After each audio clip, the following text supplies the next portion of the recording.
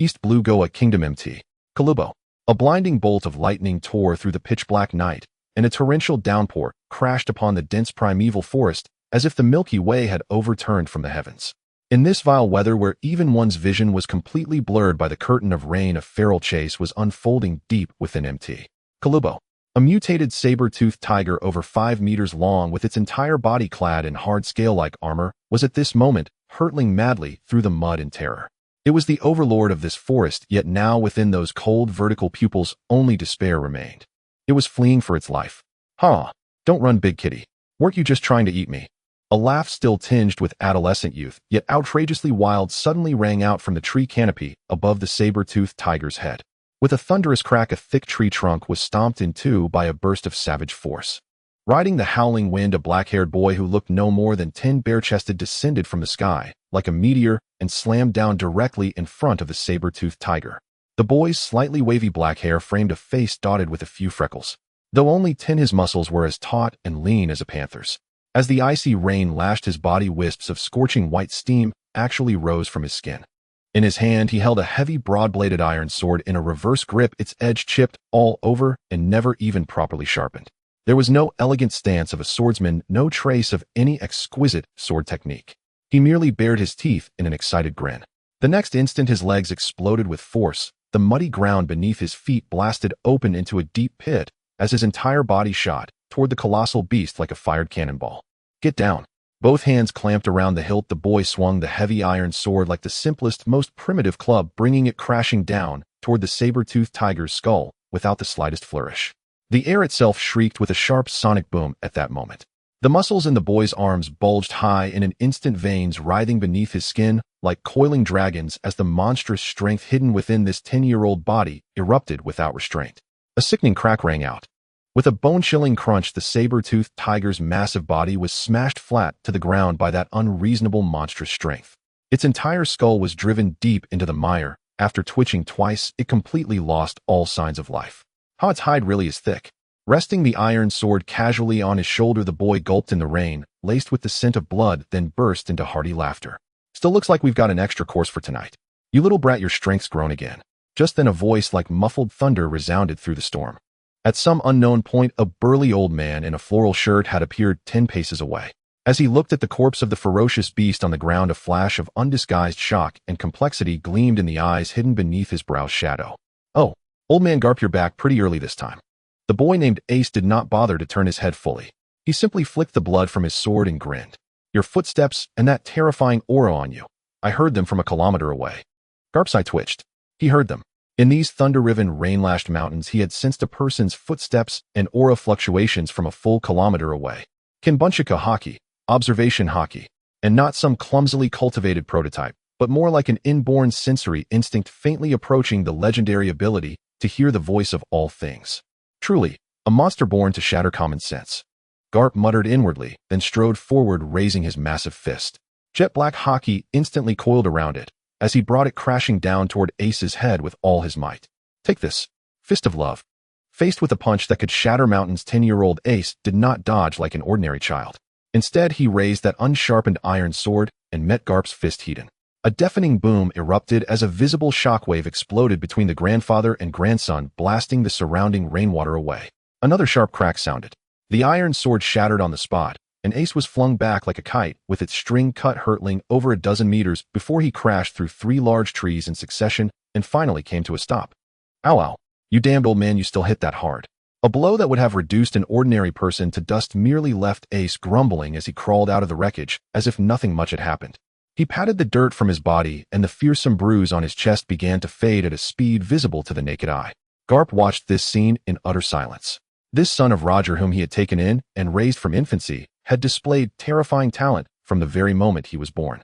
By the age of 3, he was already battling beasts in the forest as if he never knew exhaustion. That seemingly inexhaustible energy was something even Roger himself had never possessed. "You little brat, haul your prey back to Dayton and get lost." Garp snorted, then turned and strode into the curtain of rain, his departing back carrying a trace of helplessness. "Roger, just what kind of monster have you left behind?" The rain kept falling. Ace glanced at the half-broken sword hilt in his hand, tossed it casually into the muddy water, then grabbed the saber-toothed tiger's heavy carcass with one hand. He lowered his head and, borrowing the fleeting light of lightning, gazed at his freckled young face reflected in a puddle. Portgas D. Ace muttered under his breath, the corner of his mouth lifting into a proud, arrogant arc. Garp had no idea what kind of mature, ambitious soul was concealed within this 10-year-old shell. He was not the original Fire Fist Ace who bore the shadow of his bloodline, yearned for acknowledgement, and ultimately fell during the Paramount War. He was a transmigrator, a soul from another world. To be precise, his soul had already completed the deepest level of fusion with this body while still in the womb. This soul, reshaping across dimensions, had granted him 3 trump cards powerful enough to upend this world.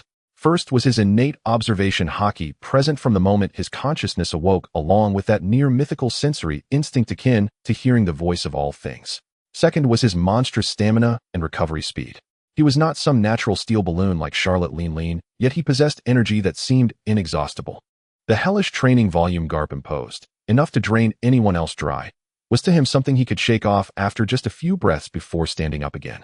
As for the third point, that was the truly terrifying part. Ace slowly raised his hands, feeling within himself the 2 abysses born from his soul's doubled strength.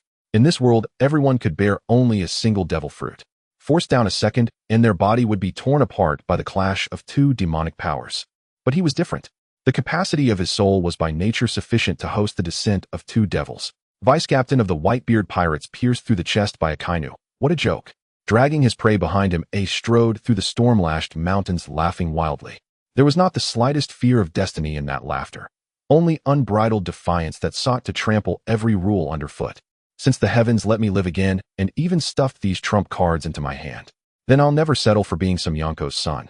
Be it gods or celestial dragons. This world, I'll take it with my own hands. Outside the small wooden cabin of the bandit Dayton's family on Corbo Mountain, the storm had just passed. Morning sunlight filtered through the treetops and spilled over the muddy ground. Bang! The heavy corpse of a saber-toothed tiger was casually flung onto the open ground before the cabin, its impact making the entire house shudder 3 times. The cabin door was kicked open. Dayton, a cigarette dangling from his mouth, craned his neck out with a group of bandits, all of them peeking out in trepidation. When they saw the ferocious beast's body towering like a small hill and the black-haired boy standing beside it with his upper body bare, everyone drew in a sharp breath of cold air. Hey Dayton, don't just stand there. Deal with this big cat and roast it for dinner tonight. Ace casually raked his fingers through his wet hair as he spoke to Dayton and the others. He had entered the forest the previous night, chasing that saber-toothed tiger through the storm for half the night, only dragging his prey back when dawn was about to break. An ordinary 10-year-old child would have collapsed long ago attempting such a feat. But Ace's constitution was unlike that of ordinary people. It was as if an untiring furnace burned within his body. This physique that hardly required sleep was a rare anomaly across the entire sea. Ace, you little brat, you went and provoked this level of monster again. Dayton roared in exasperation, yet a trace of awe flickered in the depths of his eyes. Ha ha ha, can't be helped. Ordinary wild boars aren't even enough to warm me up anymore. Ace laughed as he walked toward the water tank, about to wash the blood from his body when his movements suddenly halted. His observation haki sensed within the cabin a faint yet tenacious vitality and another immense presence that felt incomparably familiar to him. A burly figure stepped out from the gloom of the cabin. It was none other than the Navy hero who had just beaten him up on the back mountain. Garp. In Garp's hand dangled like a chick a 7-year-old brat wearing a straw hat with a scar beneath his left eye. Though the brat was being held in midair, his limbs stretched comically like rubber, he still yelled in defiance, "Let me go, old man. I'm the man who will become the pirate king." As Ace looked at the straw hat brat, his pupils narrowed slightly, and then the smile at the corner of his lips slowly broadened. Luffy, we finally meet. In the original story, the 10-year-old Ace, who loathed his own lineage, was hostile toward everyone and even spat at Luffy when they first met. But the Ace of now would not do such a thing. He possessed a mature soul and an ambition to devour the world, and in his previous life, he had been very fond of Luffy. In his eyes, this brat who would one day stir the entire sea would be the most amusing witness to his own ascent to the throne. Thud! Garp tossed Luffy onto the ground, then pointed at Ace and said, "Luffy, from today on you'll live here. That's Ace, he's 3 years older than you. From now on you'll follow him." Before Garp could finish speaking, Ace was already striding over to Luffy. At 10 years old, after years of inhuman training, his height far surpassed that of his peers. He looked down from on high at Luffy sitting on the ground. The terrifying pressure he exuded made Luffy instinctively stop shouting and swallow nervously. What are you trying to do?" Luffy clamped both hands tightly over the straw hat on his head. "Pirate." Ace looked at Luffy and, instead of mocking him, suddenly grabbed the boy's elastic rubbery cheeks and tugged them out to either side, then laughed. "Huh. Interesting. You're a scrawny little rubber brat, but your eyes aren't bad at all. Hey, damn it. Listen up, brat. Ace released him, then hooked his thumb toward himself with a grin. If you want, just follow me from now on. As for the title of Pirate King, if you want it, then go claim it. As for me, I will become the king of the world. One day the rules of this sea will be rewritten by my— As these words fell, Luffy was stunned, and even Garp at the side widened his eyes, abruptly staring in disbelief at the domineering boy before him. That same night, deep into the late hours, everyone in Dayton's household was snoring loudly, and Luffy, exhausted by Ace's welcome ceremony, lay in a corner with his mouth hanging open, sleeping soundly. Only Ace did not sleep. A brief rest was enough for him to regain all his strength. His energy was almost unbelievable. He pushed open the window and lightly vaulted onto the roof. There, already waiting for him, was a blonde, gap-toothed boy wearing a top hat and a little blue waistcoat. Sabo, what are you doing running over here in the middle of the night? Ace walked over and sat down beside Sabo with casual ease. I'm here to share intelligence with you, you reckless lunatic, Sabo replied helplessly. The likewise 10-year-old Sabo let out a helpless sigh, pulled a crumpled wanted poster from his shirt, and said, look, there are rumors in the East Blue black market that a devil fruit has been spotted. Hey, are you even listening? I'm listening.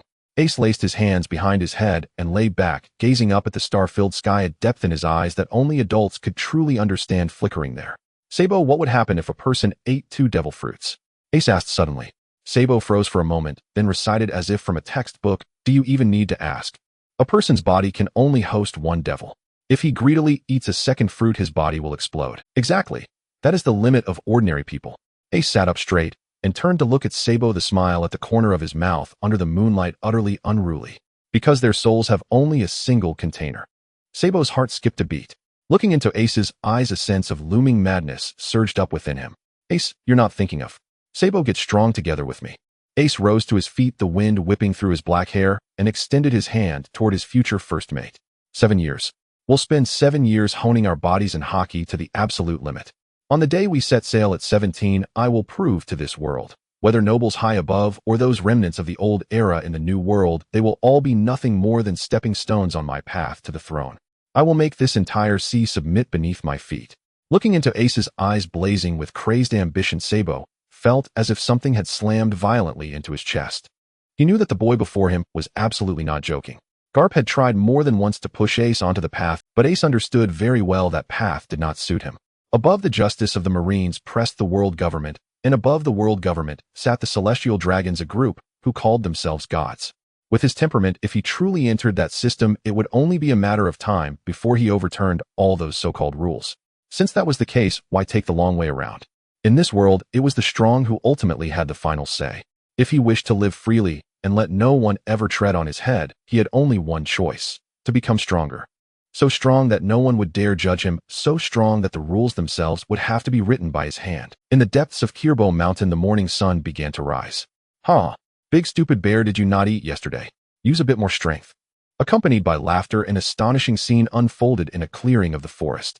10-year-old Ace, bare-chested and robust, was engaged in the most primal form of wrestling with a giant bear that measured 4 meters in length.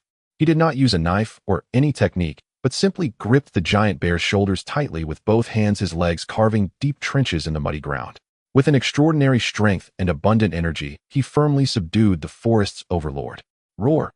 The giant bear let out a muffled growl, clearly nearing exhaustion. Bang! Ace executed a shoulder throw, slamming the massive creature hard into the mud. The bear was dazed from the fall, rolling its eyes, and then affectionately nudged Ace's thigh, lying down beside him like a giant dog looking for comfort. Well done. He'll reward you with half a grilled fish later. Ace patted the bear's head and casually sat down on its soft belly. Ace, you rascal, are you bullying the animals in the mountains again? From a nearby thicket, 10-year-old Sabo and 7-year-old Luffy rushed over, panting heavily. Each boy was carrying a thick log on their shoulder, their bodies soaked in sweat, exhausted to the point of collapsing. Hey, what do you mean by bullying? This is called mutual sparring for practice, all right. Ace grinned and casually pointed around. At the edge of the clearing, a few battered tigers, crocodiles, and gorillas lay sprawled out. These once ferocious beasts of the East Sea now appeared as docile as a flock of sheep before Ace. Cut it out, they were clearly subdued by your fists. Sabo remarked helplessly, rubbing his sore shoulder. But seriously, those training methods you got from old man Garp are simply brutal. Indeed, Ace didn't dabble in any bizarre training techniques. He understood that in this world, the most systematic and extreme methods of training that pushed the limits of the human body were mostly held by the Navy headquarters. Since he was 8, every time Garp returned to the East Sea, Ace would cleverly extract information from him, systematically acquiring a series of devilish training techniques, such as weighted cross-country, running waterfall pressure resistance, and deep-sea diving.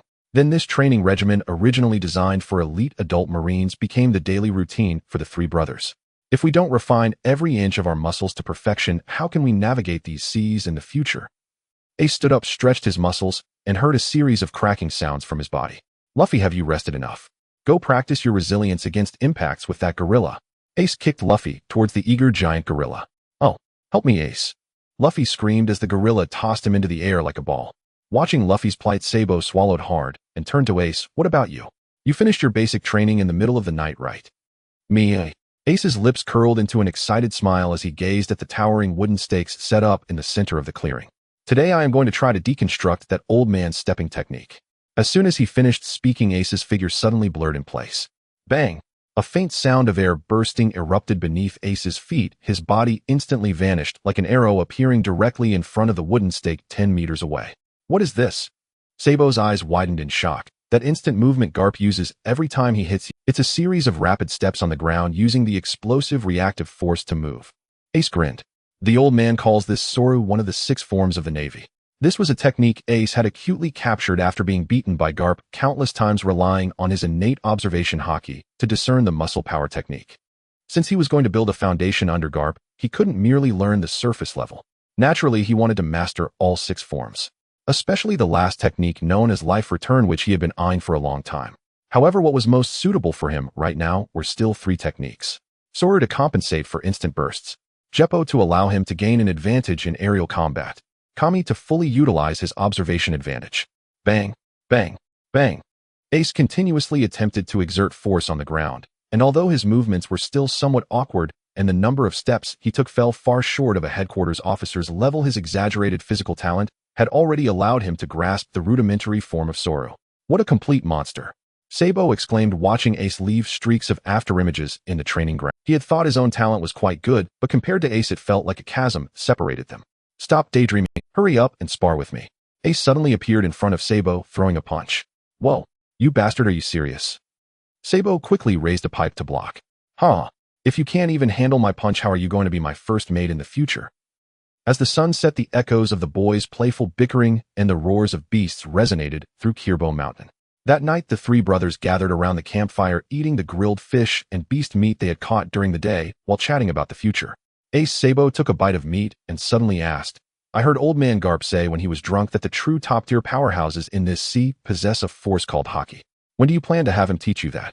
Upon hearing the words haki, even Luffy, who was busy grabbing meat, perked up his ears in curiosity. Ace swallowed his food, casually wiped the grease from the corner of his mouth with the back of his hand, and gazed thoughtfully at the flickering flames. It's still quite early. Ace chuckled, a glimmer of clarity in his eyes. Haki, in simple terms, is the latent aura, fighting spirit, and will of humanity. But even the strongest will needs a body to carry it. Without a sufficiently extraordinary physique as a foundation, forcibly practicing armament haki will only drain physical and mental energy. When that happens, don't even think about getting stronger. You won't even be able to withstand a proper high-intensity battle. What we need to do now is treat this body like a sponge, absorbing nutrients like crazy, and refining our muscles, pushing our physical limits to the extremes of this mountain. Ace raised his greasy fist and shook it heavily in front of Sabo. When I turn 15 and my body becomes strong enough, I will personally pry open the old man's mouth and extract all of his armament haki and martial arts essence drop by drop. And then by the time I turn 17, Ace stood up, facing the night breeze, and declared, we will set sail and turn this boring world upside down. Time flew by, and the leaves of Kirbo Mountain turned yellow 3 times. 3 years later, at the edge of the Goya Kingdom in a junkyard, this place was the dirtiest in the entire country, with garbage piled high and a pungent stench permeating the air. At this moment, deep within the junkyard, a loud and arrogant laughter echoed from a derelict ship. Huh, kid, now that you're bound by seastone handcuffs, you must feel weak all over, huh? The infamous East Sea Pirate, Bergam, with a bounty of 14 million berries, was holding a flintlock pistol, its muzzle pressed firmly against the forehead of a 10-year-old boy wearing a straw hat. Behind him stood dozens of fierce pirate thugs wielding knives and guns. Scattered on the ground around them lay several battered pirates, bruised and bloodied. Though 10-year-old Luffy was bound to a post by thick iron chains, his gaze remained fierce like that of a young wolf. After 3 years of Ace's brutal training, Luffy was no longer the whiny kid he had been 3 years ago. If it weren't for Bergham's sneak attack with a net gun along with the seastone handcuffs he had somehow obtained, this group of trash would never have captured him. Pock. Luffy spat out a mouthful of bloodied saliva, his eyes filled with defiance. With a bunch of soft-shell shrimp like you who can't even beat me, when Ace and Sabo arrive, they'll definitely knock you all away. Ace. Sabo. Bergham scoffed as if he had heard the greatest joke, contempt dripping from his voice as he tapped Luffy's cheek with the gun barrel. Those two kids who have recently gained some fame in the black market. I'm going to be the great pirates sailing the Grand Line. If they dare to come, I'll take them all down with you. Boom. Before Bergham could finish his sentence, the heavy iron door of the derelict ship was suddenly blasted apart, as if struck by a cannonball, shattering with a deafening roar. Twisted metal mixed with terrifying air currents violently sent the 4 pirate thugs standing at the doorway, flying, blood spraying from their bodies like torn sacks. Smoke and dust billowed. 2 young boys stepped onto the shattered metal and were walking in leisurely. The boy in the lead no longer resembled a 13-year-old child. Standing close to 1.80 meters, he wore nothing but an open red vest, his bare shoulders and arms toned, as if shaped by years of battling beasts. His slightly curled black hair was tousled by the wind, yet his gaze was strikingly defiant. Beside him was a blond boy in a blue tailcoat wearing a top hat. He carried what seemed like an ordinary iron pipe, yet its end had been sharpened to a deadly edge. Yo, Ace, with his hands in his pockets, looked at Luffy tied to the post and laughed heartily. Caught by such low-tier trash. It seems your pressure training for tomorrow will need to be doubled. Ace. Sabo. Luffy, far from being afraid, instead shouted excitedly, "Be careful, that guy with the pirate hat is really strong. You two cocky little brats." Bergham's expression darkened as he gazed at the destroyed door. As a notorious EC pirate with a bounty of 14 million berries, Bergham had survived this long not by being soft-hearted. Open fire. Turn these 2 brats into a beehive. He suddenly waved his hand and yelled. Dozens of flintlocks fired simultaneously, a torrential downpour of lead bullets instantly sealing off all escape routes at the doorway. The acrid smell of gunpowder filled the abandoned ship's cabin. Sabo, the left side is yours. Got it, Ace. Move quickly, I don't want to get my clothes stained with this trash's blood. Just as the bullets were about to shred the 2 of them, a deep explosive sound suddenly erupted beneath Ace and Sabo's feet. Bang! The hard wooden floor splintered, and in front of everyone's eyes the 2 figures transformed into indistinct shadows, vanishing from their original spots in an instant. Where are they? The pirate thugs stared wide-eyed in shock. Right behind you, fools. Sabo chuckled lightly, his figure slicing into the crowd on the left like a specter. The iron pipe in his hand stirred up a fierce wind. With several crisp sounds, 5 or 6 gunmen were struck in the jaw, without even having time to scream, sent flying backward. On the other side, Bergham's pupils constricted to the size of pinheads. A dangerous gust of wind rushed toward his face. Don't get too cocky, brat. I am Bergham. With a bounty over 10 million berries in the EC, Bergham was certainly not a fool who only knew how to threaten. He suddenly drew his heavy, broad-backed machete stained with dark red blood, muscles bulging, as he swung it fiercely at the incoming shadow, accompanied by a piercing howl that tore through the air.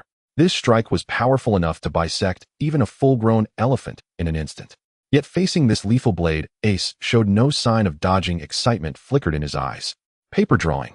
Just as the blade was about to touch his chest, Ace's upper body suddenly leaned back, as if it had lost weight following the airflow generated by the blade. The broad edge of the knife barely grazed past his nose, slicing off a few strands of his slightly curled black hair. Dodged it.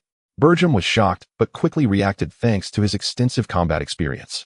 He did not retract his knife. Instead, he flipped his wrist, changing the trajectory of the massive blade to chop down fiercely at the fallen Ace. Good reaction, but this weak power is nothing compared to old man Garp. Ace laughed heartily, relying only on the monstrous strength he had honed through years of training between waterfalls and beasts. He pushed off the ground with both legs, his body springing straight, like a wound-up spring charging forward instead of retreating. He aimed for the angle of the descending blade, his right hand clenched into a fist, avoiding the sharpest edge, and struck hard against the side of the machete. A flesh-and-blood body clashing against a steel blade. Bang! At the moment their fists collided with the back of the blade, a visible circular shockwave exploded outward. The already rotten planks of the ship's cabin collapsed under the immense recoil, splintered wood flying out like hidden weapons. How is this possible? Bergham felt the terrifying backlash from the handle of his blade, his palm splitting open, blood gushing forth. He could hardly believe his eyes. A 13-year-old kid had actually withstood his full force strike with just What kind of monster was hidden within this kid's body? What are you looking at, ugly? Ace grinned slightly, the power in his fist abruptly surging. Bergem felt an irresistible force surge from the blade, forcing him backward step by step, each step leaving a deep imprint on the wooden planks. You little brat. Don't get too carried away. Being confronted heat by a 13-year-old brat, Bergem's expression darkened completely. Using the momentum from his retreat, he suddenly raised his left hand, aiming the short flintlock gun he had concealed in his sleeve directly at Ace's head. Die for me. Bang! Flames erupted the distance between the two, barely 3 meters. For an ordinary person, this was almost an unavoidable range. Luffy closed his eyes in fear on the pillar Ace. However, the smile on Ace's face showed not the slightest sign of fading. Bang! A strange muffled sound resonated in the air again. Rather than dodging left or right, Ace stomped down hard on the void with his right foot. In that instant, the air seemed to transform into tangible stairs. Navy 6 styles moonwalk. At the moment the bullet exited the chamber, Ace's body shot up 3 meters, the deadly lead bullet flying past beneath him and shattering the wooden pillar behind. Stepping on the sky. Bergem gazed upwards in despair at the black-haired youth who was stubbornly suspended in midair, his brain completely losing the ability to think. In a rural place like East Blue, how could there possibly be monsters that mastered such legendary martial arts? Warm-up's over. He flipped in midair, his right leg lifting back his entire being like a taut bow. In the next moment, the shadow of his leg tore through the air, slashing down from above. Bergem could only instinctively raise the broad-bladed sword in his hand horizontally above his head in an attempt to block. Crack! The sound of metal breaking, causing teeth to ache, echoed throughout the ship's cabin. The heavy sword that had slain countless foes splintered in half under Ace's pure physical kick. Ace's heel followed through with relentless force, crashing down onto Bergem's shoulder. Boom! The entire abandoned cabin shook violently, the immense impact smashing Bergem and his bones through the decayed floor. Wood chips and mud shot up into the air as Bergem spat out a mouthful of blood, crashing into the muddy pit below, half his body submerged, and he lost consciousness with countless bones broken. The remaining 20 or so pirate lackeys looked at Bergem, who was in the pit, and unaware of his fate, utterly terrified. Monsters! These two brats are monsters. A lackey screamed in terror, suddenly drawing a short knife from his waist, turning sharply to press it against Luffy's neck, shouting desperately, Don't come any closer. If you come any closer, it'll kill this straw hat brat." Ace, who was about to continue fighting, slowly halted his steps upon hearing this. He did not rush over immediately, only gazing at the pirate, holding Luffy hostage. That glance was calm, so calm that the pirate's hand holding the knife began to tremble. "Kill him." Ace spoke, his voice not loud. "You can try. The prerequisite is your hand still listens to you." As the words fell, an invisible pressure surged down from Ace's body. All sounds in the broken ship seemed to be abruptly cut off, the air thick enough to suffocate. The pirate's vision went black, and the short knife fell to the ground with a clang. Immediately after, the surrounding pirates fell one by one, rolling their eyes. In just a second, the only ones still standing in the cabin were Ace, Sabo, and Luffy, who was tied to the pillar, looking dumbfounded. Conqueror's haki. There was no despair on the edge of life and death, nor was there an epiphany after painful struggles. Over the past 3 years, Ace's ambition, will, and spirit had been deeply ingrained in him through countless training and battles. Until this moment, when someone touched his bottom line with the most despicable means. Thus that power erupted. What just happened? Sabo looked at the pirates sprawled on the ground, his fingers clutching the water pipe, unconsciously tightening. In that brief moment, even he felt a heaviness in his chest. "It's nothing, just cleaning up some annoying trash." Ace retracted the pressure, the coldness on his face melting away as he resumed his smile. He stepped forward and glanced down at the thick iron chains binding Luffy, feeling the unique cold sensation of sea prism stone. Sea prism stone, huh? Ace grasped the handcuffs, feeling the cold suppression within. A pirate from East Blue actually managed to get a hold of such a thing. Ace observed for a moment, then turned to Bergem, who was smashed to the bottom of the pit and unconscious. Without hesitation, he kicked the East Blue pirate over, roughly tore open his clothing, and fished out a blood-stained copper key from his bosom. He walked in front of Luffy and inserted the key into the lock hole. With a crisp click, the heavy sea prism stone handcuffs and chains fell away, clattering onto the wooden floor. "Wow, I'm free." As soon as Luffy broke free, he jumped up and placed his rubber arms flailing wildly. "Ace, that eye-popping move earlier was so cool. Teach me. Huh. This isn't something you can learn. Oh, it's a natural kingly quality." Ace laughed heartily, reaching to press Luffy's straw hat down, then turned to look at the ruins. "Sabo, stop dawdling, let's get to work." Ace kicked aside several broken planks and dragged out a few heavy iron boxes from under the rubble. With a bang, he opened the lid of the box, instantly revealing a dazzling golden light. It was all the gold and treasures that Bergem's pirate crew had plundered in East Blue over the years. Black eats black. Sabo walked over, his eyes lighting up at the treasure worth tens of millions of berries. This is called returning to the rightful owner. Ace hoisted the heaviest gold box, weighing it in his hands, and laughed. The rule of this sea is that the victor takes all. With this money, Sabo, we can almost gather enough startup funds to build our pirate ship. Sabo looked at the boxes of treasure, adjusted his hat, and smiled along. Looks like our ship has a chance now. In the backyard of the Dadong family's wooden house on Kolbo Mountain, the moon shone brightly among the sparse stars. The dry wood crackled in the bonfire, illuminating the entire yard. A massive roasted wild boar was skewered over the fire, exuding an enticing aroma of fatty juices. So delicious. I'm starving. Luffy sat cross-legged on the ground, his rubbery arms a blur as he stuffed his mouth with roasted meat, his cheeks puffing out like two balloons. Even though his face was adorned with several band-aids, it did not hinder his eating speed at all. On the other side of the bonfire, Sabo sat cross-legged amidst a pile of glimmering treasures. He held a small notebook, rapidly calculating with a feather quill. So, Ace set his muscular upper body bare as he tossed a gold coin, looking at the grease-covered Luffy.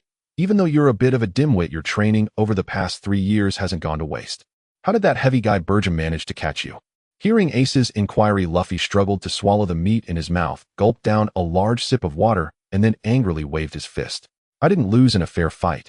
This morning I was catching stag beetles near the junkyard when those guys suddenly Luffy shouted indignantly. They said you and Sabo have been robbing them of business in the black market and insisted on interrogating me about where our base and treasure are on Kolbo Mountain. Of course I didn't say anything, and then they suddenly threw a strange net with stones in it. The moment I touched that net, I lost all my strength. Hearing Luffy's explanation, Ace's hand that was tossing coins paused slightly. Sabo also stopped writing, looking at Luffy with a somewhat complex expression. Faced with the severe torture of 100 million bounty pirates, even many adult pirates would wet their pants and spill everything. But this 10-year-old brat stubbornly held his ground, not revealing a single word. You're such an idiot. Sabo sighed helplessly, though his eyes couldn't hide a smile. You could have just made up a lie and led them to the territory of the mutated giant bear on the back mountain. Oh, why insist on holding out? But I don't want to lie to those trash. Besides, I won't betray Ace and Sabo. Luffy shouted defiantly, then lowered his head to continue dealing with the roasted leg of meat in front of him. Ha ha ha. Ace stepped forward, pressing down on Luffy's head and ruffling his hair. Well done, Luffy. Ace continued to mess up Luffy's hair, his tone still casual, but the protective sentiment in his words was evident. But next time you encounter such a situation, be smarter. Run if you can come back and tell me. He'll go twist their skulls off. Hee, I know. Luffy grinned widely without a care in the world. Ace retracted his hand and turned to the pile of spoils, pulling out a weapon that was stuck in the mud. It was an incredibly heavy single-edged cleaver. The blade was wide and showed a cold, dark azure color wrapped with non-slip black beast skin on the handle. It was something Ace had found in Burgum's private treasure chest when they took down his lair. Because it was too heavy, Burgum could hardly use it, which worked out perfectly for Ace. The weight is just about manageable. It will be enough for me to swing for a few years. Ace casually waved the handle of the cleaver a couple of times, and the heavy blade easily tore through the air, producing a sharp sonic boom. For him now, swordplay techniques were secondary. Combined with his monstrous strength, using this heavy cleaver as a blunt weapon was simply effortless. Sabo, how's the counting going? Ace hoisted the cleaver onto his shoulder and looked at the chief accountant beside him. Sabo closed the ledger, excitement flickering in his blue eyes, and said in a low voice, We've struck gold, Ace.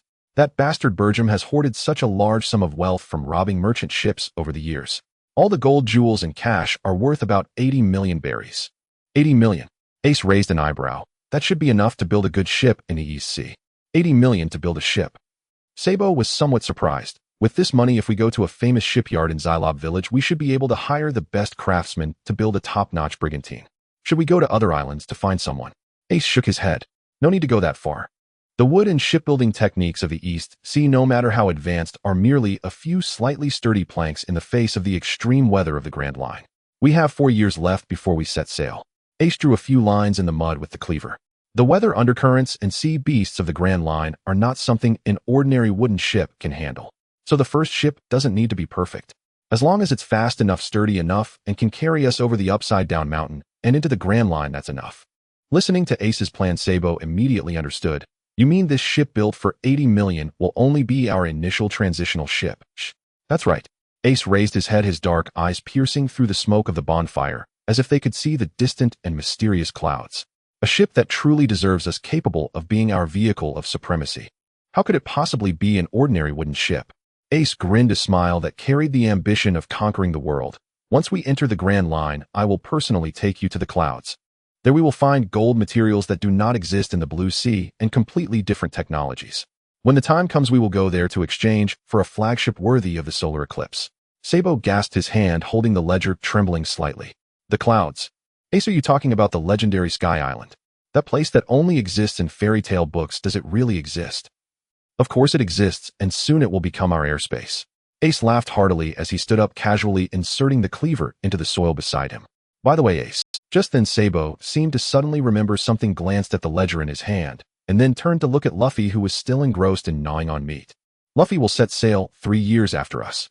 Since we now have sufficient funds, should we also ask that shipwright to put in a little extra effort and build Luffy a sloop in advance? As an older brother, Sabo was still somewhat worried. Hearing this, Luffy finally stopped gnawing on the meat. He swallowed the food in his mouth with a gulp, wiped the grease from the corner of his mouth haphazardly, and sprang up like a spring. I don't want it. Luffy crossed his arms in front of his chest, resolutely rejecting it with a loud voice. Huh, why not? Sabo was taken aback. Having a good ship would make your journey much safer, wouldn't it? I don't want a ship that you guys made for me. Luffy pressed his straw hat down firmly, his voice rising. If the adventure of a pirate starts with a ship prepared by others, what's the point of it? Listen up. When I set sail, I want to start from scratch all by myself. I want to rely on my own strength to find 10 super strong and super interesting companions. Then together with them, I will get a pirate ship that's 100 times cooler than yours. I'm going to be the pirate king, so I don't need your help. Looking at Luffy's energetic and somewhat stubborn expression, the air around the bonfire fell silent for a moment. Then, ha ha ha, Ace burst into laughter. He laughed while vigorously patting Luffy's shoulder, nearly knocking him into the mud. Well said. That's the spirit of a man. Ace looked at him, laughing even louder. This brother, although a fool, had a heart that pursued freedom, which was truly unmatched on this vast sea. However, while praising Ace's teasing as the older brother was also indispensable. After laughing enough, Ace began to take jabs. But Sabo, you're indeed overthinking. With this kid who can't even tell north from south, even if you give him a big ship without a navigator, he won't be able to set sail. He might sink on the first day out at sea by running aground. Ace, don't look down on people. Luffy jumped up in anger. I think that, Ace stroked his chin, suppressing a laugh as he teased. On the day you set sail at 17, you probably won't even be able to gather enough money for a small wooden ship. You might have to find some apple crate to squeeze into and drift along the waves. I won't squeeze into a crate. I will have a super big ship. Just wait and see. Luffy defiantly threatened Ace, baring his teeth. Sabo shook his head helplessly and kept the ledger close. The bonfire crackled. He watched the ruckus between Ace and Luffy, suddenly feeling that this was also quite nice. On the edge of the Goya Kingdom, in a hidden shipbuilding workshop, bang! A heavy leather suitcase was placed on a wooden table covered in shavings. As the suitcase opened, a staggering sum of 80 million berries shimmered in the dimly lit workshop. 13-year-old Sabo adjusted his top hat and calmly looked at the dumbfounded retired shipbuilder across from him. 80 million berry. The old shipbuilder swallowed hard, his hand clutching the pipe, trembling slightly. Kid, this amount of money is enough to build a luxurious 3-masted ship comparable to a naval warship. What exactly do you want to build? We don't need a large ship. Sabo pulled out a piece of blueprints from his pocket and laid it on the table, speaking methodically. It only needs to accommodate a dozen people, a medium-sized single or double-masted sailboat. But our captain has 3 requirements. First, the frame and keel must be made of the finest wood available in the East Sea, pursuing absolute sturdiness to withstand the extreme currents of the Grand Line. Second, the hull's streamlined design must push speed to the extreme. It must be one of the fastest vessels on this sea. Third, and most importantly, the living facilities, kitchen, bedrooms, and even the deck area must be sufficiently comfortable and luxurious. We seek top-tier enjoyment, not to suffer at sea. After hearing these 3 requirements, the old shipbuilder inhaled sharply. Using a budget for a large warship to build a medium-sized sailboat means every component and every inch of the deck can be polished to perfection by hand. Such a cost-object detailed order is simply a dream for a shipbuilder. The old shipbuilder touched the blueprints, his eyes growing fervent. But this will require a long time to select the wood and polish the interior. At least 3 years. That's fine. Sabo pushed half of the suitcase towards him. This is the deposit. The rest will be settled when the ship is launched. Time flowed silently like grains of sand through fingers. Seasons changed, and the leaves of Corpo Mountain turned yellow twice. 2 years later, deep within Corpo Mountain, a dull thud shattered the morning tranquility. Boom! A massive mutated crocodile was struck cleanly on the jaw by a swift sidekick from a figure. Without any unnecessary movements, the giant crocodile's enormous body rolled through the air before crashing heavily to the ground unconscious. Sunlight filtered through the treetops, casting down on the black-haired boy standing with his legs drawn in. 15-year-old Ace had already grown to about 2 meters tall. 2 years of intense training had worn away the last traces of youthful naivety from him. With broad shoulders and muscular lines that weren't exaggerated, he was as solid as a beast ready to pounce on its prey. This was the sense of strength molded from years of fighting, bearing weight, taking hits, and recovering. He no longer laughed and provoked when he made a move like he did as a child. He drew his legs up, steadied himself, and calmed his breathing. Just these few simple actions quieted the restless beasts nearby. Ace's kicking technique has become increasingly decisive. Luffy, sitting on a nearby branch, bit into an apple, his eyes filled with awe as he watched the fallen crocodile. At that moment, Ace suddenly halted. His keen observation Haki caught a familiar and oppressive presence. "You two little brats. I haven't been back for just half a year, and you're already wasting time in the forest." Accompanied by a gust of wind, Garp, dressed in a floral shirt and draped in a navy justice coat, landed heavily on a boulder several meters away. He clenched his fist the size of a sand pot, the knuckles cracking ominously. "Grandpa's here." Luffy shuddered, nearly falling from the tree. Ace said nothing. He slowly turned around, casually plunging the broad-bladed machete he had been carrying into the ground. Watching Garp leap down from the boulder, fists raised and heading straight for him, Ace's focus sharpened. "Let me see if you've been slacking off these past 6 months. A loving iron fist." Garp snorted coldly as his massive body seemed to teleport in front of Ace. The dark-armed Haki instantly wrapped around his right fist, creating a sonic boom that came crashing down mercilessly. In the past, facing this punch, Ace could only take it hidden with pure physical strength, getting sent flying without a doubt. But today, Ace slightly bent his legs, the ground beneath him sinking as he left 2 deep footprints. He did not retreat or draw his sword. Instead, he firmly clenched his right fist. "In these 5 years, I've watched your striking method clearly," Ace murmured to himself, every muscle in his body tightening to its utmost limit at that moment. He met Garp's iron fist hidden, swinging his right arm without any fancy moves. At the instant of his punch, Ace forcibly mobilized the strength and willpower he had honed over the past 5 years. Buzz. In Garp's suddenly narrowed eyes, he clearly saw that Ace's bronze-colored arm, which swung out, revealed a layer of dark iron-black glow. Though faint, it was undeniably real. Armed Haki hardening. Boom. The large and small fists wrapped in black collided violently. In an instant, a visible wave of terrifying shock erupted from the two of them as the grass and bushes within 30 meters were uprooted, the shockwave forcing Luffy in the distance to squint his eyes shut. Crack. The ground beneath Ace's feet shattered inch by inch. Even with the enhancement of Haki, faced with the absolute difference in power, he was still forced back 7 to 8 meters by Garp's monstrous strength, carving 2 deep ditches in the muddy ground. But he did not get sent flying. Instead, he stood firm. As the wind calmed and the dust settled, Ace slowly retracted his somewhat numb right arm, the faint iron-black layer gradually fading. He raised his head, calmly gazing at Garp, who maintained his punching stance. The entire forest fell into a deathly silence. Garp looked at his fist, then at the calm black-haired boy opposite him. The seasoned vice admiral's eyes flashed with an unprecedented hint of disbelief. He had never formally taught Ace Haki. Yet this kid had managed to push open the door himself through 5 years of observation while taking hits, muscle memory, and that monstrous body. "Old man." Ace brushed off the dust from his arm, breaking the silence, his tone devoid of any arrogance, only a sense of calm assurance. "The unorthodox path I've discovered consumes too much energy." Ace stared directly into Garp's eyes, his voice steady and resolute. "The foundation I've built over these 5 years is solid enough, and my body can withstand the burden of Haki. Next, teach me the true systematic armed Haki along with your martial arts." Upon hearing Ace's assertive request, the tremor on Garp's face gradually subsided, turning into an indescribable complexity. After a long pause, Garp slowly withdrew his fist, giving Ace a deep look. "Good kid, since you've already opened this door yourself." Garp ripped off his navy coat and casually tossed it aside. A series of explosive cracking sounds echoed from his bones, releasing a terrifying pressure far exceeding before. "Then get ready. Next, I will hammer the true Haki and martial arts into your body, along with your very..." Ace did not retreat. He clenched his fist again, the ground beneath him sinking once more. Only 2 years remained until they set sail. The true transformation of a monster begins from this moment. In the year 1536 of the Hyuan calendar, at the coast of Windmill Village, the morning sea breeze carried a salty scent while the waves crashed against the rocks. 14-year-old Luffy stood at the edge of the cliff, looking up at them with clenched fists. Before him stood 2 imposing figures reminiscent of iron towers. After 2 years of honing his Haki and martial arts, 17-year-old Ace had already reached about 2 meters and 50 centimeters in height.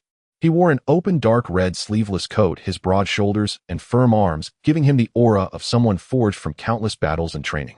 Just his presence made the surrounding villagers instinctively lower their voices. Sabo stood beside him, also towering at just over 2 meters and 40 centimeters. His deep blue tailcoat was sharply tailored, exuding a hint of noble composure, while the pipe in his hand had long been replaced with a customized staff made of high-strength alloy. "We are leaving now, Luffy." Ace lowered his head, looking at Luffy with a steady tone. "I know. 3 years from now, I will definitely find you on the sea." Luffy tightened his fists and shouted loudly. Ace said nothing more, merely reached out and patted Luffy's straw hat atop his head. "See you on the sea."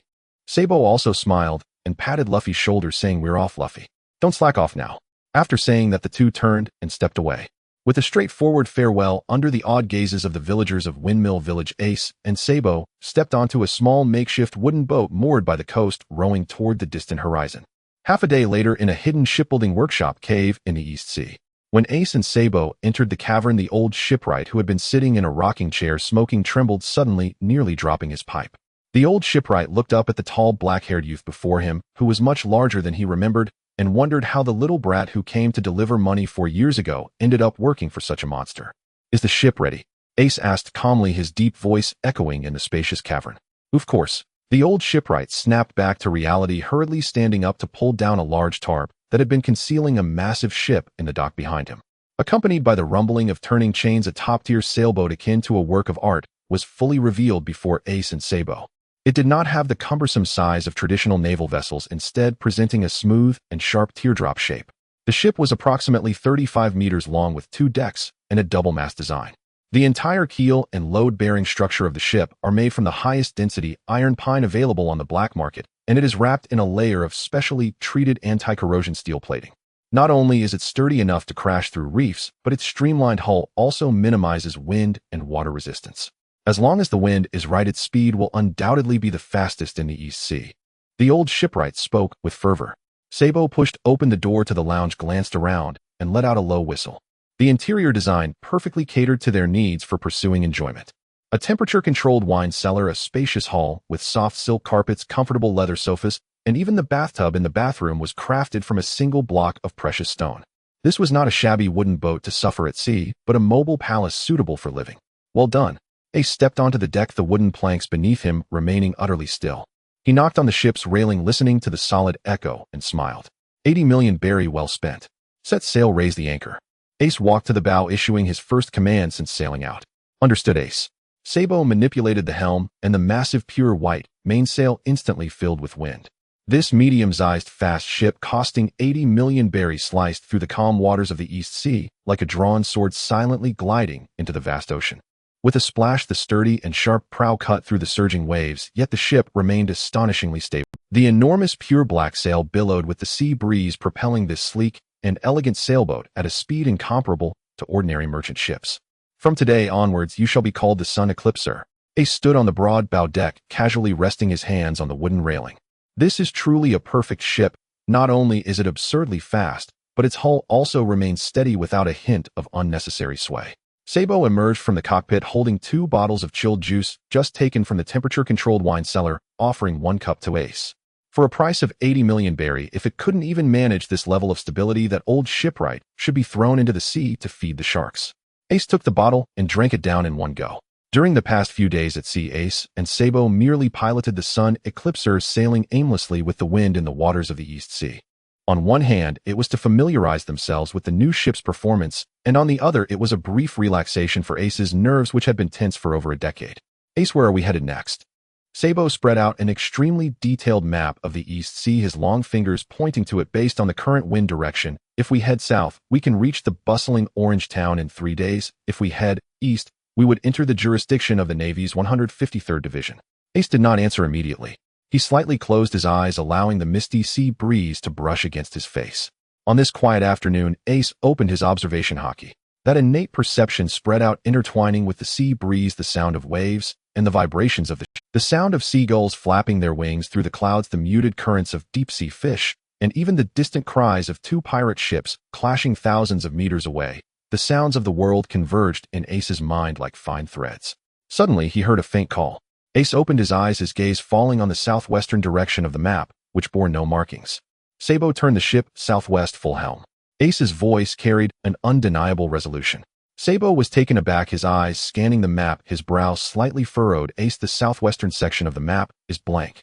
According to tales from EC merchants, that area experienced chaotic currents year-round, shrouded in thick fog, and was dubbed the Forbidden Zone, where even birds cannot cross. Many ships that ventured there mysteriously disappeared. A forbidden zone, you say? Ace turned around, placing his cup on a nearby round table. Then let's go see if this so-called forbidden zone can stop our sun eclipsing pirates. A day later, just as the merchants of the East Sea had spread when the solar eclipse ship fully entered the southwestern waters, the sky suddenly darkened. The sunlight was blocked by a heavy grayish-white fog, and the gentle breeze on the sea vanished.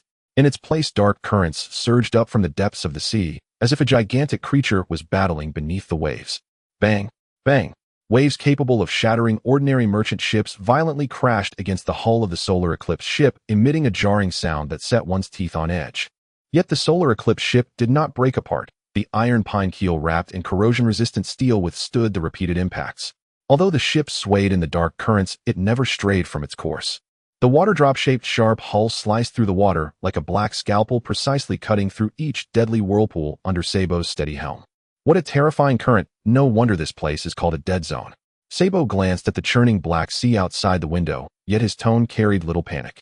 If it were the ordinary sailboat we planned to build 4 years ago, it would have probably disintegrated by now.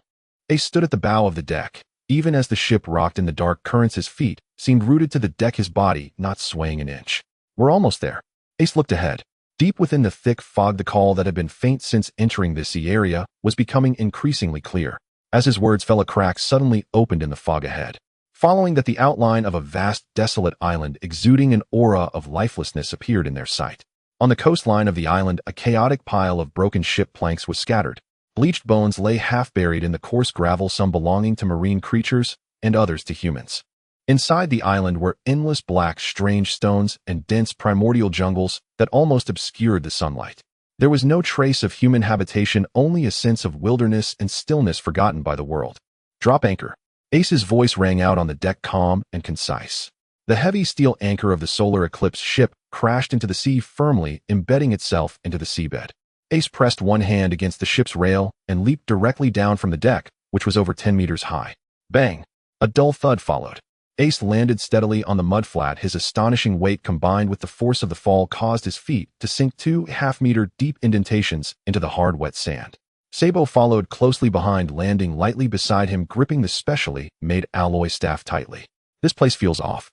Sabo glanced around, his gaze sweeping over the weathered bones. It doesn't even have a name on the map. Let's go. Ace ignored the white bones on the ground. He slightly raised his head, following the direction of that call resonating in his mind, heading straight towards the primordial jungle that seemed capable of swallowing light. Inside the jungle, it was damp and hot, with gigantic ferns and entangled vines nearly blocking all paths. But these obstacles could not stop them. No need for Ace to take action. Sabo used the alloy staff to poke, sweep, and smash, forcefully clearing a path amidst the vines. Roar! Just as the two ventured about 2 kilometers into the jungle, a deafening roar suddenly exploded above them. A foul wind rushed towards them. The dense treetops overhead were violently parted, and a massive ancient beast over 10 meters in length, covered in hard black scales and resembling a saber-toothed tiger with 3 tails, opened its gaping maw and lunged fiercely at Ace, who was walking in front. This was the apex predator of the food chain on this nameless island. Its sharp fangs could easily shatter steel. Careful, Ace. Sabo furrowed his brow, ready to swing his staff. But Ace did not even raise his head. He maintained his pace, and only at the moment the beast lunged at him did he lift his right hand, fingers splayed. Bang! A muffled explosion reverberated through the forest. Ace's broad and sturdy palm pressed firmly against the beast's head, abruptly halting its tremendous momentum in an instant. The 10-meter-long ancient beast was surprisingly pinned in midair by Ace's single hand. The beast's vertical pupils suddenly constricted, struggling to retreat. But the palm pressing down on its head felt like a mountain, rendering it unable to move. Be quiet. Ace's tone was flat as he forcefully pressed downward with his wrist. Boom! The earth trembled violently. That multi-ton scaled beast was pressed into the soil beneath Ace's feet. The hard skull emitted a sound that grated on the teeth as it shattered. The beast didn't even have time to let out a cry before it completely lost its life, crimson blood seeping into the earth. A quick kill. Ace withdrew his hand, his breathing rhythm unchanged, as if he had merely swatted away an annoying mosquito.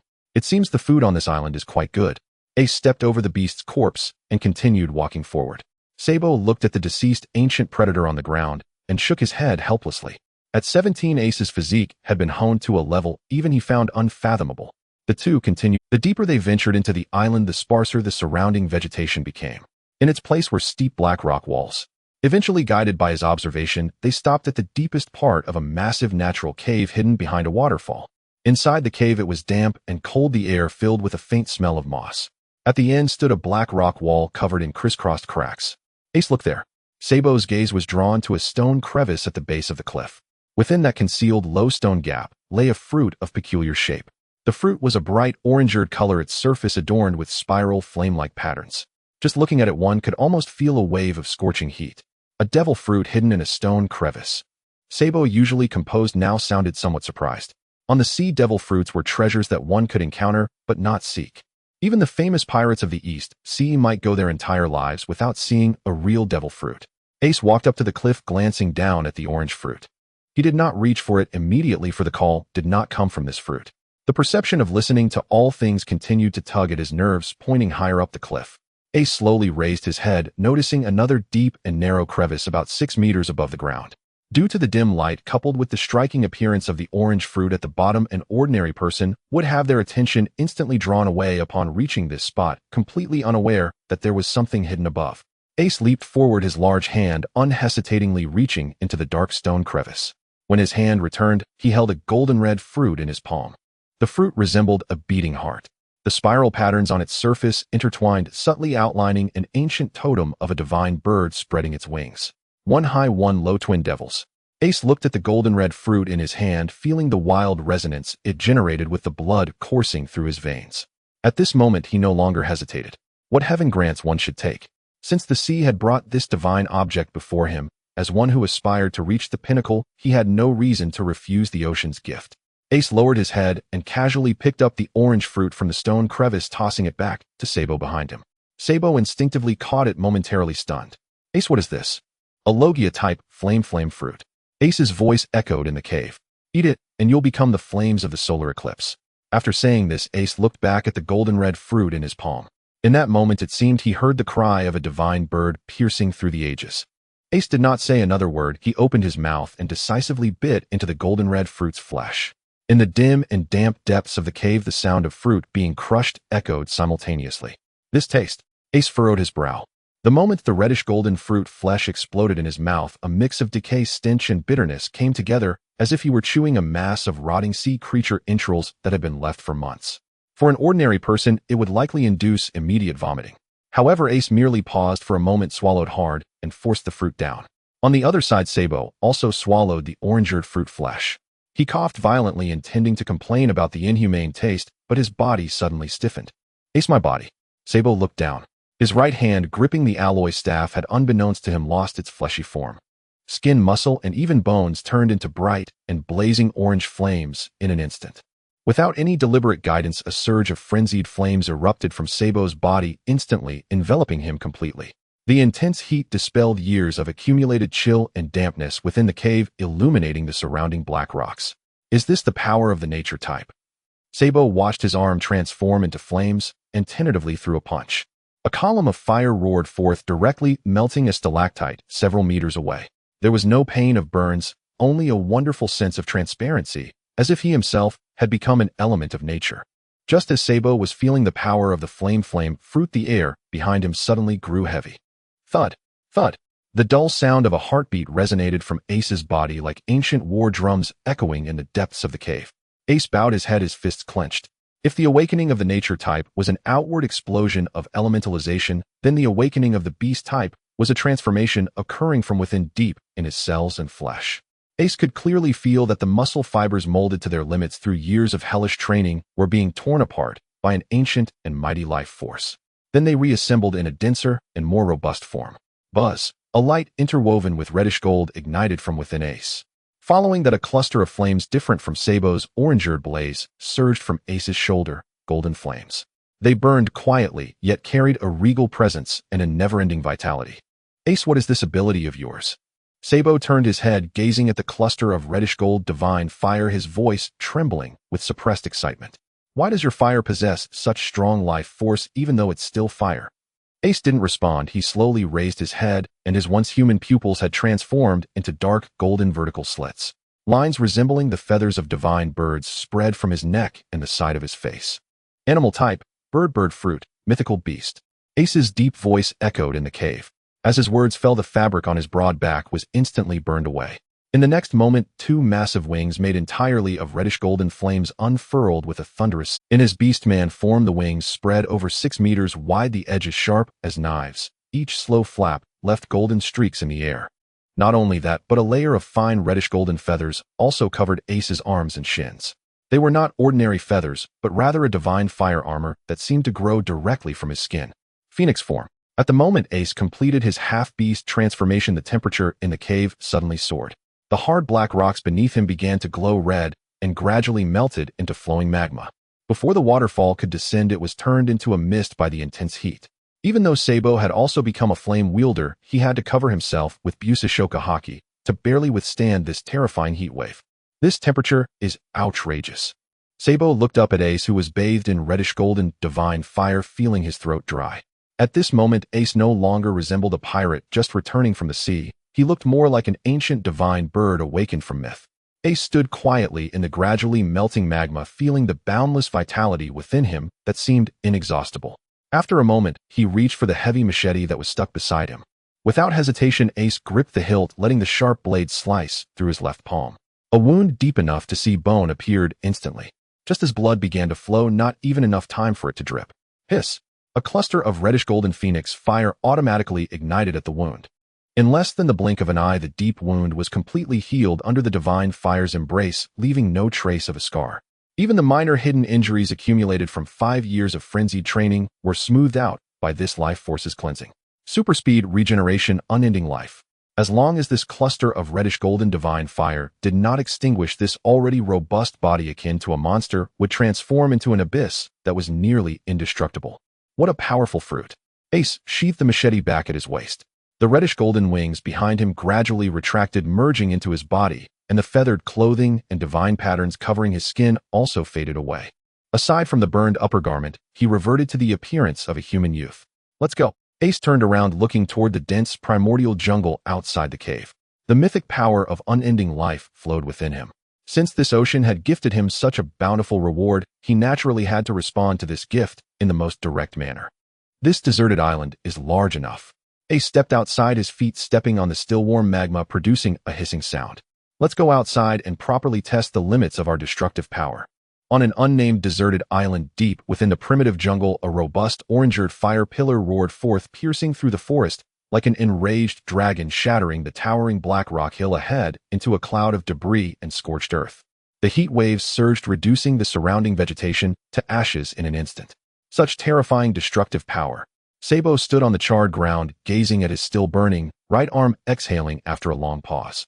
On an unnamed deserted island deep within the primitive jungle, a robust orange-earth fire pillar roared forth, piercing through the forest like an enraged dragon, shattering the towering black rock hill ahead into a cloud of debris. Not far from Sabo, on a flat boulder, Ace sat quietly cross-legged with the thigh meat of a freshly roasted ancient giant lizard laid out before him.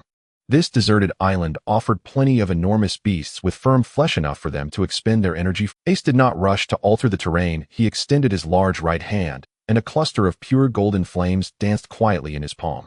The golden divine fire burned quietly. Unlike Sabo's flames, it was not violent, nor did it emit thick black smoke or explosive sounds, yet it instinctively evoked a sense of danger.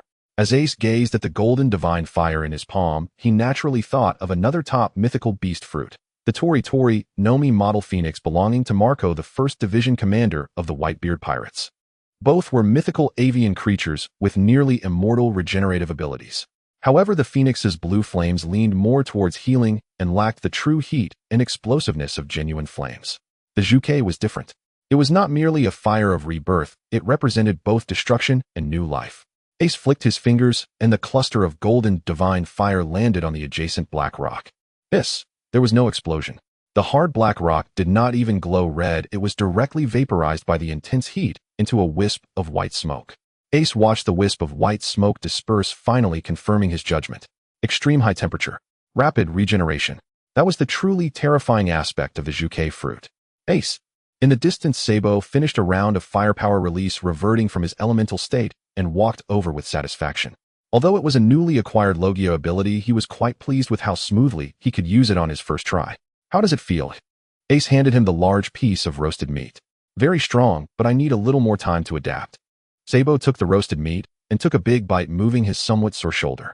While elementalization can passively immunize against physical attacks, I still need more practice with active elementalization when facing Haki.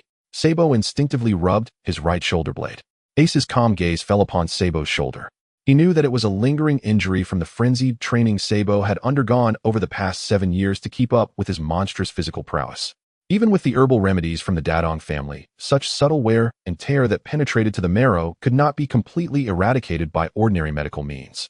Once Sabo develops his Haki to an extremely high level, these hidden injuries might become a limitation to breaking through his deadly bottleneck. Take off your shirt and turn around. Ace stood up, his tall figure casting a shadow in the sunlight. Huh, why? Although Sabo was puzzled, his absolute trust in Ace led him to obediently remove his tailcoat and turn around, facing away from Ace. Ace stepped forward, raised his right hand, and a bright golden flame instantly enveloped his entire palm. Don't move. With a steady tone, he pressed his burning divine fire hand directly onto Sabo's right shoulder. Hiss!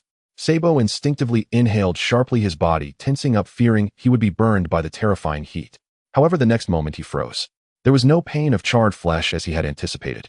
The golden flame transformed into an extremely pure and gentle torrent of warmth upon contact with his body, flowing through his skin's pores like a hot spring, directly penetrating deep into his shoulder blade. What is this? Sabo stood frozen in place. He could clearly feel that warm current flowing within. Those minute tears and bone were hidden within the muscle fibers, which he himself often found difficult to detect, were rapidly healing and reorganizing at an incredible speed under the embrace of the golden flames. In just a few seconds, when Ace withdrew his palm, Sabo felt an unprecedented lightness and clarity in his entire right side, as if the heavy stagnation that had accompanied him for years had been completely swept away. Your flames can also heal. Sabo turned around, looking at Ace as if he were a monster. As a user of the Mara no Mi, he was all too aware of the nature of flames. Flames could only bring destruction. How could they possibly bring new life? This is the power of the Juchua, Ace said calmly, offering no further explanation. Not only had he healed Sabo's shoulder, but he had also smoothed over other minute wear inside Sabo's body. You are the vice captain of the future of the Eclipse Dawn. Ace retracted his hand. Leaving such hidden injuries in your body, what if you embarrass me later? Ace picked up a large machete nearby and casually slung it over his shoulder. For the next 2 months, we will stay on this island. Ace's gaze swept across the vast primitive jungle as if surveying an excellent training ground. There is plenty of food and no Navy surveillance. Before fully integrating his fruit ability with Haki, the Eclipse Dawn does not need to set sail. That suits me just fine. Feeling his body completely restored to its peak state, Sabo tightened his grip on the alloy staff, and the blue in his eyes flared with intense combat spirit. The next 2 months would be nearly a disaster for this isolated, deserted island. Ace and Sabo remained here, completely unleashing their power. During the day, fire and explosions erupted continuously deep within the jungle. At night, cliffs melted into flowing magma under the golden divine fire, while black rocks along the coast shattered into pieces from the fire punches. The ancient beasts that once roamed the island had become nothing more than sparring partners, targets, and food supplies for the duo. Sabo's fire punches were already capable of directly destroying large ships. Ace continuously familiarized himself with the transition between half-beast and full-beast forms. Once the Juke Divine Fire high-tier physique and Haki combined, every punch, flap of wings, and slash could turn cliffs into flowing magma. Until the day when the entire island's ecosystem was nearly flattened by the two of them. On the deck of the Eclipse Dawn by the coast. 2 months of complete closed testing, the integration of martial arts, Haki, and fruit abilities has been thoroughly honed. Ace donned a brand new dark red coat and stood at the bow of the ship. His upright figure appeared even more substantial in the sea breeze, and the sense of oppression exuding from his every move was more restrained, yet even more suffocating than 2 months ago. It's time to set sail, Sabo. Raise the anchor. Ace looked at Sabo, who stood at the helm, calmly giving the order. Understood, Captain. Sabo adjusted his hat and turned towards the anchor. Understood, Captain. The heavy steel anchor was slowly raised, and the pure black mainsail billowed in the sea breeze. The Eclipse Dawn resembled a long dormant black beast finally tearing through the thick fog of the southwestern seas, leaving the ravaged, unnamed, deserted island far behind. Ace stood at the bow, calmly gazing at the faint outline of the town emerging at the horizon. First stop in the East Sea, Orangetown. This once bustling port town is now shrouded in choking smoke and eerie silence. In the central square of the town, a group of pirates dressed in the bizarre costumes of a circus is rampantly looting, their raucous laughter echoing among the ruins. Report to Captain Buggy. The town's treasury has been completely emptied. A pirate lackey riding a unicycle loudly reported. In the center of the square, a man with a prominent red nose draped in a heavy captain's coat sits on a lavish chair, tossing a few gold coins in his hand. Well done. The clown Buggy grinned widely, the gold coins flipping over his fingertips. Get everything valuable onto my ship. Move faster, don't give the Navy a chance to react. Yes, Captain Buggy. The pirates cheered immediately. Buggy was about to continue issuing orders when his movements suddenly halted. Step, step. A steady sound of footsteps came from the ruins of the street at the edge of the square. The sound was neither hurried nor slow. Yet each step seemed to tread upon the hearts of everyone in the square. Buggy's smile gradually faded. He had survived in the East Sea not just because of his red nose and luck. His past experiences of encountering true monsters in the Grand Line had given him a far sharper intuition for danger than the average East Sea pirate. He abruptly turned his head to look down the street. Amidst the swirling smoke, two tall figures emerged. The man in the lead wore a dark red coat, standing about 2.5 meters tall with a physique that seemed out of place for the East Sea. The broad and sturdy shoulders beneath the coat caused nearby pirates to instinctively step back with each of his strides. He paid no attention to those lackeys, his gaze fixed directly on Buggy. Beside him was a blond youth in a deep blue tailcoat wielding a metallic staff. Sabo. He too stood over 2 meters tall, his top hat pulled low, a gentle smile on his face, but the staff in his hand made it impossible to regard him as an ordinary noble young master. Who goes there? The Buggy Pirates' strategist Kabaji drew his sword, shouting fiercely, daring to meddle in the affairs of the Buggy Pirates. The beast tamer Moji nearby also patted the giant lion Ricky, which was as big as a house. Ricky let out a low growl, his sharp fangs glinting ominously in the smoke. Fire. Kabaji pointed his sword. Turn these two ignorant fools into a honeycomb. Dozens of musketeers around immediately raised their flintlock guns, the dark muzzles aimed at Ace and Sabo. Facing the encirclement of dozens, Ace did not draw his sword or halt his pace. He merely raised his gaze, sweeping across the square. In the next moment, the air grew heavy. No gale, no explosions. Yet those pirates raising their guns seemed to have their throats simultaneously grasped, their movements frozen in place. An invisible pressure descended from Ace. After 2 years of honing, his conqueror's hockey could now be precisely controlled. This pressure did not affect the civilians hiding at a distance, but only fell upon the pirates in the square. Thud. The first pirate dropped to the ground, rolling his eyes. Following him were the second, third. Thud, thud. Those pirates who had just been laughing and looting fell to the ground one after another, frothing at the mouth and fainting before they could even scream. Kabaji's hand gripping the sword trembled violently, the fierce expression on his face shifting to one of terror. The giant lion Ricky beside Moji let out a mournful cry, its massive body crashing to the ground. In just 2 seconds, in the vast Orange Town Square, the entire crew of over 100 Buggy Pirates was annihilated. Besides Ace and Sabo, the only one left in the square was a red-nosed clown, barely sitting on a chair, his legs shaking like leaves. Conqueror's hockey. Buggy's face changed instantly. He certainly recognized this kind of power. Years ago on that ship, he had witnessed someone standing at the pinnacle of the sea and had seen this hockey that only kings possess. But the problem was, this is the East Sea. Why would such a monster emerge in the East Sea? Ace stepped close. The tall figure blocked the sunlight above the square, also casting a shadow over the lavish chair. Hey, Red Nose. Ace looked down at him. I happen to need someone to manage logistics and chores on my ship. Starting today, you are requisitioned by me. Buggy's eyelid twitched. Red Nose. Again with the red nose. The fear was real. Yet those 3 words made the veins on his forehead bulge. What kind of joke is this? Buggy's face turned pale, but in the next instant his body shattered into pieces. Fear or not, he would not sit and wait for death. Several arms wielding daggers flew out from different directions, aiming for Ace's neck and back. Shattered, sneak attack. However, Ace merely tilted his head. His innate observation hockey had already locked onto Buggy's true body. He raised his right hand, covered in armament hockey, and directly passed through the flying remnants, grabbing Buggy's collar. Bang! Buggy was smashed hard into the stone slabs of the square, debris flying. Ouch, ouch, ouch. You bastard. Before he could finish cursing, Ace's fist came crashing down. Bang! Bang! Bang! There were no divine flames or unnecessary tricks. Just pure physical strength and armament hockey left Buggy bruised and battered, tears and snot flying out. After less than 10 seconds, the danger alarm in Buggy's mind was ringing to the point of almost exploding. He knew all too well that this kind of monster could not be endured. Surviving and leaving was the only chance for a comeback. Stop, stop, stop. I admit defeat. Buggy shouted, cradling his head. A butler, right? Then, I'll be your butler, okay? Ace stopped his fists and shook his wrist. Buggy lay on the shattered stone slabs, his face swollen like it had been stomped on by Ricky, but the red nose remained defiantly in the center. Sabo walked up to Ace, glancing at the disheveled clown on the ground, frowning slightly. Ace, this guy isn't strong, but his devil fruit ability is somewhat interesting. He paused. But is he really qualified to be our partner?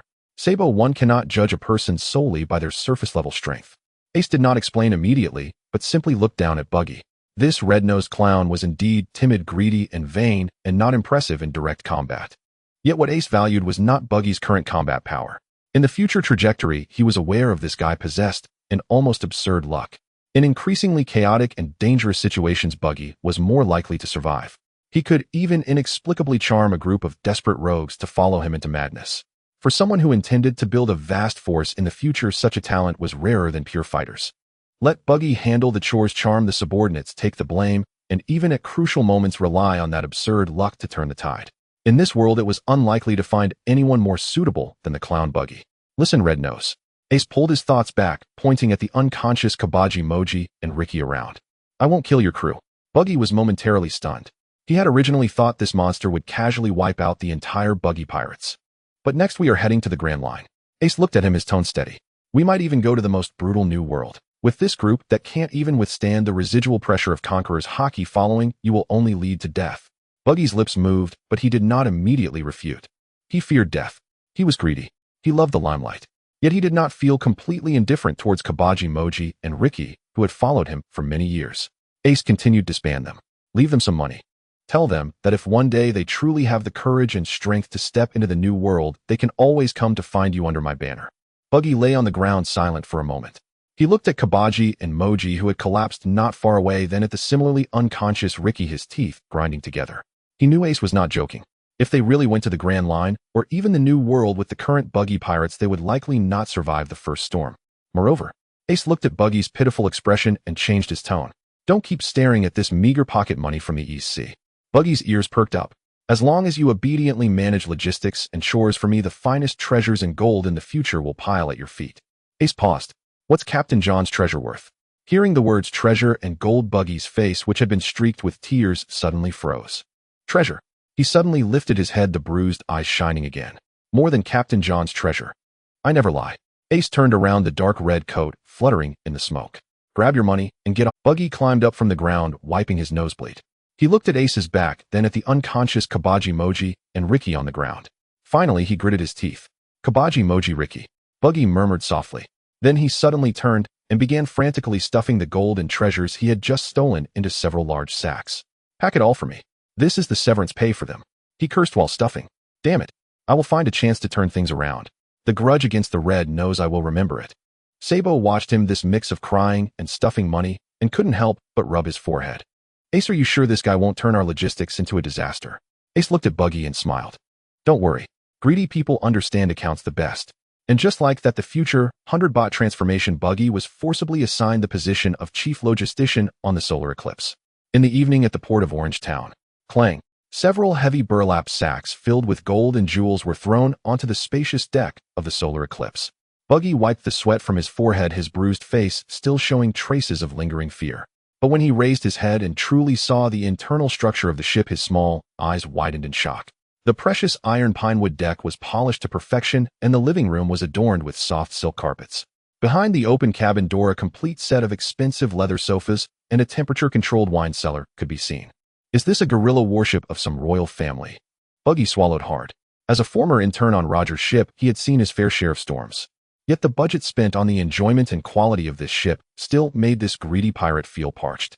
It seems there's nothing entirely bad about being on this ship, Buggy calculated quietly in his heart. As long as I show a bit of sailing experience, if I can get a cushy single room in this spacious living room, sipping fine wine every day, it doesn't seem unbearable. Thinking of this, Buggy straightened his back, cleared his throat, and was ready to stride toward the overly comfortable-looking leather sofa. Snap! A wooden mop and a bucket filled with seawater just happened to be thrown at Buggy's feet. He looked down at the mop, then followed its wooden handle to see Sabo standing beside him, his top hat pulled low, but his shoulders trembling slightly. Next to Sabo, Ace leaned against the cabin door, tossing an orange in his hand, laughing, as if he had been waiting. Hey, Red Nose. Ace grinned widely, revealing his white teeth. At this moment, he had completely lost the previous oppressive aura he had in the square, looking instead like a big boy ready to play a prank. Considering you brought this considerable treasure as captain, I officially bestow upon you an exclusive title aboard the solar eclipse. Buggy's eyes lit up at the mention of exclusive title, the earlier frustration vanishing. Could it be No, that little brat with the top hat clearly boarded the ship earlier. At least it should be the chief navigator or the treasure minister. Buggy was secretly overjoyed while putting on a facade of restraint. From today onwards, you are the chief miscellaneous officer of the solar eclipse, Ace announced with a hearty laugh. Chief miscellaneous officer. Buggy was stunned for 2 seconds, then suddenly reacted. This grand-sounding title simply translated to senior deck swabber, right? What a joke.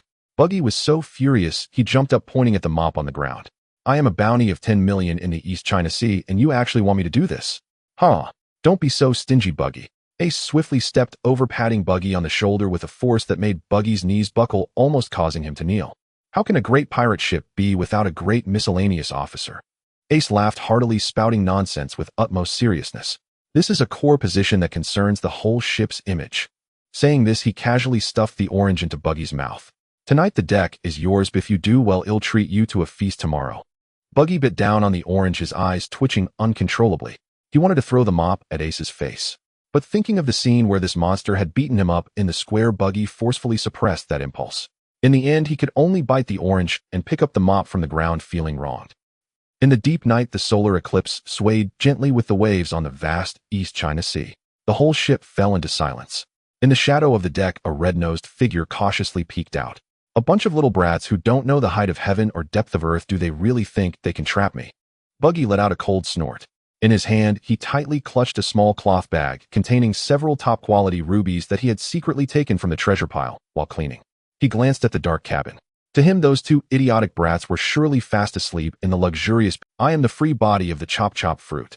As long as my feet stay on the ship, my upper body can fly in the air. In this vast night, as long as I fly out of the ship's range and find a rock to drift on, who can catch me? Buggy silently laughed with pride, feeling genuinely proud of his flawless escape plan. Chop-chopped. Buggy took a deep breath, activating the powers of the chop-chop fruit. His feet remained on the deck, while his upper body with the small bag of gems quietly ascended into the air, drifting towards the sea beyond the ship's railing. Goodbye, you two foolish brats. I am off to seek Captain John's treasure. Buggy's upper body floated joyfully in the night sky several meters above the sea. Just as he was about to express his farewell sentiments in his heart. Yo, Buggy, out for a night flight at this hour. A familiar voice laced with teasing suddenly came from Buggy's right. The moonlight tonight is indeed nice. Buggy was so startled that his eyes nearly popped out as he turned his head abruptly. There in midair, several meters above the sea, was Ace without any wings. Arms crossed his feet, producing muffled explosion sounds as if stepping on air. He casually followed Buggy, walking in the air as if taking a leisurely stroll after a meal. He even had the leisure to observe Buggy's floating upper body. You, how are you in the air? Buggy screamed as if he had seen a ghost. I couldn't sleep, so I came out for. Ace grinned, getting closer, and poked Buggy's disjointed waistline with his finger. Wow, this fruit power is really amazing. Not a drop of blood, just like a cut block. Don't touch me. Buggy was terrified and frantically flew to the side, trying to create distance. However, no matter how Buggy flew, Ace always kept up. The dark-haired youth stepped on the moonwalk, leisurely staying half a meter beside him, as if strolling on the sea. Are you flying so slowly, waiting for the wind? Ace laughed while following, not forgetting to tease. Or is there a limit to your ability's range? What happens if you fly too far from your feet on the deck? Will you fall into the sea and feed the sharks? Demon. You're definitely a demon. Buggy's mental state completely collapsed. He exerted all his effort to turn accelerate and even made circles in the air. Yet Ace always stayed beside him, wearing a watching the show smile. After more than 10 minutes, exhausted and dizzy from flying, Buggy finally stopped in despair. He realized a cruel reality. In front of this ridiculous monster with absurd strength, speed, and observation, his chop-chop escape tactic was nothing but a joke. Not running anymore. Ace hovered beside Buggy, watching him in midair. I was just out for some fresh. Buggy's upper body stiffly saluted in midair, 2 drops of humiliating tears in his eyes. Also helping the captain patrol for any enemies. Ace burst into laughter. Truly worthy of the chief miscellaneous officer I have my eye on, so dedicated. Saying this, he grabbed Buggy by the collar like lifting a chick, easily flying back to the deck of the solar eclipse. Bang! Buggy's upper body reconnected solidly with his feet on the deck. All right, now that the patrol is done, get some rest. Ace smiled, flicking Buggy's red nose. Tomorrow you still need to clean the living room's glass. Bastard. Don't touch my nose. Buggy instinctively covered his nose, furious enough to almost jump up. But Ace had already turned and leisurely walked towards the cabin. He didn't pursue Buggy's escape nor confiscate the bag of rubies. Just like the earlier chase in midair, it was merely a joke before bed. Standing in the night wind, Buggy looked at Ace's back and then down at the bag of rubies in his hand, feeling stunned. This absurdly strong guy who clearly saw through everything did not kill him or take away his treasure. Even just now, when he was toying with him in midair, that carefree laughter brought Buggy back to a memory of a long time ago of a man who also laughed heartily on the deck. What a joke. Buggy suddenly shook his head vigorously. I would never associate this bastard with Captain Rod. He fiercely grabbed the rag on the ground, still cursing. Damn, I won't be bought off by this little kindness. Cleaning the glass, huh? He'll do it. But this is just temporary. Under the night sky, the solar eclipse continued its voyage. Its newly appointed chief miscellaneous officer, while cursing, picked up the rag again. As for the escape, Buggy decided to postpone it until tomorrow. The next morning, sunlight spilled onto the deck of the Eclipse. Buggy, holding a cloth, grumbled to himself as he vigorously polished the floor-to-ceiling windows of the living room. At the other end of the deck, Sabo sat under an umbrella reading a newspaper. Ace sat cross-legged on the deck, holding a bottle of top-shelf sake that he had retrieved from the temperature-controlled wine cellar. A pirate should drink sake heartily. Ace firmly believed in this. He poured 2 cups of sake, raising one to his lips and downing it in one go, then turned to look at Buggy, who was still cleaning the glass. Hey Buggy, come over and have a drink. Ace raised another wooden cup filled with sake, casually calling out. Buggy paused for a moment, his throat unconsciously gulping. Having been tormented for most of the night, he was indeed parched. He cautiously approached, took the cup, and looked at Ace with a hint of wariness. Captain, what trick are you planning this time? Sit down. Ace patted the deck beside him. Buggy hesitated for a moment, but eventually sat down nervously. Just as he brought the sake to his lips, Ace suddenly asked back on the Oro, Jackson, who took more beatings, you or Shanks? Uffed. The sip of sake Buggy had just swallowed spewed out. He stumbled back 2 steps, pointing at Ace, his tongue nearly tying itself in knots. How do you know I was on Captain Rogers' ships? That's classified information in the East Blue. Sabo, who had been reading the newspaper, also set it down and looked over. He knew Buggy was a pirate from the East Blue, but he never expected this red-nosed clown to have such a background. Ace didn't keep them in suspense. He lifted his cup, gazing at the clear liquid within, and calmly said, Isn't it normal to know such things? After all, that man with the straw hat who always grins is my biological father. The sea breeze seemed to pause for a moment. Clink. Buggy's wooden cup fell to the deck, spilling sake everywhere. He felt as if he had been frozen in place, staring fixedly at the black-haired youth in front of him, his mind a blank. Biological father. Buggy's voice trembled. You mean that pirate king Gold? Roger. Oh. Ace nodded. My mother's name is Portgas D. Rouge. I took my mother's surname, but biologically I am indeed that bastard's son. His tone was very calm. There was no trace of the disdain or distortion towards his bloodline that was expected, but rather a complete acceptance. This is impossible, the captain clearly. Buggy shook his head desperately. Yet when his gaze truly fell upon Ace's face, his voice gradually fell silent. The contours of his brows and eyes, that fearless demeanor, and the carefree, unrestrained laughter from last night as he chased him through the air. All the fragmented memories suddenly coalesced in Buggy's mind. The figure standing at the bow, laughing joyfully against the storm at this moment, overlapped with the young man before him. No wonder, Buggy murmured. No wonder I felt so familiar last night. His eyes suddenly turned red. Tears streamed down his face, mixed with snot, smearing his clown-painted face into a mess. Captain, you actually have a son. Buggy collapsed onto the deck, wailing uncontrollably. He was greedy, afraid of death, cared about his image, and often spoke inappropriately. Yet he had once been an apprentice on Roger's ship. No matter how many years passed, he always kept a place in his heart that was untouched regarding the man who had shown him the end of the sea. Now, seeing that the bloodline of the old captain not only survived, but had grown into such an extraordinary monster, Buggy's mental defenses crumbled instantly. Ace watched Buggy sobbing on the deck without interrupting. He simply poured himself another cup of sake, and this was also one of the reasons he wanted to bring Buggy aboard. In this vast sea, just by the identity of Roger's son, he could be treated as one of their own. Aside from Rayleigh and those retired old folks, there were probably only Shanks and this red-nosed clown left. After crying for over 10 minutes, Buggy finally sniffled and lifted his head, hastily wiping his face. Young master, no Captain Ace. Buggy's address stumbled slightly, but his attitude was clearly different. The bit of fear that had been pressed out by force remained, but there was also an inexplicable excitement and awkward closeness. Since you are Captain Rogers' son, shouldn't we go find the One Piece? Buggy became increasingly excited, even forgetting to wipe his snot. Inherit the old captain's name and collect all the treasures in the world. The Pirate King. Ace put down his cup and chuckled softly. Buggy, I have no interest in the great treasure left by that old man. If one day I happen to pass by Raftel, I might stop by to take a look. But I set sail not to walk the old path he took. He said, standing up. The sea breeze rustled his dark red coat. What I want to become is the king of the world who can overthrow the world government and establish new rules. Buggy opened his mouth speechless for a long while. Overthrow the world government. A king of the world. If such words were spoken by someone else, he would definitely laugh until his stomach hurt. But this young man before him was the son of Captain Roger. A monster who could overpower an entire square with Conqueror's hockey at just 17. Buggy suddenly felt like he had boarded a ship far more dangerous than he had imagined. Moreover, this ship seemed to be heading towards something more troublesome than the Pirate King. Since that's the case, Buggy sniffed, placing his hands on his hips and striking a grand pose. I shall reluctantly assist you. Who made me owe the old captain a favor? Very well. Ace turned around looking at Buggy, who had regained his pride. Since you were once on Roger's ship and are now my crew, you certainly can't bring shame to the Eclipse Pirates. Buggy's smug expression suddenly froze. Instinctively sensing something amiss, Buggy saw Ace walk up and firmly grip his shoulder, pointing at Sabo, who had set down the newspaper and was stretching his wrists. From today onwards, you will train your physical abilities every morning and develop your devil fruit abilities every afternoon. I will personally teach you observation hockey and armament hockey. How much you can learn depends on your own ability. Huh. Buggy's expression instantly crumbled. No. I'm an intelligence-based fighter relying on my brain and Buggy Ball for battle. Besides, my chop fruit is already perfect as it is. I don't need to develop it. Protests are invalid. Sabo walked over with a smile, lightly tapping his palm with the alloy staff. Buggy, although your fruit can resist slashing attacks if you don't master observation hockey to predict attacks in advance or use armament hockey to enhance the destructive power of your separated parts, you won't survive 3 days in the new world. I'm not going to the new world. Buggy screamed on the spot. I want to stay in the East Blue and be the king of the mountain. Before he could finish his sentence, Ace lifted him up with one hand and tossed him towards the center of the deck like a small chicken.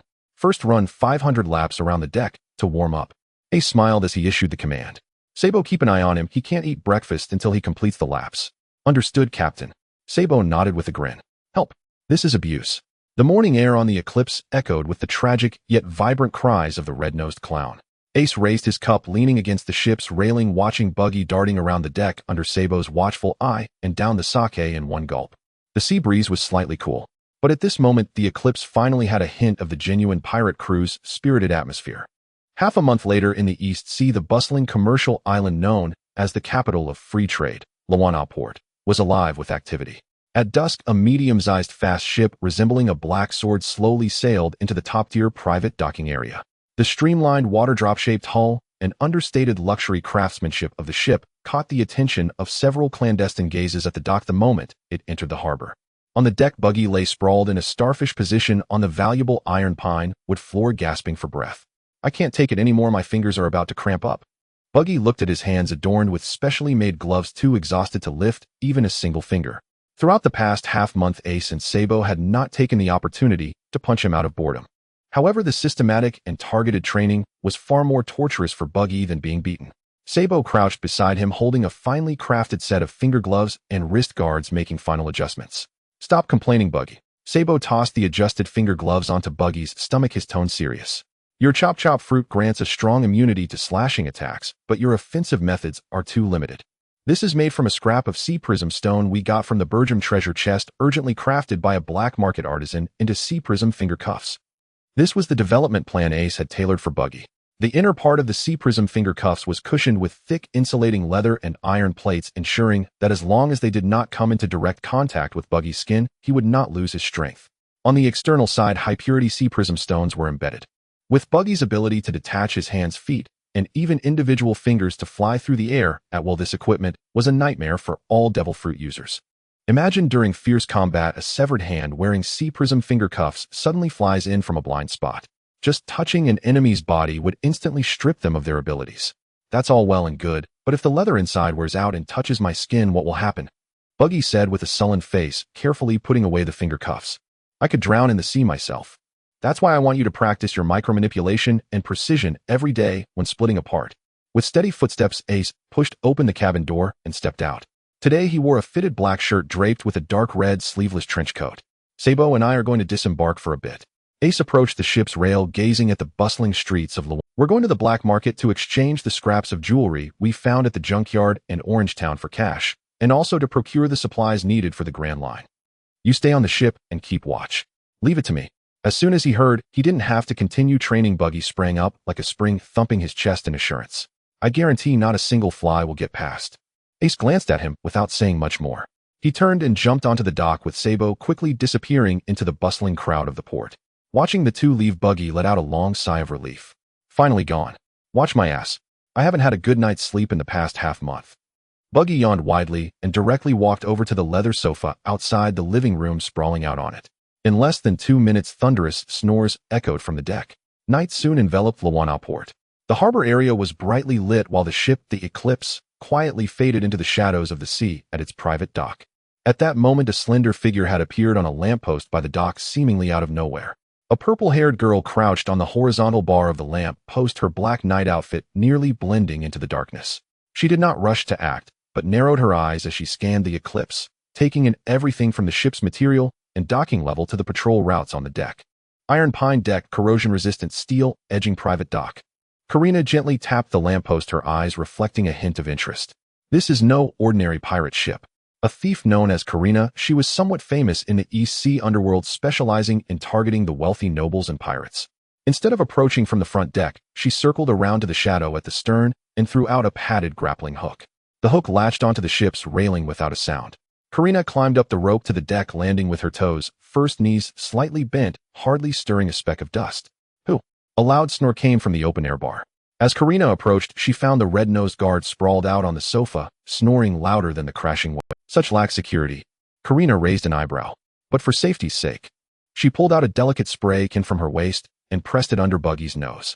A colorless, odorless, hypnotic gasp burst forth. Buggy's red nose twitched as if sensing something. But the next second he smacked his lips and fell into a deeper sleep. All set. Karina put away the spray can and nimbly stepped over Buggy. Now it's treasure hunting time. She pushed open the living room door. Even the well-informed thief couldn't help but gasp at the sight of the luxurious silk carpet covering the living room floor and the entire wall lined with a wine cellar.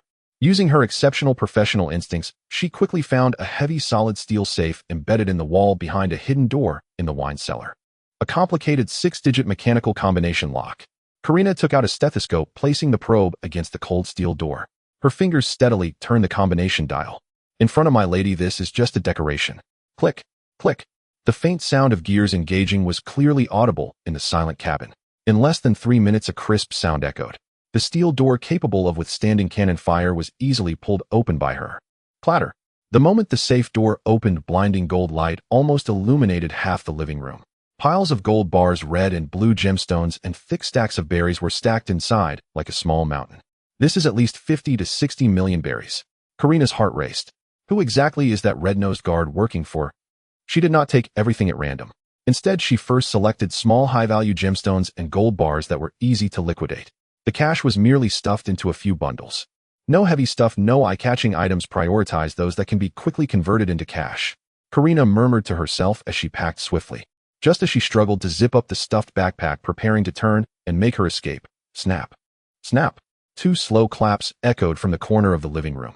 Karina's smile froze instantly. With the heavy backpack on her back, she slowly turned her head. In the dim light, Ace sat in a single sofa holding a half-peeled orange, seemingly having waited for a long time.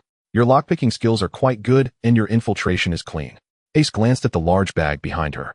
And you have a good eye for selection, knowing to prioritize small, high-value, easily liquidated items. Karina remained silent, but her fingers had already stealthily moved toward her waist. Don't move. Ace set down the orange. Now I'll give you a chance to introduce yourself. If your words hold value, these items will be your greeting gift. If you can't say anything worthwhile, I'll sink you and the bag into the sea. In the living room, the dim yellow light flickered gently. Karina stood frozen in place. The backpack behind her, filled with tens of millions of berries, felt as heavy as a stone. She gazed at the black-haired man sitting on the single sofa, her mind racing. With the instinct of a phantom thief, she was acutely aware that this man was far from the foolish pirates she could easily toy with in the East Sea. If she dared to make a move to escape, he would likely break her wrist before she could take half a step. Gulp. Karina struggled to swallow forcefully, suppressing the fear rising in her heart. Taking a deep breath, she quickly shed her panic, replacing it with a feeble and innocent smile. Esteemed Captain, this is all a misunderstanding. Karina naturally placed the bag of stolen goods on the ground, raised her hands, and softened her voice. My name is Karina, a wandering orphan. I simply found this ship too beautiful and couldn't resist coming aboard for a visit. Since you don't like it, it'll be leaving right away. Saying this, she attempted to slowly move toward the door. Don't waste your efforts. Ace sat on the sofa, not bothering to stand. Your footsteps have betrayed your intentions. Karina halted her movements. Ace looked at her, his tone calm. Show me your value. If your skills are limited to playing pitiful and lying, then there's no need to waste time. Karina's smile froze, and a layer of cold sweat broke out on her forehead. She knew this man was serious. Wait a moment. Karina gritted her teeth, completely retracting her feigned, pitiful demeanor. She straightened her body, her mind racing faster than ever. I'm not just a thief. I understand how to dispose of stolen goods, how to launder money, and I know most of the underground black market trading channels in the EC. If you give me time, I can infiltrate the nobility merchant guilds and even pirate crews to gather intelligence. Karina quickly pitched herself, her voice steadying. This ship of yours clearly holds great value, yet you don't even have a professional to guard your treasury. You need someone to help manage your wealth and gather intelligence, right? Listening to Karina's self-recommendation, Ace did not respond immediately. In this life-and-death moment, she had managed to calm down, quickly identify the other party's pain points, and throw in her bargaining chip. This psychological quality and professional ability indeed deserved the eclipsed ship. A good bargaining chip. Ace slowly stood up and walked over to Karina. The imposing aura from his height made Karina instinctively take half a step back. But Ace looked down at her. Why should I trust a phantom thief whose mouth is full of lies and whose eyes see only money? Karina's back hit the door panel. She bit her lip hard, her mind racing as she sought a way to prove her loyalty. Observing the struggling purple-haired girl, Ace didn't rush her. He certainly knew that Karina was not an ordinary thief. In the future, he knew this woman appeared greedy and cunning on the surface, yet when true danger arose, she would put herself in the most perilous position for her companions. Such individuals do not easily open their hearts. However, once she truly recognizes someone, she would be more reliable than most who merely shout loyalty. However, Ace did not point this out. In these waters, sympathy does not earn true followers. For a wildcat like Karina, who lacks security and only trusts money and interest, pretty words are useless. Strength, resources, and a sufficiently reliable protection are what it takes to make her stop in her tracks. Just as Karina took a deep breath, preparing to swear an oath. Bang! A heavy thud suddenly resounded on the deck of the eclipsed ship. Following that, a cacophony of footsteps and curses shattered the tranquility of the port at night. Search. That purple-haired little wench is definitely hiding on this ship. Dare to steal from our Blood Axe gang, we will skin her alive today. Karina's face instantly turned pale. That was the largest underground gang in Royanaport. She had just robbed their underground casino earlier in the night, and now these rabid dogs had quickly traced her to the dock. And now she was trapped on this ship. She suddenly regretted her greedy decision to climb aboard. Captain, Karina was completely panicked. She instinctively looked at the tall man in front of her, her voice finally filled with genuine pleading. Please, as long as you help me fend them off, I won't take a single berry from this bag. All of it is yours. In her past experiences, when those pirates and wealthy merchants encountered such gang troubles, they would undoubtedly hand her over without hesitation for a trade. In these seas, besides money, almost nothing could protect her. Ace glanced at her. He did not respond. He simply reached out and pushed open the door of the living room. On the deck, dozens of gang members wielding axes and firearms had surrounded the eclipsed ship tightly. Buggy was still snoring, but as the first foot stepped onto the deck, his red nose twitched as if sensing something. Before he could open his eyes, the leading bald man had already kicked towards him. Ouch! Buggy sat up, clutching his head, furious. Who dares to kick me? Red Nose, stop wasting words. The bald man shouted angrily, raising his axe. Have you seen a purple-haired woman? Before he could finish, his voice suddenly dropped. Because the door of the living room had been pushed open, Ace stepped out from within. The moonlight fell on his dark red overcoat. Just his presence at the door made the previously noisy curses quiet down. The bald man swallowed hard. He instinctively sensed a hint of danger. But relying on their numbers, he still shouted bravely, Hey, big guy, we are the Blood Axe gang of Royanaport. A girl thief has hidden in your ship. Hurry up and hand her over, or we'll smash your ship too. Hiding behind the cabin door, Karina bit her lip hard, her heart racing. However, on the deck, Ace didn't even glance at the bald man. Buggy. His voice echoed in the night wind. Yes, Captain. Buggy jolted awake and immediately stood up straight. Someone has stepped on your freshly cleaned deck. Ace said flatly, In 30 seconds, if there are still any people standing on the deck besides us, I will throw you into the sea to let you wash yourself clean. Wah! What? The bald man was thoroughly enraged. Dare to look down on us, Blood Axe gang. Shoot him dead. Bang! Just as the gunfire rang out, Buggy exploded with rage. Dare to dirty the deck I've worked hard to clean all day? You garbage, go die. The anger from being woken up combined with the fear of Ace's punishment sent Buggy into a berserk state. Sundered blades. Buggy roared. His hands instantly split from his torso. His hands adorned with sea stone finger cuffs darted through the gang members, delivering punch after punch to the faces of the thugs. Oh! The cries of pain rose and fell in an instant. These ordinary gang thugs stood no chance against a bounty million devil fruit user. In less than 20 seconds, there was not a single person left standing on the deck except for the groaning gang members.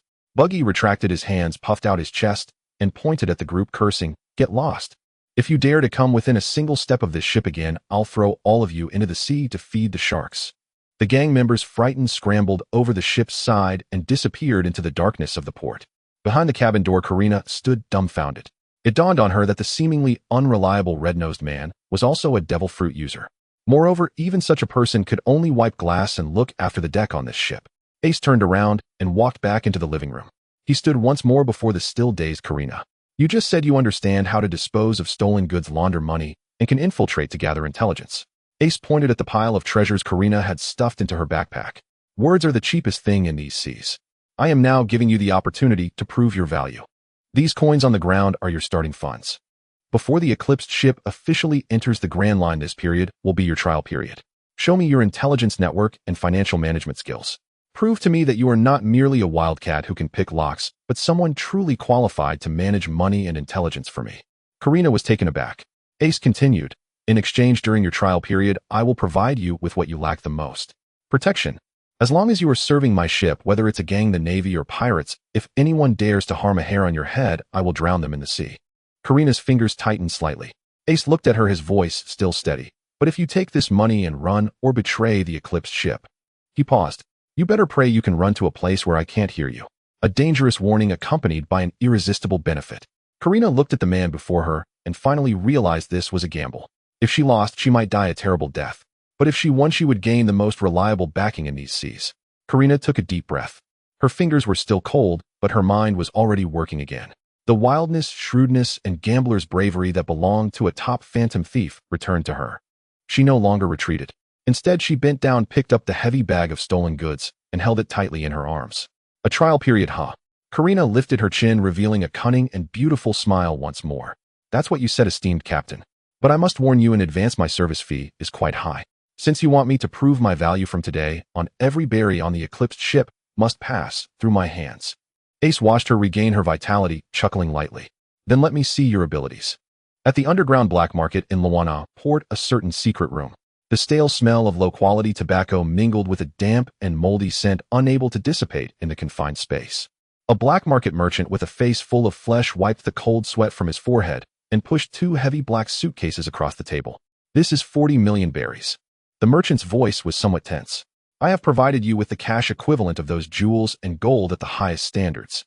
Across the table sat Sabo, a towering figure at 2 meters and 4 centimeters, dressed in a deep blue tailcoat exuding calmness. He did not rush to count the cash, but simply opened the suitcase to glance inside before closing it again. "Pleasure doing business." Sabo adjusted his top, had his tone gentle.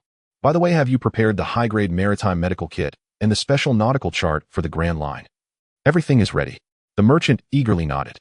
"It has already been sent to the port via the secret passage." "Very good." Sabo picked up the 2 suitcases and turned to leave the secret room. Behind him, the merchant dared to exhale deeply only after the door closed. Half an hour later, at the top private dock, when Sabo returned to the deck of the Eclipse with the suitcases, he paused. On the dock lay dozens of unconscious gang members in disarray. Meanwhile, the Eclipse's chief steward Buggy squatted among them, skillfully rummaging through their pockets. "Beggars, not even a gold ring." Buggy grumbled as he unceremoniously stuffed the loose change and a few cheap pocket watches into his pocket. "Pa, these scraps dare to mix with the gang. Even the tiniest mosquito leg is still meat." This was the spoils of his overtime in the dead of night. "Buggy, what happened?" Sabo raised an eyebrow as he stepped over the scattered henchmen onto the deck. First mate Sabo, you're finally back." Upon seeing Sabo, Buggy quickly stuffed the loose change into his pocket and adopted a sycophantic expression. "A bunch of blind local gangsters tried to smash our ship earlier, but I took them down like autumn leaves in the wind." At this point, Buggy lowered his voice conspiratorially. "However, the captain just brought a woman with purple hair into the living room." "A woman?" Sabo paused momentarily. He knew Ace was never one to be swayed by beauty. For Ace to bring her on board, she must possess some special value. Sabo pushed open the living room door. A rich aroma of barbecued meat surged out, accompanied by a... Under the bright lights, Sabo immediately spotted the purple-haired girl kneeling on the genuine leather carpet, her eyes shining brightly as she stared at a pile of gold bars. Meanwhile, Ace sat cross-legged on a spacious armchair. He was bare-chested with sweat from training still lingering on his shoulders and arms, steam rising from his skin. That was the mark of the Phoenix Flame's recovery power in action. During the half-hour Sabo was away, Ace had evidently not rested. Next to the carpet lay heavy-weighted iron blocks, and the air was thick with a mixture of high temperature and sweat. He repeatedly tore his muscles apart using the Phoenix Flame's recovery power, only to have the injuries heal rapidly. This almost self-abusive training method was astonishingly taxing on stamina and heat. At that moment, Ace was holding a piece of grilled sea beast meat thicker than a regular human thigh, tearing off a large chunk and swallowing it whole. "You're a bit late, Sabo." Ace finished the last piece of meat, casually tossed the massive bone into a nearby trash bin, and wiped the grease from the corner of his mouth with a towel. "Those guys in the black market always like to play tricks with the quality, so I had to talk a bit more." Sabo chuckled as he approached with the 2 black suitcases. "This is the 40 million berries in cash I exchanged along with some essential special nautical charts for the Grand Line." Upon hearing 40 million berries, Karina, who had been focused on the gold bars, immediately looked up. Her attention quickly fell on the suitcases in Sabo's hands. "Let me introduce you." Ace raised his hand, and the white steam around him gradually dissipated. "This is Karina. From today on, she will temporarily handle the finances and intelligence for the Eclipse." "Finances and intelligence?" Sabo looked at the exceptionally beautiful purple-haired girl without further questioning. Since Ace had chosen to keep her, there must be a reason. Sabo placed the 2 black suitcases in front of Karina. "Since you are responsible for finances, please verify this cash that was just exchanged from the black market." He nodded slightly. "Nice to meet you. I am Sabo, the first mate of the Eclipse." Karina looked at the tall, composed young man with golden hair in front of her, who was clearly not someone to mess with, and felt a bit shocked. What kind of people were on this ship? One guard with a red nose was a devil fruit user. A first mate who could easily negotiate prices in the black market had a presence rivaling that of the bounty hunters in the East Sea. As for the captain himself, he was a monster who could tear muscles while relying on flames for recovery and had an insatiable appetite. This was no ordinary pirate ship. This was a den of monsters. However, when it came to money, Karina's professional instincts quickly overshadowed her fear. She unceremoniously opened the black suitcase and swiftly flipped through the thick stack of banknotes. She didn't just count the quantity, as she also checked the serial numbers, paper quality, and seals of several bundles of berries, recalling the original quality of the jewels in the vault earlier. In less than a minute, she closed the suitcase lid. The cash is in order. Moreover, the depreciation rate is controlled within 12%. Karina looked up at Sabo, her tone finally becoming serious. "In the black market of Luana port, managing to keep the depreciation of the jewels down to this level." She paused. "First mate, your negotiation skills are quite formidable." Sabo smiled slightly, not denying it. "Money laundering and accounting are just the basics." Ace picked up a clean black shirt beside him and put it on, buttoning 2 buttons. "What I value more is the intelligence network you mentioned earlier. We are heading to the Grand Line. Next, plan the most valuable route. Let me see your capabilities." As she discussed her work, Karina immediately entered her mode. She pulled out an East Sea map from beneath the coffee table and spread it across the table. If it's just to reach reverse mountain, sailing directly south would be the fastest route. But doing so would not only run into the blockade of the Navy's 16th Division, but the islands along the way are mostly barren with little profit. Karina's finger traced a zigzag line on the map. "Since this ship seeks not only speed but also enjoyment, I recommend taking this golden route before leaving the East Sea." Her finger finally stopped at a special coordinate. "Here there is a massive restaurant that docks in the sea year-round. A maritime restaurant, Baratai." Upon hearing this name, Ace's actions paused momentarily. The restaurant where Sanji worked. Calculating the time, that blonde chef should already be there. Karina did not notice Ace's reaction and continued her analysis. Baratai is the top restaurant in the East Sea. The chefs there are known for their hot tempers, and many were originally fighters. But precisely because the food is so good, wealthy merchants, bounty hunters, and all sorts of pirates love to dine there. She pointed at the coordinates on the map. Not only does it offer the finest full-course meals in the East Sea, but more importantly, it is one of the densest hubs for underground intelligence circulation in the East Sea. By dining there, we can conveniently gather the latest news about the Grand Line's entrance, as well as learn about the movements of other big players in the East Sea. If luck is on our side, we might even scout a reliable chef. At this point, Karina looked up at Ace. "We can acquire intelligence while also solving logistical issues for long-distance sailing. Captain, this proposal should be enough to prove my value right." Sabo nodded gently after listening. This woman was indeed more than just a locksmith. Ace quietly studied the coordinates on the map. He appreciated this style of planning everything meticulously while maximizing benefits. He did not lack intelligence about the Grand Line's entrance. However, he certainly needed a top-notch chef. The Phoenix Fruit's rapid regeneration required him to consume massive amounts of food daily. If he relied on rough grilled sea beast meat every day, it would be a waste of this 80 million berry speedster. Very good. Ace stood up. The trial period continues. But I am currently quite satisfied with your performance. Karina, holding the cash box, couldn't help but smile. As Ace turned to walk out of the living room, his voice clearly carried to the deck. Buggy, stop rummaging through that trash. Clean the deck and stow away the anchor. Outside on the deck, Buggy stuffed a few coins into his pocket while grumbling. What do you mean trash? This is all overtime pay I worked hard for. Ace ignored him, gazing at the coordinates on the map with a smile. Tomorrow morning our destination is the Maritime Restaurant. Let's see what the finest chef in the East Sea can cook up. The vast East Sea, the sunlight, blindingly bright. The sunken ship sliced through the waves with a steady motion. On the wide rear deck, an astonishingly high temperature, white vapor continuously rose. Ooh! Ace, bare-chested and muscular, slowly exhaled a breath of scorching turbid air. On his massive 2.5-meter frame, the muscle fibers that had just been torn during extreme weight training were rapidly healing and reorganizing, enveloped by the divine fire of the Vermilion Bird, becoming denser than before. The cost was evident. The physical exhaustion was staggering. Captain, the barbecue is ready. Buggy, wearing a chef's hat and with a face blackened by smoke, ran over holding a giant iron platter, looking as if he wanted to cry. On the platter lay an entire thigh of a near-sea beast weighing several hundred pounds. The surface was charred black, yet blood still oozed from within. Without a word, Ace grabbed the massive beast's leg and tore into it. In just 3 minutes, hundreds of pounds of meat were reduced to nothing but bones. Ace casually tossed aside the bones, slightly furrowing his brow. Such a crude cooking method could hardly bring out the fresh flavor of the sea beast meat, serving only as a makeshift fuel for replenishing energy. We should be nearing the place you mentioned, Kalina. Ace wiped the sweat from his body with a nearby towel, donning a dark red trench coat. Yes, Captain. Kalina, dressed in a well-tailored women's suit, jumped down from the top of the cockpit, holding a nautical telescope, her tone light.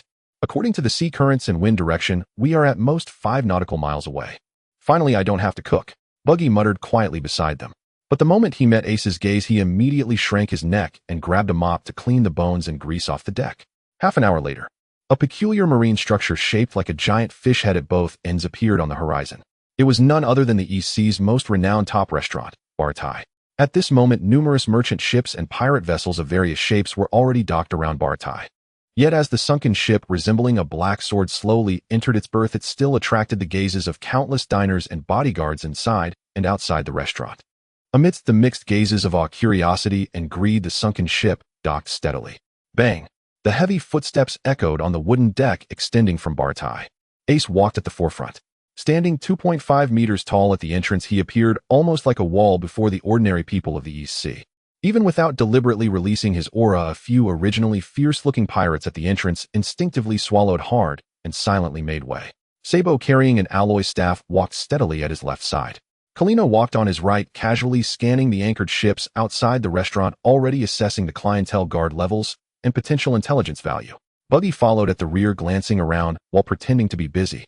The four pushed open the restaurant's large doors and found the most spacious round table in the lobby to sit down. Is this really the best restaurant in the East Sea? Kalina looked around at the exquisite tableware and chandeliers and smiled. The decor taste is quite good. Waiter, bring us your top tier and most filling meat dishes first. Buggy slammed the table and shouted at the top of his lungs. Our captain is hungry. The bill goes to the sunken ship. Just as his words fell, a swift figure suddenly slid out from the kitchen. It was a young man dressed in a black, double-breasted suit with short golden hair and his left eye obscured by bangs. He steadily held a delicate tray, seemingly about to scold the loudly shouting Buggy.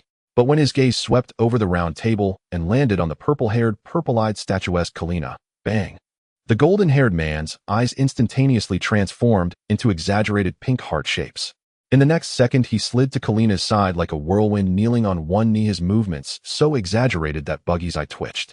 Oh, this sea has birthed such a stunningly beautiful violet.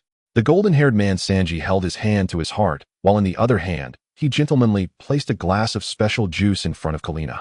Esteemed lady, your beauty makes all the lights of Bar Thai pale in comparison. This is a special deep-sea love potion crafted just for you. Please enjoy it slowly. If you don't mind, I would gladly offer you all my culinary skills and soul. Sanji's whole being seemed to sway like a wave, and the air around him appeared filled with pink bubbles. Kalina was momentarily taken aback by this sudden display, then covered her mouth and chuckled. Hee, this little handsome guy has a sweet tongue. Observing this scene, Buggy couldn't help but bang the table hard.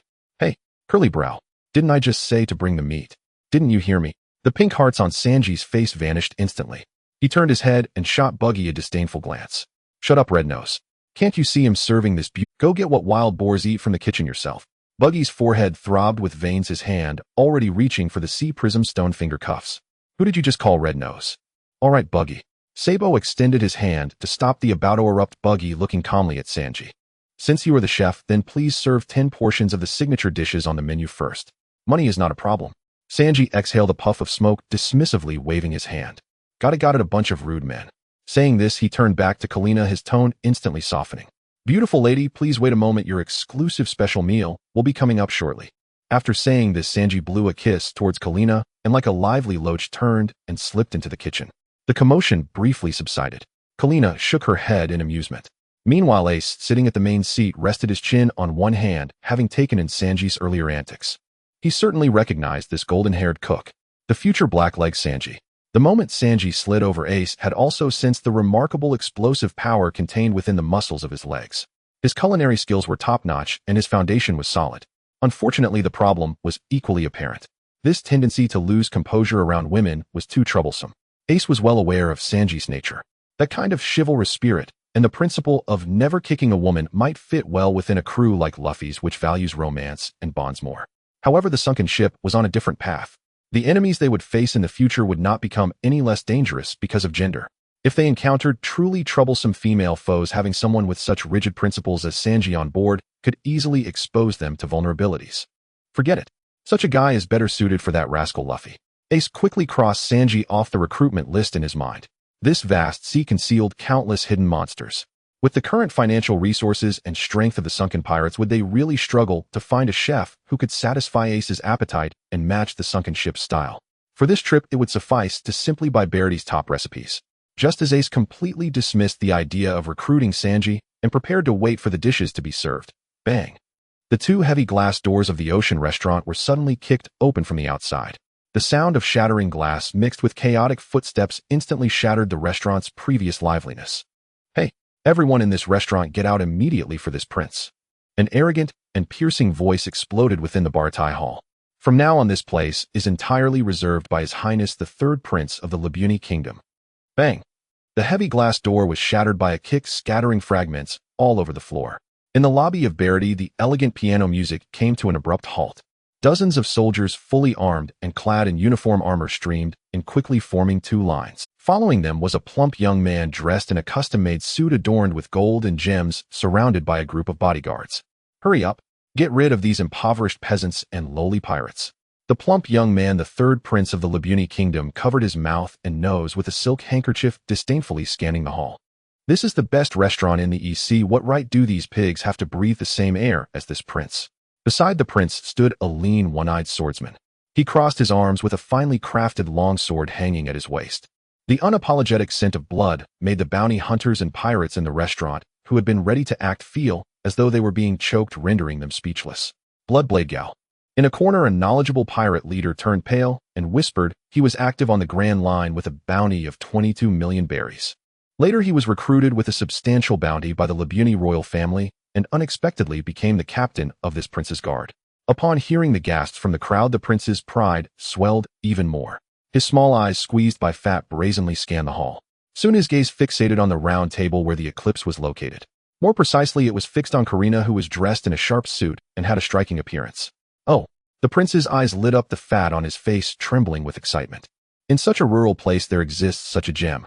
He extended his ring-adorned hand, pointing to the round table, and commanded the captain of the guards, Gal, throw those 3 men out of the window to feed the fish. As for the woman with purple hair, bring her to my private room and let her serve me during my meal. Understood, Your Highness. The one-eyed swordsman Gal smirked slightly, his right hand resting on the sword hilt as he approached the round table. Hey, you scum. Just as Gal neared the round table, a voice heavy with anger rang out. Sanji, holding a platter, blocked the way. The smoke in his mouth still burned, and those eyes that had sparkled with love for Karina were now shadowed by his bangs. His black shoes creaked against the wooden floor, leaving a deep imprint. How dare you cause a ruckus in the old man's restaurant and speak disrespectfully to such a beautiful lady? Sanji took a deep breath of smoke, his right leg tensed. Even if you are kings, I will kick you all out today, swish. Before Sanji could finish, a deep blue figure rushed. Sabo, who had appeared out of nowhere, stood in front of him. He was still dressed in his elegant tailcoat with his top hat perfectly positioned, not a single wrinkle on his attire. However, the blue eyes beneath the hat were frighteningly cold. No one understood better than Sabo how repulsive these self-proclaimed noble and decaying aristocrats truly were. Oh, Gal halted, looking at Sabo, blocking his path, sneering. A lowly peasant dressed like a circus magician thinks he can imitate a hero saving a beauty. At the main seat of the round table, Ace didn't even turn his body, merely pouring himself a glass of juice. To him, this farce wasn't worth him standing up personally. Captain. Sabo ignored Gal's mockery slightly, tilting his head, his tone steady. The air here is too... Then clean it up. Ace lifted his cup and said casually. You little brat looking for death. Gal was completely infuriated by this disregard. He roared, and the explosive power of a swordsman with a bounty of 22 million was fully displayed at that moment. Clang. The sword was drawn, unleashing a sharp blade of light capable of slicing through steel, aimed directly at Sabo's neck. Watch out. Sanji's pupils constricted instinctively, wanting to kick and rescue. However, facing this lethal sword strike that could reign supreme in the East Sea, Sabo not only did not draw his alloy staff, but calmly extended his right hand clad in a black leather glove. His index and middle fingers were together, while his ring and little fingers were bent. The obsidian-like armed hockey instantly enveloped those 3 fingers, transforming that hand into a dragon's claw capable of crushing steel. Dragon's claw. The piercing sound of metal clashing exploded within the hall. Gal's determined strike halted less than 5 centimeters from Sabo's neck. Sabo held that sharp blade with just 3 fingers. No matter how much Gal strained and pressed down, the blade could not advance another inch.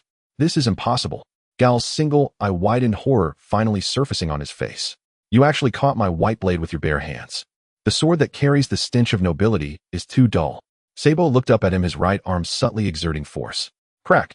In the terrified gazes of everyone present, the finely crafted longsword was actually crushed into 2 segments by Sabo's 3 fingers. What? Gal's face changed dramatically, instinctively wanting to retreat. But Sabo was far too quick. At the moment of crushing the blade, Sabo's right hand lunged forward, clamping down on Gal's face like a true dragon preying on its target. Boom. Flames of orangeard erupted from Sabo's palm. The intense heat instantly engulfed Gal's screams. Sabo held onto the blazing Gal with one hand, using his waist to exert force, violently tossing him to the side. Bang! This captain of the Royal Guard with a bounty of 22 million flew through Bairdie's thick wooden wall like a lit cannonball, crashing out of the restaurant, charred and plunging into the sea. Life or death unknown. 1 strike. Instant kill. The entire restaurant fell into silence. Sanji stood in place, ash from the cigarette dropping from his fingers. He had been ready to kick, but Sabo hadn't even given him the chance to intervene. Gal Captain was actually taken out with a single blow. What? The dozens of royal guards turned pale, their legs trembling uncontrollably. What kind of joke is this? The 3rd prince fell to the ground in terror, a foul liquid streaming from his pants. He screamed hysterically, "You lowly pirates dare to attack the royal family of a world government-affiliated nation. Fire! Shoot them all into a hornet's nest." Bang, bang, bang, bang.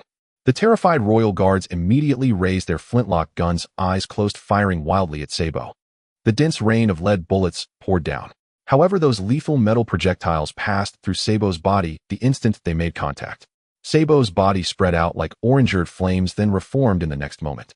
The bullets whizzed past, leaving not even a scratch. A Logia user. The chef Zeph, hiding on the stairs, felt his pupils constrict sharply. I told you. Sabo dusted off his tailcoat, which had been penetrated by the bullets, and slowly clenched his fist. The stench from you all has severely affected our captain's appetite. Buzz. The orangeard flames compressed and gathered on Sabo's right fist. The dazzling firelight illuminated the entire hall, and the surrounding wooden furniture began to emit a burnt smell. Yet the flames did not explode outward. Fire fist. With a low shout, Sabo threw a punch. Boom. The solidified fire pillars surged forth like a roaring fire dragon, cutting through the fire fist. With a low shout, Sabo threw a punch. Boom. The solidified fire pillars surged forth like a roaring fire dragon, cutting through the central passage. Whether it was the finely crafted steel armor or the guards attempting to block with their firearms, they were completely engulfed by the high temperature and impact the moment they came into contact with the fire pillar. Ah! Amidst the shrill cries, the fire pillars swept away dozens of guards, and the screaming prince blasting them out through the restaurant's front door. Glass, wooden doors, armor, firearms, all twisted and shattered in the flames. In the next moment, the fire pillars surged on, directly penetrating the luxurious royal ship docked outside. Boom! That ship, adorned with the royal crest, was blasted with a charred hole in the middle. Flames soared into the sky, illuminating the surface of the East Sea. In less than 10 seconds, The arrogant and overbearing royal family of the affiliated nation along with dozens of elite guards vanished before Sabo like dust swept into the fire. Sabo retracted his right fist. The flames on the back of his hand gradually extinguished. He adjusted his collar, which had been ruffled by the hot wind, and turned back to the main table, giving a slight bow to the man who had yet to stand. "Captain, the trash has been cleared." Ace picked up the exquisite chopsticks on the table, lifted a piece of roasted meat, served by a stunned waiter, and calmly placed it in his mouth. He swallowed the roasted meat and looked up at the chefs who were still frozen. Continue serving, chefs of Bartai. I'm hungry." Flames soared outside the entrance of Barity, the sea breeze carrying a whiff of charred scent. Within the vast sea restaurant, silence reigned so quiet that a falling needle could be heard. Whether they were the ferocious pirates or the self-proclaimed noble merchants, all were huddled in the corners, their faces pale, daring not to breathe. Sabo sat back across from Ace, glanced at his palm, and his tone returned to its usual gentleness. The dragon's claw combined with the flame explosion exceeded expectations. "Indeed," he said, turning to look at Ace at the head of the table. "Your suggestion was quite useful." Ace swallowed a piece of roasted meat, feeling pleased. The dragon's claw had ultimately taken form in Sabo's hands ahead of time. In this world, only he knew its true origin. For years ago in the forests of Corbo Mountain, Sabo sought to develop a truly personal, unarmed killing technique. During that time, Ace recalled from his past life the dragon claw that could crush steel and skulls. Thus, he explained the concept of imagining the fingers as the sharp claws of a dragon to Sabo. What was originally meant to be a mere preliminary guidance turned out to reveal Sabo's talent in martial arts to be more extraordinary than anticipated. Not only did he grasp this unconventional method of exerting force, but he also honed it with 2 years of hellish training, combining it with the armament haki he had developed, truly mastering the technique in the East Sea. "It's because your own foundation is solid enough." Ace set down his juice and cut a piece of meat. Without the strength to crush steel, this technique would merely be for show. As they finished their meal, the sound of wooden sticks tapping the floor echoed from the staircase, steady one beat after another, overwhelming the silence in the hall. A tall old man with exaggerated golden braids and a right leg fitted with a sturdy wooden stick descended with a serious expression. The owner and head chef of the sea restaurant. Once a bold figure in the Grand Line, Redfoot Zeph. Zeph's gaze swept over the wreckage to land on Ace and Sabo at the round table. Mastery of the natural element transformation and that hand-to-hand technique that can crush fine steel. Zeph took a deep puff of his cigar, his tone carrying a rare sense of caution. When did such monsters emerge from the East Sea, the weakest sea that could make a name for themselves, even in the Grand Line? As a seasoned pirate who had sailed the Grand Line for a whole year, Zeph knew all too well what those brief tints. The young man in the tailcoat was definitely no ordinary pirate. What made Zeph even more wary was that the black-haired man at the head of the table had not lifted a finger throughout. Yet that man simply sitting there triggered a primal unease in Zeph, the aging beast. "Old man, cease your Ace picked up a napkin to wipe his hands and stood up. As he did, the air in the restaurant seemed to grow heavier.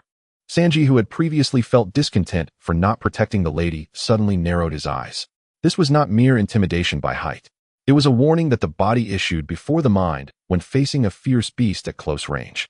The food here is indeed quite good, and the control over nutrient loss has reached the limits achievable in the East Sea. I'm not interested in hearing your cliches about the Grand Line." Ace looked at Zeph, getting straight to the point. "I came here. I want to buy the core secret recipe of Bartai." Ace's voice was not loud, but in the quiet restaurant, everyone heard him clearly, including the quick processing methods for large sea kings and the special cooking techniques that maximize the retention of high calories and nutrients. "Hand over a copy to me." "What kind of joke are you making?" Next to him, the hot-headed chef Patty couldn't help but shout in anger. "The recipe is the soul of a chef." He hadn't even finished his sentence when Zeph had already kicked him away. Zeph shot him a cold glare. "Shut up." He knew better than anyone that a chef's dignity was not preserved through bravado. Against a true monster capable of toppling the entire Barity, ensuring this group of youngsters remained silent was the best way to protect the restaurant. Had it not been for this man's subordinate intervening earlier, Bartai would have been smashed by that arrogant royal from the allied country. And now if he dared to refuse, this black-haired man indeed had the capability to sink this sea restaurant to the bottom of the sea in a very short time. Zeph exhaled a puff of smoke, looking at Ace with a complicated expression. "Handing over the recipe is fine, but that is the hard work of all the chefs in Barity. Surely you won't take our chef's things for free." "Of course not." Ace sat back down, snapped his fingers. The Eclipse Pirates never owe a favor. Karina, who had been quietly watching from the side, understood immediately. She stood up, picked up the black briefcase beside her, walked up to Zeph, and with a bang opened the case. The dazzling golden light and thick stack of banknotes instantly left the surrounding chefs stunned. "Here is 5 million berries along with 5 premium gold bars." Karina lightly tapped the edge of the case with her fingertip, her tone as practiced as if she were discussing a routine deal in the black market. To buy a copy of the handwritten recipe. We will not open a shop in the EC to compete with you, nor will we resell the recipe to others. She raised her eyes to look at Zeph. Boss Zeph, this price is quite fair. Looking at the dazzling wealth in the case, Zeph was silent for a moment. He couldn't fight them. Moreover, they had offered a sufficiently high price. This mix of kindness and intimidation made Zeph clearly realize that the future of these youngsters would not merely stop at the first half of the Grand Line. Sanji. Zeph turned around to look at the blonde youth still in shock. Go to my office's safe and bring down that black handwritten book. But old man. Sanji gritted his teeth, his eyes filled with reluctance. Go get it. Zeph's voice suddenly rose. Sanji hesitated for a moment, but finally turned to go upstairs. A few minutes later, Karina confirmed the contents of the handwritten book and packed it into her bag, casually locking the briefcase. Pleasant transaction, boss Zeph. Ace did not look at the other people in the restaurant again and stepped outside. Just as Ace was about to step out the door, Sanji suddenly clenched his fists and shouted at that broad back, who the hell? A group of madmen preparing to overturn the mountains and completely upend the rules of this world. The calm tone echoed in the empty restaurant. After saying this, Ace resumed his steps, leading Sabo and Karina out of Barity, boarding the black speedboat worth 80 million berries. Set sail. Raise the sails. Buggy had already run to the bow, shouting commands as if he were the one who had just wreaked havoc in the restaurant. The enormous pure black sails of the Eclipse ship billowed thunderously. Under the watchful eyes of countless gazes filled with awe and fear in the first-floor restaurant, the ship, like a black sword, swiftly turned its bow, slicing through the waves and heading towards the distant horizon. Sanji stood before the broken glass door, watching the Eclipse ship gradually fade away, his hand gripping the cigarette, tightening slightly. It was only at this moment that he truly realized how vast the sea was, and how dangerous it could be. In the East Sea, the sky was clear and vast. The enormous black sail of the ecliptic ship billowed in the sea breeze, smoothly gliding across the azure surface of the ocean. Whoosh! A newsbird wearing a postman's hat circled in the sky, steadily dropping a rolled-up newspaper and several sheets onto the deck. Oh, the newspaper has arrived today. Sabo caught the newspaper and casually tossed a coin to the newsbird. He untied the ropes, and several new naval bounty notices immediately fluttered down to the deck with the sea breeze. Karina, who was checking the accounts in the living room, and Buggy, who was polishing the cannon on the deck, both perked up their ears and moved closer in unison. Let me see. Let me see. Buggy excitedly dashed to the deck and grabbed one of the bounty notices printed with his red nose. This lord is at least an officer of the ecliptic ship. Surely the Navy should recognize my prowess. However, when he saw the numbers and prefix on it, the anticipation on his face instantly froze. Clown Buggy. Bounty 15 million berries. The photo was still an old shot from his past, and the bounty amount hadn't increased by even a single berry. But that was not the worst part. The most damning part was that beneath his name a line of small text boldly read, Affiliation Ecliptic Pirate Crew Chief Maintenance Officer. What kind of joke is this? Buggy's eyes nearly popped out as he stomped angrily on the deck while holding the bounty notice. Why hasn't my bounty increased at all? And where the hell did those bastards in the Navy get their intel? Chief Maintenance Officer, my ass. Ha ha ha. With a burst of laughter, Ace, who had just finished his morning training, pushed open the cabin door. He strode over to Buggy, slapping his broad palm on Buggy's shoulder, nearly causing him to stumble forward. Don't be so angry, Buggy. Ace couldn't stop laughing. What's wrong with being the Chief Maintenance Officer? That's a vital position on the ecliptic ship. Clearly the Navy highly recognizes your significant contribution to our pirate crew's logistics. Ha ha ha. Captain, you're definitely mocking me, aren't you? You must be. Buggy protested, almost in tears. But Ace was simply too amused. After cursing a few times without any effect, Buggy could only cling to the bounty notice and wail on the deck. It seems the Navy's intelligence network isn't all that great after all. Karina squatted down and rummaged through a pile of bounty notices, then proudly flicked her purple hair. They couldn't even catch a living person like me. She smiled. Indeed, as a top-level professional thief, not exposing my face to the camera is the ultimate criminal finesse. That's because you run too fast. Sabo chuckled, shaking his head as he picked up his own bounty notice. In the photo, he was captured at the moment he shattered a royal ship of the Allied Kingdom, with his fire fist bathed in an orange glow and tipping his hat. Flame Dragon Sabo. Bounty 30 million berries. Death or alive. A first bounty of 30 million berries. Sabo lowered his head to look at the bounty notice, a faint smile on his face. It seems the Navy headquarters is indeed quite unhappy about our attack on the Allied Kingdom's royal family. Well done, Sabo. Ace laughed heartily and gave Sabo a thumbs up. This is the worth that a vice-captain of the ecliptic ship should have. After speaking, he picked up the last bounty notice from the deck, which bore a striking red danger mark. The photo had been secretly taken at the Bartai restaurant. In the photo, Ace sat at the main seat, his massive Tundra 5 frame occupying almost half the frame. He casually glanced at the camera, and even through a thin piece of paper one could feel the pressure. In the photo, Ace sat at the main seat, his massive Tundra 5 frame occupying almost half the frame. He casually glanced at the camera, and even through a thin piece of paper one could feel the Buggy gasped when he saw this number. The first bounty skyrocketing to 50 million had completely shattered the historical record of the East Sea. Ha ha ha. 50 million, huh? Ace looked at the number on the bounty notice, not hiding his delight. It seems that royal guard who was thrown into the sea by Sabo is worth quite a bit.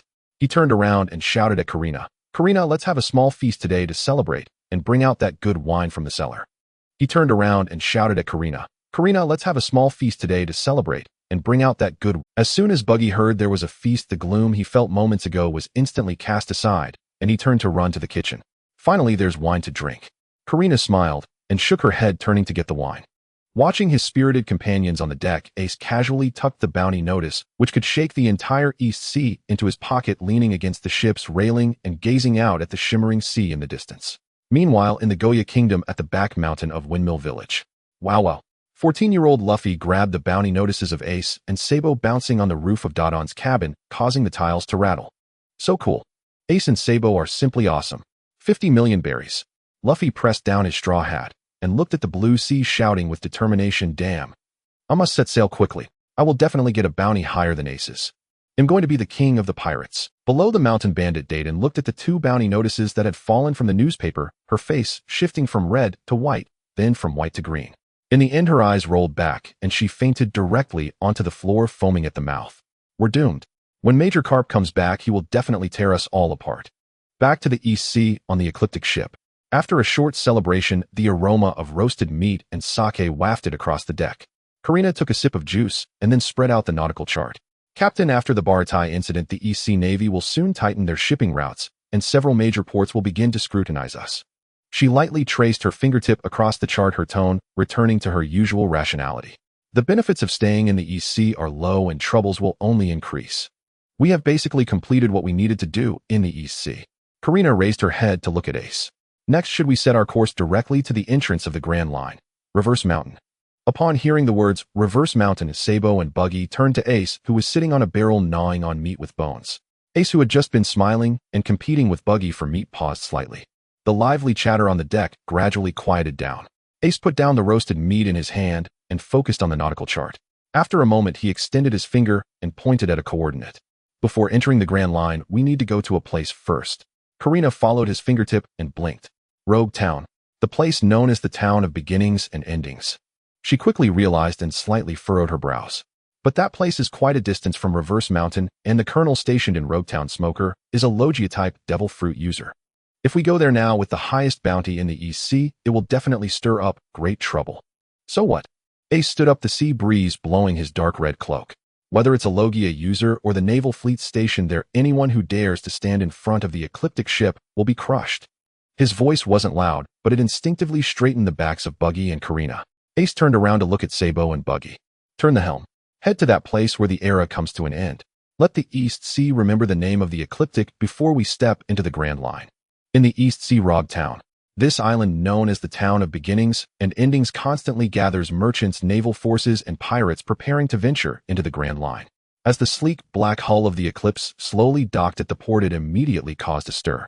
Look at that. At the port, several sharp-eyed bounty hunters looked up, their faces instantly paling as they instinctively took a few steps back. On the mainsail, a striking design was depicted. In the center of the black fabric, there was a grim white traditional skull.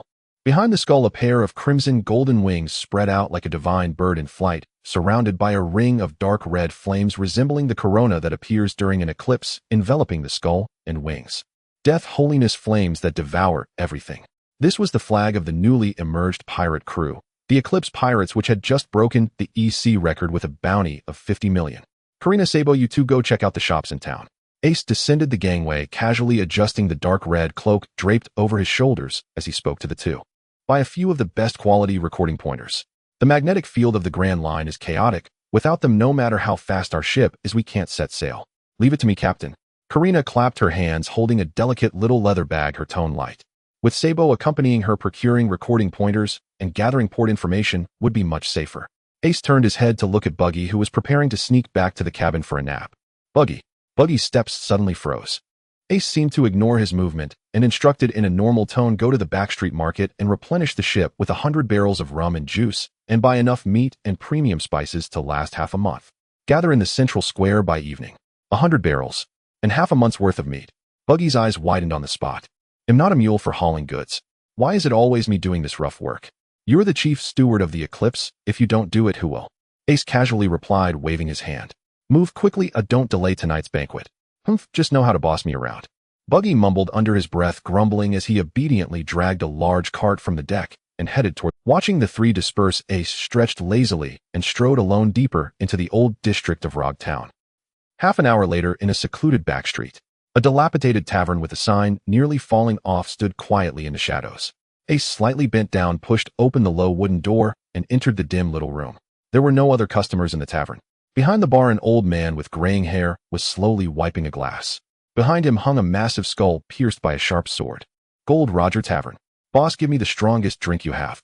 Ace walked up to the bar and pulled out a The tavern owner, Rail, paused his glass cleaning and glanced at him. The black-haired young man before him was tall and exuded a calm aura completely unlike the typical East Sea pirates. Rail was silent for a moment, then turned around and poured a large glass of pungent low-quality liquor, sliding it in front of Ace. Judging by your physique and temperament, you don't seem like one of the East Sea's mediocre pirates. Rail's aged voice echoed in the quiet tavern.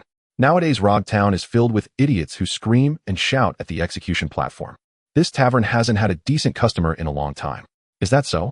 Ace picked up the glass and downed it in. The spicy liquor rolled down his throat, bringing a rough, burning sensation. He set the glass down and looked at the massive skull behind the bar. I heard that over 20 years ago the man known as the Pirate King used to be a regular here before setting sail. Roger. Rail's murky eyes reflected a hint of nostalgia. He sighed. That fool who laughed without a care indeed drank countless barrels of liquor here. It's a pity that he opened an era with his death, attracting a bunch of cowards who only cause trouble. Rail looked up seriously at Ace. Young man, there is a frightening ambition in your eyes, just like that man from back. Ace sat quietly, not pressing for more details about Roger's past, as in the original story. To him, that man was merely a pioneer of a bygone era. He did not need to imitate or harbor resentment. The liquor is good. Moments later, Ace stood up and casually flicked a gold coin from his pocket. Clink. The coin fell into the wooden bowl on the bar. But old man, times change. Ace looked at Rail, his tone. The king of the old era is dead. The throne of the new era must have someone to occupy it. After saying this, he turned and pushed open the tavern's wooden door, stepping out into the sunlight. Rail stood behind the bar, staring at the coin in the wooden bowl, remaining silent for a long time. Meanwhile, in a back alley of a certain underground black market warehouse in Rog Town. I'm exhausted.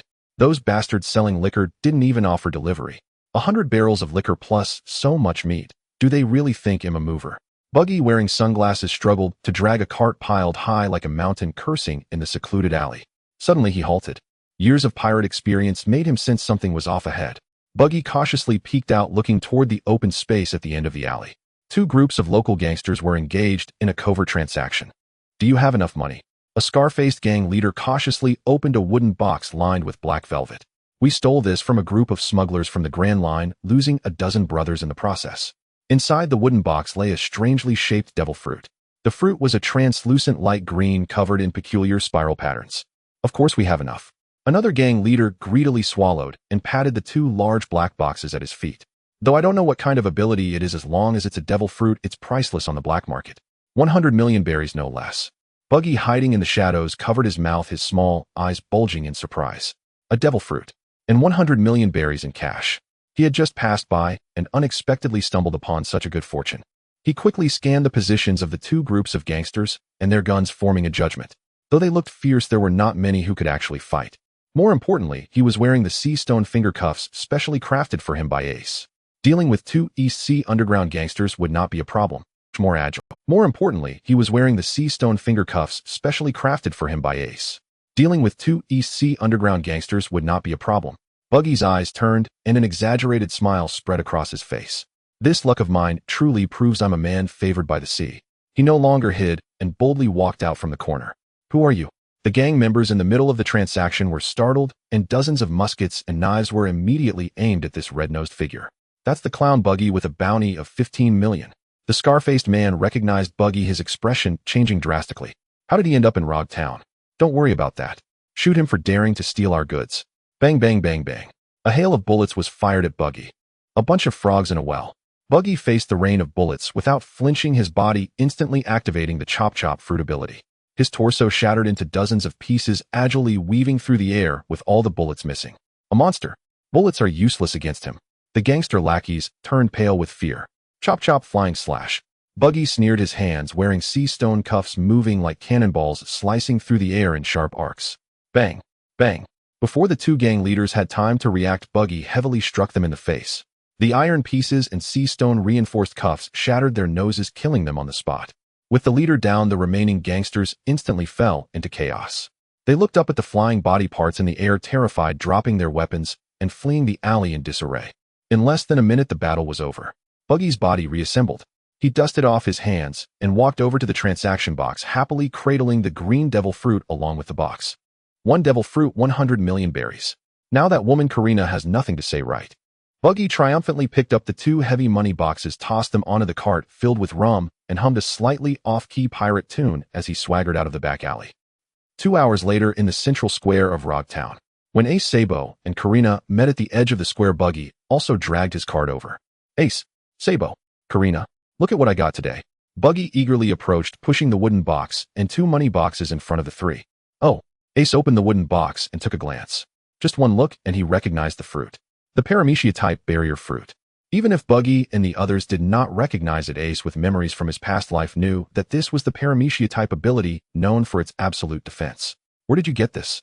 Karina opened the money box, looking at the full 100 million berries in astonishment. Buggy puffed up his chest and vividly recounted how he had single-handedly taken on 100 enemies and seized the gang's transaction in the back alley. Of course, in his version, the 2 groups of gangsters were at least 3 times more brutal, and he himself resembled a great pirate sweeping through the underground world. Sabo couldn't help but chuckle as he listened. Karina, too, rarely disrupted him, merely gazing at the 2 money boxes, her expression noticeably softened. Who would have thought that sending Buggy to buy liquor would lead him to casually snatch a devil fruit and 100 million berries? Ace closed the wooden box and handed the fruit to Sabo for safekeeping. He glanced at Buggy and smiled. This was the reason he wanted to keep Buggy on the ship. Such luck to stumble upon treasures wherever he went was indeed irreplaceable. Well done, Buggy. Buggy immediately straightened his back, his nose almost pointing to the sky. Humph. Now you know how powerful I am. Ace did not continue to tease him.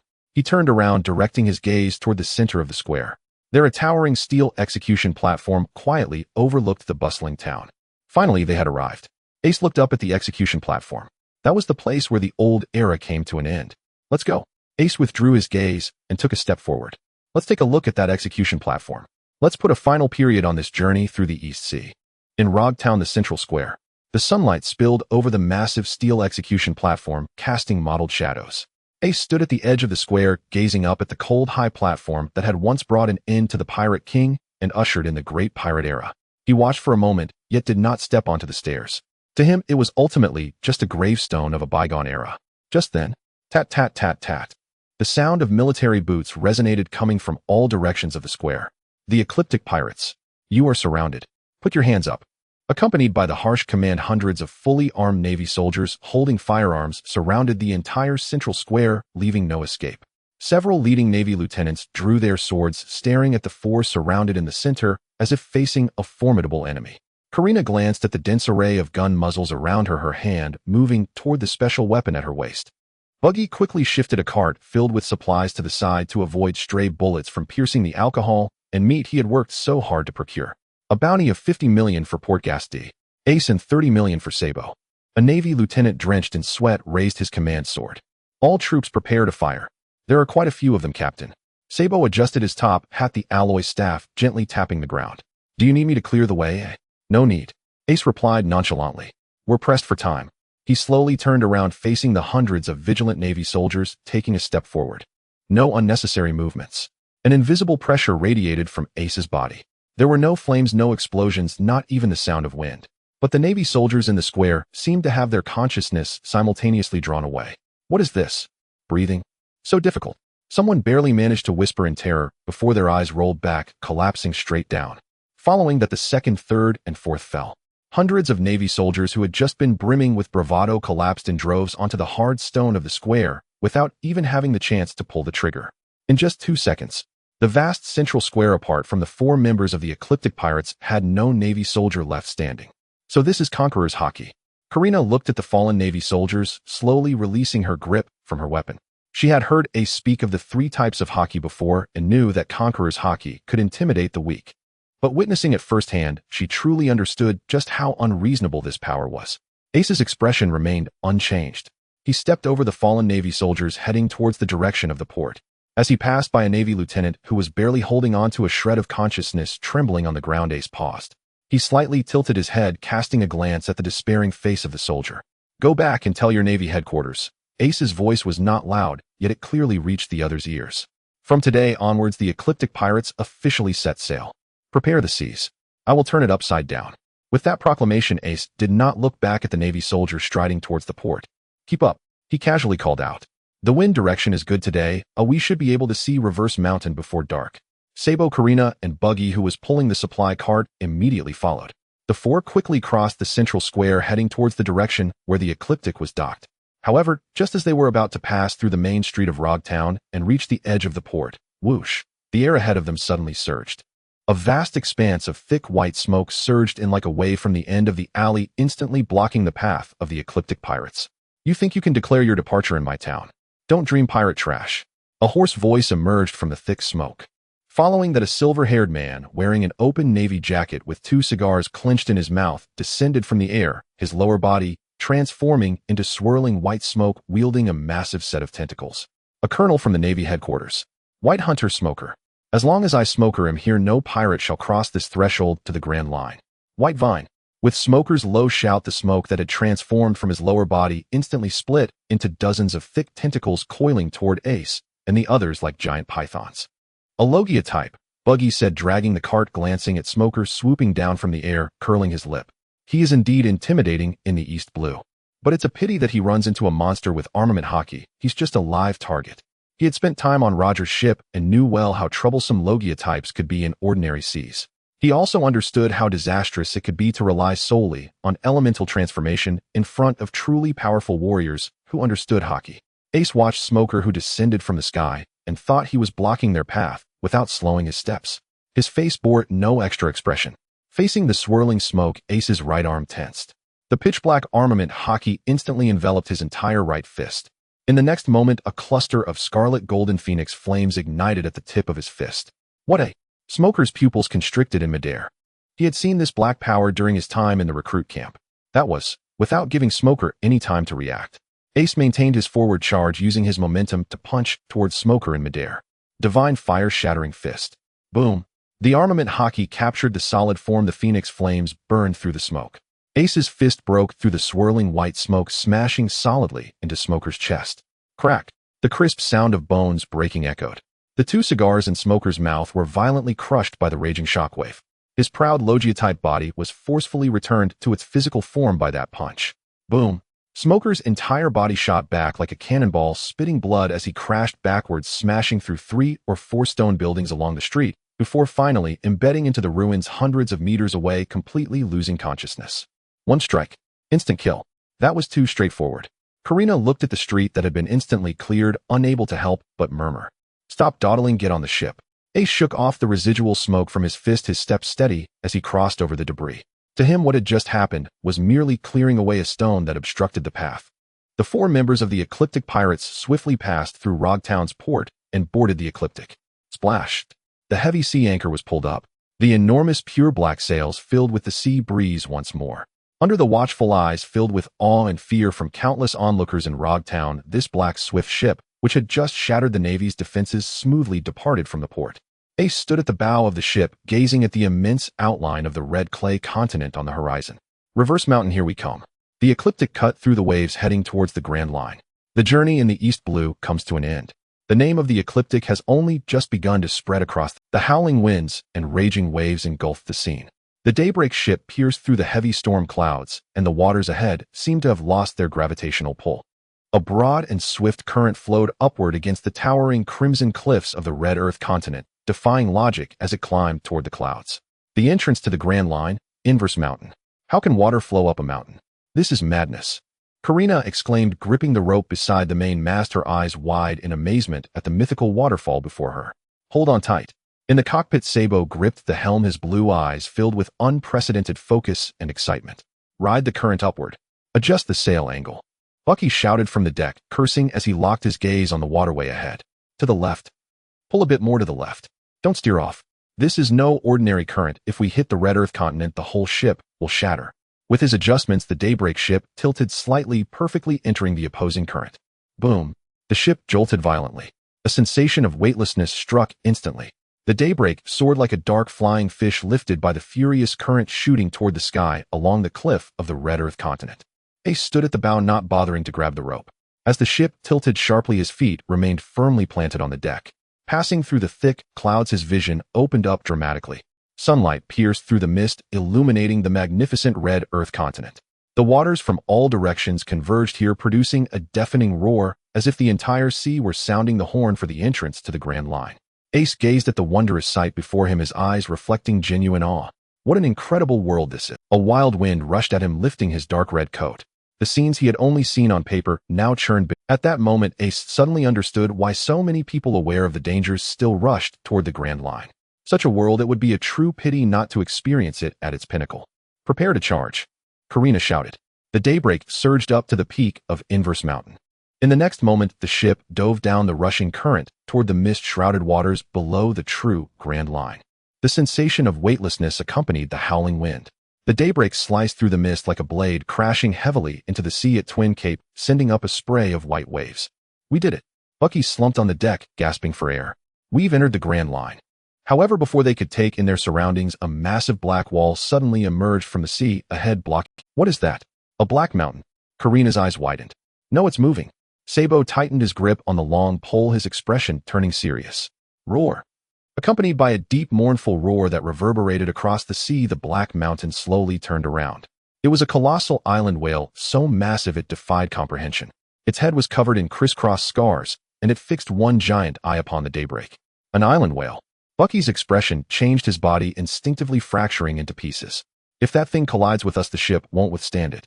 Facing this enormous creature that resembled a moving natural disaster, Ace raised his hand, signaling Sabo not to attack. He stepped to the bow, gazing up at the lonely whale that had waited for 50 years. Laboon. In his former fate, it had repeatedly rammed its head against the red Earth continent, trying to shatter the mountain in search of its long-lost companions. Looking at the horrifying scars on Laboon's head, Ace did not rush up to fight it like Luffy would. He simply took a deep breath, his voice spreading across the sea. Don't keep ramming your head against that mountain, Laboon. Laboon's movements halted. The giant eye slowly turned to Ace at the bow. The one you've been waiting for, the man with the explosive hair. The one who loves playing the violin is still alive. Ace stood at the bow, meeting Laboon's gaze. He is trapped in the Florian Triangle and cannot return for now, but he has not forgotten his promise to you. Hearing the words explosive hair and violin, Laboon's massive body trembled. It seemed to understand Ace's words, emitting a deep, mournful sound from its throat, as if releasing a cry that had been suppressed for too long. You don't have to wait for 50 more years. Ace's voice was steady yet clear enough. I will go to the Florian Triangle and bring Brook back. This is my... Laboon quietly gazed at the tall man before it. The giant whale, which had been agitated for decades, gradually began to calm down. It slowly sank into the sea, revealing only half its head, issuing a long and gentle call toward the Daybreak. This whale had waited far too long, and that man who had only bones left yet still kept his promise should not be trapped in darkness forever. Incredible. Karina released the rope, exhaling softly. It really understood him. Just then a voice spoke. Truly astonishing. I've waited here for decades, and this is the first time I've seen a pirate calm Laboon with just a few words. An old yet powerful voice came from the direction of the lighthouse on the shore. Everyone turned to look. An old man wearing a petal shirt and adorned with peculiar petal decorations on his head walked slowly from the lighthouse by Twin Cape, holding that day's newspaper. The moment Bucky recognized the old man's face, he froze in place. The next moment his eyes turned red and he scrambled to the ship's edge. Dr. Correja. His voice trembled with an excitement that even he couldn't contain. The old man on the shore was momentarily taken aback, his murky gaze landing on Bucky's familiar red nose. Oh, isn't this the apprentice from back on the ship, Bucky? Correja set down the newspaper in his hand, his eyes filled with a mix of surprise and nostalgia. What brings you here? I just saw in the newspaper that you joined a new pirate crew called Daybreak. As he spoke, Correja's gaze shifted past Bucky to the young man standing at the bow with black hair. That person was far too young.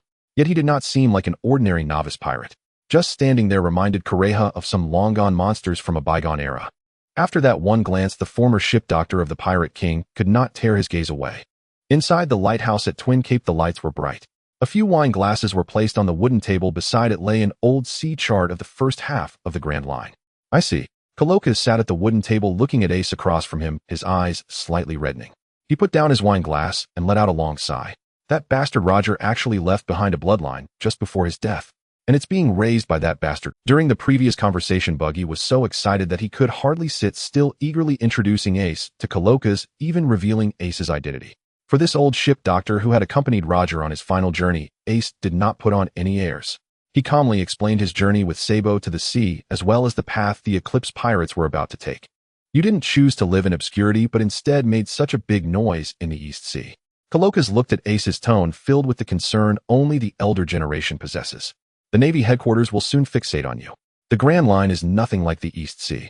The magnetic field's climate and those monsters lurking on various islands far exceed your imagination. As he spoke, his gaze turned to Karina. Did you bring the recording compass? Ready. Karina raised her wrist. On her delicate white wrist, the brand new recording compass swayed slightly under the light. Besides the main one, I also bought a few spare ones. I checked the recording time shell material and pointer stability. At least they are not the shoddy goods that deceive newcomers at the ports. Colokas nodded. That's good. He looked back at Ace's expression becoming serious. Just now outside, I sensed an astonishing wave of vitality emanating from you. Is that the ability of the devil fruit? Ace did not hide it. He raised his right hand. A cluster of crimson gold flames quietly ignited in his palm, neither scorching the table nor making the air inside the room hot, instead radiating a vitality that was almost unbelievable. Mythical Zoan Phoenix. Ace spoke calmly. Its flames allow me to regenerate at super speed like a phoenix, and can also affect others. Wounds, internal injuries, muscle tears, and bone damage can be rapidly healed with divine fire, as long as one is not completely dead. Colokas suddenly stood up. As one of the top doctors on these seas, he realized the value of that crimson gold divine fire the moment he leaned closer to the flames, feeling the everlasting power within his lazy demeanor completely vanished. This is simply a miracle in the medical field. Colokas murmured softly. After a moment, he looked at Ace, his tone becoming extremely serious. Ace, you may not yet fully comprehend what this fruit means in terms of strategic value for a pirate crew. Sabo put down his wine glass, his expression turning serious. Karina also stopped flipping through the sea chart. She quickly realized that Colokas was not referring to ordinary healing abilities, but rather a set of underlying rules capable of changing the growth rate of the entire ship. In these seas, even combatants under the four emperors often have their strength locked by their innate talent. Colokas pointed at his own body. People get tired, get injured, and leave internal injuries from repeated overtraining. These internal injuries may not show up on the surface, but once they accumulate to a certain critical point, they can become an insurmountable wall. This is how physical training works. The same goes for hockey training. It's not that many people don't work hard enough, but their bodies simply cannot bear the cost of further advancement. At this point, he looked at the cluster of Phoenix Divine Fire in Ace's palm. But your flames can erase this. The room fell silent. Colokas articulated each word. Muscle tears can be repaired. Bone damage, internal injuries can be repaired. The internal injuries left by hockey training can also be repaired. As long as your crew can endure the pain, as long as their will does not collapse, first you can push them to the limits time and time again and pull them back from the edge of those limits. Sabo looked down at his hands. He recalled the feeling of breaking through a bottleneck after Ace's divine fire healed his internal injuries during their training on the deserted island. At that time, he only felt that he was recovering too quickly. Until now, with Colokas pointing it out from a doctor's perspective, he finally understood what this meant. Karina frowned, beginning to think from another angle. If this is true, then the growth method of the Eclipse Pirates is not on the same level as ordinary pirate crews from the very beginning. Others need to calculate their losses, recovery cycles, and risks of internal injuries during training. But they only need to consider one thing. Can they endure it? Ace gently tapped the table with his fingertip. So as long as they have enough willpower and awareness, I can use Phoenix Divine Fire to support an entire extreme training system. Colokas nodded heavily. Theoretically, it's entirely possible. The flames will repair their bodies, but they won't bear the pain of the training itself. Those who can't endure will still fall. But if they can hold on. Colokas looked at Ace, his voice solemn. You will personally cultivate a crew of monsters tempered by extremes. Those who can't endure will still fall. But if they can hold on. Colokas looked at Ace, his voice solemn. You will personally cultivate a crew of... Why do I feel like the training in the future will become even more terrifying? Sabo glanced at him and laughed. Have you finally realized it?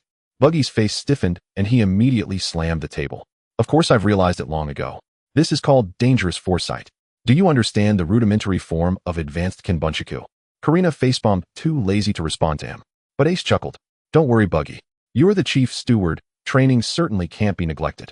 Damn, Captain. You really are planning something like this. Coloca's watched this scene, his face also showing a bit of, this ship is still very young. But youth also means infinite possibilities. That night, everyone chatted for a long time in the lighthouse. Coloca's explained the various dangers that can easily befall newcomers in the first half of the Grand Line to Karina and Sabo. Chaotic magnetic fields.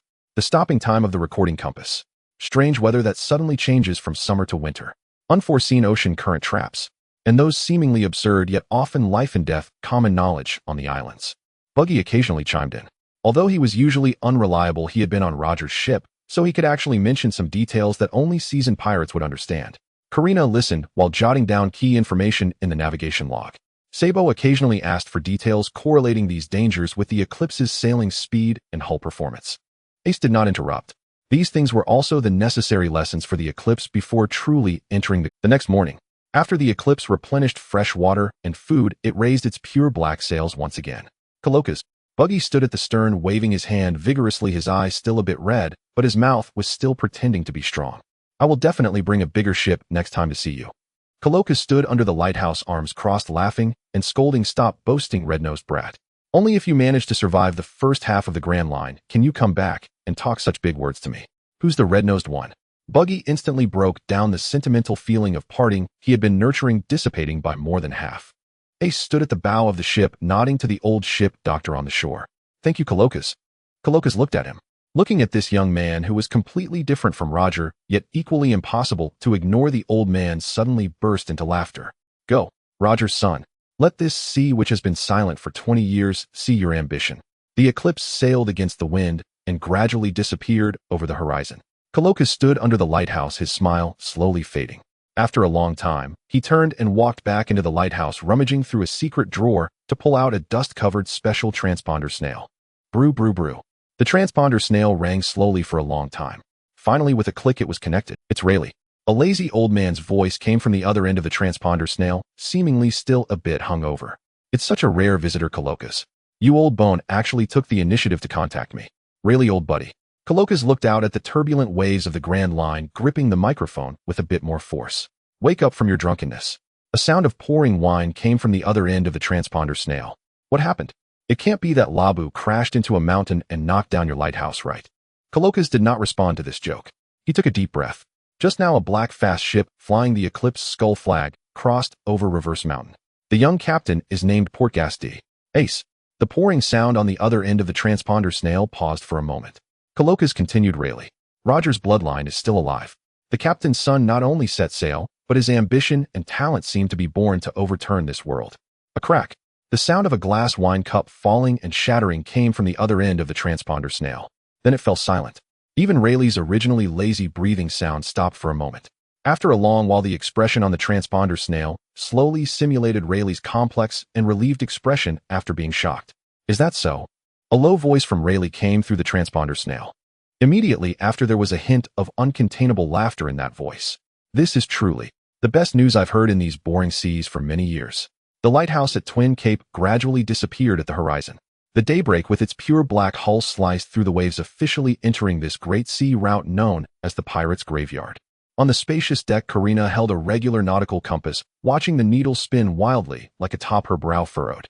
Is this the magnetic field of the Grand Line? Ordinary compasses are indeed completely useless here. She set the compass aside and took out a glass ball-shaped recording needle from her bag. Ha ha ha. Accompanied by a great laugh, Buggy strode over with his arms crossed, walking with an air of it. He looked at the recording needle in Karina's hand, his chin raised high, his face full of superiority. Scared are we newcomers from the East Blue?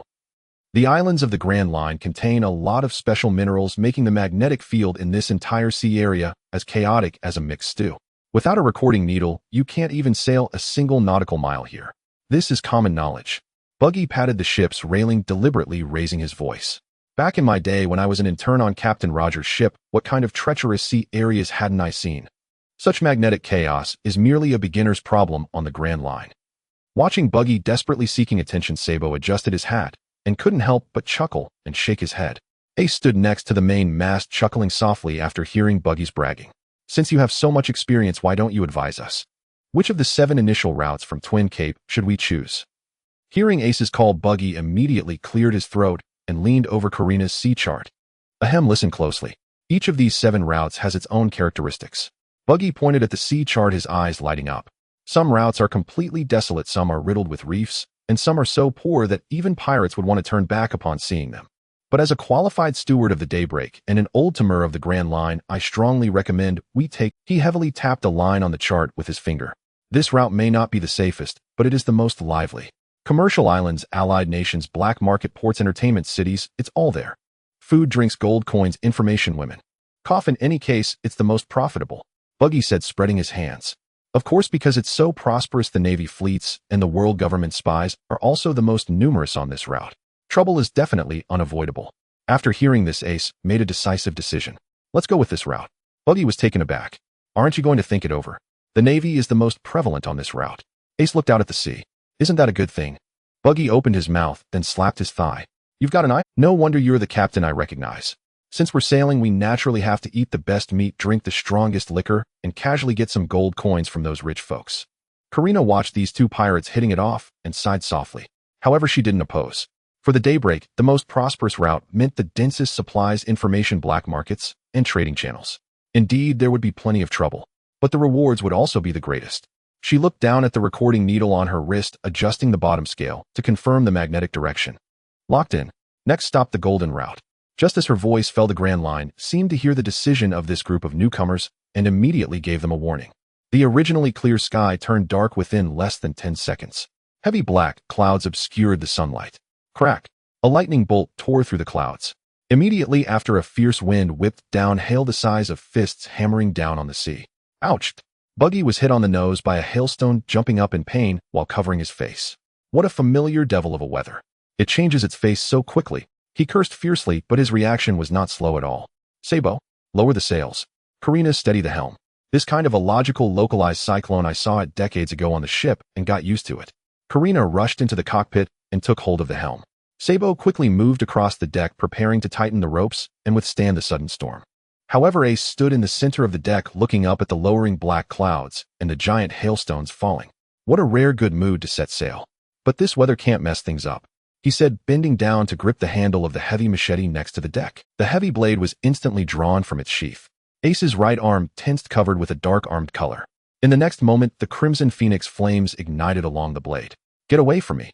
Ace gripped the sword with both hands, facing the low-hanging black storm clouds above. He swung the sword from below to above. Boom! The crimson wave of slashing flames shot up into the sky. The flames drew a bird-like silhouette as it crashed into the lowering black clouds. The heavy dark clouds were split in half by this slash. A crack thousands of meters long stretched across the sky. The hailstones that were about to hit the Daybreak were turned into large clouds of white mist by the high temperature of the slashing wave. With one slash, the storm was cleaved apart. Sunlight fell again through the crack in the clouds like a massive golden beam, showering the deck of the Daybreak. The sky is clear now. Ace casually sheathed the machete and clapped his hands. Karina, holding the helm in the cockpit, was momentarily unsure whether to continue correcting the course or to confirm if she was seeing things. Buggy looked up at the streak of fiery clouds in the sky that hadn't closed for a long time, his mouth agape for a while. Hey, is the weather of the Grand Line something that can be handled like this? Sabo, holding the ropes, chuckled softly. At least the captain thinks it can be. The sea surface ahead shimmered under the sunlight. However, this calm did not last long. With a deep rumble, the sea water retreated to both sides. A massive shadow resembling a small mountain slowly rose from the deep sea. Splashed.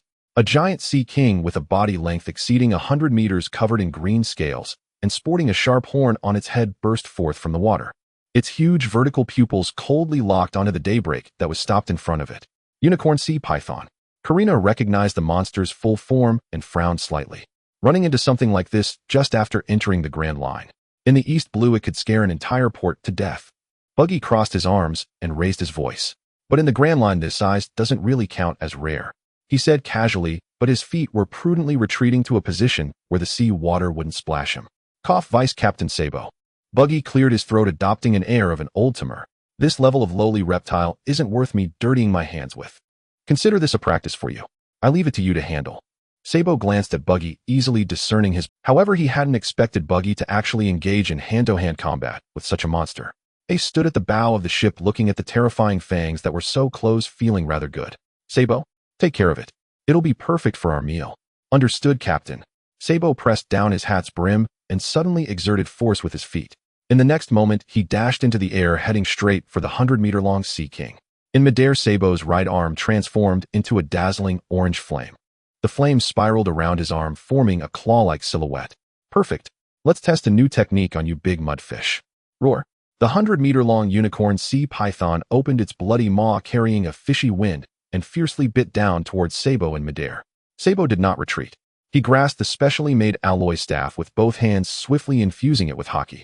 Immediately, an orange flame erupted from his palms, spiraling up the staff and forming a fiery dragon-like outline. Take this, big loach. Sabo twisted his body in midair, his entire being resembling a taut bow, striking down towards the enormous horn of the sea python with the staff. Flame Dragon Shatter Horn. Boom. The alloy staff, wrapped in power and flames, heavily struck the sea python's toughest horn. Accompanied by a deafening crack, the horn, capable of piercing a warship, instantly became covered in cracks and then exploded. Violent flames surged into the sea python's head through the broken horn. Accompanied by a deafening crack, the horn, capable of piercing a warship, instantly became covered in cracks and then exploded. Violent flames surged into the sea python's head. Beautiful. Ace stood at the bow of the ship, watching the massive prey rolling over in the sea, and chuckled. Sabo landed back on the deck with a moonwalk, adjusting his top hat and letting out a sigh of relief. The destructive power of the Logia type is indeed astonishing. When combined with haki, the effect is even better than I imagined. A Sea King of this size taken down with just one strike. Karina stood at the door of the cockpit, watching the scene unfold. Even though she already knew these two brothers were monsters, she couldn't help but gasp in amazement. Yaha. Buggy placed his hands on his hips, immediately adopting a pose of an old veteran. Well done, although it's still a bit lacking compared to Vice Captain Rayleigh's swordsmanship back in the day. As the Vice Captain, I have my eye on this strike, is still presentable. Sabo smiled and shook his head, not wanting to burst his bubble. Buggy. Ace turned his head and directly commanded, since you're so spirited, you take on the task of preparing the ingredients. Cut off the most tender loin and belly meat and throw the other organs back into the sea. Huh. Buggy's eyes widened. You want me to cut such a huge Sea King all by myself? Your chop fruit is the most suitable ability for processing such large ingredients. Ace leaned against the ship's railing, his tone leaving no room for negotiation. Those who don't work tonight won't have food. Buggy's expression stiffened. Damn tyrant captain. To ensure dinner, he could only cuss under his breath as he pulled out several sharp kitchen knives and activated his ability. His hands with the kitchen knives detached from his body like two agile birds, swiftly darting across the massive body of the Sea King, cutting and slicing. He kept cursing, but the cuts were steady.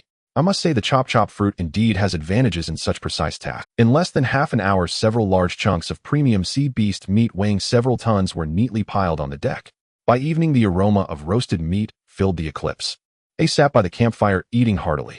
His consumption far exceeded that of ordinary people, and this high-calorie Sea King meat was just what he needed to replenish his training losses.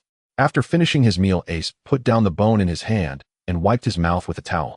He looked at Buggy, who was gnawing on meat, and then at Karina, who was holding a wine cup. Next, the Eclipse will enter a formal state of preparation. As soon as this sentence came out, everyone stopped their actions. Ace raised his right hand. A cluster of crimson divine fire quietly ignited at his fingertips. Dr. Kalokas said that this fire can instantly heal all bodily injuries. External injuries, hidden injuries, muscle tears, bone damage. As long as you still have a breath, I can bring you back. Buggy's roasted meat fell with a thud onto the deck. He suddenly had a very bad premonition. Ace continued, so starting tomorrow, the three of you will double your physical training compared to the original amount. Once you adapt, we will double it again. Captain. Buggy's face turned pale in an instant. People could die. Absolutely could die. Don't worry. Ace glanced at him. As long as you still have a breath, my fire can save you. Buggy covered his head, feeling utterly hopeless.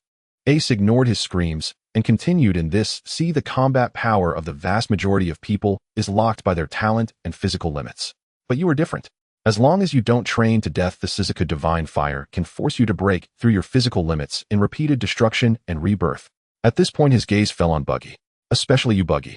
Buggy's body stiffened. Don't think that just because you ate a devil fruit, everything is fine. Haki is the foundation of the new world. You have wasted too much time in the East Blue, you need to pick it up again. If you haven't learned Haki before reaching Sabati Archipelago, I will tie you to the ship's anchor and drag you along. Buggy shivered, holding his head, feeling like he might cry. I was just an intern on Roger's ship back then. Do interns understand anything? What kind of intern gets forced to train to the brink of death? Sabo, chewing on roasted meat, laughed and added, now you're no longer an intern. You're the chief steward of the Eclipse. Buggy became even more distraught. Karina's fingertip paused at the edge of her wine cup. Instead of screaming like Buggy, she quickly grasped the value of this situation. In the Grand Line, one's own strength is the most stable capital. If Ace's Divine Fire can truly erase the costs of extreme training, then this training method will completely widen the gap between Eclipse and ordinary pirate crews. I understand, Captain. Karina nodded seriously. I will persevere. Good. Ace withdrew the Divine Fire and picked up another piece of roasted meat. At that moment, the record pointer on Karina's wrist suddenly made a slight shift, pointing straight towards the horizon ahead. She immediately got up and took out a telescope to look into the distance. Captain, I see the outline of an island. That's our first stop on this bustling route. The city of cuisine and hunting barks. The name sounds interesting. Sabo stood up, looking into the distance. Karina flipped through the intelligence manual she had bought at the black market and quickly skimmed it. This is a very special island. The outskirts are a bustling commercial port gathering wealthy individuals, nobles, and upscale restaurants from all over the seas. But its interior is a dangerous, ancient hunting ground. She swept her fingertip across the records in the manual. It is said to preserve the natural ecology from ancient times, with giant dinosaurs and mutated beasts everywhere. Many thrill-seeking wealthy individuals will spend a fortune hiring pirates or bounty hunters to enter the interior to hunt, then enjoy the finest game dinners in the surrounding restaurants. Dinosaurs and giant beasts. Ace's eyes lit up at once. This is simply a power supply station prepared for him. Moreover, ordinary cooks could not handle such massive creatures. Since this island is known as the City of Cuisine, and hunting it might indeed encounter some interesting characters. Full speed ahead. Ace stood up facing the sea breeze and said, let's go check if the prey on this island is enough to fill our stomachs. The next morning, the Eclipse successfully docked at the bustling port of Barks. The port area was bustling with people. Dressed in luxurious attire, merchants, nobles with bodyguards, well-equipped bounty hunters, and brokers selling hunting information crowded the dock. Sabo, Karina, Buggy. Ace stepped off the ship and scanned the port area. You three go to the outer market to procure supplies and inquire about the power distribution on this island. Then act freely. After saying this, he did not head to the seemingly magnificent upscale restaurants, but instead directed his gaze deeper into the island. There, obscured by massive trees, the distant sounds of beast roars could be faintly heard. I'll go explore the interior and see if I can get some truly top-quality ingredients back. After giving his instructions, Ace crossed over the outer isolation fence and walked alone into the primordial hunting ground. Deep in the jungle, towering trees blocked out the sun. The air was filled with the damp scent of earth and a faint, bloody smell. Ace walked in the jungle for more than 10 minutes. Suddenly, the bushes ahead began to shake violently. Accompanied by heavy footsteps, a Tyrannosaurus Rex over 30 meters long and covered in dark green scales roared as it charged out. It had half of some unknown creature's limb in its mouth, and its bloodthirsty vertical pupils instantly locked onto the seemingly tiny human in front of it. 30 meters level. Ace stopped his steps, looking up at the giant beast. Not bad size, muscle density should also be decent. He had no intention of dodging. His right fist slowly tightened, preparing to take down this convenient ingredient with a punch. Just as Ace was about to swing his fist, swish! A sharp sound sliced through the air, suddenly coming from above the treetops. Hey, you big guy. Don't smash its tenderloin with your brutish fist. If you ruin the meat's texture, I'll have to slice you up too. Accompanied by a crisp and fierce reprimand, a tall female figure descended from the sky like a bird of prey. Ace slightly raised his head. His observation hockey clearly captured the other party's movements. She was a woman nearly 9 meters tall. Her dark red high ponytail soared in the air, and she wore a tight black vest with a deep brown heavy leather apron tied over it. The apron was adorned with various types of kitchen knives clattering as she descended. The most eye-catching were the two knives she held. In her right hand was a black steel bone-chopping knife, almost as wide as half a door. In her left hand, she held a slender, sharp, strangely curved silver fillet knife. One heavy, one light. One rigid, one soft. Get down, big guy. The red-haired woman soared over Ace's head, her cat-like vertical pupils fixating on the Tyrannosaurus' neck. Her right hand swung the black steel knife down with a heavy wind pressure, directly shattering the Tyrannosaurus' hard scales on its neck. Then her left hand's fillet knife darted in like a viper's tongue, slicing along the spinal gap, using an almost artistic dissection technique to precisely stab into its vital spot. PSHHH. Blood splattered. The 30-meter giant beast, which even cannons struggled to penetrate its scales, was swiftly and neatly dismantled under the coordination of this woman's dual blades. The massive body crashed to the ground. The red-haired woman landed steadily on the Tyrannosaurus corpse, casually flicking the blood off her blades. She looked down at Ace, her gaze carrying a hint of impatience. Hey, big guy. The woman Leona looked down at Ace with a fierce tone filled with possessiveness. This Tyrannosaurus Rex is a prime ingredient I've been eyeing all day. Don't think just because you're tall you can snatch someone else's prey. If you dare to touch it, I'll slice you down with it. Ace stood his ground, unfazed by her threatening words. His gaze didn't linger on the massive Tyrannosaurus Rex, but rather on the open wound and the two knives in Leona's hands. In that fleeting moment of the slash, Ace's observation haki captured every detail. This woman didn't utilize any exaggerated sword energy. She relied entirely on her understanding of biological, skeletal, and muscular structures, using a heavy knife to shatter the armored defense in an instant, and then precisely slicing through the Tyrannosaurus neural center with a lighter blade. This butchering technique, akin to a skilled chef dismembering beef, preserved the fresh vitality of the prey's blood and energy to the greatest extent while retaining its fierce heat. Good knife skills. Ace observed the cut and glanced at the twin knives in her hands, his tone revealing unreserved admiration. He stepped toward the Tyrannosaurus corpse. However, in this vast ocean, the ownership of prey is usually determined by strength. Are you just another rude pirate who knows nothing of respecting ingredients and only knows how to steal? Leona's anger flared upon hearing Ace's obvious provocation. Recently, this island has been flooded with trash that uses poison gas and heavy firepower to brutalize prey in a bid to please the nobles of the world government. The terrifying black-haired man before her, though not employing such vile methods, still instinctively evoked her hostility. Since you're seeking death, I'll oblige. Leona shouted angrily, launching herself off the corpse of the Tyrannosaurus. Her towering figure, standing at 1.9 meters, resembled an enraged lioness descending towards Ace with a fierce wind. Swish! The black steel cleaver in her right hand sliced down with immense force towards Ace's shoulder. Faced with this strike capable of splitting rocks, Ace did not retreat, nor did he even cover himself with haki.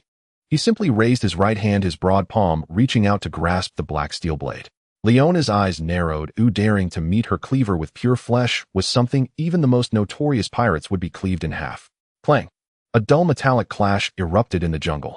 The coldness on Leona's face instantly. The recoil traveled up the blade into her arms, causing her hands to go numb. She stared in disbelief, her feline-like vertical pupils widening. Ace's right hand firmly grasped the black steel cleaver.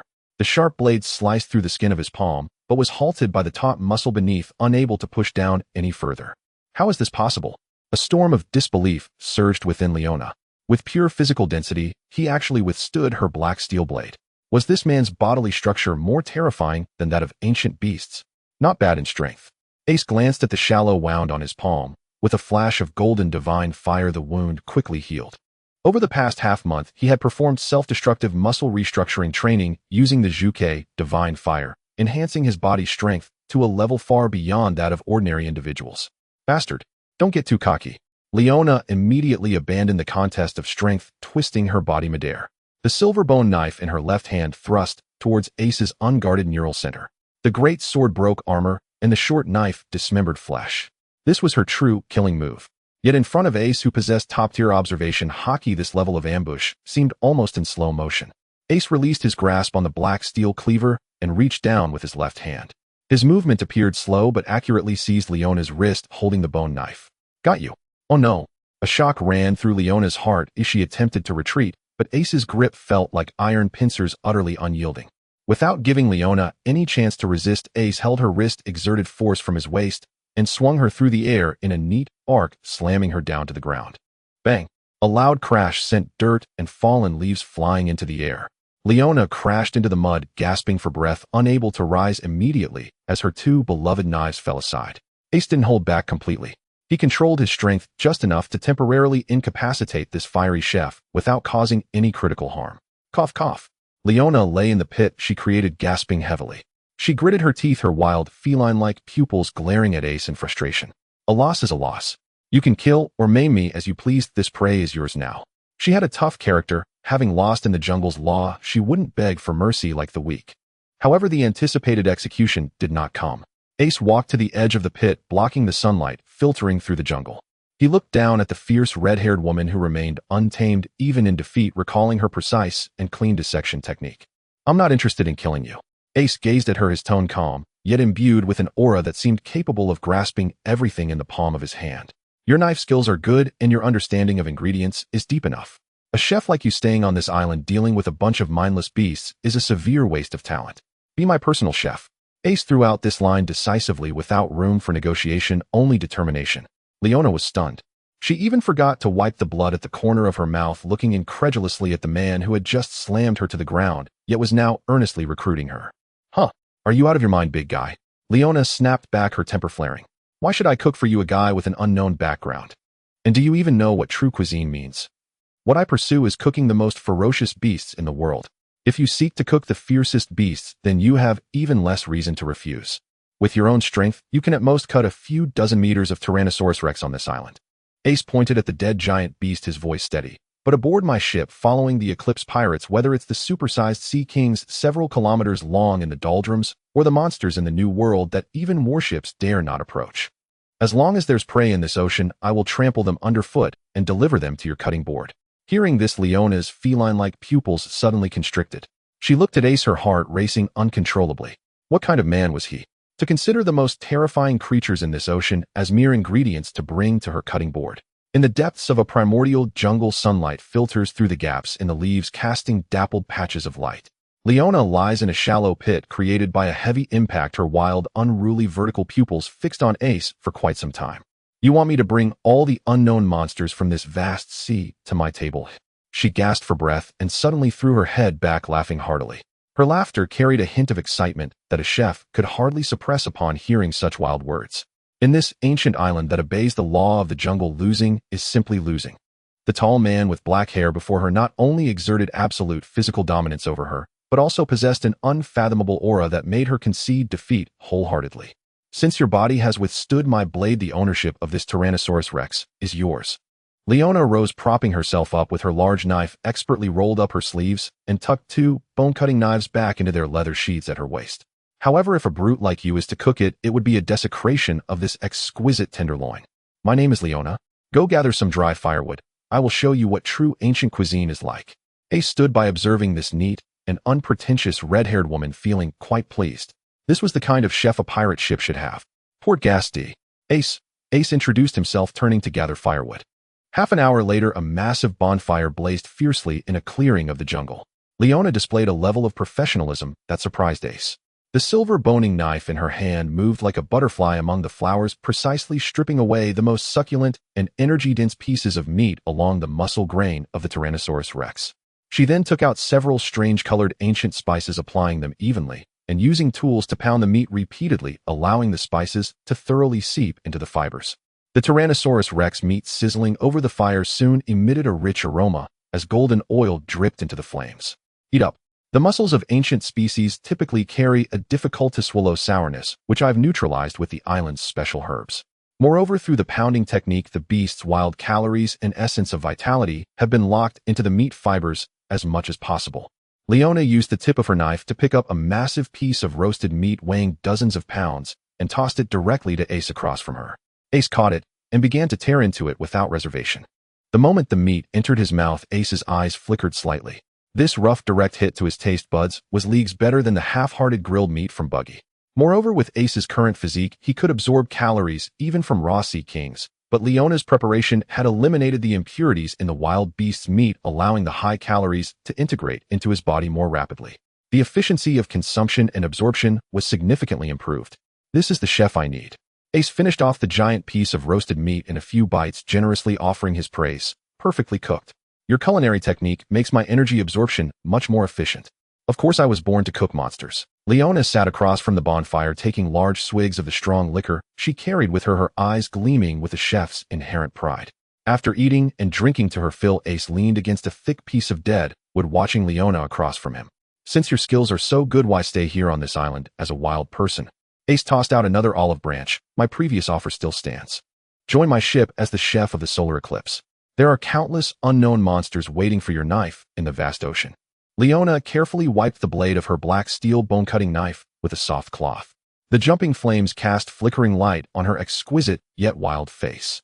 Go hunt gigantic sea kings in the windless zone. Seek out those mythical beasts that exist only in legends in the New World. Leona's movements slowed, and an unmistakable yearning appeared in her eyes. This is indeed an invitation that no chef pursuing excellence could refuse. But soon the warmth in her eyes faded. With a snap, she sheathed her bone-cutting knife and looked at Ace, shaking her. I cannot leave. I appreciate your kindness, Ace. Leona's voice turned somber. After you finish this meal, you should leave Baku's island as soon as possible.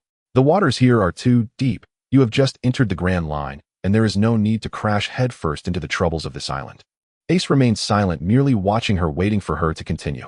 The outskirts of this island are a bustling paradise of food, but the ancient hunting grounds of this interior are nothing short of a slaughterhouse.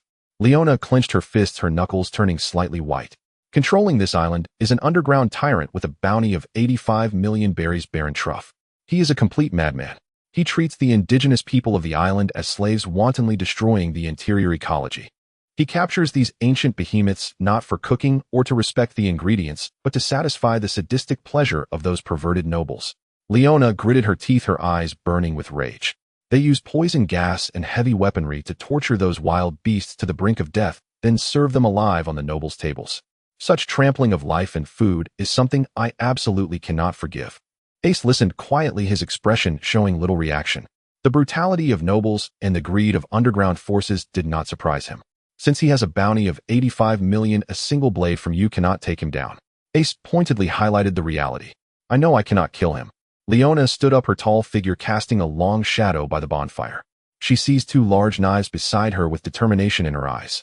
But deep within this island sleeps the guardian deity worshipped by our tribe for generations, an ancient gorilla that has lived for hundreds of years. It is the last dignity of this forest. Leona took a deep breath and turned her gaze deeper into the forest. That group of bastards led by Truff has long set their sights on that ancient gorilla. As the guardian of the tribe, I must patrol this forest day and night. As long as I am alive, I will never allow them to step into the mountains. She turned her head, looking at Ace, smiling freely. Thank you for your invitation, Captain Ace. If I am not dead in the future, and we meet again, I will cook you a roast. With that, Leona turned without looking back, like an agile lioness plunging back into the dense, dark, primordial jungle to continue her seemingly hopeless patrol. The bonfire crackled in the wind. Ace sat on the dead wood, watching Leona's disappearing figure without immediately getting up to stop her. He picked up the remaining piece of meat with bones beside him, chewing slowly while savoring the exquisite taste. Baron Truff with a bounty of 85 million berries. Ace murmured this name softly. If it were a normal gang feud, he wouldn't bother. But that red-haired woman was the first dedicated chef he had announced he wanted to recruit on his ship in the Grand Line. Seeing her trapped on this island by a group of poachers while protecting the ancient gorilla worshipped by her tribe was not the outcome he wished for. An ancient gorilla that has lived for hundreds of years, and those noble hunting parties that hunt solely for the thrill of killing. Ace stood up, his figure blocking most of the bonfire's light. He casually tossed the clean bones into the fire, the dark red cloak fluttering slightly in the jungle's chilling winds. He certainly wouldn't consider someone's faith as mere ingredients, but he had indeed developed a keen interest in the events that were about to unfold on this island. Ace stepped forward to extinguish the bonfire on the ground, heading in the direction Leona had left. Since she's the chef, I've taken a liking to this boring shackle, should certainly be broken by the captain. Outside of Baku's island, in the commercial port area. Unlike the ancient forest of the inland that is filled with a primal scent of blood, this place is a dazzling den of vice. Luxurious high-end restaurants lined the streets, and the air was thick with the rich aromas of precious spices and roasted meat. Make way. Get out of my way. If you damage this premium rum, you won't be able to pay for it, even if I sell you all. Baki, wearing sunglasses and dragging a heavy cart piled high with giant barrels, grumbled as he made his way through the bustling street. Back in the day under Captain Roger, I at least saw the world. Now I've fallen to the level of a porter for 2 East Sea brats. It's truly pitiful. As Baki wiped his sweat, he habitually muttered his old complaints. In front of him, Karina completely ignored Baki's grumbling. She wore a fitted trench coat and held a small abacus, standing in front of a spice shop while skillfully haggling 1/6 of the market price. If you don't sell well, just move on to the next shop. This ancient spice leaf that dispels the rancid smell of ancient beasts is only useful to us crazies who dare to enter the deep mountains. Regular merchant ships won't need it. Boss, you don't want this stock to rot in your warehouse, do you? The spice shop owner wiped his cold sweat and could only nod in resignation to agree to the deal. Standing aside, Sabo adjusted the brim of his hat and did not interfere with Karina's purchase. His gaze seemed casually scrutinizing the prosperous port town. He noticed that the laborers on the street serving dishes or carrying heavy loads, even chained like livestock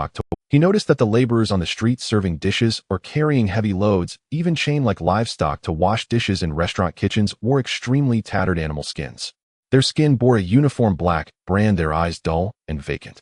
The prosperity of this island is indeed deeply tainted. Sabo withdrew his gaze, his eyes turning slightly cold. Not only tainted, but also highly profitable. Karina finished paying and walked over to Sabo, whispering, I just inquired a bit. This island is called the capital of cuisine and hunting because the actual ruler here is Baron Truff the Glutton. It's said that he is an underground tyrant with a bounty of 85 million berries and is an ancient type Zoan devil fruit user. He has taken control of this island, capturing all the indigenous people to use as slaves. Furthermore, he caters to the twisted appetites of the aristocrats from the world government, capturing ancient beasts from the inland. The rarer and more tormented the prey, the higher the price it fetches on those nobles' tables. Karina closed her notebook and shook her head. No wonder the outskirts are so prosperous. It's practically a black industry chain built on ecology and lives. Sabo did not speak immediately, but gazed at the branded indigenous people, his expression growing colder. His deepest disdain lay in the trampling of lives to appease decadent nobles. Just as the three were preparing to return to the Eclipse with their loaded cart, a sudden boisterous curse echoed from the "Get lost! All of you get out of my way! Can't you see?" Accompanied by heavy hoofbeats, a group of burly men in uniform black attire, fully armed, rode on several trained velociraptors, crashing recklessly through the crowded street. The vendors and pedestrians along the way were frightened and hurriedly dodged. A few indigenous slaves who couldn't evade were directly struck by the velociraptors, crashing heavily to the ground, bleeding, yet no one dared to help. At the head was a scar-faced man with a huge wild boar skull tattooed on his chest. He wielded a spiked whip, impatiently driving away the crowd. "Move faster. Baron's main hunting team has already entered the mountains today, and they aim to capture that ancient giant who has lived for hundreds of years alive. If we delay the supply delivery for the nobles, we'll all lose our heads." The originally spacious street felt a bit cramped due to Baki's cart loaded with 100 barrels of rum. "Hey, you with the red nose. Why aren't you pushing this broken cart into the stinking ditch? Blocking our Baron's escort team's path. Are you looking for death?" The scar-faced man arrogantly swung his whip, threatening to lash it at Baki's face. Watching the barbed whip, Baki halted his steps. He didn't dodge, but slowly raised his head, his complaints gradually fading away. Having been made to work as a porter by Ace today, he was already seething with anger. Now a mere nobody dared to tell him to push the hard-earned rum into a stinking ditch. Baki usually avoided trouble, but that didn't mean anyone could step all over him. "You blind, stupid pig." Baki took a deep breath, his hands adorned with haki-infused finger cuffs crackling as he clenched them, his gaze turning fierce. "This is rum from the Eclipse." Shattered cannon. Baki's right hand suddenly detached from his wrist, wielding the haki-infused cuff, and smashed fiercely into the scar-faced man's face. Bang! A heavy, dull sound of bone cracking echoed. The scar-faced man didn't even have time to scream. His nose bone caved in instantly, and he was thrown off the velociraptor, crashing through the glass window of an upscale restaurant. The sudden turn of events left the entire street in dead silence. Both the bystanders and the arrogant guards were dumbfounded. "You dare to lay hands on the Baron's men?" The remaining dozen or so guards reacted, drawing their firearms and swords, glaring furiously at Baki. "You dare to make us dump our purchases into the stinking ditch? You sure have more guts than that, Baron." Karina, having retreated to a safe distance, crossed her arms and chuckled lightly, as if watching a show. "It seems your Baron hasn't taught you what manners are." Sabo stepped forward slowly, standing in front of the cart. He adjusted his top hat, his blue eyes now devoid of warmth. These lackeys who bullied others to please the nobles stood right where Sabo despised the most. "You little brat looking for death. Open fire and turn him into a beehive." The guards shouted as they pulled the triggers. Bang, bang, bang, bang. A barrage of bullets whizzed through the air. Sabo didn't even make a move to dodge. In an instant, his right arm transformed into a dazzling orange flame. The bullets pierced through the flames, leaving no trace, not even a tear in his clothing. "Natural type." The guards widened their eyes in terror. "Since you love hunting so much." Sabo slammed his alloy baton heavily onto the ground, the baton enveloped in haki and flames, creating a blinding fire circle in the air. "Then let you experience what it's like to be roasted as prey." Boom. A pillar of fire erupted from the tip of Sabo's baton, surging forward along the center of the street. The flames avoided the shops on either side and the panicking pedestrians, consuming only the guards and velociraptors.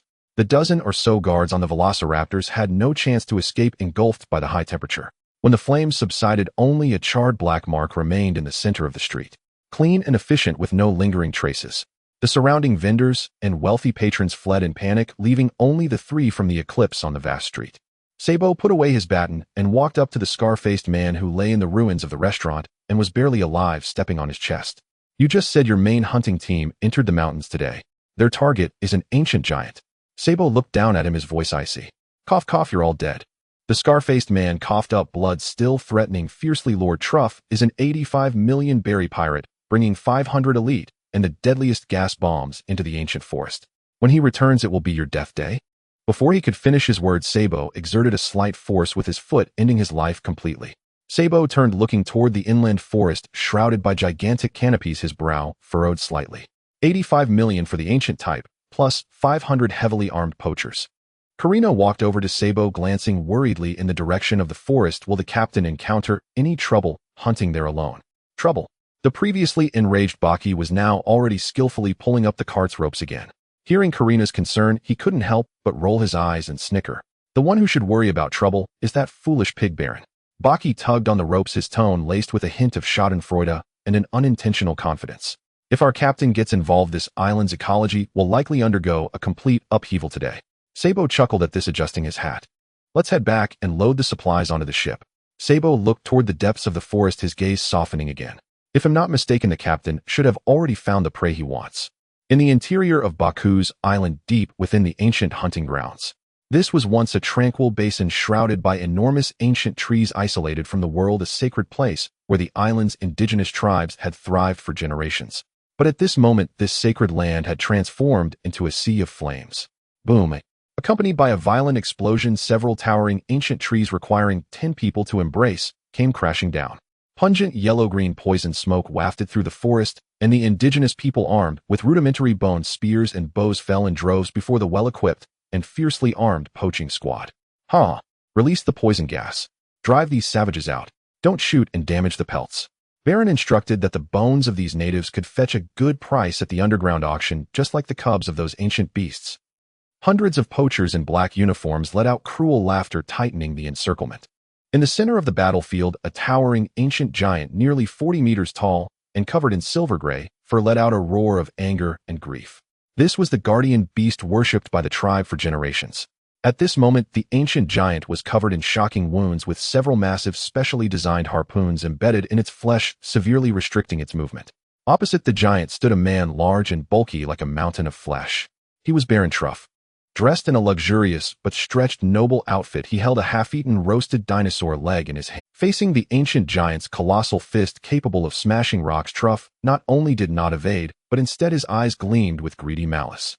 Ancient breed, giant pig fruit terror, tusk pig form. With a cold smirk, Truff's flabby body suddenly contracted and hardened, transforming into rough and resilient dark brown bristles and thick skin. His head became grotesque, like an ancient giant pig with two long and sharp tusks protruding from the corners of his mouth. Why not behave and let yourself be slaughtered, big monkey? Truff casually tossed aside the bone in his hand, his massive body slightly sinking as he clenched his right fist tightly. A layer of pitch-black armed color domineeringly enveloped his entire right arm and half of his body. Boom! The ancient giant's massive fist collided fiercely with Truff's domineering fist, producing a bone-cracking sound that made one cringe. The ancient giant, whose size exceeded Truff's by dozens of times, let out a painful wail. Its hard fist bone caved in before the armed color, and its massive body was forced to retreat, repeatedly smashing into a section of rock wall. Is this the strength of a guardian deity? Truly disappointing. Truff shook his fist, a scornful grin spreading across his face. If those big shots in Marioa hadn't changed their tastes recently, and specifically requested the brains of primates, I wouldn't have bothered to come to this deep mountain forest myself. He had once ventured through the New World in his youth, mastering the dual-color domineering. Later, he had climbed up the ranks of several nobles and returned to Baku's island to manage the paradise. The bounty had remained unchanged for years, leading many to underestimate his strength. Truff turned his head to the hunting officers behind him. You guys take half your men to seal off the forest surrounding. He coldly issued the order. Not a single fly can escape what happens here today. Understood, Baron. Several officers accepted the order and promptly led a large group of subordinates towards the surrounding forest. Truff turned back to look at the ancient giant, which lay in a pool of blood, while still attempting to protect the old, weak women and children behind it, a cold gleam in his tusks. Well, it's time for the main course. Just as Truff took a heavy step forward, preparing to deliver a fatal blow to the ancient giant. Swish! A sharp silver blade light suddenly sliced through the air from the side of the jungle, aiming straight for Truff's throat. Moi! Truff's observation Haki sensed the danger. He did not panic, his robust arm covered in armed color raised effortlessly. Clang! A piercing metallic clash resonated. The blade light, powerful enough to slice through rock, struck heavily against Truff's dark arm, only producing a shower of sparks, failing to breach his domineering defense. Get your filthy hands off our tribe's guardian spirit. Truff, accompanied by a furious and trembling scold, a wild dark red high ponytail flew in the air. Leona, like a raging lioness, gripped a black and a silver bone cutter tightly in her hands, crashing down between Truff and the ancient giant. Lady Leona has returned. The indigenous people suffocated by the poison gas and on the brink of death saw the tall figure standing in front of them, and hope and tears instantly erupted in their eyes. "Oh, I thought it was someone else. Turns out it's you, that little mouse hiding everywhere." Truff lowered his arm that had blocked the blade, looking at Leona, who was panting and had traces of blood from the previous attack by Ace at the corner of her mouth, and sneered in disdain. "What? Not hiding in the deep mountains as a wild person anymore? Planning to return to accompany your tribesmen and this big monkey to the afterlife?" Leona did not respond. She gazed at the devastated tribe, the tribesmen fallen in pools of blood, and the ancient giant barely breathing, her feline-like vertical pupils burning with an anger and guilt that seemed ready to drip blood. If only she hadn't delayed tracking that Tyrannosaurus and had returned sooner. "Even if it costs me my life today, I will drag you down to hell with me." Leona roared, her legs pushing off the ground. She channeled her strength and years of experience dismembering ancient behemoths into her twin blades. Bone removal dance of madness. The black steel knife and silver sharp blade intertwined in the air, creating a metallic storm. Leona charged into the enemy ranks, and wherever her blade light passed, poachers were cleaved along with their guns and armor collapsing with screams. She forcibly tore open a bloody path amid the encirclement of hundreds pressing towards Truff's face. The swordsmanship is indeed impressive. Truff stood still, allowing his subordinates to be cut down around him, his eyes showing no sign of fluctuation. Unfortunately, in this sea, without mastering the domineering body techniques, it's ultimately just unremarkable juggling. Buzz. Truff took a deep breath, the physical capabilities of the ancient breed giant pig erupting explosively. He did not evade Leona's cunning dissection technique, but instead charged toward the blade with a powerful headbutt. Clang, crack. The tusks covered in armed color crashed heavily against the black steel cutter. A wave of despairing strength surged through the knife handle. Leona felt as if her arm bones were about to crack, her grip on the knife handle instantly giving way, blood flowing down the handle. Puff. No matter how precise her technique, she could not break through that layer of armed color. Leona spat out a mouthful of blood, her entire body flying backward, crashing through several thick tree trunks before finally landing heavily at the feet of the ancient giant. Roar. The ancient giant let out a weak wail, extending its massive finger to try and shield Leona beneath it. Cough, cough. Damn it. Leona struggled to rise, but the excruciating pain from her internal organs left her with barely enough strength to grip the knife handle. The gap in strength felt like an insurmountable chasm. She despaired as she watched Truff and the remaining poachers step closer, one step at a time. Inject the giant with anesthetic and ship it out. As for this woman, Truff approached Leona, looking down at her with a cold glare. Chop off her limbs and throw her into the poison gas zone. Let her watch her tribesmen rot away slowly. Several poachers wielding heavy machetes grinned wickedly as they stepped forward, raising their slaughter knives high. Leona gritted her teeth, refusing to close her eyes. Even in death, she wanted to keep her eyes open, engraving the faces of these bastards into her soul. However, an image of a black-haired man sitting by the campfire devouring meat suddenly flashed through her mind. Send all the monsters existing in this sea to my chopping board. What an irresistible bastard dream. A tear of unwillingness mixed with blood flowed from the corner of Leona's eye. However, just as those machetes were about to descend, ready to sever her hands. Swish! A breeze suddenly swept across the edge of the battlefield. Immediately after, bang, bang, bang. The poachers who raised their machetes didn't even have time to scream before being knocked away by several heavy fists crashing into distant tree trunks, never to move again. The cold smile on Truff's face instantly froze. Amid the corpses and the stench of blood under Leona's incredulous gaze, Ace had somehow already stood in front of her. His dark red coat billowed in the hot wind. He did not shout about justice, nor did he pay attention to the terrified retreating poachers. He simply blocked Truff's path forward. Don't get it wrong, wild boar. Ace slightly tilted his head, his voice low, yet clearly reaching Truff's ears. This woman is the chef I have my eye on. What she guards is not something a scum like you can touch. Ace raised his hands, his dark armed color enveloping. Who allowed you to lay a finger on her? This question lacked much fluctuation, yet it struck the hearts of all poachers like a heavy hammer. Truff's small eyes squeezed into a slit by flesh narrowed slightly. The moment Ace appeared, his observation hockey had already sensed the dangerous aura emanating from the black-haired man. I thought it was someone else. Turns out it's the newcomer who broke the East Sea bounty record a few days ago. Truff spat out a mouthful of bloodied saliva and sneered. The Eclipse Ace with a bounty of 50 million berry. Not enjoying your fame in the East Sea, but running to the Grand Line to die, eh? Hearing about the 50 million East Sea newcomer, the hundreds of armed poachers around revealed the greed and cruelty of desperate men. In their eyes, the East Sea bounty was greatly inflated. 50 million was merely a slightly robust sheep, especially with Baron here. Baron, the captains have gone to the perimeter. leave this to us to handle. Several poacher squad leaders raised their rifles and grenade launchers loaded with gas canisters, openly displaying their murderous intent, shouting loudly, "Brothers, shoot this ignorant brat and those savages into a hornet's nest." Fire! Along with the roar, hundreds of dark muzzles and cannon barrels simultaneously aimed at Ace, as well as at Leona and the natives behind him. "Get down. That's high-concentration poison gas," Leona shouted desperately from under the ancient golem. However, Ace remained rooted, not moving an inch. He merely lifted his gaze toward the armed poachers. In the next moment, an invisible pressure spread from it. That pressure, however, bypassed Leona, the natives, and the ancient golem, crushing down only on the poachers. "What is this feeling? Help! Help me!" The sneering faces of the poachers on the verge of pulling the trigger froze instantly.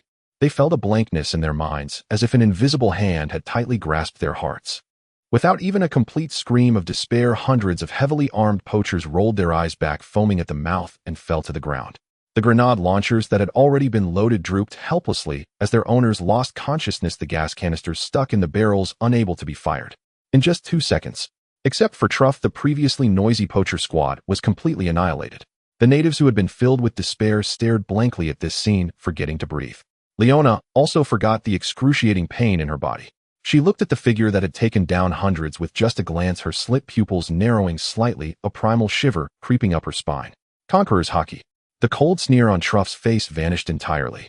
As an experienced pirate, he certainly understood what it meant to possess such rare talent among millions.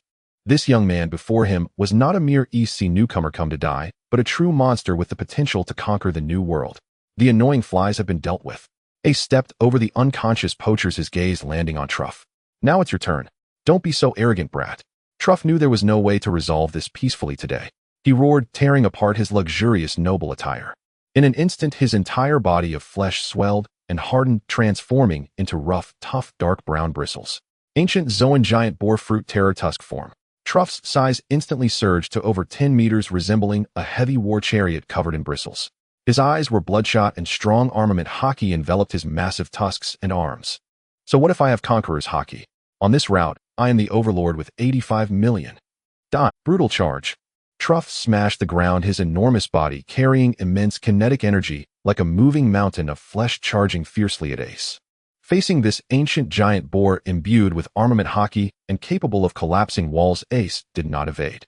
He sank his legs slightly as the rocks beneath him crumbled instantly. His palms were dyed pitch black with armament haki. Ace faced Truff's massive tusks, stepping forward instead of retreating, boldly extending both hands. Boom! The two bodies, one large and one small, collided fiercely in the center of the basin.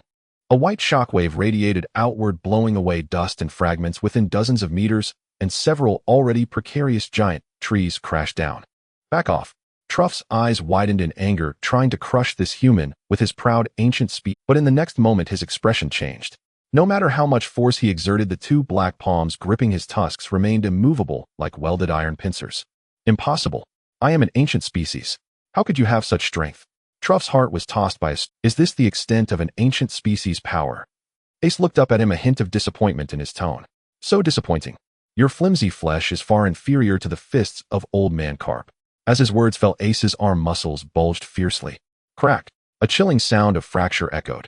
Truff's massive tusk, proudly covered in armament haki, was forcibly broken by Ace using pure physical strength and haki. "Ah!"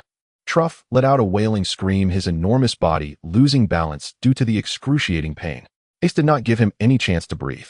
He released the broken tusk and clenched his right fist. The golden red phoenix fire ignited, intertwining with the pitch black armament haki, causing the surrounding air to slightly twist. "Watch closely, Leona." Ace slightly turned his head and said to Leona, who was lying behind, "This is the true top-level hunt." In the next second, Ace exerted force from his waist, delivering a straightforward uppercut that landed solidly on Truff's massive jaw. Divine Fire collapsing fist. The red-gold fire pillars soared into the sky along with this punch. Truff's enormous body, over 10 meters tall and weighing dozens of tons, lifted off the ground from this punch, like a lit cannonball brutally blasted into the air. The scorching divine fire spread along his jaw, burning through his proud ancient species defense and instantly igniting his thick bristle coat. Boom!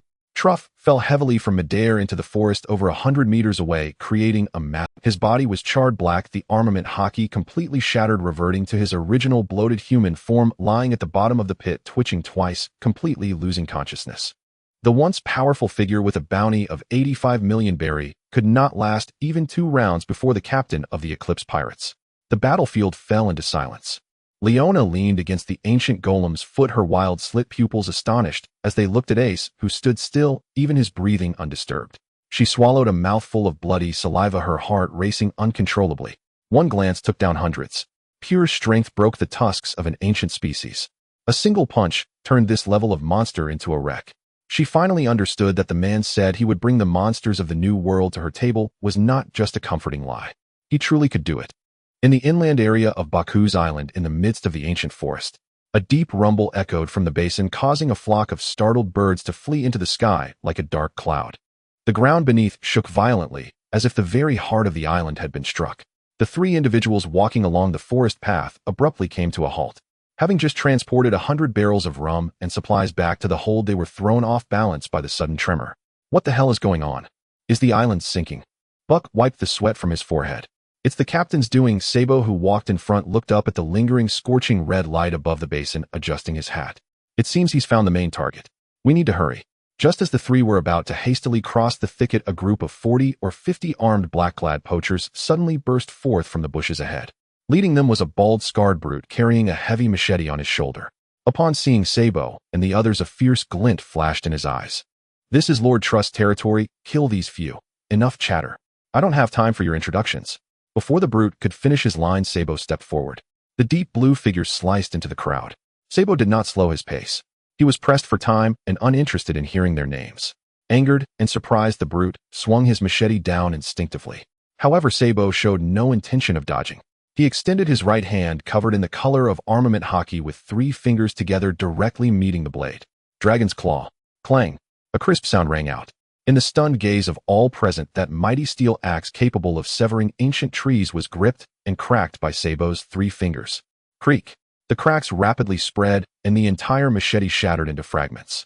Sabo took the opportunity to reach forward and grasp the brute's throat. Orange flames erupted from his palm, engulfing the brute in an instant. Boom. The flames exploded, and the brute was reduced to a charred corpse before he could even let out a complete scream, crashing heavily onto the roadside. The boss was taken down in 1 round. The remaining 2 poacher officers were so frightened their legs shook uncontrollably. Since you blocked our way, we'll clean you up too. Sabo turned his head, his voice calm. Buck, move quickly. Are you kidding me? Are you addicted to giving orders to me? Buck cursed loudly, but moved forward skillfully. A bunch of clueless frogs in a well today. I'll let you try. Seeing that a red-nosed man was approaching, the 2 officers attempted to use their numbers to corner him. The officer with the meteor hammer immediately raised his heavy steel round shield to protect himself, while the other, wielding dual daggers, prepared to launch a side attack. Buck sneered, and his body instantly shattered into pieces. His hands and forearms flew out from different directions, while his shoulders and elbows changed angles midair, continuously striking that round shield. Bang, bang, bang. A series of muffled sounds erupted on the shield's surface. Idiot. With such a light force, you think you can break through my defense? As the meteor hammer officer hiding behind the shield mocked him, Buck's head suspended in midair revealed a sinister smile. Who said I wanted to break your shield? Suddenly, the 2 fists that struck the shield split apart. In the next moment, several fingers equipped with folding blades slipped around the edge of the shield, with the thin blades springing forward to stab viciously at his eyes before he could react. Thud. Ah, my eyes. The officer screamed in agony, tossing aside his shield and rolling on the ground, frantically covering his face. Meanwhile, the dual dagger officer was scared out of his wits. Just as he intended to retreat, Buck's scattered body parts quickly reassembled into the outline of his upper body. A heavy iron fist landed squarely on his jaw. Immediately after, bang, the sound of a gunshot echoed through the forest. Standing back and observing, Karina's wrist was steady without a hint of tremor. The precise lead bullet pierced through the dual dagger officer's knee, rendering him completely incapable of resistance, and he fell to the ground screaming. With the mainstay falling one after another, the remaining dozens of grunts were already frightened out of their minds, turning to flee. Too late. Buck swiftly landed, assembling his body, and laughed as he pulled out a specially made red glass bead. Special edition Buck Bomb. The bomb was thrown toward the densest cluster of fleeing people. Boom. A blinding fireball erupted in the woods, and the shockwave swept fragments of wood and dirt away. Those elite poachers were consumed by the flames, their cries quickly drowned out by the explosion. When the smoke cleared, this poaching squad responsible for sealing the perimeter had completely collapsed, leaving only broken branches and scattered corpses on the ground. An easy cleanup. Buck adjusted his collar, raised his chin, and struck a pose reminiscent of an arrogant elder. If we were any slower, the captain's fight would be over. Sabo readily affirmed, striding ahead, first crossing over the devastated forest. Clearly it's my cover that was better. Karina neatly stowed her firearm and closely followed. The three no longer lingered, quickly walking along the cleared path towards the deepest part of the forest. When they parted the last layer of bushes and stood at the edge of the basin, the sight before them caused them to halt simultaneously. The earth was cracked. The basin, several hundred meters in diameter, resembled a site just struck by a devastating small meteor shower. The once dense ancient trees were flattened by powerful shock waves, and the air was filled with the acrid smell of charred fur and soil. In the center of the basin, a massive ancient wild boar akin to a small mountain lay on the ground, froth. Its proud hard bristles had been burned to ashes, its body twitched a few times, and it had completely lost the ability to resist. At the edge of the deep pit, their black-haired captain stood quietly with his back to them. Across from Ace, the tall and fiery red-haired female cook wielding two bloodied cleavers gazed at him with a complex and shocked expression. It seems the timing for dinner is just right here. Sabo adjusted his hat, looking at Ace, standing and scathed at the basin's edge, his eyes reflecting a pride and satisfaction belonging to the Eclipse Pirates. Good heavens, this fat pig is already roasting and oozing oil. Bucky leaned in for a closer look, unable to help but click his tongue in amazement, but it seems slightly overcooked. It's quite unappetizing to look at. Captain, the riffraff outside have been cleared. Sabo walked up to Ace, glancing at the destruction around them, resembling a landscape ravaged by meteorite impacts, as he adjusted his top hat. Ace nodded and turned around. Not a speck of blood stained him, and his breathing was steady, as if defeating a formidable foe had merely been an inconsequential warm-up. He ignored Truff in the pit and looked into the distance. There, the red-haired chef Leona was weakly leaning against the injured ancient giant. This guardian spirit of the tribe, having lived for centuries, was impaled with heavy harpoons that had barbed tips. The high-concentration poison gas bombs fired by Truff's subordinates had already entered its bloodstream through the torn wounds. Its massive body was gasping violently, each breath accompanied by coughing up black blood. The surviving natives around knelt on the ground, watching their guardian spirit's life force drain away, emitting sounds of despair and sorrow. Leona bit her lip hard, using her hands to push against the ground, trying to stand up and pull the harpoons from. However, she had just taken a solid headbutt from Truff, and her arms had suffered severe fractures. As soon as she exerted force, she fell weakly back into the mud. It's over. But the price is not small. Ace stepped through the ruins and approached Leona and the ancient giant. The giant's enormous eyes, gradually losing focus, warily glanced at this dangerous human, letting out a weak growl from its throat, trying to shield Leona behind its massive hand. Big monkey, don't be nervous. Ace looked up, meeting the ancient giant's gaze, speaking in a calm tone. If I wanted to kill you, you'd already be lying in the pit like that wild boar. Leona looked up, gazing at Ace, standing in the sunlight, her expression complex. Thank you, Ace. The troubles on this island have been resolved. She struggled to pull the corners of her mouth into a bitter smile. Unfortunately, this poison has already invaded the mountain god's insides. It seems I won't have the chance to cook that barbecue for you on your ship. The chef I have my eyes on must be brought along. Ace interrupted her. He slowly crouched down, extending his right hand. A cluster of crimson gold flames quietly ignited in the palm of his hand. There was no intense heat or explosive sense of incineration. The moment this crimson gold divine fire appeared, the toxic gas and the stench of blood in the air dissipated as if they had encountered a natural enemy. A surge of immense, ancient, and warm vitality swept across the scarred basin. Karina and Bucky, standing in the back, felt this strange warmth and couldn't help but widen their eyes. What kind of fire is that? Leona was stunned. Ace did not explain. He directly pressed his palm, burning with crimson gold divine fire, against Leona's bloodied and fractured arms. Hiss! The divine fire instantly spread, enveloping Leona's entire upper body. Leona instinctively closed her eyes, expecting to face the excruciating pain of being burned alive. But the next second, she suddenly opened her eyes. There was no pain. The crimson gold flames, as if possessing life, penetrated into her flesh. She could clearly feel her fractured bones rapidly fusing at an unnatural speed, the torn muscle fibers reweaving under the nourishment of the divine fire, even more resilient than before. In less than 10 seconds, when Ace withdrew his hand, the wounds on Leona's arms had completely disappeared, leaving no scars behind. If not for the bloodstains still on her clothes, she would even suspect that the severe injury was merely an illusion. How is this possible? Leona clenched her fists in disbelief, feeling a more abundant power within her than before. Stop daydreaming. Ace stood up, shifting his gaze to the ancient giant on the verge of collapse and the poisoned and injured natives around. Since I've seen what she guards, I won't let the Grim Reaper take it away easily. Ace spread his arms. accompanied by a piercing cry of a divine bird that pierced through the clouds. Two massive crimson gold wings erupted behind him. Vermilion Bird Nirvana. Ace shouted softly, suddenly flapping the crimson gold wings behind him. A rain of crimson gold fire fell like meteors, precisely landing on the ancient giant's massive body, as well as on each surviving native in the basin. A miracle descended at that moment. The deadly toxins within the ancient giant were purified and expelled by the overwhelming high temperature upon the divine fire's touch. The wounds, deep enough to see the bones visibly, healed at an astonishing speed, and the heavy harpoons embedded in its flesh were gradually pushed out by the newly grown muscles clattering to the ground. The clan members who had fallen in the pool of blood still clinging to life opened their eyes one by one. They touched their restored bodies, staring blankly at the black-haired man, with fire wings, their eyes filled with disbelief. Roar! The ancient giant suddenly stood up, pounding its broad chest, letting out a powerful roar that echoed throughout the entire ancient island. Its injuries not only healed, but even under the baptism of the divine fire, its fur became shinier, and a hidden strength surged within its muscles. The giant lowered its massive head, looking at Ace, standing on the ground. This spiritually endowed behemoth, having lived for hundreds of years, surprisingly knelt on one knee, pressing its enormous fist against its chest, bowing its proud head to this human as a gesture of utmost respect. All the natives also knelt down, crying tears of joy. Ace's wings slowly retracted, returning to calm. An elderly chief, supported by the tribe members, walked over. He first deeply bowed to Ace, then turned around to look at Leona, who was still in shock, standing aside. Leona. The chief's voice trembled, tears glistening in his eyes. All these years you have endured so much. To protect us and the mountain god, you locked your best years in this forest. Elderai. Leona opened her mouth. The Baron who has been plaguing this island has been defeated, and our benefactor has granted us a new life.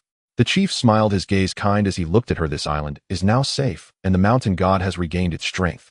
You no longer need to see the tribe as your shackles. The chief pointed to Ace, who was standing not far away. Go on, child. Go pursue the sea you have always yearned for. That great man is a captain worth following. The ancient giant also extended a massive finger, gently nudging Leona's back, letting out a gentle low sound, as if sending her off. Leona looked at the tribe she had grown up in, watching her healthy kin and the mountain god. Finally, her gaze settled on the black-haired man not far away who was looking at her. This man crushed her enemies, threatening her in the most direct way, and with nearly miraculous flames severed the shackles that bound her dreams. Leona took a deep breath. She swiftly drew the black steel bone-cutting blade and the silver bone-picking dagger from her waist, walked up to Ace, and without a hint of hesitation, knelt heavily on one knee. The two renowned blades, stained with the blood of countless giant beasts, were presented in a cross shape, solemnly pressed into the dirt at her feet. I, Leona, have only two things I admire in my life: the finest ingredients and the power to conquer those ingredients. Leona lifted her head, her wild vertical pupils still reflecting shock, yet devoid of any retreat. Portgas D. Ace.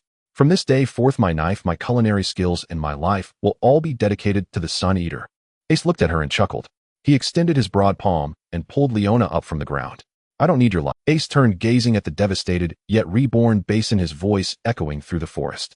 All I need is for you to prepare the finest feast on this sea for the Sun Eater pirates. Bucky, Sabo, Karina, and you all. Inform everyone in the tribe. Tonight we feast. The night sky over Bacchus Island was adorned with countless stars. In the center of the once desolate basin, a large bonfire now blazed. A grand feast belonging to the indigenous people, guardian beasts, and the Eclipse Pirates was in full swing amidst the ancient forest. Stay away, you're getting in the way. 1 second off the timing can ruin everything. By the bonfire, Leona, wearing a deep brown heavy leather apron, unceremoniously kicked away Baki, who was trying to sneak a bite. She did not allow anyone to interfere, single-handedly taking charge of the meals for the several hundred people present. The ingredients for tonight were not unusual, consisting of the most common wild boars, giant birds, and some ubiquitous ancient mushrooms and wild vegetables. This was the last farewell meal she prepared for her tribe as the former guardian of the clan. Leona's figure moved briskly between the large roasting racks and stone pots. The sharp knife in her hand glimmered like a silver butterfly, slicing the wild boar meat into evenly thick slices along the grain. The rich soup in the large pot bubbled, and even the most ordinary ancient wild vegetables released a rich aroma that tantalized the taste buds under her careful seasoning. When the first batch of roasted meat and thick soup was served on the long table, the entire basin erupted in excitement. Wow, this is so delicious. Baki, with a large piece of roasted meat in his left hand and a bowl of hot soup in his right, devoured the food with grease dripping from his mouth, his eyes brimming with tears of joy. This skill of turning ordinary ingredients into treasures is something I never experienced even aboard the Oro Jackson. Sabo sat on a log, elegantly cutting a piece of roasted meat and putting it into his mouth. Normally not picky about food, he could not help but widen his eyes in genuine admiration, saying, "The timing is perfect, the juices are completely locked into this is truly remarkable culinary skill." Seated at the main table, Ace was undoubtedly the star of this feast. His empty plate had already piled up into a small mountain. Leona's cooking made the once rough forest beast meat more palatable. Ace tore into the roasted meat, the high calories quickly replenishing his body, even offsetting the exhaustion from the recent battle. "Bring me another 50 pounds. Ace shouted with a smile to Leona by the fire after swallowing his last bite of meat. "Eat, eat, eat. All you do is eat." Leona scolded him with a frown, but carried out her task, swiftly tossing a large plate of freshly roasted beast legs onto the table in front of Ace. Though she scolded him fiercely, seeing Ace and the tribe members eat heartily made her cut even faster. The ancient giant sat not far away, happily drinking fruit wine from an oversized wooden barrel, occasionally letting out a hearty growl. The indigenous people surrounded the bonfire, singing and dancing, their laughter echoing through the night sky. This farewell feast, filled with warmth and bonds, continued until the early hours of the morning, before gradually calming down. The next morning, the outer harbor of Bacchus Island welcomed a long-awaited tranquil dawn. The Eclipse was quietly docked by the shore. Ace stood at the bow of the ship, stretching his tall frame against the slightly chilly sea breeze. Two figures walked up the gangway. Sabo carried a heavy black leather case, while Karina held her nautical charts and an abacus, both appearing to be in good spirits. "Good morning, Captain," Sabo greeted as he stepped onto the deck, placing the leather case aside. "After the second half of last night's feast, Karina and I went to the harbor area to clear out the underground treasury left by the Baron of Gluttony. As expected of a local tyrant who has been entrenched here for years, the spoils are astonishingly rich," Karina said with a smile, patting the leather case. "In addition to a large sum of cash, we also seized a considerable amount of high-quality nautical supplies. Now the logistics for the Eclipse are thoroughly stocked." "Well done," Ace nodded with a smile. With these two in charge of the overall situation and logistics, he could truly take it easy as the captain. Ace looked at the recording needle on Karina's wrist. "Is the needle's magnetism fully charged?" "Yes, it has been fully charged since early this morning." Karina opened the nautical chart, glanced at the direction of the needle, her expression turning serious. "However, based on the intelligence gathered from the Baron's lair, the next island the needle has locked on seems to be in a rather dire situation." "Oh." Ace poured himself a cup of water and casually asked, "Is the weather severe?" "The weather is secondary," Karina pointed to a coordinate on the map. "It is an island famous for heavy industry and weapon manufacturing known as the Iron Nation. But intelligence indicates that the country is currently embroiled in a full-scale civil war, with fighting breaking out everywhere." "A war-torn country." Ace looked out at the shimmering sea ahead and decisively stated, "That's perfect. The Eclipse will inevitably face storms in the future and will require top-notch steel for repairs and modifications. Since they are at war, they must have an abundance of quality metal and ready-made weapons." Ace waved his hand, said, "Whatever the civil war, as long as it doesn't block our route, it's fine." Just as the three were conversing, a heavy sound of footsteps approached from the road leading to the dock. A massive, ancient giant slowly walked, escorting a group of people to the front of the ship. The tribe's elders and members stood on the shore, tearfully waving goodbye to the tall, red-haired figure. "Big monkey, go back now," Leona said, carrying an exaggeratedly large backpack that was bigger than her entire body. It was filled with her treasured kitchenware, knife, oils, and specialty spices that her tribe members had insisted she take. "You need to patrol the territory every day from now on. Don't let any more chaotic characters scheme against you." The ancient giant let out a low and gentle groan, gently patting the sandy ground beneath him as if bidding a final farewell. Leona's eyes were slightly red. She took a deep breath and turned to step onto the gangplank of the Eclipse. "Put the luggage in the ship's kitchen." Sabo stood on the deck, smiling and greeting her. "Welcome aboard, Leona. They'll be counting on you for the meal. Leave it to me." Leona unloaded her heavy backpack, heartily patted the black steel cleaver at her waist, and looked around the spacious black fast ship with anticipation for the new journey. She looked up at Ace, who stood in front. Ace smiled as he watched Leona board the ship. "Everyone's here, let's set off." Baki raised the anchor. "Target the Iron Nation." Got it. "Raising the anchor is my job," Baki complained, but his movements were swift as he skillfully ran to turn the winch. The massive, pure black sails fell with a thunderous sound in the morning breeze. The Eclipse sliced through the waves like a black blade, steadily departing from Bacchus Island's harbor under the watch of the indigenous people and ancient divine beasts. Ahead of them lay a war-torn country filled with steel and gunpowder. The Eclipse sailed steadily across the surface of the Grand Line. The morning sea breeze carried a hint of chill. On the spacious rear deck, Leona was wielding two heavy bone-cutting swords in her daily practice, while Karina was checking the accounts and Buggy was diligently polishing the cannons. "Everyone stop and gather around." Ace pushed open the cabin door and walked to the center of the deck. Hearing this, Sabo also put down the navigation log in his hands, and the four quickly gathered on the deck. Before we formally step into the deeper battles of the Grand Line, I need to give you a theoretical lesson on the core power of this sea. Ace's gaze swept across the crowd, his tone calm, yet serious. Upon hearing this, Karina closed the account book. Leona put away her sword, and everyone became attentive.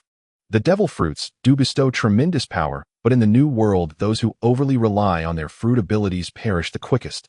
Ace extended his right hand devoid of any fruit ability fluctuations, yet his entire right arm was suddenly covered with a layer of pitch-black hard luster. Haki. Ace looked at the black layer and explained, "This is the latent power hidden within humans and indeed within all races. It is essentially the embodiment of momentum, breath, and intimidation. Yet the vast majority of people go their entire lives without perceiving or guiding it." Haki is divided into 3 types. The first type is Kinbunshika Haki. Ace dissipated the blackness from his hand and pointed to his head. This is the ability to intensely sense the presence of opponents. Once mastered, it allows one to read the position and number of enemies beyond their line of sight and even predict their next attack movements. In the skies of the Grand Line, this power is known as the Heart Network. Those who cultivate Kinbunshiku to its peak can even briefly foresee the future in battle, perceiving facts that are about to unfold shortly. Some individuals are born with a special Kinbunshika Haki, like Ace's ability to hear the voices of all things, which helped him find the phoenix fruit.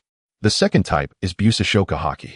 Ace clenched his fist again, and the layer of pitch-black luster reappeared. It's like putting on an invisible armor. It enhances both defense and attack power, but more importantly, it is the universal means to counter devil fruit users in these waters. With it, you can capture the elusive forms of Logia-type users. At this point, Buggy swallowed hard, deeply resonating with the explanation. Back on the Oro Jackson, he had witnessed Vice Captain Rayleigh using Haki to cut down those Logia pirates who thought themselves invincible. However, Ace changed his tone. Busashoku can capture physical forms, but it does not negate the abilities of the user. For example, a mass of high-temperature flames, if you strike its physical form with a Haki-covered fist, it can indeed cause damage, but the flame's heat will still burn you. Thus, the advanced application of Busashoku was born, Flow.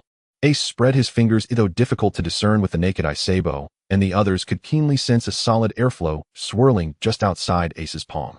Do not rigidly confine Haki to the surface of your skin as if it were a hard shell, but consciously guide it to the surface of your fist or weapon, allowing it to form a flowing entanglement.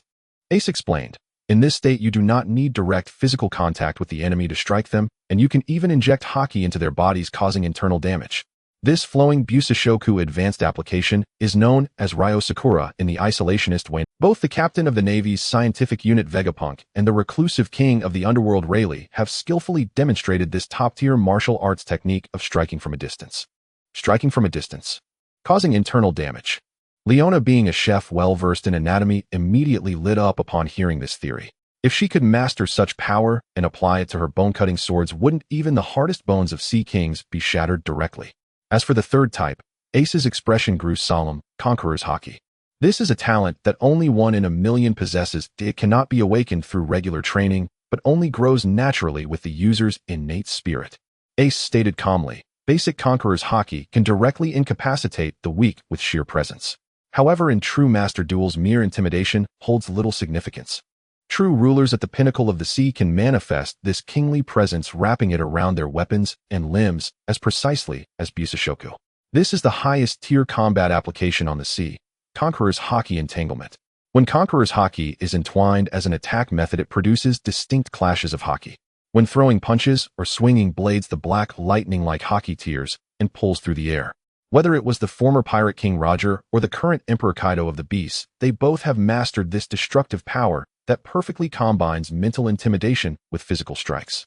After Ace's explanation, the entire deck fell silent. "Captain, what you just mentioned about Conqueror's Haki entanglement." Buggy wiped the cold sweat from his forehead and tentatively asked, "Could it be that you have mastered it?" "Not at all." Ace did not conceal his progress. "At most, I can only achieve a certain degree of external manifestation and internal damage with Busashoku. As for Conqueror's Haki entanglement, that requires absolute mastery of spirit, which I am not yet capable of." Ace looked at his palm, his expression clear. He knew well that although this body had been honed to be sufficiently strong, reaching the level of unleashing black lightning with a single blow like Roger or Kaido required true life-and-death combat to refine. Therefore, this is our upcoming sailing goal. Ace turned around to face his crew. "Sabo, your foundation in Busashoku is the most solid. With the assistance of the Mara Mara, Nomi strive to reach the threshold of flow before we arrive at Sabati Archipelago.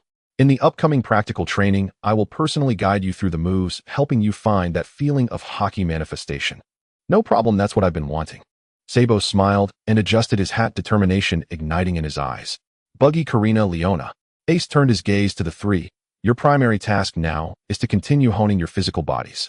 Only when the physical vessel is strong enough can it perceive and endure the awakening of hockey. During your training, Sabo, and I will guide you, helping you bring out Kinbunshoku and Busashoku. Ace looked at them and suddenly smiled. You are the partners I chose. There are countless monsters in the new world, and I do not wish to see any of you fall on future battlefields. We must climb to the top together and turn this world upside down, which requires everyone to possess the power to shred our enemies.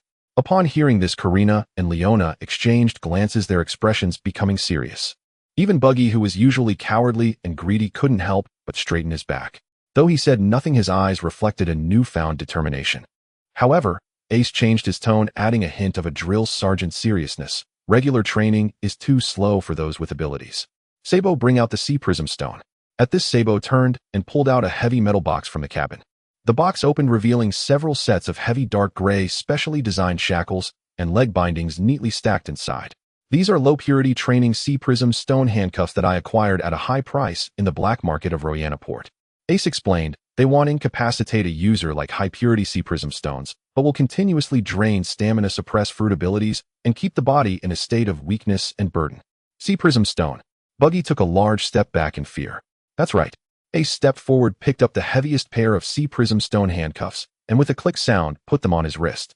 Instantly, a strong sense of weakness surged through him, and Ace's body sagged slightly, but he forced himself to stand upright using his physical strength. Though the devil fruit brings power, it also fosters dependency.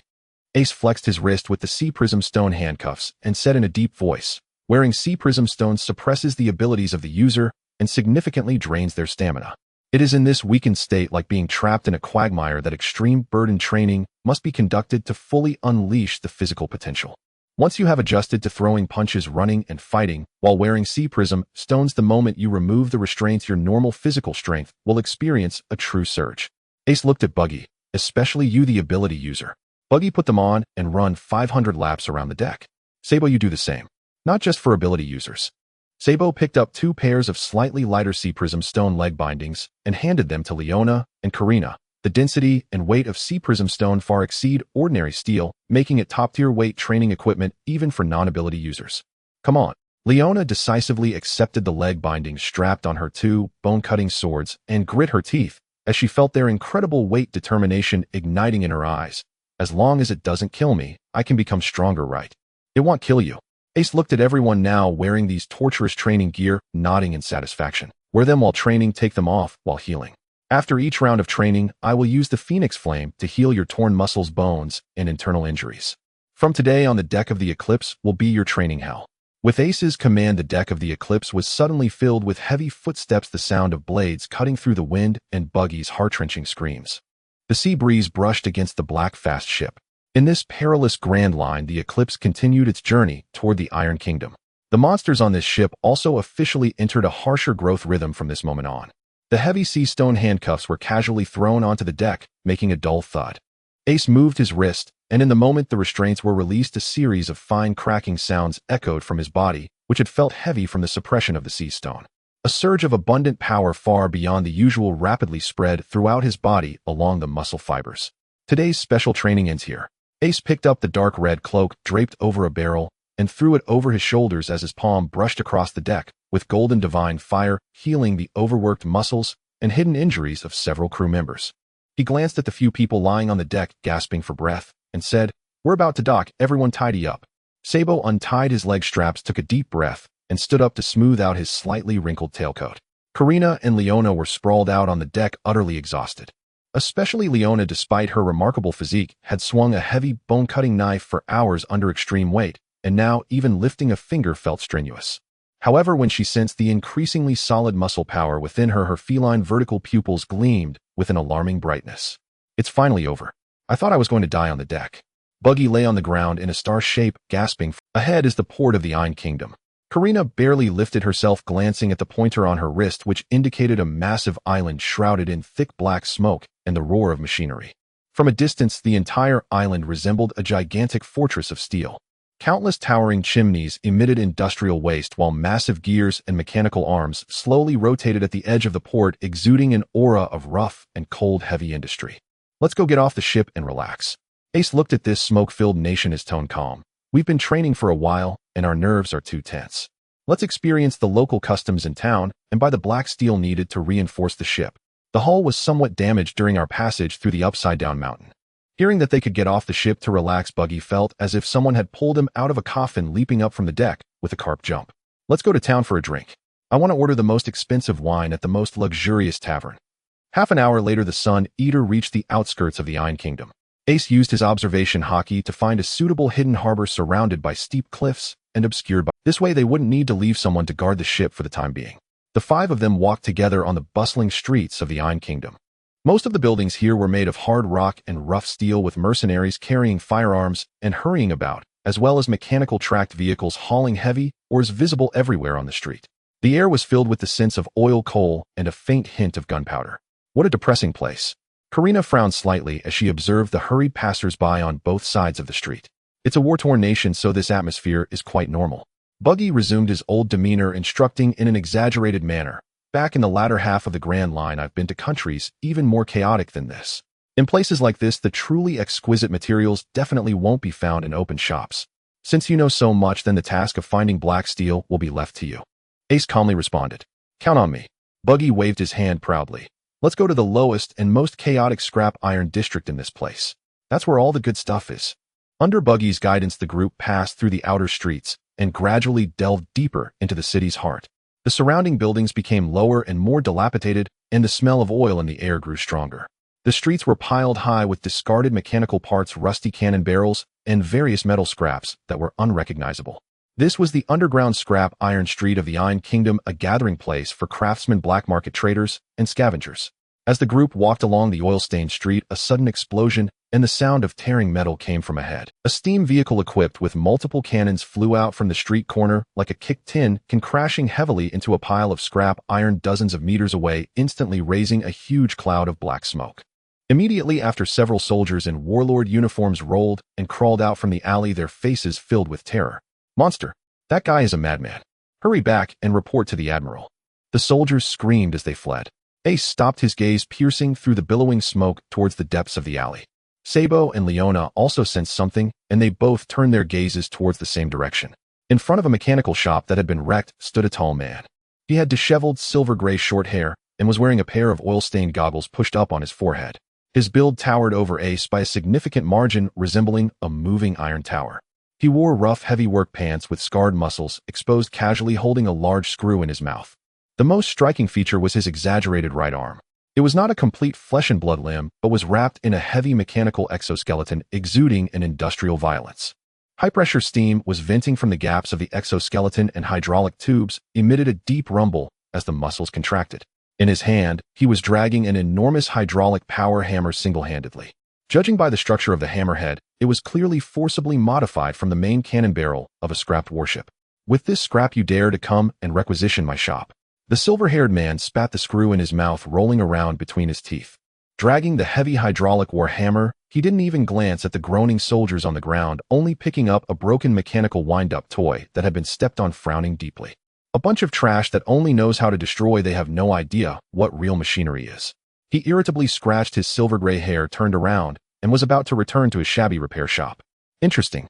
At the mouth of the alley, Ace stood still, observing this man, who fused industrial violence with mechanical exoskeletons. The hydraulic hammer, modified from a warship's main cannon, and the steam-spewing mechanical arm exhibited a combat style radically different from that of traditional pirates. Ace took a step forward, stepping on the metal scraps on the ground, and walked up to the door of the repair shop. Hearing the footsteps, the silver-haired man's movement paused. He turned his head, and his sharp eyes, hidden under the shadow of the goggles, scanned the seemingly tough, black-haired youth. Two powerful presences silently collided in the air above the scrap iron street. We are here to buy exquisite black steel. Ace spoke plainly, his gaze falling on the hydraulic war hammer in the man's hand, his tone steady. The hammer looks good. By the way, what's your name? The silver-haired man squinted slightly. He could sense that this man before him was completely different from the group of warlord trash he had seen earlier. This was not the empty arrogance of a show-off, but a calmness honed in battle. He spat out the screw from his mouth and casually wiped his face with the back of his oil-stained hand. Gino. The man's voice was low and hoarse with a metallic rasp. He slammed the heavy hydraulic power hammer down to the ground, causing the surrounding scrap iron to tremble slightly. A mechanic. Just a mechanic who can't stand garbage. Gino spat out the screw in his mouth and casually wiped his face with the back of his oil-stained hand. He slammed the heavy hydraulic hammer onto the ground with a resounding thud, causing the surrounding scrap metal to tremble slightly. Ace watched this man reeking of oil and combining rugged mechanical exoskeleton with flesh, chuckling softly. We need the finest black steel to reinforce the ship. Ace got straight to the point. Since you are the mechanic, you should know where. Name your price. Gino appraised Ace up and down, his gaze drifting past him towards the port behind. Top-grade black steel is not scrap metal, it doesn't come cheap. Gino hoisted the exaggerated power hammer and strode forward. Let's go check out your ship first. If it's just a rickety wooden raft that might fall apart at any moment, it's not worthy of such materials. Half an hour later at the private dock. When Gino stood before the black medium-sized fast ship, his eyes hidden behind goggles suddenly lit up, and the previous nonchalant swagger evaporated, replaced by excitement at seeing fine craftsmanship. He forcefully pushed aside the obstructing buggy and stepped onto the deck, extending his hand to stroke the sleek black hull. Iron pine keel wrapped in anti-corrosion steel plates, a perfect water droplet streamlined shape. This is a top-tier battleship designed for speed and pressure resistance. Gino excitedly tapped the deck, but soon his gaze fell on the bow's ram and the waterline at the bottom, his brow slightly furrowing. The ship is good, but it has a fatal flaw. Gino turned to look at Ace, who was approaching. The Grand Line's currents are violent, and we might encounter reefs and giant sea creatures. The bow and the front of the main keel are made from ordinary alloys. Once a heating collision occurs, cracks will inevitably form. If the ram and the keel's central axis were remade from fallen star black steel, this ship could tear apart, even a warship, upon collision. Then let's use fallen star black steel. Ace replied decisively. It can't be bought. Gino irritably raked a hand through his messy silver-gray hair and kicked the ship's side. All high-grade black steel on the market has been forcibly requisitioned by warlords fighting a civil war. Karina stepped forward, keenly seizing the loophole in the conversation. They need weapons and funds the most during a civil war. As long as we can pay the price, how could we possibly not buy it? Because these supplies aren't meant for war. Gino sneered coldly. The world government doesn't care if this country is in civil strife or on the brink of extinction. This year's deadline for the tribute is approaching. If we fail to deliver this tribute, the Iron Kingdom will lose its status as a member state, and the naval fleet will come directly to wipe this place out. To maintain their status, the warlords reached a temporary ceasefire agreement. They crazily scraped the country's finest fallen star black steel jewels and even obtained an unknown devil fruit from the black market, intending to present it as tribute to those bastards in Mariawa. At this point, Gino tightened his grip on the hammer's handle, gritting his teeth. I've had my eye on the steel fortress storing the tribute for a long time, always wanting to steal that batch of premium black steel. Unfortunately, there are thousands of fully armed soldiers there, along with dense artillery positions. I can't get through that broken door alone. Upon hearing the term tribute, Karina's face turned pale. You want to steal the tribute? Karina felt a chill run down her back. That's a tribute meant for the celestial dragons. If discovered, it would be equivalent to declaring war on the world government and the celestial dragons. The Navy headquarters would send admirals to hunt us down across the world. Buggy was so scared that his legs went weak, nearly collapsing on the deck. It's over, this madman wants to get us killed. Unlike the terror of the two, Sabo merely pressed down his hat's brim, his expression becoming colder. Ace listened to Gino's plan with no hint of concern on his face. Instead, he laughed. Let's do it together. Ace looked at Gino and directly threw out an invitation to team up. You lead the way, and we'll join forces to blast that fortress apart. You handle the fallen star black steel inside, prioritize reforging the ram and keel for the solar eclipse, and the rest can be used to upgrade your own equipment. The treasures and that devil fruit belong to the solar Eclipse Pirates. Once successful, you'll be my dedicated mechanic, and we'll set sail together. Gino was taken aback. He looked at the black-haired youth before him, as if seeing a madman even crazier than himself. Do you know what it means to forcibly seize the tribute? Gino couldn't help but laugh, staring at Ace. Once we take action, there will be no place for us in these seas. Aren't you afraid? Afraid? Ace seemed to have heard a boring joke. He took a step forward, causing the atmosphere on the deck to grow tense.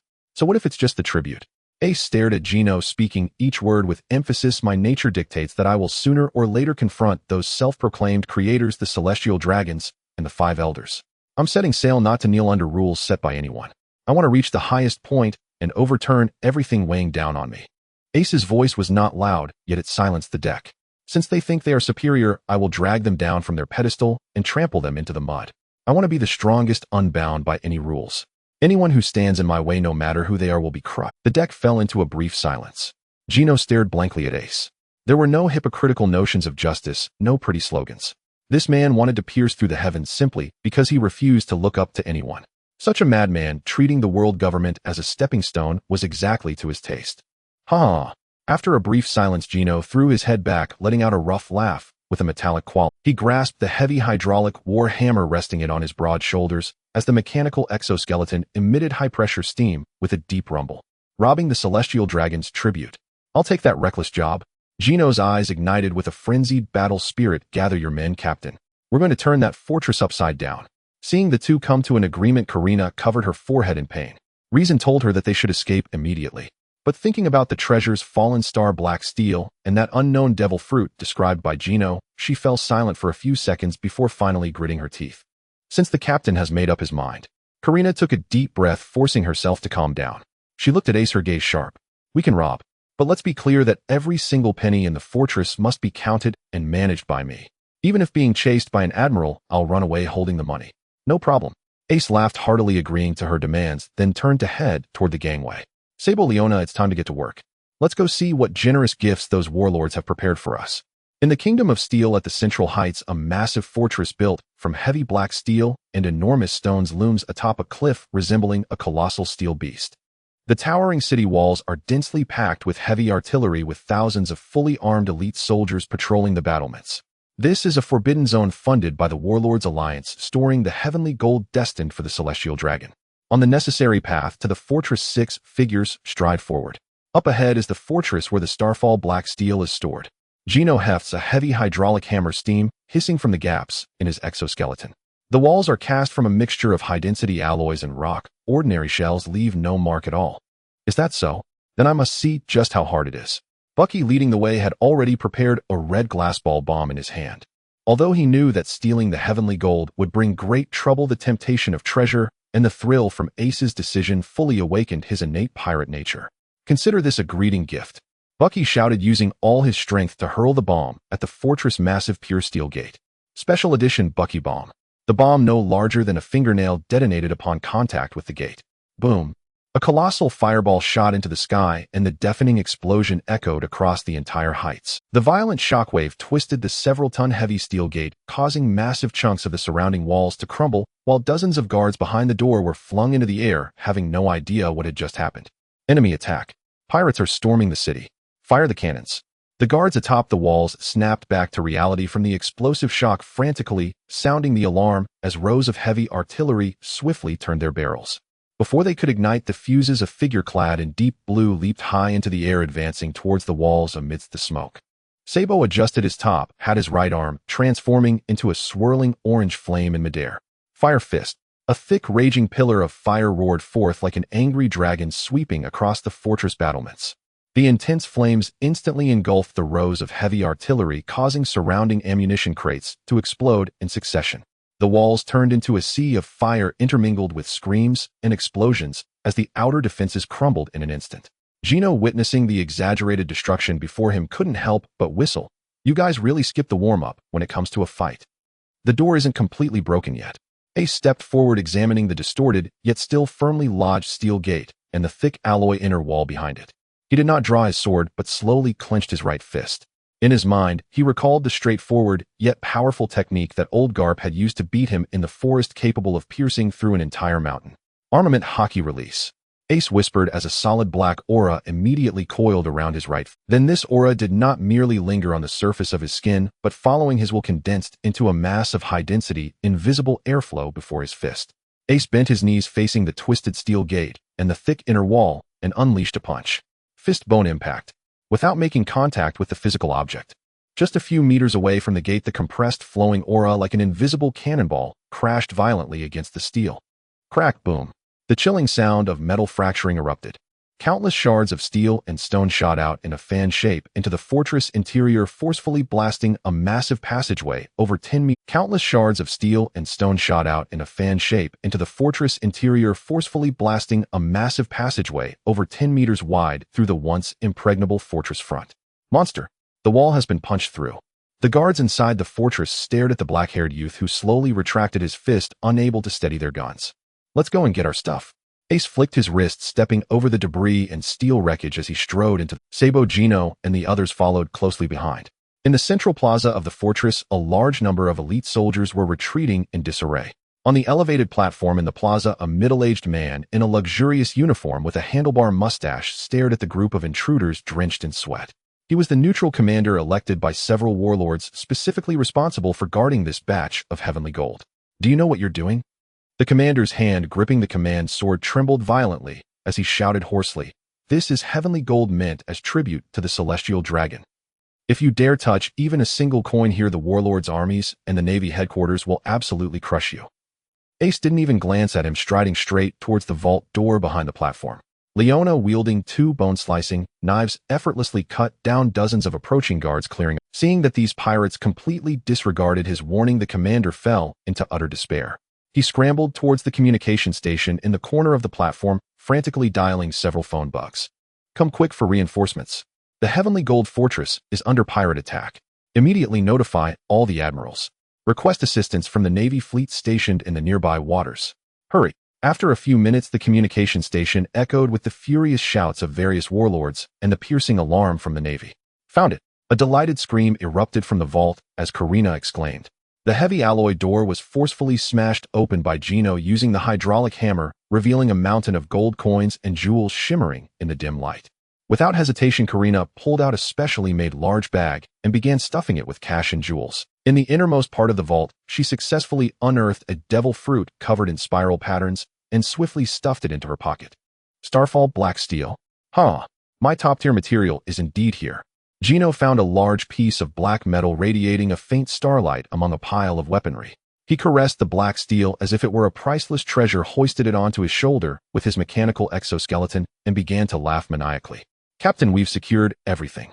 Sabo glanced at the looted vault, turning to Ace in the hall. "That commander has already called for help from all the warlords and the Navy. If we don't leave now, we might face a siege of tens of thousands of soldiers." "Who said we're leaving?"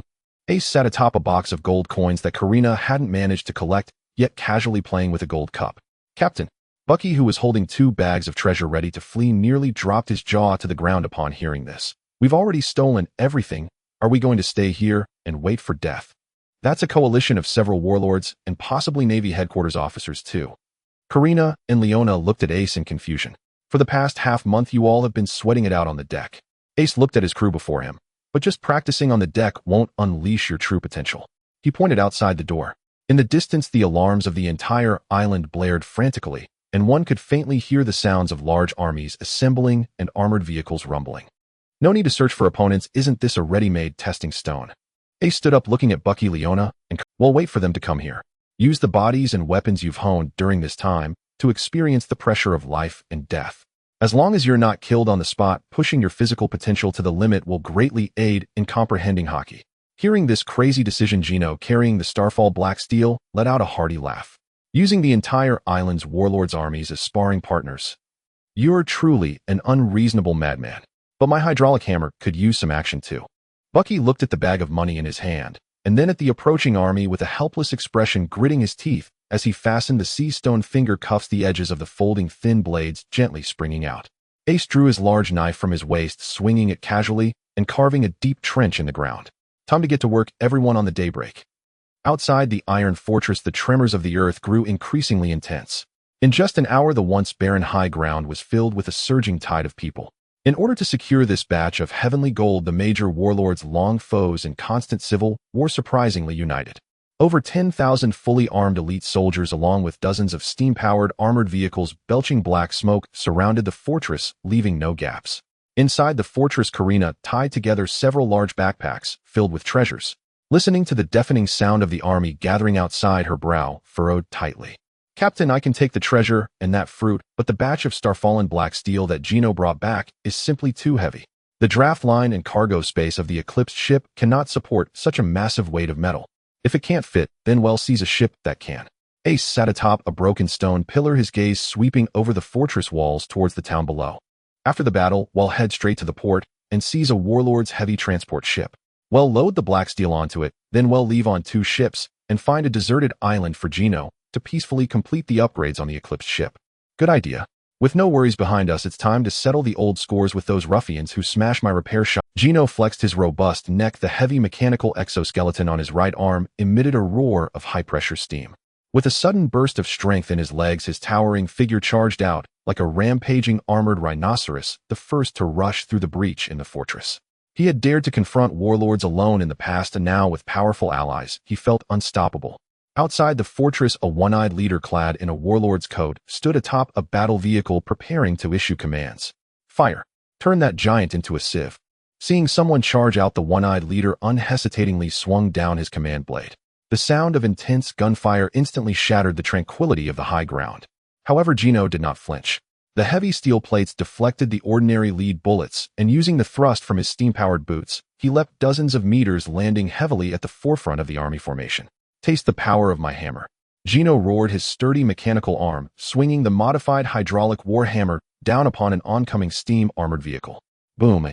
The several-ton battle vehicle was crushed down into the ground under the weight of the strike.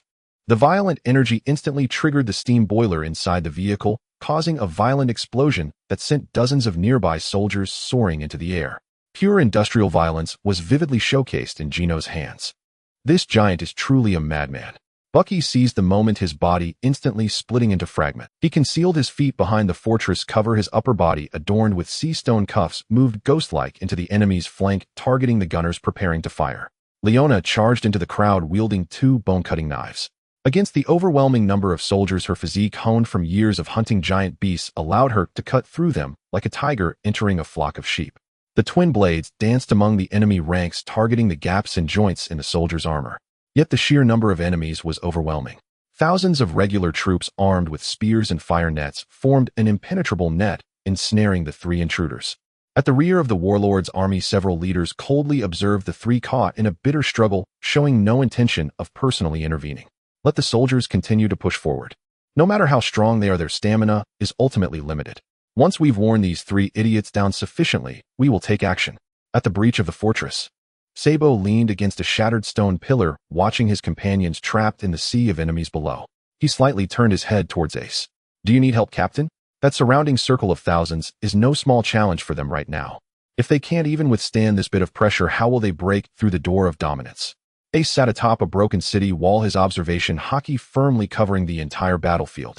Unless it is a moment of genuine life-threatening danger, I won't intervene. Just right, this army of thousands serves as a good free training partner.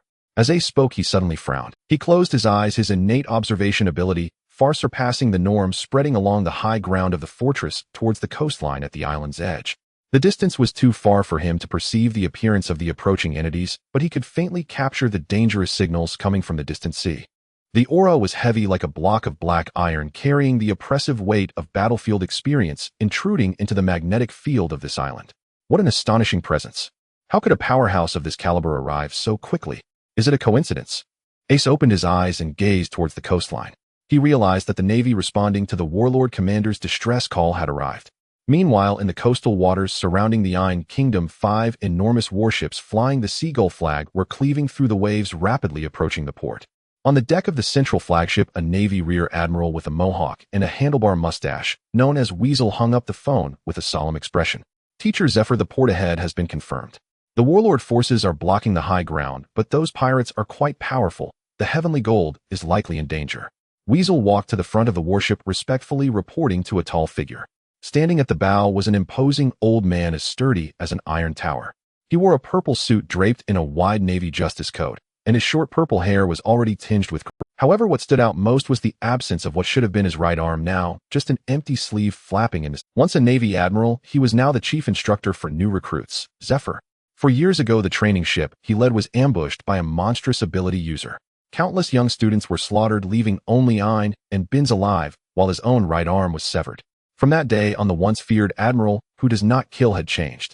Though he had not yet formed a pirate guerrilla group and still stood within the Navy system, when facing pirates he was filled only with an oppressive cold-killing intent. This time he was executing a mission alongside Admiral Weasel.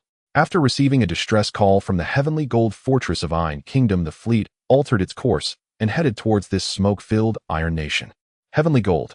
Zephyr looked at the smoke rising from the distant Iron Nation coldly, snorting, his seasoned eyes betraying no hint of concealment for his disdain. I have no interest in the filthy money the celestial dragon people wring from the common folk of Mariawa. Admiral Weasel lowered his head, not replying. He knew that this veteran held long-standing grievances against the celestial dragons and the world government. But Zephyr's voice suddenly grew heavy, the iron-blooded killing intent honed from years of battle pressing down on the deck like a heavy iron curtain. I will not allow a group of naive rookie pirates to rampage and incite chaos under the guise of plunder on these seas. He raised his remaining left hand, tightly clenching his fist, the knuckles cracking loudly. The dark, solid-armed hockey instantly enveloped his entire left arm. A rookie pirate with a bounty of 50 million, is it? Zephyr gazed at the smoke in the distance, his eyes hard as iron. I shall see what qualifications he has to act so arrogantly on these seas. In the Steel Nation at the outer port, 5 massive naval warships had just dropped their heavy anchors, and the ramps had not yet fully descended.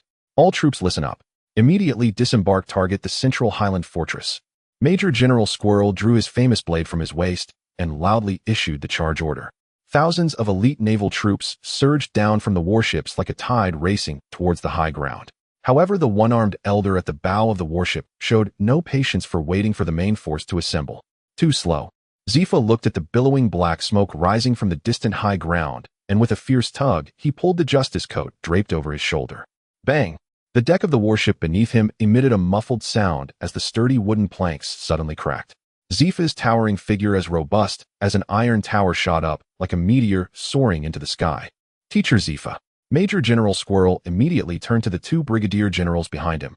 You two follow me and provide support in advance. Yes, Major General. Bang, bang, bang. For successive sonic booms exploded in the air above the port. Zifa, Squirrel, and the 2 naval brigadier generals swiftly stepped in the air, executing the advanced movement technique of the Navy's 6 styles, moonwalk. The 4 figures like arrows piercing the sky left the rushing naval forces far behind, bearing a chilling intent, heading straight for the central high ground. Meanwhile, at the breach of the Highland fortress, Ace stood quietly atop the broken walls. The aura that had previously been swirling in the distant seas suddenly magnified at an unreasonable speed within the perceptual web of observation hockey. Did they fly over using moonwalk? Ace squinted. Truly, the Navy's powerhouses were far superior to those warlords who only knew how to hide behind. Sabo. Ace's gaze scanned the 3 individuals still surrounded by 10,000 troops and war vehicles below. The Navy has arrived using moonwalk. They will reach the battlefield in 10 minutes at most. Sabo tightened his grip on the alloy staff. Do you need me to go down and help? No need. Ace's voice was not loud, yet it clearly pierced through the chaos of the battlefield, accurately reaching Gino, Leona, and Buggy, who were fighting below. Navy reinforcements will arrive in 10 minutes. Hurry up and take down the leader, don't waste time. In the battlefield below, upon hearing Ace's words, the 3 felt a chill at the same time. Damn, Captain. Easy for you to say. Buggy cursed loudly, yet his movements instantly turned fierce. He knew very well that Ace was not joking. With the Navy reinforcements approaching, they could no longer afford to be entangled with these minions. It seems there's no time to waste with you lot. Gino spat a mouthful of saliva, the mechanical exoskeleton on his right arm creaking under pressure. Prolonged, intense hammering had rapidly drained his stamina. Meanwhile, several warlord leaders behind the army also heard Ace's words. The Navy reinforcements are coming. If we can hold them off for 10 minutes, it will be them who die. The one-eyed leader waved his command blade, shouting to the nearby leaders. All troops tighten the defense. Gunners in the front, hold them off. We retreat to the back. Absolutely do not engage these 3 madmen in close combat. We will win once the Navy lands. Several warlord leaders understood immediately and began directing their soldiers to form dense shield formations and artillery networks, attempting to create a delaying wall of size using overwhelming numbers. However, Gino, Leona, and Buggy had no intention of giving them that chance. Want to waste time? Don't dream. Gino snorted coldly, and the mechanical device on his back erupted with high-pressure steam. He charged directly into the dense barrage of gunfire. Ordinary lead bullets hitting his heavy exoskeleton armor only sparked a flurry of sparks, unable to hinder him in the slightest. He was like a humanoid bulldozer brutally crashing through the shield formation, formed by dozens of soldiers driving straight towards the one-eyed leader hiding behind. "Big guy, do you really think I'm afraid of you?" The one-eyed leader, seeing no way to escape, gritted his teeth and drew a heavy cleaver, swinging it down at Gino. As a leader, his strength was comparable to that of a 10 million level pirate, and the power of this blow was enough to cleave through rock. Clang! Gino raised his robust mechanical arm and forcefully blocked the blow. The hydraulic pipes of the mechanical arm emitted a deep rumble. "Is that all the strength you have?" Gino grinned, swinging the hydraulic hammer in his left hand. "When I smash scrap metal, I use more force than you." Accompanied by the loud sound of the pressure valve releasing, the power hammer struck fiercely against the one-eyed leader's chest. Although the opponent managed to protect his vital points with the back of the blade at the last moment, the industrial force still bent his great sword. The one-eyed leader spat out a mouthful of blood, being sent flying along with his weapon, crashing into an abandoned war vehicle. On the other side, Leona's battle was equally straightforward. Facing the surging minions, she couldn't be bothered to use her great sword. Relying solely on her body honed through years of hunting ancient beasts, she moved effortlessly among the crowd. Each sweep of her silver, bone-cutting knife precisely severed the enemy's weapons and tendons. Soon she found another warlord leader clad in heavy steel armor. "Woman, your knife is indeed fast, but it cannot cut through my heavy armor forged from premium black steel." The heavy armor leader swung a meteor hammer, laughing maniacally. Leona's expression darkened as she drew the massive black steel cleaver with her right hand, fiercely striking against the meteor hammer. Clang! Sparks flew, and the heavy recoil caused both to take a half-step back. Leona glanced at the shallow white mark left on the opponent's armor from the strike and subtly curled her lip. "So I still can't cut through pure steel? What a troublesome turtle shell." Although her technique surpassed the opponent's, she had yet to master the realm of cleaving steel, which made dealing with such heavily armored enemies a bit more taxing. However, as a top chef, what she lacked the least was patience in dismantling her prey. She dodged while carefully observing the opponent's weaknesses. "If I can't cut through the shell, then I'll strike through the gaps." Leona lowered her body, evading the sweeping meteor hammer, and her silver blade darted like a snake, precisely stabbing into the armor gaps at the warlord leader's knee and armpit.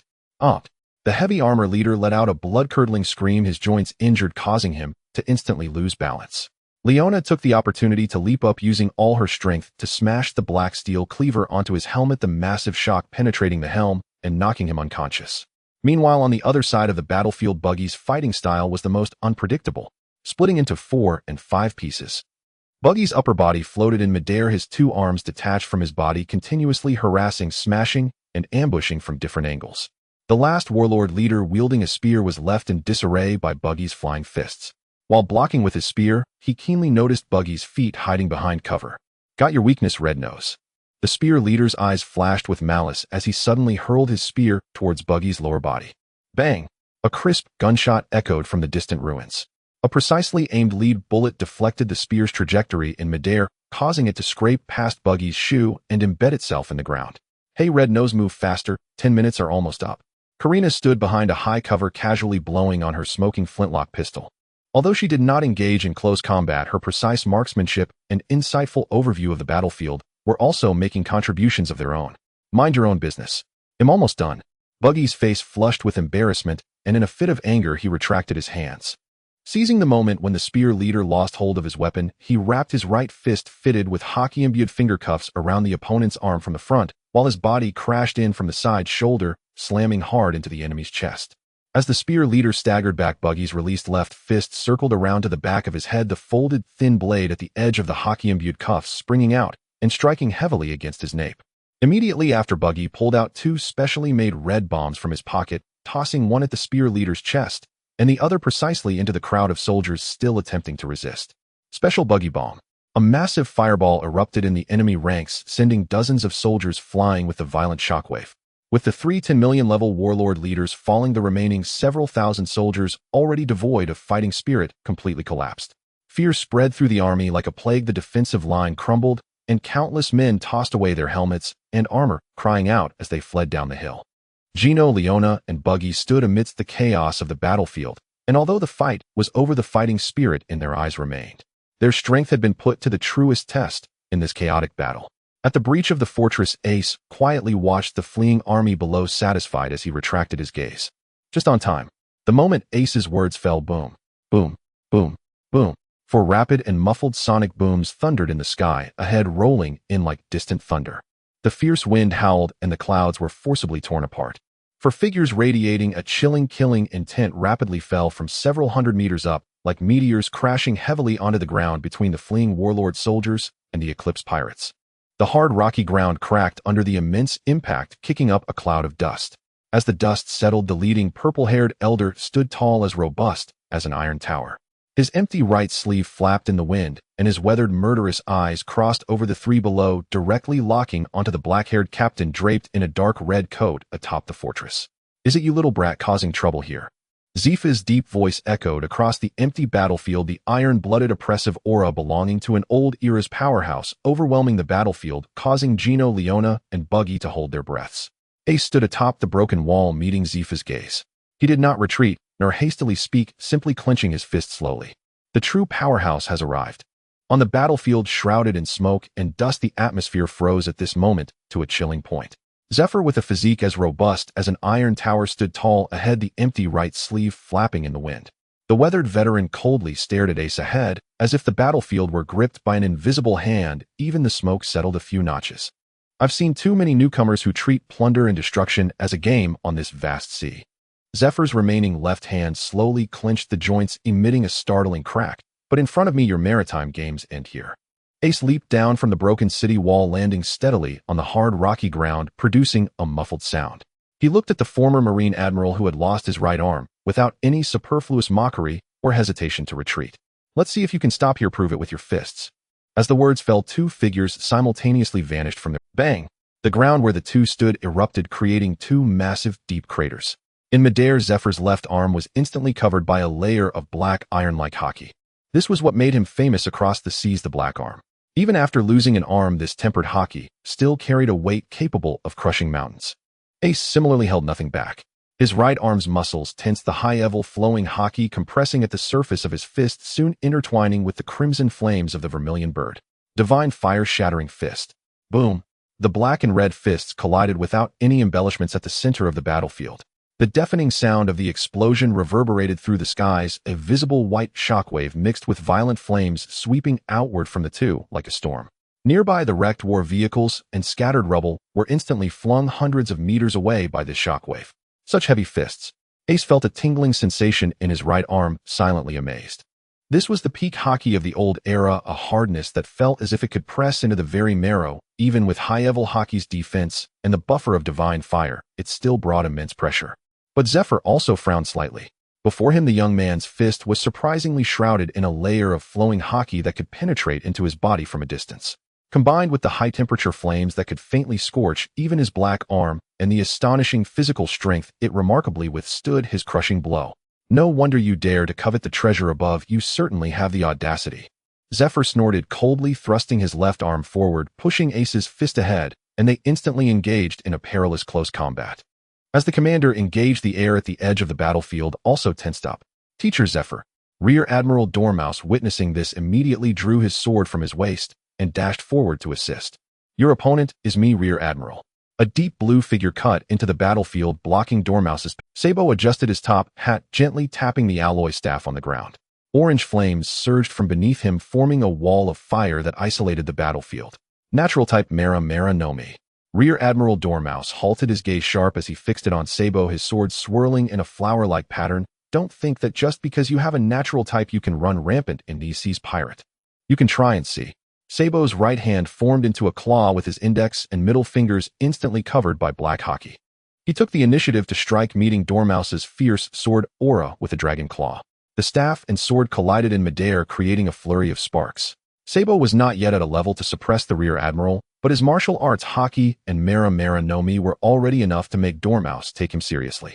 Seeing the Rear Admiral blocked, the two Marine Commodores who landed alongside Zephyr immediately drew their weapons, locking their sights on the two figures of Gino and Leona in the distance. "Take those two down first." The two Commodores shouted, using the Marine 6 powers to dash forward like two afterimages. "Just in time. I was just short a few high-grade whetstones for my newly repaired hammer." Gino laughed heartily as he looked at the approaching Marine Commodores. His mechanical exoskeleton on his back expelled scalding high-pressure steam, his sturdy body advancing rather than retreating, swinging the heavy hydraulic hammer down on the approaching military swords. On the other side, Leona wielded a pair of bone-cutting blades, one black and one silver, with blood dripping from the edges. Just moments ago, charging through thousands of soldiers had not intimidated her. Instead, it ignited her ferocity from hunting giant beasts. Watching the approaching Marine Commodore, her wild vertical pupils lit up. Since the captain said this is a stepping stone to knock down the door, I'll use your skin as practice for my blades today. Leona grinned, her legs launching powerfully. The black and silver bone-cutting blades stirred up a fierce wind as she charged like a frenzied lioness, engaging the Marine Commodore in a deadly melee. The clash of blades sent sparks flying. The commanders and their subordinates each found their opponents, while the elite Marine Vanguard units continued to pour in from the port, trying to encircle the battlefield. Hey, this situation is too intense. Buggy exclaimed as he looked at the massive influx of Marine soldiers, his legs rooted in place, while his upper body flew swiftly into the air to evade the incoming bullets. Stop complaining, Butler. If you don't want to get caught and sent to impelled down, move quickly. Karina ducked behind a wrecked war vehicle, deftly loading ammunition into her flintlock. She calmly observed the battlefield, quickly locking onto a few Marine officers preparing to ambush Leona from the flank. Bang, bang. 2 crisp gunshots rang out. Karina's precise shooting directly interrupted the 2 officers' assault. What are you looking at, you foolish Marines? Your opponent is me. With Karina providing covering fire from the rear, Buggy's courage increased significantly. He fully utilized the advantages of the split fruit in a group battle, wearing sea stone finger cuffs on his hands, weaving through the Marine ranks. Split spinning fist. Buggy's fist shot out from an awkward angle, knocking out a Marine soldier who was about to aim for Gino, then bending midair to dodge the incoming military sword, using the small blades that popped out to create chaos among the crowd. The entire Highland Fortress front had turned into a scene of brutal chaos. The deafening sounds of metal clashing, roaring flames, and the operation of steam exoskeletons intertwined. In the center of the battlefield, Ace and Zephyr's clash had reached a fever pitch. Boom. Ace took Zephyr's powerful black arm punch, heat in his blood surging, yet the fighting spirit in his eyes burned even brighter. Using the force from his opponent, Ace's right leg swung like a battle axe, engulfed in divine fire, fiercely sweeping towards Zephyr's side. Against such a legend from the old era who had refined his hockey to the peak, any reservation would be fatal. Ace took a deep breath, unleashing his hockey to the limit without holding back.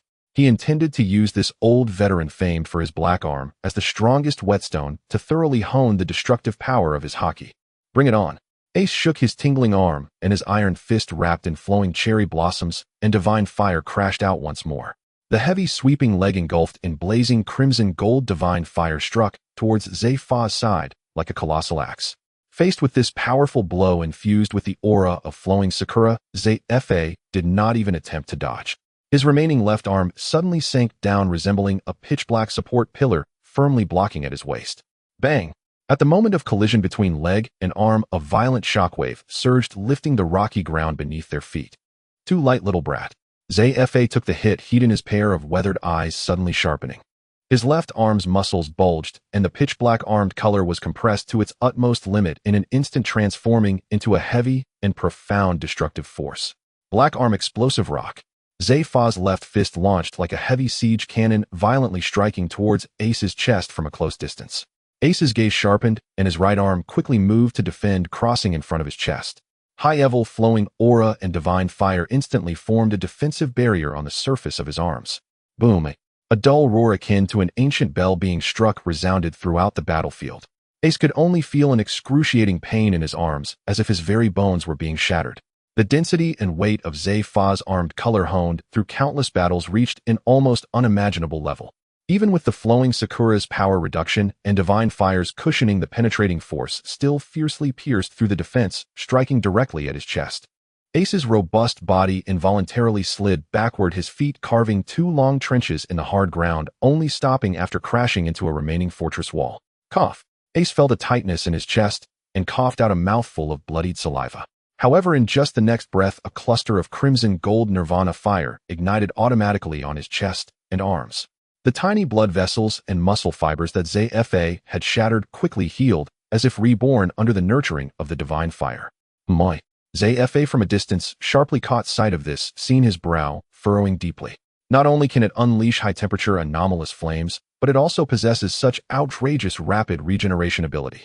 I see it must be a rare Zoan-type mythical beast. As a former Marine Admiral, Zephyr's insight was exceptionally keen. He immediately judged the general direction of Ace's abilities. Relying on the recovery of a mythical beast type daring to recklessly clash with me in such a manner. Zfa advanced step by step with heavy strides. With each step, the iron-blooded killing intent around him deepened.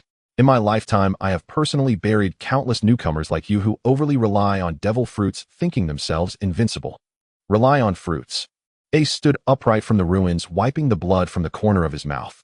He looked at the approaching Zfa, his face showing no fear, but rather an excitement at facing a worthy opponent. Don't confuse me with those who merely rely on fruits. Ace slightly sank his legs, the mighty blood and chi within him roaring like an engine. He retracted all the crimson gold divine fire enveloping his body, compressing it and infusing it into the flowing aura of his right fist.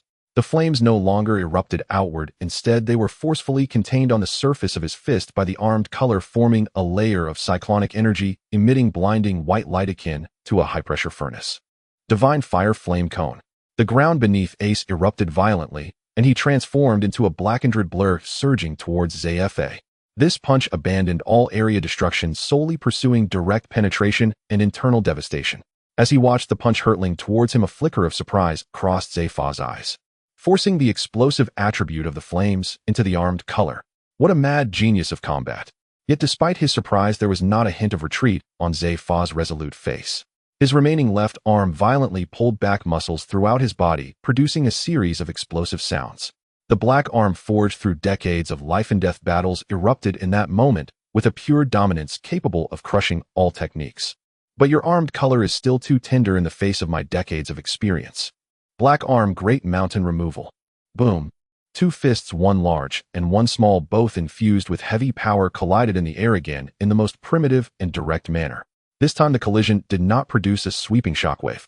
All the power, heat, and destructive force of the armed color were brutally confined to the point of their fist contact. Creak.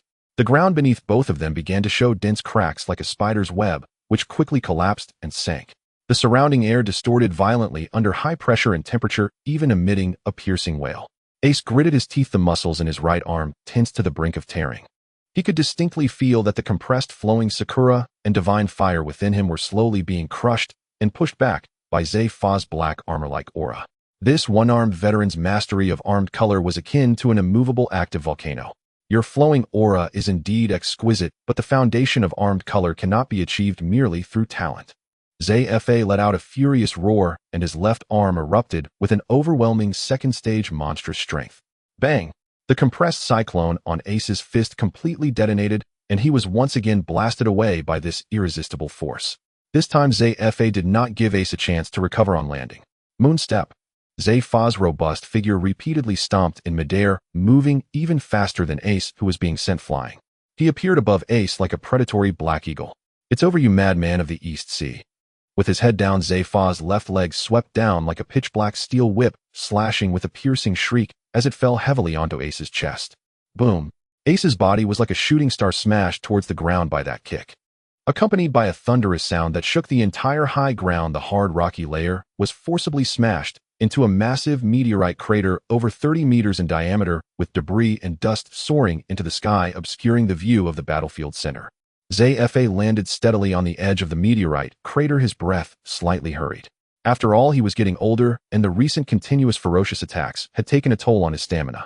He coldly gazed at the dust swirling at the bottom of the crater. That heavy strike just now had not been held back. Even if the opponent was a Zoan-type ability user, taking such internal damage would undoubtedly shatter their organs. However, a faint sound of falling debris suddenly echoed from the silent bottom of the meteorite crater. Zfa's pupils slightly constricted. As the dust gradually cleared in the very center of the several meter deep pit, the tall and robust young man with black hair was slowly rising from the ruins. Ace still had blood at the corner of his mouth, and a distinct charred footprint was left on his solid chest. That injury, which could have killed an ordinary pirate 10 times over, was now quickly healing under the enveloping crimson gold divine fire, visibly mending. Ace exhaled a breath mixed with the taste of blood. He raised his hand to wipe the blood from his mouth, then slowly rotated his neck, producing a series of crisp, bone-cracking sounds. He looked up at Zfa standing at the edge of the pit. There was no hint of defeat in his black eyes despite being suppressed. Instead, they seemed to finally grasp some key threshold. Refreshing, quite powerful. No wonder you are the Black Arm who has honed the armed color to this degree. This sense of profound weight from compressing the aura to its limit has indeed taught me a lesson. Ace began to ascend from the bottom of the pit step by step. With each step, the sound of blood and chi flowing within him grew heavier, and the surrounding air temperature began to rise. Zfa, your armed color is indeed quite solid. Ace halted, facing Zfa from a distance. A more ancient, majestic, and destructive aura began to awaken from within him. I will remember this lesson. Next, it's time for a change in tactics. At the bottom of the meteorite crater, smoke and dust filled the air. I will remember this lesson. Next, it's time to change the strategy. With this low, resonant declaration, the overwhelming blood energy within Ace erupted like a slumbering volcano. The dark red windbreaker rustled in the searing airflow, and then the fitted black shirt he wore was instantly incinerated by the intense heat radiating from his body. The crimson golden flames soared into the sky, illuminating the entire gloomy fortress like broad daylight. Under Zephyr's solemn gaze, Ace's towering figure began to undergo astonishing transformation. Two gigantic wings entirely composed of crimson golden flames erupted from his back. As the wings flapped, the surrounding air twisted violently from the extreme heat. Dense and hard crimson golden feathers rapidly covered his arms and legs, as if he had donned an ancient suit of armor. Beast type, bird fruit, mythical Zoan, vermilion bird form. In the instant of completing the half-beast transformation, the hard rock beneath Ace's feet could not withstand the heat and melted into scalding dark red magma. Different colored flames, and this sense of oppression. Zephyr's remaining left hand tightened fiercely, a newfound solemnity appearing on his weathered face. This is indeed a mythical Zoan. No wonder you dare to confront me, Hedon. Ace said no more, his broad crimson golden wings violently flapping. Boom.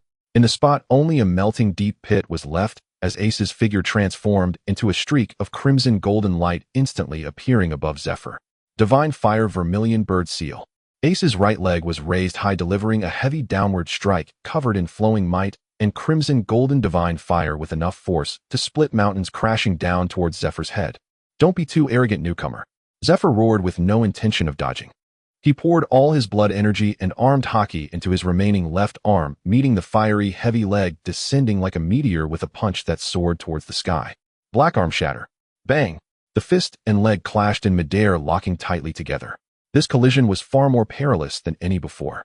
The black hockey and crimson golden divine fire sparked visibly between the two. Ace's divine fire, capable of melting steel, fiercely scorched the hockey barrier on Zephyr's fist. Meanwhile, Zephyr's heavy black arm firmly resisted this monstrous force that could split mountains. The earth crumbled inch by inch under their clash, and the remaining fortress walls around them collapsed like fragile cookies. Strength and speed have increased so much. Zephyr gritted his teeth, beads of sweat forming on his forehead. He could distinctly feel the pressure from his left arm increasing, and the unusual high temperature even attempted to penetrate his proud hockey defense, scorching his bones. In the moment of stalemate, Zephyr's gaze sharpened. He suddenly sank his left arm, dispelling Ace's downward force, then his massive body lunged forward, slamming a powerful Iron Mountain strike against Ace's chest. Bang! Ace was knocked back several steps, the crimson golden feathers on his chest shattered, and his bones emitted a dull thud. But in the next breath, a cluster of nirvana fire ignited automatically on his chest. The broken ribs and damaged organs healed back to normal in an incredibly short time. Such unreasonable recovery ability. Zephyr gasped heavily, his expression growing heavier. The hockey of the old era is indeed thick. Ace landed steadily on the ground, staring directly at the former Marine Admiral, but time is merciless. You have lost an arm and your physical abilities are declining. With this level of intense exchange, how much longer can you hold on? As long as I live a single day, I will not allow you pirates to act recklessly on the seas. Black arm, absolute kill. Zephyr's left arm swelled slightly, the layer of pitch-black armed color even faintly radiating a dark red sheen. He poured all his lifetime fighting experience and killing intent into this unreserved punch. Facing this final strike from the old veteran, Ace did not dodge. His gaze was calm as water. The blood energy within him roared like an engine, and the crimson golden divine fire no longer spewed outward, but was forced to be restrained on his right fist, intertwining and compressing with the layer of flowing black hockey. Since the opponent wielded the strongest armed hockey, he would use high-level flowing Sakura and Vermilion Divine Fire to shatter it. Hedon. Divine Fire Star Collapse. In the center of the battered fortress, the two figures, one large and one small, faced off in the final collision. Boom. The moment their fists met, the entire steel country seemed to experience a slight earthquake. A blinding white light engulfed the two, followed by a gigantic mushroom cloud soaring into the sky. The violent shockwave swept like a hurricane, turning all the rubble and remnants of war vehicles within several hundred meters into dust. In the eye of the storm, Zephyr's eyes widened, filled with disbelief. His proud black arm defense was unexpectedly penetrated by a sharp, solid haki the moment they made contact. The hot, flowing Sakura bypassed the armed color armor on his surface, destroying his bones and muscles from the inside. Crack. The chilling sound of bones cracking echoed. Zephyr's left arm twisted at an unnatural angle as the indestructible layer of black haki finally shattered under this dual destructive force. Zephyr spat out a large mouthful of blood. His tall and sturdy body flew out like a broken kite, rolling several dozen meters across the hard, rocky ground before crashing heavily against a remaining steel bunker. The bunker collapsed with a thunderous roar, burying the one-armed veteran under the rubble. The swirling dust gradually settled. Ace stood and placed the flames on his right fist, slowly extinguishing. He was bare-chested, his muscles covered in various bruises and scars, but they quickly faded under the nourishment of the divine fire. He exhaled a long breath of hot white air, and the crimson golden wings on his back retracted into his body, returning to his human form. He quietly gazed at the pile of rubble that concealed Zephyr. After a long while, no further signs of resistance emerged from the ruins. Ace waved his hand, and the crimson golden flames swept away the debris, revealing Zephyr's bloodied figure. This veteran, who had lost his right arm and whose physical strength had diminished, lay among the rubble, his chest still rising and falling, but his eyes were tightly shut, having completely lost consciousness. His remaining left arm hung weakly by his side, the pitch-black armed color having long since dissipated. This battle has come to an end. He is a worthy opponent. Ace retracted his gaze. In this direct confrontation, his understanding of the internal destruction of haki had finally solidified. The battlefield of the commanders had determined the victor. Ace slightly tilted his head, looking towards the other side of the high ground. There the continuous sounds of explosions, slashes, and cannon fire still echoed. The remaining crew members of the Eclipse Pirates were engaged in fierce battles with the Navy's majors and captains. Ace stepped forward, carrying the lingering heat, heading towards the fiery battlefield. Clang! The great sword collided fiercely with the alloy long staff in midair, sparking a dazzling shower of sparks. On the other side of the battlefield, the clash between Sabo and Major Weasel had already reached a boiling point. The surrounding ground was ravaged by sharp sword chi and violent flames, leaving no ordinary soldiers daring to approach this area. Boom! With a wave of his left hand, Sabo unleashed a surge of orange-earth flames that swept along the ground, attempting to seal off Major Weasel's escape route. Too naive, pirate! Major Weasel coldly shouted, rapidly stomping the ground in a series of quick steps. Navy 6-style shave. His figure instantly transformed into an afterimage, easily evading the flames' engulfing grasp and appearing directly in Sabo's blind spot. The great sword, cloaked in dark armed haki, let out a piercing shriek as it aimed for the back of Sabo's neck. Sabo's gaze sharpened, his observation haki capturing the trajectory of the blade at a critical moment. He quickly ducked. The sword grazed his hat, severing a few strands of golden hair. In that instant of evading a fatal blow, Sabo exerted force from his waist, the long staff recoiling toward Major Weasel's ribcage like a striking serpent. Iron block. Major Weasel stood firm, his muscles tensing like iron. The staff struck his ribs, producing a dull thud akin to hitting heavy steel, which not only failed to inflict substantial damage, but also caused a slight numbing in Sabo's wrist due to the massive recoil. The combination of 6 styles and haki is indeed flawless. Sabo quickly retreated, creating distance, his chest rising and falling slightly as his breath became a bit hurried. This was the first time he encountered a truly top-tier swordsman after consuming the Mera Mera Nomi. Major Weasel's movements were extraordinarily elusive, and the great sword, enveloped in high-density armed haki, could directly slice through his elemental defense. Had he been even slightly slower, just now his shoulder would have been severed. "You certainly have some skill," Major Weasel said, gripping the sword with both hands, the blade angled sharply toward the ground, his gaze as sharp as an eagle's. "But merely relying on the natural fruit you just consumed to challenge a Marine headquarters officer, you are still far from it." Before his words fell, Major Weasel swung his sword fiercely. Half Moon Flying Pavilion. A colossal sword, chi extending over 10 meters, dark blue in hue, roared along the ground, cleaving through stones and abandoned war vehicles with a devastating momentum aimed directly at Sabo. Faced with this unavoidable slash, Sabo took a deep breath and forcefully drove his alloy long staff into the soil beside him. He raised both hands, aligning his index and middle fingers while curling his ring and little fingers. The pitch-black, profound armed haki instantly enveloped his palms and forearms. Accompanied by a low shout, the orange-earth flames spiraled around his dragon claws. Flame Dragon Twin Jaws. Sabo advanced rather than retreating, meeting the massive sword, chi heat in his hands, transforming into gigantic dragon claw phantoms, fiercely grasping at it. Crack! The ear-piercing sound of tearing reverberated across the battlefield. The flame-wrapped armed haki dragon claws clutched the leading edge of the sword, chi tightly. Sabo's feet were pushed backwards several meters against the ground, his boots leaving scorched marks on the rocks. Gritting his teeth, his arm muscles bulged as he forcefully used his 10 fingers to rip the fierce sword chi apart into countless specks of light. You crush my flying slash with your bare hands. Major Weasel's eyes flashed with a hint of astonishment, but as a seasoned warrior he did not pause. Using the sword chi as cover, he stepped on Shave and advanced directly in front of Sabo. Die. The great sword was raised high, the armed haki on the blade reaching its zenith, making the surrounding air. Under the terrifying pressure of life and death, Sabo's mind entered an unprecedented state of clarity. In his mind, a memory flickered of Ace's explanation on the advanced usage of armed haki on the deck just yesterday. Do not rigidly confine haki to the surface of your skin like iron blocks, but consciously guide it outward to form a flowing entanglement. Flowing.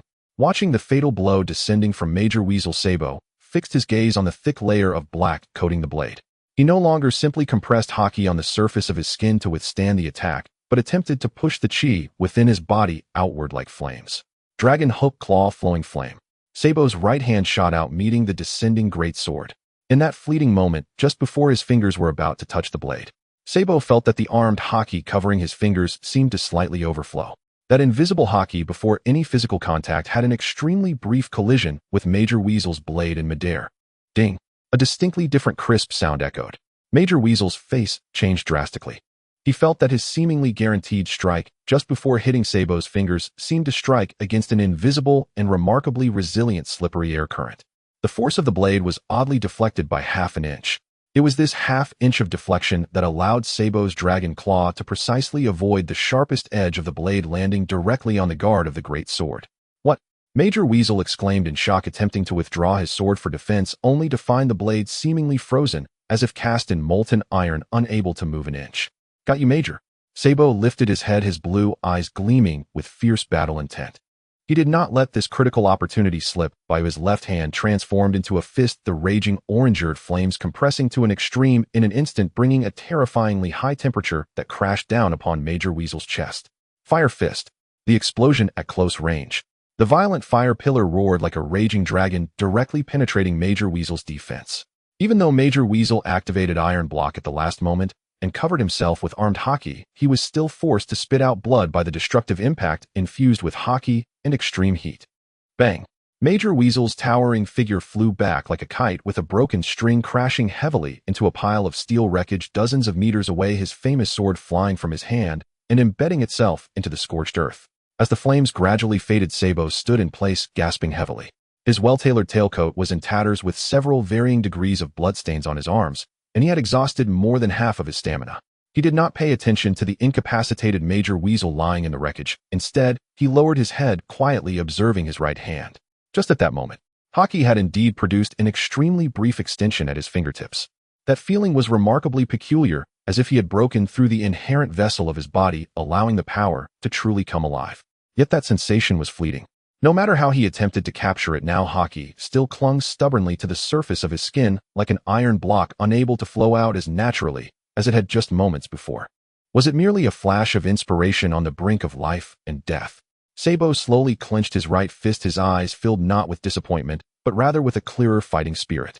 Though he hadn't fully mastered the advanced flow, he had already cracked a fissure in that metaphorical window paper. As long as he experienced more life-and-death battles of this caliber moving forward, he was confident that he could completely transform this power into his instinct before reaching the Sabaody archipelago. However, this battle truly proved to be quite arduous. Sabo took a deep breath, calming the surging blood within him. He bent down to retrieve the alloy-long staff embedded in the soil and turned to look toward other directions of the highland battlefield. The sea breeze dispersed the smoke. When he saw Ace slowly walking up from the edge of a massive meteorite crater in another direction, and the rumored veteran Marine Zephyr collapsed in the rubble, a genuine smile unconsciously crept across Sabo's face. It seems that in this clash with the old era they had emerged victorious. The heavy black steel bone-cutting large knife collided violently with the fist covered in armed color haki, producing a burst of dazzling sparks. On the other end of the highland battlefield, Leona's situation had become perilously precarious. She gasped heavily, her wild dark red hair soaked with sweat and blood clinging tightly to her cheeks. The deep brown leather apron was already marked with several gashes deep enough to see the bone, and the intense pain continually stimulated her nerves, yet the battle intent in her vertical pupils grew fiercer. Standing opposite her was a robust rear admiral of the Navy headquarters. What a tenacious woman, like a wild beast. The Rear Admiral shook the blood from his fist, his gaze cold. Without systematic martial arts training, unable to use haki, relying solely on beast-like instincts and brute strength, you actually managed to withstand so many of my attacks. As a pirate, you do have some talent. Stop talking nonsense. Leona gritted her teeth, gripping a black and silver blade in each hand. On my chopping board there is only shredded meat, no bones that cannot be cut. She exerted power in her legs, charging at her opponent like an enraged lioness. The black steel large knife whistled through the air as it came down. Too slow. The Rear Admiral snorted coldly, his feet continuously stomping on the ground. Soru. His figure instantly vanished from the spot, leaving only a blurred afterimage. Leona's powerful strike landed heavily on the ground, sending shards of stone flying. Over here. A cold voice came from the dead angle of Leona's vision. The Rear Admiral appeared next to her like a specter, his index finger taut, like a spear aiming at the vital point beneath her ribs. Finger gun. A sharp surge of energy rushed toward her. At this distance and speed, her body's physical reaction was far too slow to evade. I'm going to die. Under the extreme pressure of life and death, Leona's mind plunged into a suffocating blank. She could hear neither the chaotic sounds of artillery on the battlefield nor the wind. In her perception, the whole world seemed to have suddenly pressed the slow-motion button. Just when the deadly finger was about to pierce her organs, an instinct honed from years of hunting in the ancient forest broke through an invisible membrane under this dire situation. She didn't look with her eyes, but the trajectory of the Rear Admiral's arm muscles contracted was vividly reflected in her mind. Now is the time. Leona, relying completely on this sudden intuition, twisted her waist at an incredible angle by half an inch. Hiss! The finger gun, originally aimed at her heart, grazed the edge of her rib, drawing a long trail of blood. Though still injured, she had avoided the fatal blow. Furthermore, at the moment she dodged the attack, the silver blade in Leona's left hand was reversed and sharply flicked upward, the blade like a venomous snake, directly leaving a deep gash on the Rear Admiral's arm. What a... The Rear Admiral recoiled in pain, clutching his bleeding arm, his eyes filled with shock. In that brief moment, the movements of this female pirate had completely exceeded the limits of physical reflexes. It was clear she had anticipated his attack trajectory. The embryonic form of observation haki. The Rear Admiral's expression darkened. Huff! Huff! Leona knelt on the ground, using the black steel large knife to support her body. She gasped heavily, although that moment of perception had saved her life. That mysterious state was extremely taxing on her spirit. At this moment her stamina was nearly depleted and her hands holding the knife trembled uncontrollably. Being able to touch the threshold of haki in combat makes you a definite threat. The Rear Admiral held nothing back, now crossing his arms as his right leg swept through the air, unleashing a fierce vacuum slash. Storm foot chaos. The dense crescent-shaped vacuum slashes spread out like a strangling net, overwhelming and covering Leona. Leona clenched her teeth, forcing herself to stand. She knew she could not block this strike. The miraculous perception from before did not reappear, and excessive blood loss made her vision start to blur. But even so, this proud lioness would absolutely not close her eyes and wait for death. She raised her dual blades, preparing to take on the storm of slashes. At this critical moment, boom! A tall, imposing black shadow descended without warning, firmly blocking in front of Leona like a mountain. The fierce wind whipped up his dark red cloak. Facing those dense slashes capable of slicing through steel, he didn't even raise a hand. A layer of deep black armed color haki instantly covered his back and shoulders. Clang! The concentrated slashes struck against that layer of invisible armor, producing a series of dull metallic explosions, and then, like waves crashing against rocks, they completely shattered and dissipated. The Rear Admiral's pupils shrank, suddenly cold sweat streaming down his face. As the smoke cleared, the black-haired man, resembling a demon god, turned around. Ace's expression was calm, not even a trace of disorder in his breath. His deep black eyes glanced at the Rear Admiral, and just a single look sent shivers down the latter's spine, completely crushing any courage to move a finger. Well done. Ace tilted his head slightly, glancing at Leona, who was covered in blood, yet still gripping her. His tone held no reprimand, only affirmation of his companion's breakthrough. Being able to capture the opponent's aura in that moment, you have already touched the threshold of observation haki. Captain. Leona's taut nerves finally relaxed completely upon seeing this broad figure. She collapsed weakly to the ground, gasping heavily, yet unable to suppress a weak but fervent smile at the corners of her mouth. Ace withdrew his gaze and looked back at the terrified Rear Admiral not far away. Even Zephyr has been taken down. Oh, do you lowly scum still want to continue fighting? Ace's tone was flat. Zephyr was defeated. The Rear Admiral was struck by lightning, abruptly turning to the other end of the highland. As he vaguely saw the crater turn to ruins, the battle intent in his heart completely collapsed. Yet he still gritted his teeth, raising his trembling fists. I am an admiral of the Navy headquarters. I will never bow to pirates. You have guts, but it's utterly meaningless. Ace stepped forward, walking toward the rear admiral. He did not use the Divine Fire, nor did he use Flowing Cherry. Facing an opponent whose strength was not even in the same league, any extra moves would be a waste of time. The rear admiral roared, swinging his heavy fist covered in iron. Ace merely tilted his head slightly, calmly avoiding this glaring opening.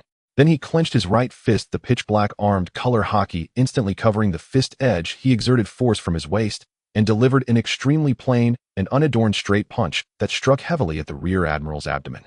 Bang! Accompanied by a dull bone-crushing sound, the rear admiral's eyes bulged, and he spat out a large mouthful of blood. His proud six-styles defense crumbled like thin paper before Ace's monstrous strength, sending him flying off the ground, shooting back dozens of meters, crashing through a thick stone wall, and losing consciousness on the spot. A single punch, a clean and swift kill. The entire process was so fast that one couldn't even blink. Ace slowly withdrew his fist, shaking off the dust from the back of his hand. He didn't even glance at the rear admiral lying in the ruins, turning and walking to Leona's side. A warm golden-red divine fire ignited from his palm, naturally covering Leona's wounds. Rest a bit, it's time to wrap things up. Ace observed the Navy and the remnants of the warlords beginning to retreat, en masse, his voice steady amidst the smoke-filled battlefield. Clang, clang, clang.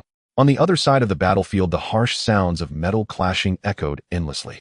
Gino's heavy body moved through the wreckage of the artillery position like an enraged armored bear. His robust mechanical exoskeleton was now covered with numerous white strike marks and deep dents, while a few exposed hydraulic pipes were hissing out white steam. Too slow. You foolish brute, who only knows how to swing that chunk of iron, can't even touch the corner of my coat. The naval brigadier transformed into a phantom, darting around Gino with a flurry of speed. The military knife in his hand was cloaked in armed color, and with every flash it left a dazzling spark on Gino's exoskeleton armor. Don't buzz around my ear like a fly. Gino roared, swinging the hydraulic warhammer modified from a battleship's main gun and brutally sweeping at the brigadier's phantom. The heavy hammer, carrying a terrifying wind pressure, smashed a stone pillar, but struck only air. The brigadier had already nimbly leaped into the air, looking down at the stiff-moving Gino. Storm step, white storm. The brigadier kicked sharply in midair, unleashing a fierce vacuum slash aimed directly at Gino's unarmored neck. Not a chance. Gino reacted swiftly, sinking his broad shoulders as he forced the thick black steel shield on his back to meet the strike. Boom. The slash struck heavily against the steel plate, causing Gino's tall frame to stagger, nearly dropping to one knee. He let out a muffled groan, blood trickling from the corner of his mouth, yet he stubbornly endured the blow. Still standing. Just how thick is your skin? The brigadier gritted his teeth, a flicker of disbelief flashing in his eyes. His proud six-hit combo striking this mechanical man felt like scraping steel. The opponent's resilience was even more abnormal than those with animal-based abilities. I'm with steel every day. Gino spat out a mouthful of bloodied saliva, unwavering as he raised the warhammer, once more the mechanical arm roaring with a rough sound. As long as your blade can't break my bones, I'll eventually smash you into a pulp. The brigadier's face darkened as he prepared to concentrate his armed color into his fingertips, attempting to pierce Gino's weak joints with a finger gun. At the very moment his feet touched the ground, a surge of frenzied orange flames swept in from his side, without warning, like a wall of fire, directly cutting off his attack route against Gino. The brigadier was taken aback, hurriedly retreating as he stepped back. As the smoke and flames dissipated, a deep blue tailcoat fluttered gently in the wind. Sabo adjusted his top hat, holding a long alloy staff in one hand, stepping steadily in front of Gino. You've worked hard, mechanic.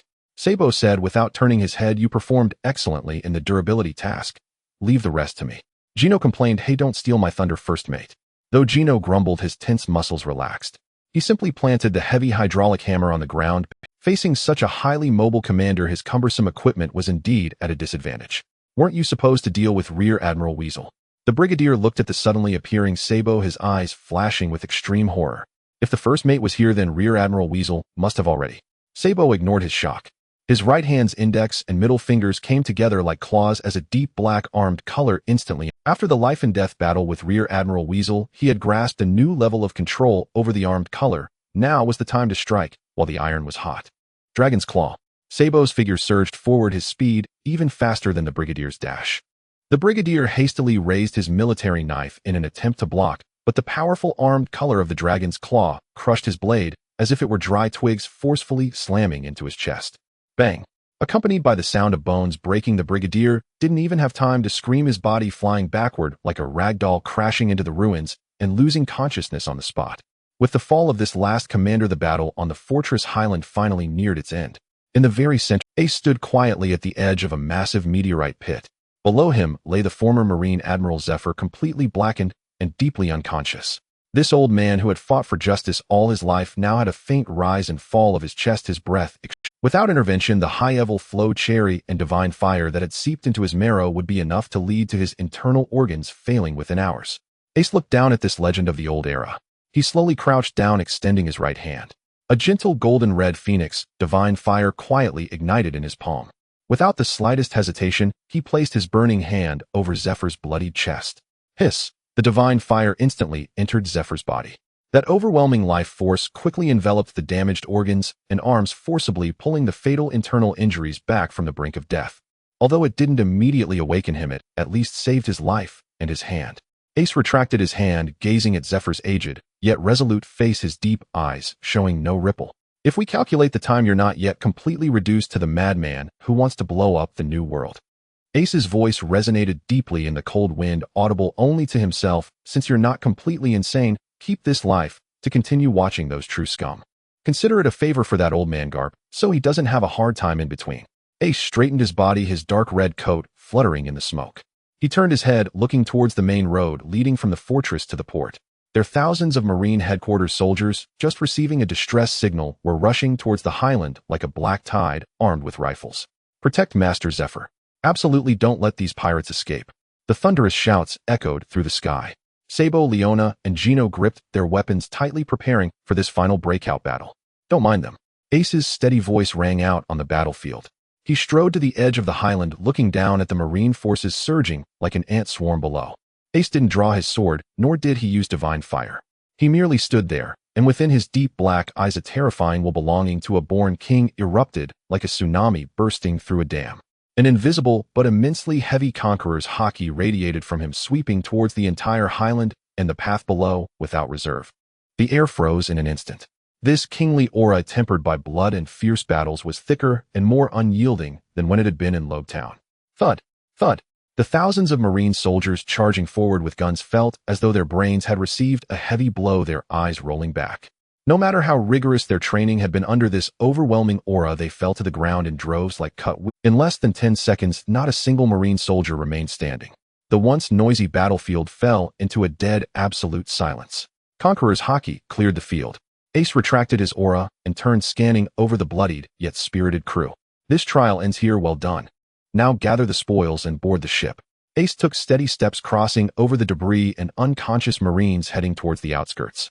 Next stop, find a quiet, deserted island to upgrade our ship. The smoky steel fortress gradually faded behind them.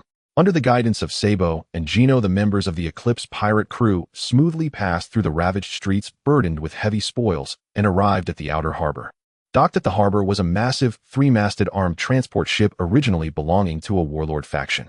Gino slammed the several-ton heavy Starfallen black steel onto the ship's broad deck with a loud thud, causing the entire vessel to shake violently. Bucky and Karina also breathlessly tossed their large backpacks filled with treasures and devil fruits into the ship's cabin. The draft and load capacity of this transport ship are sufficient.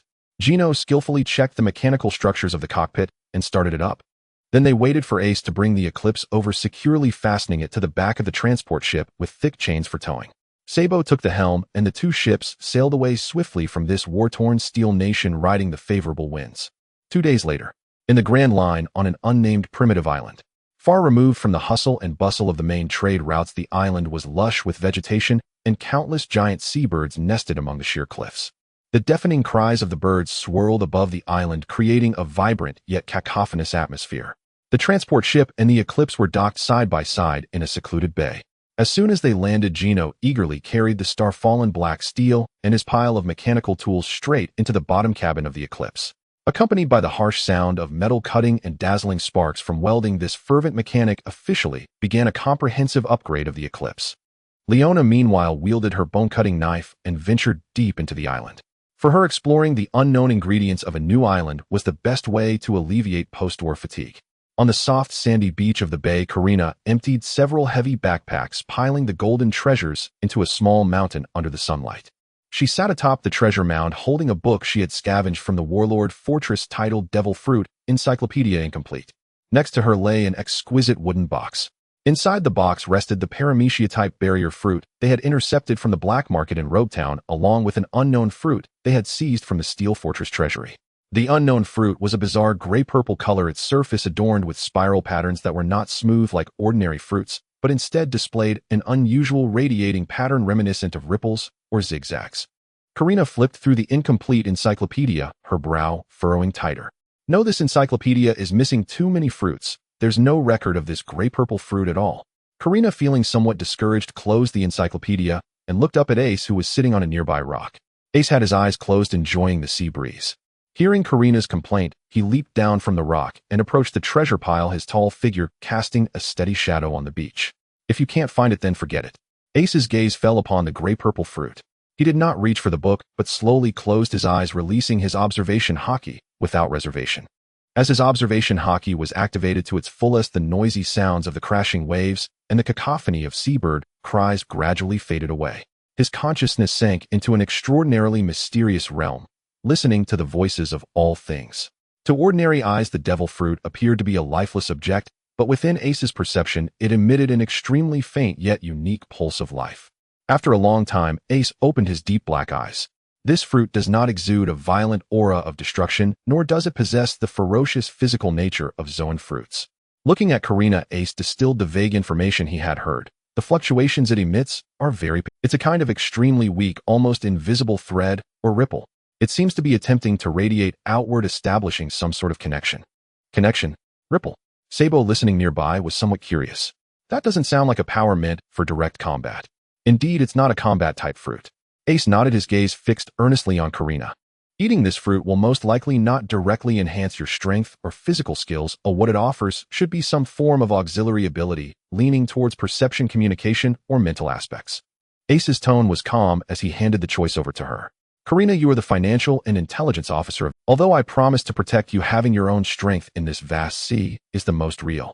The information about this fruit is quite vague. Whether to eat it or not, you decide for yourself.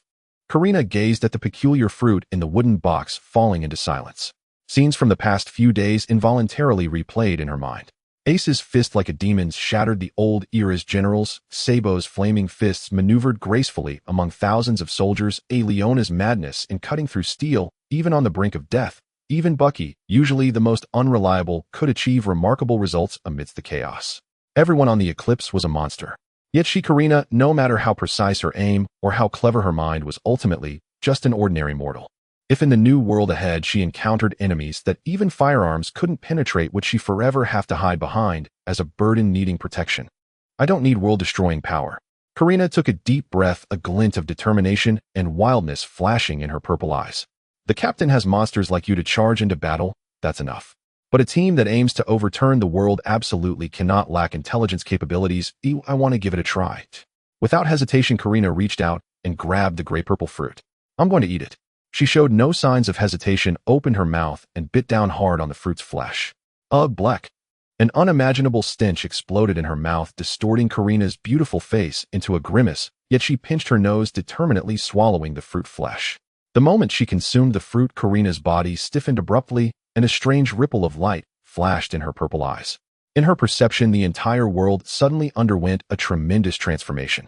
The countless seabirds in the sky, their previously chaotic cries now transformed into clear and visible frequency bands in her mind. She could even sense the faint biological electrical signals emanating from Gino's muscles as he swung his hammer in the bottom cabin. How's it going? What do you feel? Sabo asked with some concern. Karina closed her eyes, experiencing it for a long time. When she finally opened her eyes again, a smile of uncontainable joy had spread across her face. Captain, I won the bet. Karina exclaimed excitedly, standing up and reporting rapidly. Paramecia-type signal fruit. My brain is now like a super base station. I can collect information from my surroundings, somewhat similar to observation haki. The most important thing is, as long as I establish a frequency contract with you, no matter how far apart we are in the future, even on different islands, I can directly engage in real-time mental communication and positioning with you, and even initiate group chats for everyone. Moreover, as long as you agree, I can also share your perspectives. Karina became increasingly excited, casually picking up a gold coin from the pile of treasures. As a faint glow flickered at her fingertips, the ordinary gold coin seemed to undergo a strange transformation. Not only that, but I can also bestow this wave upon any inanimate object. As long as I disperse these coins, they will become miniature listening devices and locators. Hearing Karina describe her abilities, Sabo stood nearby, shocked and slightly agape. As someone who had long been involved with intelligence, he understood all too well what this ability meant in warfare. This was simply an ultimate intelligence network, far beyond reason, covering an extensive area. Ace looked at the excited purple-haired girl before him, a fierce light igniting in his deep black eyes. What does it matter if there's no world-destroying power? In the grand line where heroes contend, the absolute communication of intelligence and teamwork holds strategic value that far surpasses an ordinary paramecia. Ha ha. Watching as the most crucial piece of intelligence for the Eclipse was completed, Ace could no longer suppress his inner exhilaration, laughing loudly against the backdrop of the soaring seabirds. On the sandy beach of the bay, the sea breeze caressed the mountains of treasures piled high.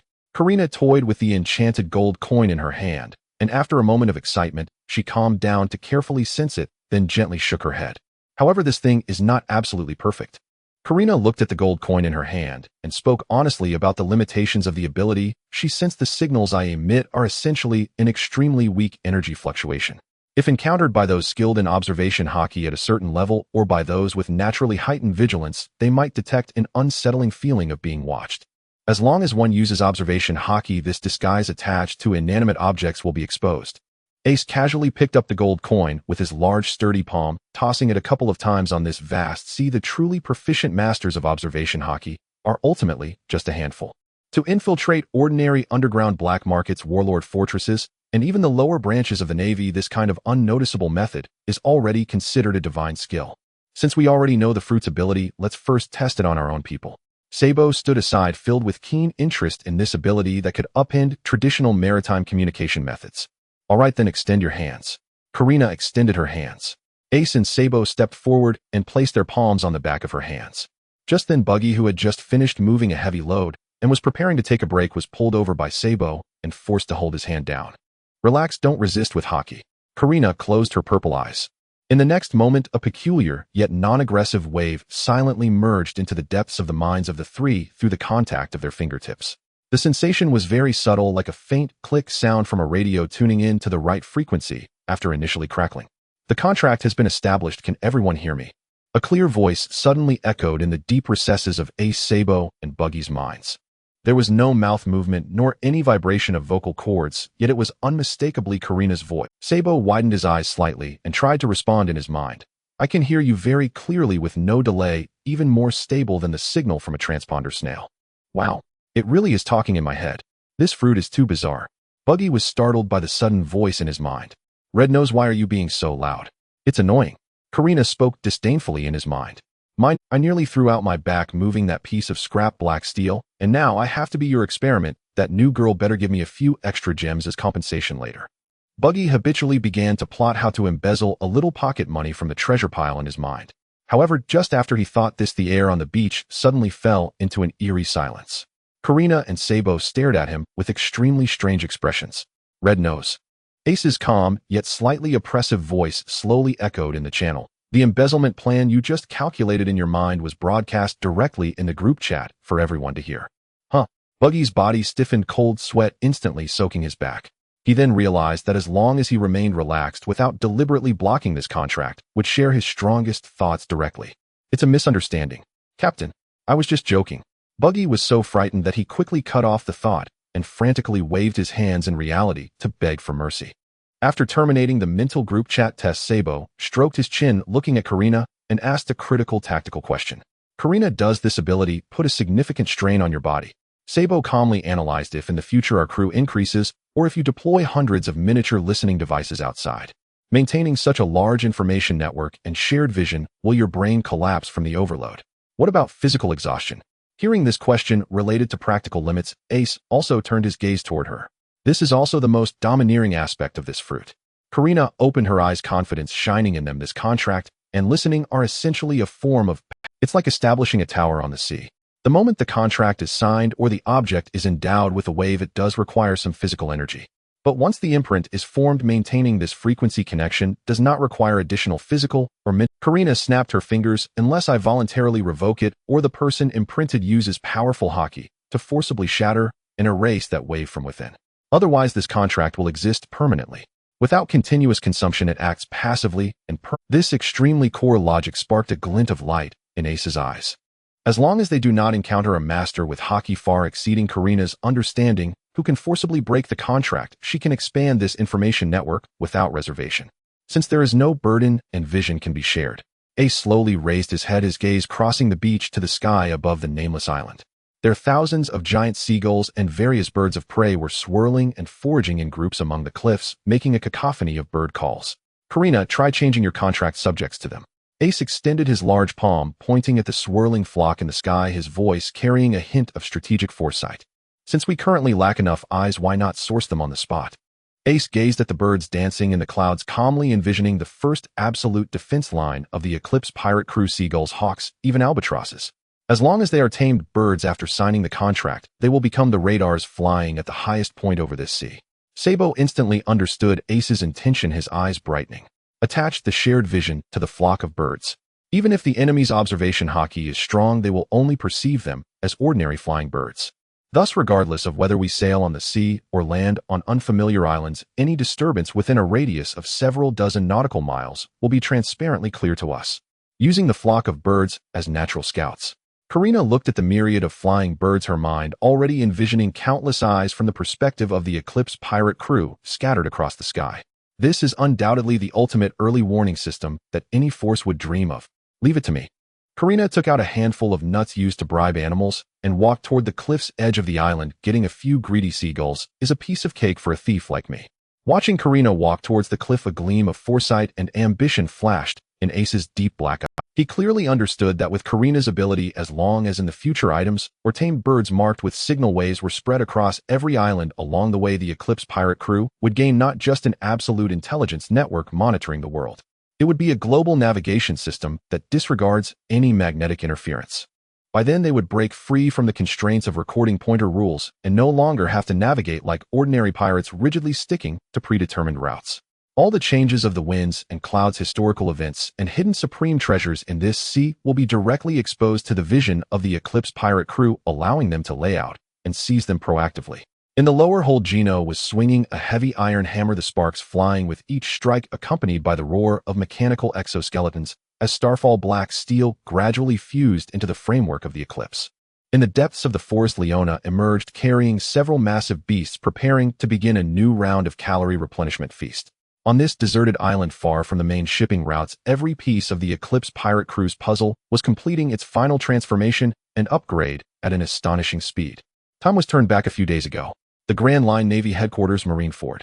The door to the marshal's office was tightly shut, yet the naval officers standing guard outside could clearly feel the suffocating weight of pressure seeping through the cracks of the door. With a loud bang, a battle report sealed with a confidential wax stamp was slammed down onto the spacious. The solid wood surface of the desk instantly cracked under the force. Navy Admiral Sengoku's forehead was bulging with veins as he glared intensely at Garp, who was sitting on the sofa, munching on senbei. Garp, how long are you going to keep this secret? Look at the monstrosity you've raised in the East Sea. Sengoku roared through gritted teeth. The atmosphere in the spacious office had turned extremely tense. The three admirals representing the Navy's highest combat power, Akainu, Akiji, and Kizu, were seated on sofas along either side. Along with Vice Admiral Cranes, everyone bore expressions of rare seriousness. Akiji exhaled a cold breath, picked up the battle report on the desk, and scanned the shocking red letters. Robbing the world government's allied nations of their tributes, defeating Vice Admiral Momosagi's escort fleet, Hiden, and Akiji paused, his tone heavy with disbelief, defeating the Navy's new recruit instructor, former Admiral Zifa. Upon hearing this, the entire office fell into dead silence.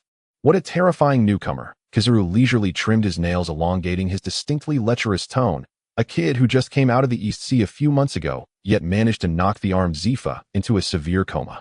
Today's youth truly are monsters that are frightening. Shut up, Borsellino. This is not something to joke about.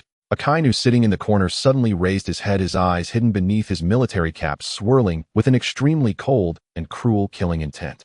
The magma on him dripped due to the emotional surge, sizzling as it burned the floor. Daring to rob the celestial gold and seriously injure a former admiral. Such unforgivable evil pirates must be absolutely eradicated before they enter the new world. There can be no tolerance for such provocations under absolute justice. Akainu's voice was like a suppressed volcano. Sakazuki is right. Vice Admiral Crane, with hands crossed under his chin, calmly looked at Rear Admiral Brand-New, standing in front of the battle report board. Brand-New, report the specific situation. What is Zifa's current condition? Brand-New wiped the cold sweat from his forehead, stood up straight, and affixed several freshly developed photos to the tactical board. Report, Vice Admiral Crane. According to the intelligence transmitted back by Vice Admiral Momosaji, although Zifa was defeated in an unknown duel with broken ribs and serious internal injuries, Brand-New swallowed hard, his tone becoming somewhat strange, but the pirate named Ace used a bizarre crimson flame to forcibly heal Zifa's fatal injuries before leaving. Currently, Zifa has escaped life-threatening danger and is being transported back on the medical ship. Heal. Sengoku frowned, his expression complex. The pirate, after winning, actually helped the Navy's veteran. Not just healing. Brand-New placed the blurry photo of Ace in his half-beast form in the center, according to multiple eyewitness accounts plus comparisons from the headquarters scientific team. Portgas D. Ace's abilities have been preliminarily identified as an extremely rare zoonotype, bird fruit mythical beast form, Vermilion Bird. Moreover, he has mastered an exceptionally high level of armament hockey. Mythical beast. Upon hearing these three words, even Akainu's face changed slightly. In this, see, the number of mythical beasts is even rarer than that of the natural type.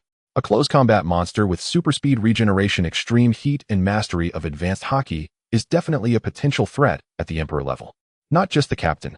Brand-New wiped the cold sweat from his forehead and attached several freshly developed photos to the tactical board. Report, Vice Admiral Crane. This pirate crew called Eclipse, besides Captain Portgas D. Ace, currently has 5 confirmed core members. Although their overall foundation is still insufficient to compete with the great pirates of the New World, their core combat power has already begun to take shape. Brand-New clicked on the first photo. First mate Sabo, a natural-type flame fruit user. This person is a genuine monster. During the cover battle, he directly defeated Vice Admiral Momosaji, using fierce dragon claw techniques in combination with flames posing a high danger level.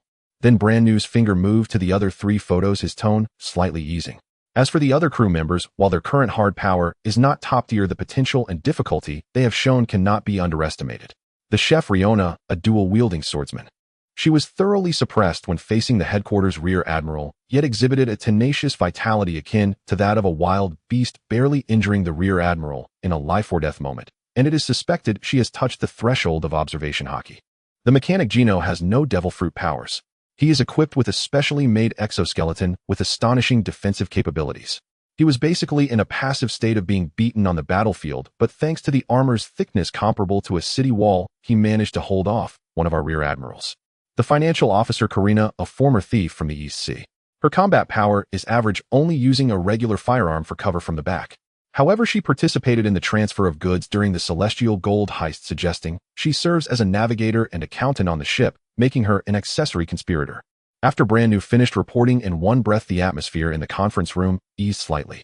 It seems this pirate crew, aside from the captain and first mate being true exceptional monsters, the others are still in a growth phase. Just a bunch of burdens being dragged along by 2 monsters. Akainu snorted coldly, his eyes filled with disdain. No, Admiral Sakazuki. There's still one last person. Brand-New's finger trembled slightly as he pointed to the comically photo with a red nose in the corner of the tactical board. The Eclipse Pirate crew's butler clown buggy. This person demonstrated a splitting ability to eliminate mooks on the battlefield, showing average combat performance.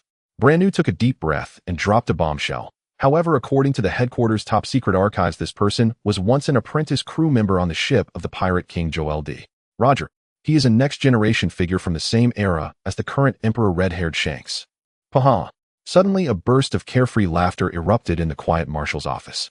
Garp, sitting on the sofa, not only showed no signs of tension, but rather proudly patted his thigh, laughing heartily while munching on senbei. To think even an apprentice from Roger's ship became a butler and robbed the Celestial Gold. What a play against common sense. Paha. No wonder this little brat, whom I've beaten since he was young, is doing so well. Garp. Shut up, you bastard. Sengoku's forehead bulged with veins as he rushed forward, snatching the senbei bag from Garp's hands, and roared in a frenzy. Do you have any idea what kind of monster you've raised in the East Sea? Robbing Celestial Gold. Seriously injuring Zifa. Do you understand the trouble this has caused for the Navy and the world government? What does it matter? After all, this kid hasn't killed anyone and Zifa is still alive, isn't he? Paha. Garp nonchalantly picked his nose. Sengoku's gaze instantly turned deep and pained. He certainly knew who Son Ace was. Yet he never expected that a former crew member of Roger would willingly become a mere butler under a rookie who just set sail. Could that red-nosed fellow be aware of Ace's identity? Is he secretly supporting the bloodline of the Pirate King with his years of hidden experience to safeguard these newcomers? Thinking of this, Sengoku felt an unprecedented headache.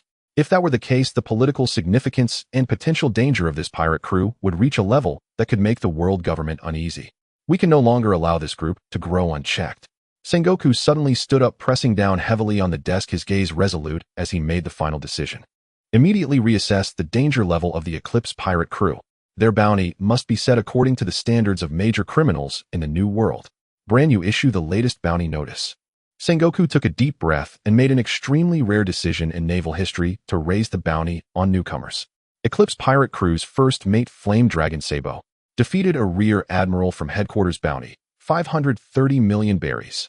The Butler Clown Buggy, as a remnant of Roger's pirate crew hiding his strength and acting unpredictably, bounty raised to 200 million berries. Head Chef Wild Beast Riona, bounty 89 million berries. Chief Mechanic Iron Man Gino, bounty 76 million berries. Treasurer Wildcat Karina, accomplice in the Celestial Gold Heist, bounty 23 million berries. Sengoku's gaze was finally fixed firmly on Ace's wild and unruly photo. The ambition in those eyes made him feel as if he were seeing Roger, who once gave the Navy headquarters such a... As for the captain of the Eclipse Pirate crew, Portgas D, Ace. Sengoku gritted his teeth and pronounced the preliminary price set by this sea for the young overlord, word by word, possessing a mythical beast and advanced hockey, severely injuring a former admiral, robbing celestial gold. Bounty 770 million berries. Life or death, no distinction. In the early morning, tens of thousands of newsbirds laden with heavy newspaper bags soared into the sky from the Navy headquarters news agency, located on the Grand Line, resembling a vast sea of white clouds flapping their wings as they flew to every corner of the world. On this seemingly calm morning, the glaring red numbers on the front page were like a Category 12 hurricane instantly sweeping across the seas and the Grand Line. East Sea Goya Kingdom, Windmill Village. Bang! The wooden door of the Machino Tavern was rudely pushed open by the village chief, who clutched a wanted notice, his beard trembling violently. This is a heinous crime. This is truly a heinous crime. How could such a major criminal emerge from our peaceful village one after another? Machino stopped wiping the glasses, leaning over with curiosity to take a look. When she saw the audacious face on the newspaper and the astronomical figure of 770 million berries below, she was not afraid. Instead, she gently covered her mouth and giggled. It seems that Ace and Sabo have gone through a remarkable adventure out there. Meanwhile, on the back mountain, 770 million, 530 million. The mountain bandit Dadong held a freshly purchased newspaper, his eyes almost bulging out of their sockets. If the previous bounty of 50 million had frightened her, this figure had stripped her of even the strength to be afraid, leaving only a sense of utter numbness. Boom! The roof of Dadong's wooden house was suddenly smashed open. 14-year-old Luffy leaped onto the treetops like a monkey, clutching the wanted notice tightly, his dark eyes sparkling with brilliant light. This is amazing. They robbed gold from the heavens and defeated the highest-ranking admiral of the Navy. Luffy pressed his straw hat down excitedly and shouted toward the sea ace. Sabo, wait for me. I will set sail to find you soon. I will definitely earn a bounty even higher than yours. On the Grand Line, Barks Island. In the tribal village, the natives gathered around a massive ancient gorilla staring at the wanted notice that fell. It's Lady Riona. Lady Riona has been wanted. A native pointed at the red-haired chef with dual knives, whose gaze was filled with wildness and slaughter, shouting excitedly. 89 million berries. That's even higher than the baron who oppressed us. The ancient gorilla let out a low, soothing grunt, gently tapping the photo of Riona on the wanted notice with its massive finger. The tribe's elder stroked his beard, his aged face filled with satisfaction. It seems that the man named Ace has indeed kept his promise. With Riona following them, she will definitely see the most breathtaking scenery of this sea. On the Grand Line, the Iron Nation of Ain. Deep in Scrap Iron Street, a group of dirty mechanical apprentices and orphans were excitedly passing around the latest wanted notice. Brother Gino made it to the newspaper. 76 million berries. Brother has become a super pirate. I knew it. The mecha made by Brother Gino is definitely the strongest weapon on this sea. Among the cheers of the children, those once arrogant warlord remnants were now hiding in the shadows, trembling. The mechanic who was once mocked in Scrap Iron Street had now become a terrifying monster they were unworthy of even looking up to. And in an unknown corner of this sea, On a small boat with tattered sails, Kabeji and Machi stared blankly at the newspaper in their hands. At their feet lay a large bag of treasures left for them by Buggy before he departed. 200 million berries. Kabeji clutched the wanted notice featuring a close-up of Clown Buggy's red nose, his hand, holding the sword, trembling madly. Not only that, Kabeji looked at the introduction below. Machi, with tears and snot all over his face, pointed at the newspaper revealing Buggy's background, his voice trembling. Captain Buggy was once a crew member of the pirate King Roger. He is a legendary figure from the same era as the four emperors, red-haired. The two exchanged glances and suddenly burst into tears, hugging each other tightly. So that's how it is. No wonder Captain Buggy has been so low-key in the EC. He was hiding his true. Kabeji cried heartbreakingly. He deliberately lost to that man named Ace, even humbling himself to be a steward, surely, to plot something world-shaking in secret. Captain Buggy is so great. Despite having such a terrifying background, he still left the stolen treasures to us. Machi clenched his fists, his eyes filled with determination and fervor. We absolutely cannot let Captain Buggy's efforts go to waste. Kabeji, we must strive to become stronger. Once we have the strength to enter the new world, we must follow Captain Buggy on the Grand Line. On this morning filled with misunderstandings, two touched EC pirates embarked on an arduous path of cultivation for their stoic and burdened captain. Sabaody Archipelago Shaki's bar. Dingling. The tavern doorbell rang. Rayleigh, with silver long hair and round glasses, pushed open the wooden door and walked steadily to the bar. Rare to see you not at the casino today. Did you hear some news? Behind the bar, Shaki, smoking a lattice cigarette, chuckled lightly, pushing a freshly delivered newspaper and several new wanted notices towards Rayleigh. Rayleigh picked up the newspaper, his gaze falling on the front-page photo of a black-haired youth exuding arrogance, and, upon seeing the words 770 million heavily injuring Zephyr and robbing gold from the heavens, this former right-hand man of the Pirate King revealed a hint of profound light in his eyes. Old man Kuroka's wasn't wrong. Rayleigh put down the newspaper, lifted the glass on the bar, and drank it in one gulp. This kid's ambition and strength are truly not to be underestimated. However, what surprised me the most is this. Shaki blew out a puff of smoke, her long fingers pointing at another wanted notice of 200 million. That little brat Buggy actually went to be his steward. Is this a wonderful connection between two generations? Rayleigh looked at the red nose on the wanted notice, unable to help but laugh, his eyes revealing a hint of nostalgia. It seems that this sea, which has been silent for 20 years, is finally going to be thoroughly awakened by this storm. Meanwhile, in the new world, the territory of the seven warlords of the sea. In the ancient castle of Koraikana Island, the world's greatest swordsman, Dracul Mihawk, sat under the dim candlelight. He casually glanced at the newspaper on the table, his golden eyes sharp as an eagle, revealing little emotion. Mythical Zoan and advanced Haki Ha. Though he is a potential troublemaker, as long as he is not a pure swordsman, there is no need to draw my sword. Mihawk closed his eyes, resuming his meditation. In the first half of the Grand Line in the Kingdom of Alabasta. In the underground casino's secret room, Crocodile smoked a cigar, looking at the wanted notice sent by the intelligence network, his gaze exceedingly cold. 770 million. Just a reckless brat who ambushed an aged general relying on the power of a devil fruit. Crocodile scoffed disdainfully, crushing the wanted notice in his hand. The Grand Line is not some backwater like the EC. Revealing your prowess too early will only lead to a quicker demise. New World Dressrosa. Fufufu. On the royal plateau, Doflamingo, dressed in a pink feather coat, laughed maniacally as he looked at the newspaper in his hand. Robbing gold from the heavens. How splendid. This is indeed a great deed. The dangerous red light flickered behind Doflamingo's sunglasses, stepping on the faces of the celestial dragons. The upper echelons of the world government must be furious now, right? On the Grand Line, Baldy Island. Amidst the swirling yellow sands in front of the secret headquarters of the Revolutionary Army, Monkey D. Dragon wearing a deep on the Grand Line, Baldy Island. Amidst the swirling yellow sands in front of the secret headquarters of the Revolutionary Army, Monkey D. Dragon wearing a deep green trench coat and bearing dark red tattoos on his face stood quietly in the wind and sand. In his hand, he held the newspaper featuring the bounties of all members of the Eclipse Pirates. Chief, this newly emerged pirate crew is extremely dangerous. They not only robbed the gold from the heavens, but also heavily injured a former admiral. The intelligence officer of the Revolutionary Army, Carla, approached with a serious expression, reporting, "What's even more terrifying is that their vice captain Sabo has displayed exceptionally advanced combat skills, even using a technique similar to the chief's Dragon Claw fist. Should we send someone to make contact or investigate?" Dragon did not respond immediately. His gaze lingered on the two adjacent wanted notices on the newspaper, Ace and Sabo. As Luffy's father, he certainly knew the identities of these two young men. Back in the East Sea, he had witnessed these boys who grew wildly in Garbage Mountain.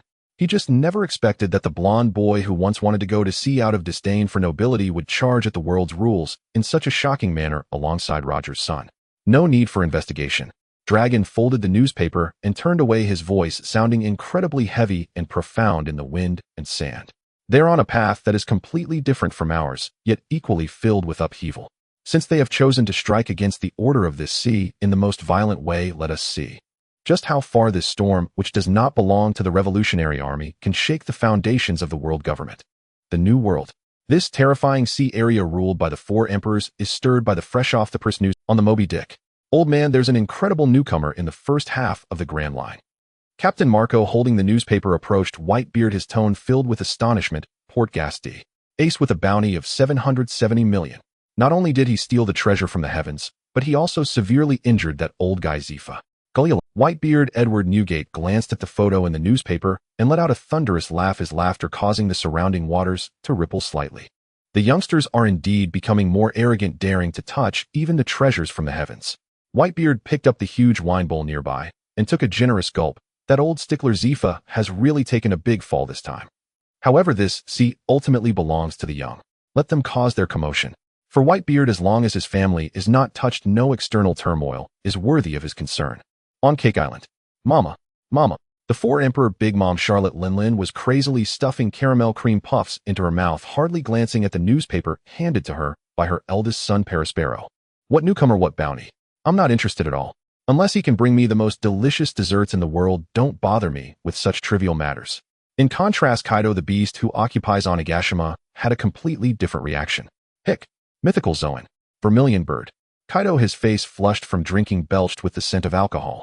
He snatched the newspaper from the hands of Flame Calamity King and fixed his gaze on the blurry photo of Ace Half-Beast and spreading his golden wings. With extremely high-temperature fire wings and that perverse rapid regeneration ability, a fervent light suddenly erupted in Kaido's eyes. As the commander of the Zoan army, his obsession with mythical Zoan fruits was almost pathological. Waha! This kid's fruit is simply a masterpiece. Kaido slammed the newspaper onto the table, his massive body suddenly standing up. King. Send someone to keep an eye on them in the first half of the Grand Line. As soon as these kids enter the New World, capture that guy named Ace for me. I want him to become the top combat force of the Beast Pirates. Meanwhile, on an unknown winter island in the New World, the red-haired pirates were holding a daily outdoor feast. Captain, there's big news.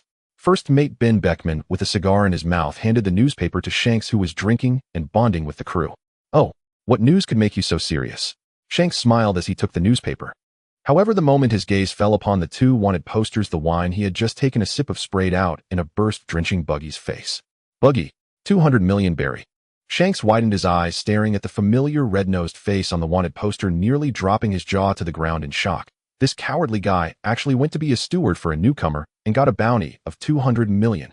Shanks rubbed his eyes in disbelief, but when he shifted his gaze to the top wanted poster with a bounty of 770 million, his movements suddenly froze. In the photo, the black-haired youth's deep eyes and features instantly overlapped in Shanks' mind with the towering figure from over 20 years ago who led them to conquer the seas.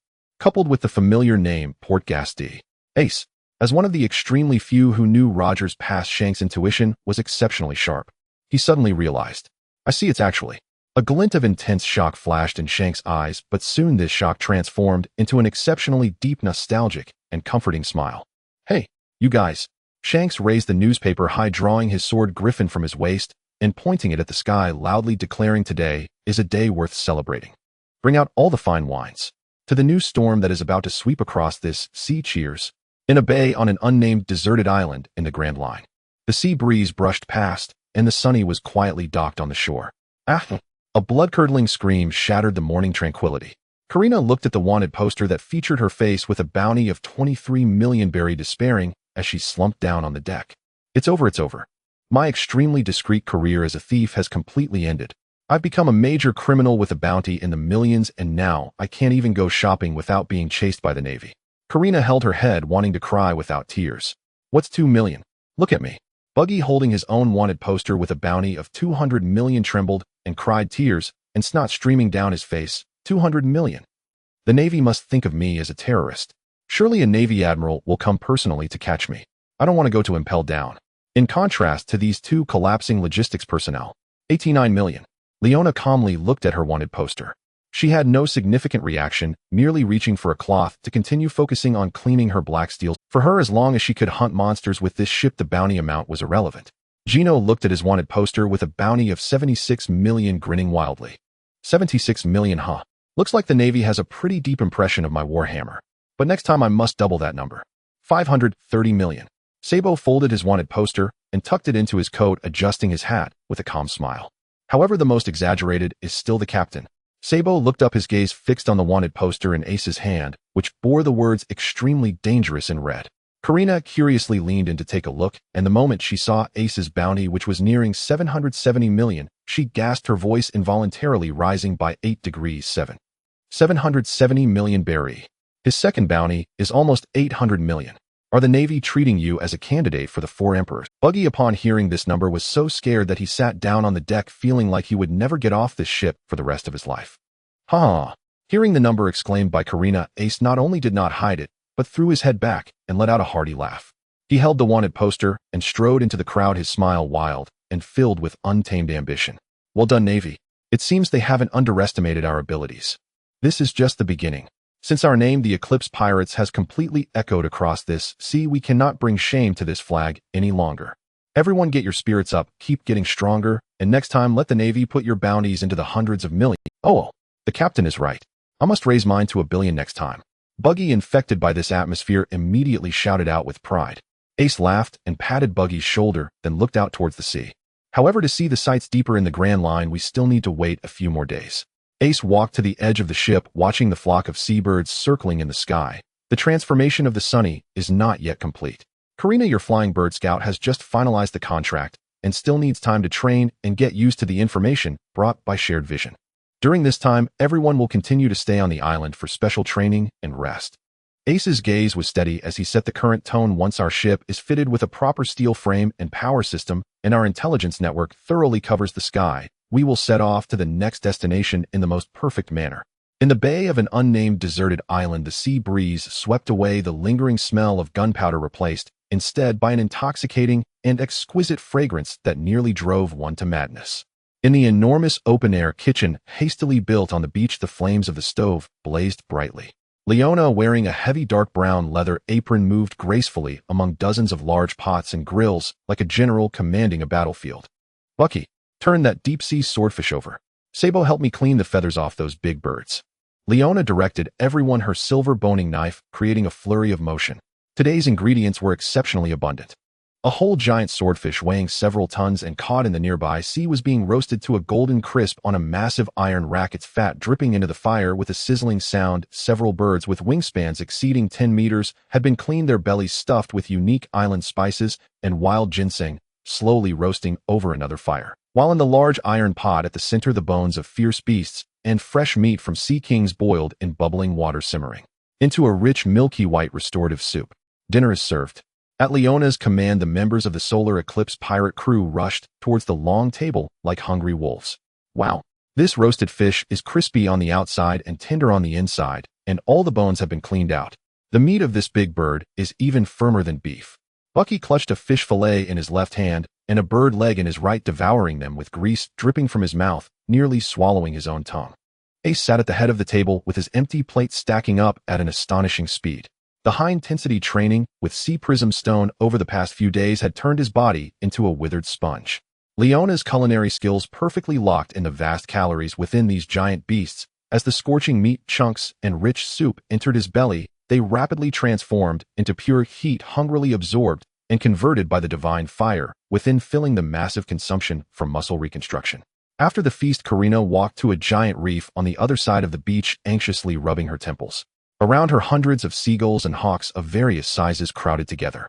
No way these guys have such small brain capacities. Karina opened her eyes and cut off the frequency connection of the signal fruit. During the training of the past few days, she discovered a particularly troublesome hardware flaw. Although the animals in the pirate world are somewhat intelligent and can barely understand simple commands like go there or stop, they ultimately cannot speak human language, only chattering chaotically. As the master of the contract, Karina could receive signals from the birds when they encountered danger or interesting events, and even directly share their visual experiences.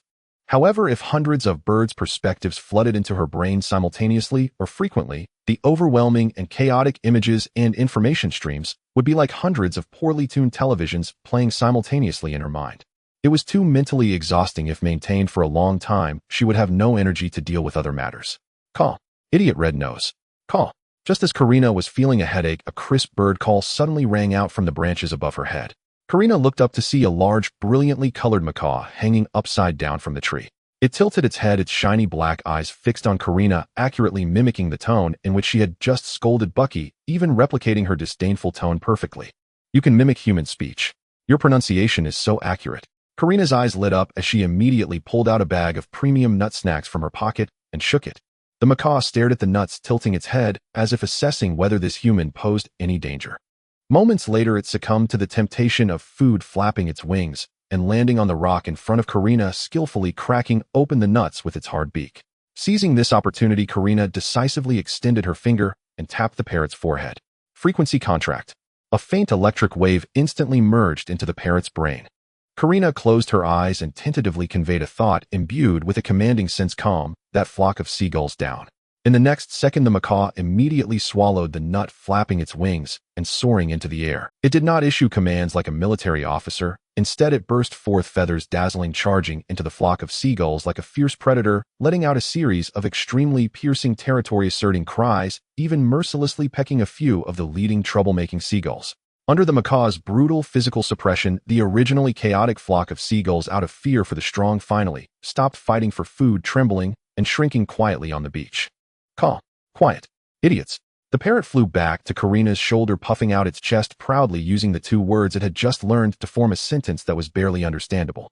Karina was momentarily stunned, then couldn't help but laugh with delight. Although your methods are a bit rough and you're still far from being a true translator, your brain is indeed far more capable than that flock of dumb seagulls. This parrot's brain capacity could easily accommodate the complex emotions and simple intentions conveyed by the signal fruit. As long as she spent 10 days or half a month using food rewards and repeated vocabulary training to teach it to remember specific codes like Navy Pirate and Danger, it could absolutely become the perfect relay station to command this flock of seagulls. Karina would only need to receive the information it organized, drastically reducing the load on her brain. From today on, you will be my exclusive pet. As long as you stick with me, your name will be Bailey. While feeding it nuts, Karina settled on the name. Bailey. The parrot seemed very pleased to have a long-term food source, excitedly flapping its wings. Ace, holding a huge roasted meat bone, looked at the lively parrot on the rock with a glint of appreciation in his deep black eyes. Using highly intelligent animals as relay commanders, supplemented by regular vocabulary training. Although it requires considerable effort to teach initially, once established, it will become the most covert and efficient reconnaissance network in the world. Ace mused silently. However, speaking of controlling animals, if there's a chance to go to Wano country in the future, I should recruit that girl named Shinobu. Her devil fruit, which allows her to extract dango from her face and command all animals unconditionally, is essentially the ultimate patch tailor-made for Karina's intelligence network. In the lower deck, the deafening roar of machinery and the sparks of electric welding continued unabated.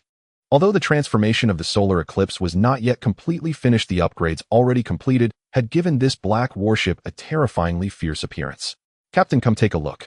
Gino, covered in grease, pushed open the hatch and walked up, his eyes gleaming with the excitement of a mechanical fanatic hidden behind his goggles. Ace walked to the edge of the deck. The original bow of the solar eclipse had been remelted by Gino using premium Starfall black steel. The black steel had been violently shaped into a gigantic angular dark-colored phoenix head for the ram. The edges of the ram were polished to extreme sharpness, resembling a massive sword ready to tear through the waves, not just as a ram. Within the armored plates along the waterline on both sides of the hull, 2 sets of extraordinarily large black steel outer paddle wheels could be vaguely seen, cleverly folded and hidden within the compartments. I disassembled and reconfigured the high-pressure steam boiler from the Warlord Fortress and stuffed it into the lower deck, Gino enthusiastically reported while patting his sturdy mechanical exoskeleton. Once this dual power system is fully integrated, even if we encounter a dead sea in the doldrums, the solar eclipse can unleash terrifying sailing speeds surpassing that of warships. Combined with the ram of Starfall black steel, even if we face an iceberg ahead, I can smash it to pieces. In addition to the upgrades to the ship, Gino's own equipment had also seen a qualitative leap. The previously rough mechanical exoskeleton on his right arm had now been integrated with Starfall black steel. Not only had its defensive power increased geometrically, but the hydraulic pipes and steam valves had also been meticulously rearranged. And that hydraulic war hammer modified from the main cannon of a warship had its hammerhead equipped with a miniature high-pressure steam jet achieving an extremely terrifying level of kinetic energy and explosive power when swung. Well done. Although Ace initially had low expectations for this ship, that was because even with a huge investment in the EC, he couldn't find suitable people to build such a black technology power system. Now he nodded in satisfaction at the solar eclipse, which was gradually transforming into a perfect warship. However, the boiler's pipes still need a few days for high-pressure testing and sealing. We cannot set sail yet. Gino ruffled his silver-gray hair and replied honestly, "No rush." Ace turned to walk towards the direction of the living quarters, his tone steady and calm. Just right as the solar eclipse is still undergoing modifications, Karina's intelligence network also needs time to adapt and set up. Rest well on this island. Once all the weapons are sharpened to their sharpest state, we will leave here. Hearing that there was no need to rush to set sail, Bucky slumped onto the deck with a sigh of relief. Meanwhile, Karina, holding the macaw named Bailey, looked at the coins and small objects beside her, now infused with the electric waves of the signal fruit, her purple eyes sparkling with an exceptionally shrewd light. Next, she planned to disperse these listening devices through special channels. And she already had a brilliant plan in mind for where to cast her first net. On a nameless, deserted island in a tranquil bay, Karina sat cross-legged on a large moisture-proof cloth. Before her lay hundreds of exquisitely minted ancient gold coins and a dozen top-quality rubies and sapphires, all of which were prized spoils looted from the military vaults of the Steel Nation. With her eyes closed, Karina's long, fair fingers glided over the surfaces of the coins and gems as if playing a piano. With each touch of her fingertips, a faint ripple imperceptible to the naked eye silently infused into the macaw. Riches. Bailey loves riches. A brilliantly feathered macaw flapped its wings and landed steadily on the edge of a chest filled with gold coins. Tilting its head, its shiny black eyes fixated on the sparkling gems, it let out a remarkably articulate, "Shut up, Bailey. These are not your toys."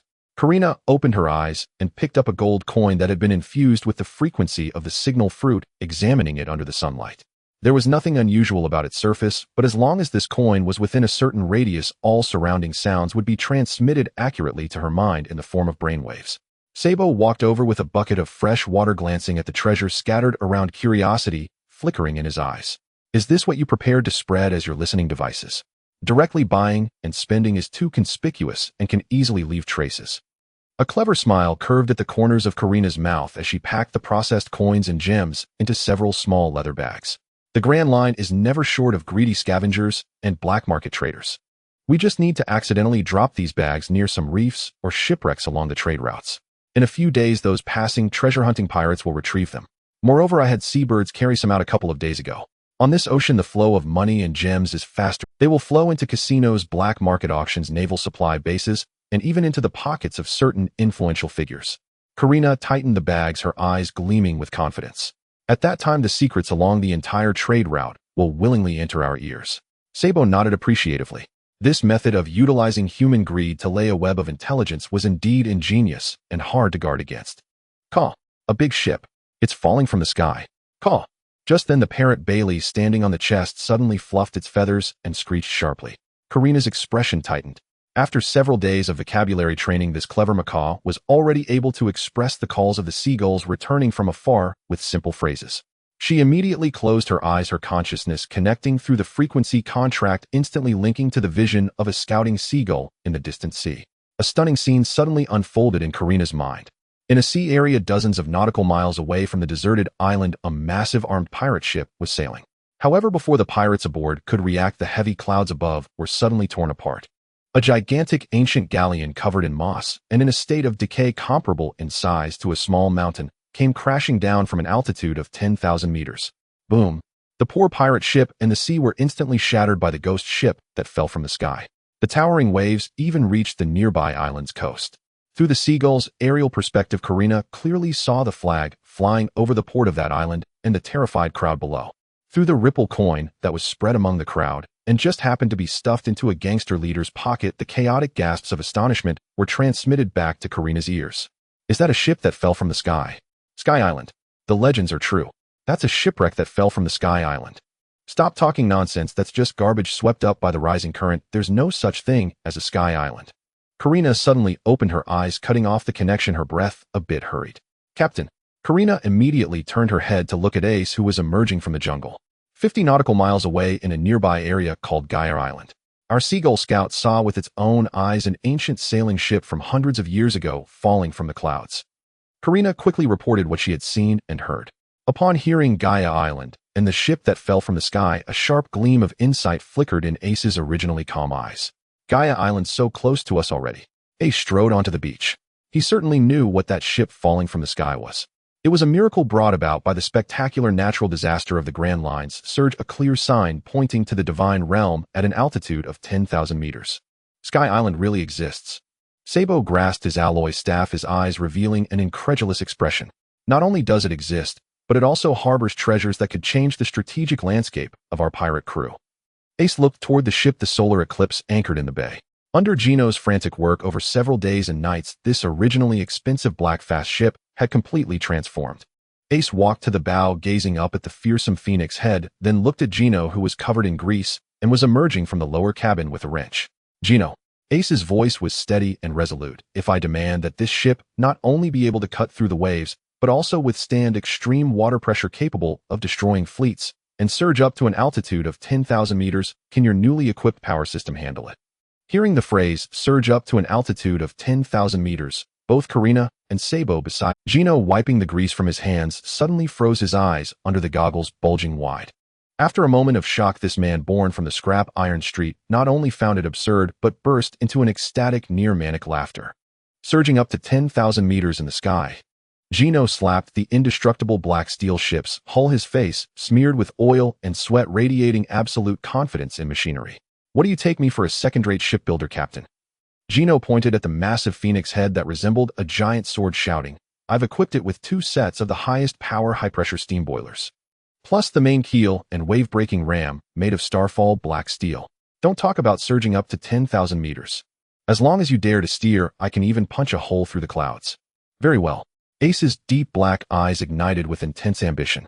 He didn't ask another useless question, turning to look at the crew still organizing supplies on the beach. Prepare to board. Ace's voice was not loud, but carried a robust power that could boil everyone's blood. Pack up all the supplies and set sail immediately. Destination Gaia Island. Let's catch that surging current and give our solar eclipse a test flight to the sky. In the Grand Line, amidst a turbulent and unknown sea, a deep, resonant roar fills the air, akin to the growl of an ancient beast echoing across the dimly lit ocean surface. A wild wind whips up colossal waves reaching heights of over 10 meters, attempting to swallow any intruders daring to challenge this treacherous waters. However, a medium-sized battleship entirely painted in black is tearing through the towering waves at a terrifying speed that defies all traditional sailing mechanics. Inside the lower deck, waves of heat radiate. 2 high-pressure steam boilers, modified madly by Gino, are operating at full capacity. Coal burns fiercely in the furnace, while scorching high-pressure steam is channeled through intricate brass pipes, driving the massive black steel paddle wheels on either side of the vessel. The heavy paddle wheels act like gigantic meat grinders, violently shredding and pushing aside the rampaging seawater, generating an unceasing and terrifying thrust. At the very front of the battleship, the dark obsidian-colored head of the Vermilion Bird, forged from starfallen black steel, gleams with a cold and brutal metallic luster under the dim sky. Suddenly, the sea ahead erupts as a colossal sea creature measuring several dozen meters in length breaches the surface. It barely has time to open its massive jaws to unleash a threatening roar before being struck head-on by the speeding black battleship. There is no pause nor any sign of slowing down. The indestructible starfallen black steel horn strikes like a heavy sword, enveloping the ship's immense momentum and brutally rips the sea creature's massive body in half. A torrential rain of blood pours down upon the sea, instantly saturating the air with an overwhelming. Meanwhile, the ship's bow cuts through the waves. The surface of the anti-corrosion steel plate remains unscathed, and the sea creature's blood swiftly streams off the sleek hull, leaving no trace. Oh, this is disgusting. Blood splattered all over the deck. Baki, mopping the deck, is startled by the sudden rain of blood, gazing at the mess with a helpless wail. Stop complaining, Red Nose. This is top-notch food delivered right to our doorstep. The hatch of the lower deck is kicked open, and Leona rushes out excitedly, wielding a silver boning knife. She gazes at the remnants of the sea creature rolling in the water, her eyes sparkling with a chef's fervor. Just in time, our fresh meat supply was running low. This big fellow is perfect. Perfect. This is the ultimate romance for a man. Gino exclaims, raising a large cup of rum, his excitement directed at the deck. Captain, what do you think of the dual-engine steam power I installed? Even if we were to hit the Red Earth continent, I'd dare to sail the ship right through. Ace stands at the bow, his wide maroon coat billowing in the strong winds. His deep black eyes survey the sea waves that have been completely split apart, feeling the stability and weight of the battleship beneath him as he nods in satisfaction. The speed and pressure resistance are indeed impeccable. With this power system, even in the calm belt, we needn't worry about the ship stopping. Ace affirmed. Gino's craftsmanship truly befits the ambitions of the Eclipse Pirates. Ace's gaze shifts from the sea to a heavy black steel machete resting on the weapon rack of the main mast. He steps forward, gripping the hilt with one hand, lifting the weapon that once accompanied him in the East Sea. It feels too light, too fragile. Ever since consuming the vermilion fruit and completing the destruction and reconstruction of his muscles, his physical strength has reached an extraordinarily terrifying level. This machete, once immensely heavy for an ordinary person, now feels like a featherweight stick in his hand, utterly devoid of weight. It is not just a matter of weight. Ace's mind wanders as a cluster of crimson gold vermilion divine flames flicker to life at his fingertips, tentatively approaching the black steel blade. A mere slight increase in temperature reveals signs of softening and distortion along the edge of the blade crafted from regular fine steel. Ace shakes his head slightly, a hint of helplessness flashing in his eyes as he returns the machete to its rack. The material of this knife is too subpar, and it can no longer keep up with my current combat prowess. If he were to infuse it with the full force of his armed haki and the extreme heat of the Vermilion Divine Fire, without diverting any focus to protect it, this knife would melt and shatter before even striking an enemy. In that case, why not just use his fists? After all, he has no knowledge of sword techniques. He simply excels at using brute force to throw bricks. As Ace contemplates this internally, he realizes that when truly facing top-tier powerhouses in life-and-death battles, this broken piece of iron would merely become a burden. For now, his fists wrapped in advanced haki are his most lethal and reliable weapons. If he wishes to replicate the ultimate heat capable of incinerating everything as remembered from his past life, wielded by the captain reputed as the strongest reaper of the fire element, he must seek out a truly exceptional blade. A knife that can endure the entanglement of Conqueror's haki and the sun-like temperatures. While Ace ponders over the future replacement of his weapon. Call. Island. There's an island ahead. No navy. Call. In the sky, a giant parrot with brilliant feathers of red, blue, and yellow circles twice diving down from the clouds to land steadily on Karina's shoulder, announcing in clear human language. Well done, Bailey. Karina rubs the parrot's head, pulling a premium nut from her pocket and stuffing it in. Call. Bailey loves nuts. Bailey wants to get rich. The parrot named Bailey skillfully cracks open the nut, greedily squawking. Over the past few days under Bailey's leadership, the bird radar net above the Eclipse has taken shape. Seagulls and hawks within dozens of nautical miles have become Karina's eyes and ears for intelligence. Anytime there is a hint of movement or unfamiliar ship silhouettes, the flock will immediately relay the blurry images to Karina, followed by Bailey's precise vocal report. It can be said that on the vast ocean, the Eclipse now possesses absolute visibility from a one-way perspective. Karina turns and enters the cockpit, retrieving a navigation chart from her hand. Combining the direction of the recorded pointer and the island's outline characteristics relayed by Bailey, she quickly makes a comparison. Captain, there is indeed an island ahead. Karina emerges with the chart, a glimmer of shrewdness in her purple eyes as she states, based on our current course, we are approaching Jaya Island. On its western coast lies a notorious lawless zone known as Magic Valley Town. Upon hearing Magic Valley Town, Sabo, who is steering the ship, slightly tilts his head. I've heard it's a famous gathering place for pirates in the first half of the Grand Line, where many wanted fugitives go to sell stolen goods and regroup due to the absence of any Navy presence. Dock the ship. Ace stands at the bow, issuing the command without hesitation. He doesn't reach for the machete on the weapon rack, merely loosening his broad shoulders. The maroon coat flutters in the sea breeze, exuding an effortless and dominant composure. Go into town and look for clues about Skypea and the knock-up stream. Ace gazes at the island's outline gradually emerging on the horizon, a flash of sharpness glinting in his deep black eyes, and check if this so-called lawless land can provide us with some interesting supplies. Understood, Captain. Sabo abruptly turns the helm. The massive paddle wheels of the Eclipse begin to spin faster, spewing out dense white steam. This black iron behemoth, armed to the teeth with star-fallen black steel, cuts through the waves like a merciless blade, heading straight toward the port of Magic Valley Town. Half an hour later, at the port of Magic Valley Town. As a notorious lawless land in the first half of the Grand Line, there are no naval forces stationed here, and the streets are filled with drunken pirates and openly trafficking black market merchants. The air is thick with the mingling scent of cheap rum, gunpowder, and sweat. When Ace pushed open the door of the largest tavern in town with Sabo, Karina, and Buggy, the noise inside was so loud it seemed ready to lift the roof off. Dozens of fierce-looking pirates were gathered around several large wooden tables piled high, with empty bottles and roasted bones. In the center sat a pirate captain, his face bulging with flesh and a tattoo of crossed swords on his chest, boasting loudly while standing on a stool. Listen up. The Grand Line is no place for child's play. I am offering a bounty of 38 million berry. What kind of storms have I not seen on this route? The pirate captain took a big swig of his drink, burped, and continued. Last week, I personally sank a navy. In just 2 years, I will storm into the New World and compete with those 4 emperors for territory. Boss is mighty. Boss will definitely be the future pirate king. The surrounding lackeys immediately raised their cups in enthusiastic agreement, erupting into a cacophony of flattering wild laughter. Ace walked in, turning a deaf ear to their low-quality boasting. He found an empty seat at the bar, and Sabo and Karina sat down in succession. Boss, bring us 4 of you. And by the way, I'd like to ask something.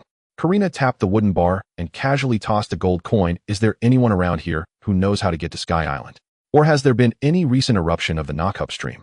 The tavern owner, who was about to fetch drinks, suddenly paused at the mention of Sky Island, his expression becoming somewhat strange.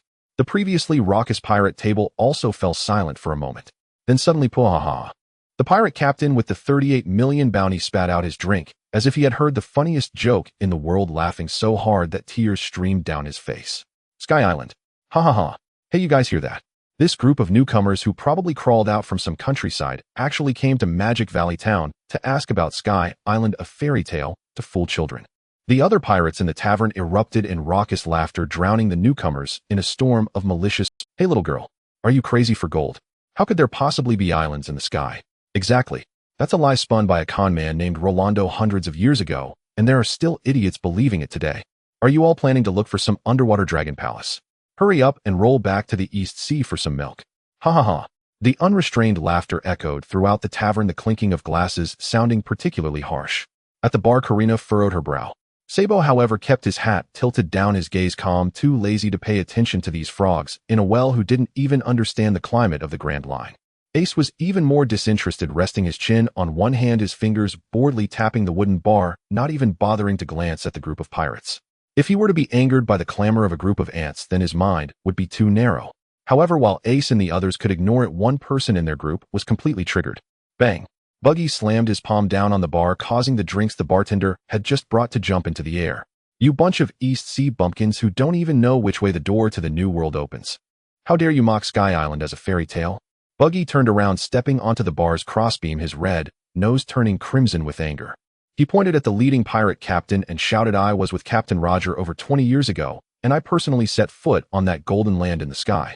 There was so much gold there it could blind your poor eyes.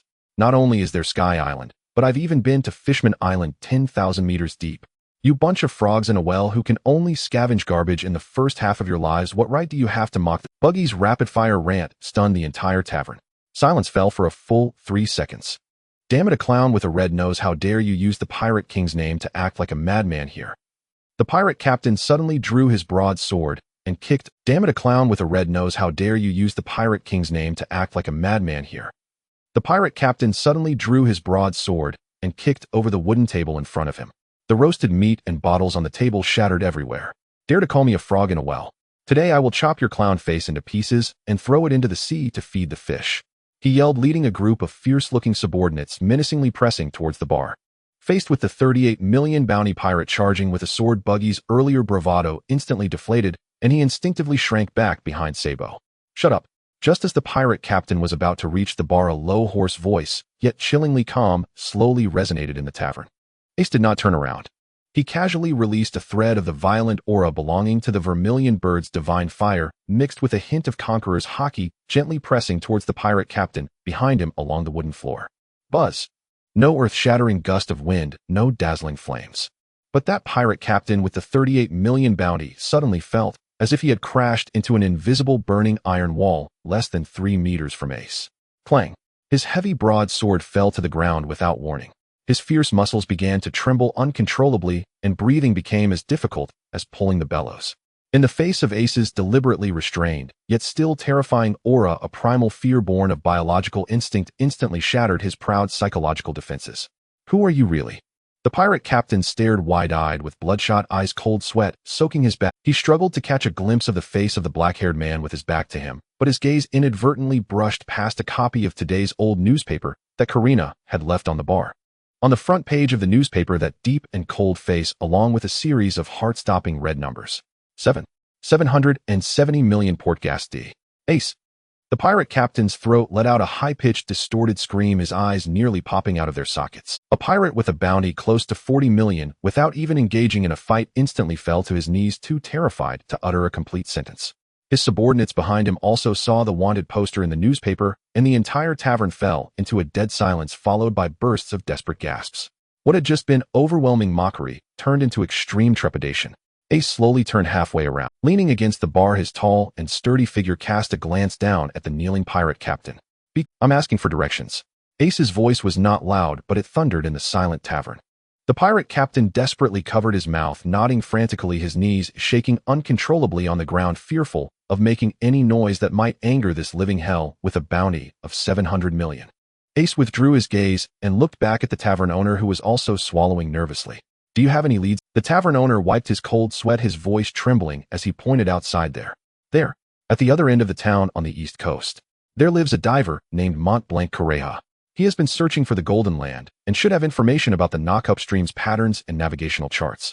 All right, Ace nodded, leaving the gold coin on the bar, until the shadow of the Eclipse Pirates completely disappeared at the end of the street. The pirates in the tavern finally slumped to the ground, gasping for breath, as if they had just returned from the edge of hell. On the east coast of Magic Valley Town, in front of a peculiar building that was half castle and half wooden house, the diamond-faced Mont-Blanc Correja, bare-chested, was sitting outside on a log, smoking. His body was covered with scars from long-term deep-sea diving. Bang!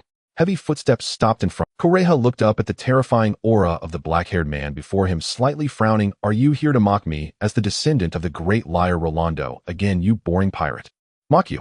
Ace looked down at him from above, a naturally domineering smile playing on his lips. Your ancestor did not lie. The golden land that once existed on this island was indeed swept up into the clouds. Tell me the exact time of the next knock-up stream eruption. Ace's unfathomable black eyes stared into Correja's shocked gaze, his tone carrying an undeniable weight. I will personally go to the sky and prove the truth of that legend to you. On the eastern coast of Magic Valley Town, in front of a half-ruined castle, the sea breeze swept across the rugged shoreline, and the cigarette that Kulik had been holding had long since fallen onto the beach. He stared blankly, looking up at the tall young man before him, whose physique resembled an iron tower and exuded a calm aura as deep as an abyss. Do you believe in that legend? Kulik's voice was extremely hoarse, carrying a hint of trembling that he could not. For decades he had risked diving sickness every day in the depths of the sea to prove that his ancestor Rolando was not a fraud, only to be met with endless laughter and scorn from this vast ocean. And now a top pirate who dared to confront even an admiral had not only refrained from mocking him, but instead told him in a tone so assured it was infuriating that the land of gold was in the sky. On this sea it is the weak who treat the unknown as a fairy tale. Ace calmly looked down at him. I only believe in what I am about to conquer. Tell me the location and time of the rising current. Kulik took a deep breath, suppressing the surging emotions in his heart. He picked up the cigarette on the ground, relit it, and took a deep puff. You arrived just in time. The rising current is a natural disaster located in the waters around Gaia Island, where there exists a massive void deeper than the seabed. When cold seawater flows into the void, the geothermal heat at the bottom causes the seawater to evaporate, generating large amounts of steam, and the pressure of the steam accumulates until it triggers a violent underwater explosion, forming a gigantic current capable of sending ships soaring into the sky with an eruption duration of about 1 minute. Kulik's gaze became unprecedentedly serious as he pointed at the heavy clouds that began to gather above the distant horizon. That type of cloud that won't rain but will swallow all sunlight is called the imperial cloud. When the imperial cloud appears, it is a sign that the rising current is about to erupt. According to my calculations, the next eruption of the current will be at noon tomorrow. The location is in a certain area south of Gaia Island. Hearing noon tomorrow, Sabo adjusted his hat and calmly got to the point. Since you have calculated the time, why do you say in a certain area? Isn't the eruption point of the soaring current random? The eruption point is random, but based on my judgment, I can determine its approximate direction. Kulik shook his head, his expression serious as he looked at Sabo and Ace. But the trouble is that area of the sea has a magnetic field so chaotic that even recording devices will fail. If you lose your direction in that dark sea once the current erupts, your ship along with the entire area will be torn apart in an instant. You will need a guide bird. Kulik turned and walked into the half-ruined castle, taking out a drawing of a peculiar bird with an extremely large beak. This is a unique species of bird found on this island, and its head will always point directly south. Only by following its guidance can you accurately find the eruption center of the soaring current in the thick darkness of the mist. The guide bird resides in the primitive forest behind the island. Go catch one and bring it back. This is the only help I can provide you with. Catching a bird to lead the way. That shouldn't be difficult. Ace glanced at the drawing and turned to the crew behind him. Buggy, Karina, you two go to the forest. Bring that bird back to the ship before dark. Ace assigned this task to Buggy and Karina. Huh, it's me running errands again. Buggy's face immediately turned sour, but he glanced at Ace's unwavering gaze and had to swallow his complaints, grumbling as he headed towards the forest behind the island. This cursed island is full of venomous insects and beasts, my delicate skin. All right, Red knows no more complaints. Karina followed behind, a glimmer of ease flashing in her purple eyes. On her shoulder, a brilliantly colored macaw was preening its feathers. Belly, we're going to get rich. Caw. The macaw squawked energetically. An hour later, in the primitive forest behind Gaia Island. The trees here were tall and robust, blocking out the sunlight. A damp mist lingered in the forest with various bizarre and gigantic insects and beasts weaving through the underbrush. Ouch! What kind of bug dares to bite me? Buggy slapped a poisonous mosquito off his neck, exasperatedly wandering through the woods. This damned forest is so big. Where could that bird with the big mouth be hiding? Do we have to search tree by tree? Who said we had to search ourselves? Karina found a clean stump to sit on and took out a handful of premium nuts from her bag. Belly, it's up to you now. Karina fed the nuts to the macaw on her shoulder, then closed her eyes, gently touching its forehead with her finger. Invisible radio waves instantly spread out. Receiving the instructions from Karina's mind regarding the guide bird's image, Belly excitedly flapped its wings and shot up into the sky, diving straight into the dense tree canopy. Buggy stared blankly at the flying parrot. You're letting this scruffy bird find it. What good can it do? Karina ignored Buggy's ignorance, quietly sitting on the stump, her mind already fully networked with information. In her perception, Belly did not fly around like a headless fly. This high-intelligence parrot, endowed with a frequency contract, circled above the forest and immediately emitted a piercing shriek. Accompanying its call, hundreds of ordinary seagulls, crows, and even raptors resting in the forest seemed to respond to a command, flocking from all directions. Belly dominated the flock, flying in 2 circles, spreading Karina's intention of finding the big-mouthed bird through the unique communication method of animals. In an instant, the birds of the entire forest transformed into an all-encompassing reconnaissance network, spreading out in all directions. In less than 10 minutes. Found it. Caw. In Karina's mind, a clear feedback from Belly, carrying a sense of achievement, came through visual sharing. She instantly saw a strange bird perched atop a towering tree, its head firmly pointing south. To the southwest, on that tallest tree about 800 meters from us. Karina opened her eyes, stood up, and accurately pointed out the location. So fast. Buggy was so shocked that his jaw almost dropped. This was even more terrifying than bringing hundreds of bounty hunters to scour the mountains. The two quickly headed in the direction pointed out by Karina. When they arrived at the base of that giant tree, they happened upon a scene that was both ridiculous and amusing. The guide bird, which should have been extremely proud and loved to tease humans with its cries, was currently pinned down on a branch by a dozen fierce hawks and crows. Meanwhile, the macaw, Belly, stood atop its head, proudly pecking at its feathers. Caw. Caught it. We're going to get rich. Caw. Upon seeing Karina approach, Belly immediately flapped its wings and flew back to her shoulder to report. Well done, Belly. Karina smiled and rewarded it with a nut, then turned to look at the guide bird, which was bruised and battered, utterly defeated, shattered to pieces. Upon seeing this, Buggy immediately sprang into action. His hands flew up to the treetops, effortlessly grabbing the guide bird by the neck and pulling it down into a prepared bag. In the original story, Luffy and the others searched for an entire night and were bitten all over by bugs before catching the guide bird, but in front of the highly efficient intelligence network of the Eclipse Pirates, it hadn't even lasted half an hour. In the evening, aboard the Eclipse, when Buggy returned to the deck carrying the bag containing the guide bird, the entire ship was in a heated state of preparation for battle. Is the navigation taken care of? Ace leaned against the main mast, glancing at the bag in Buggy's hand. Of course. With me on the job, what's a mere bird to worry about? Buggy patted his chest, taking credit without a hint of shame. Karina rolled her eyes behind him, too lazy to expose him. Captain, the high-pressure boiler in the hold has completed the network test. Gino crawled up from the hold, his mechanical exoskeleton emitting a low rumble. He walked to the bow, patted the Starfall black steel ram that emanated a cold luster, his eyes filled with the excitement of a mechanical maniac. As long as you give the order, this steam power system can unleash thrust beyond limits at any time. Don't say it's the soaring current. Even if there's a waterfall ahead, I can make this ship sail upstream. The chef's logistics are also ready. Leona walked onto the deck, carrying 2 cleavers, her storage room filled with high-calorie ancient beast meat and specially made thick soup. Enough calories for us to wage a protracted battle in the sky, ready to supply at any time. Sabo stood at the helm, already familiar with the feel of this iron behemoth that had been massively modified by Gino. The crew was in position and the equipment upgrades were complete. Everything was ready. Ace walked to the bow, his tall figure resembling an immovable iron tower in the glow of the setting sun. He lifted his head, gazing into the sky directly south of Gaia Island. There a heavy layer of imperial cloud, deep and dark as night, was madly accumulating and rolling. That heavy cloud seemed to threaten to crush the entire ocean. Ordinary pirates would dread such a phenomenon, but in Ace's eyes behind that oppressive black cloud lay the golden legend of the old era, as well as a proud ability user who considered himself a god. Rest well tonight, and prepare to be at your peak. Ace's calm voice echoed on the deck, announcing their imminent departure towards the sky. At noon tomorrow our goal is the Imperial Cloud. Let us sail this ship and continue our journey to the sky. At noon in the southern sea area of Gaia Island, the sky had completely darkened. The heavy clouds loomed like a vast, boundless black iron curtain, firmly pressing down upon the ocean's surface, utterly devouring all sunlight. Daylight here was forcibly reversed into night. In this dark sea with extremely low visibility, the ship Daybreak cut through the waves. Straight ahead. Keep going. Above the cockpit, the golden parrot Bailey flapped its wings, accurately reporting the direction of the bound bird, tied to the wooden frame to the helmswoman Karina. Karina gripped the helm tightly, beads of sweat forming on her forehead. In the chaos of a completely disrupted magnetic field and surging waves, the bound bird had become the sole beacon for the Daybreak. According to Uncle Kulik's calculated coordinates, we have already entered the core area of the eruption zone. Sabo stood on the deck, letting the wild wind whip at his tailcoat. He tightened his grip on the alloy staff, his vigilant gaze sweeping across the turbulent black sea around him.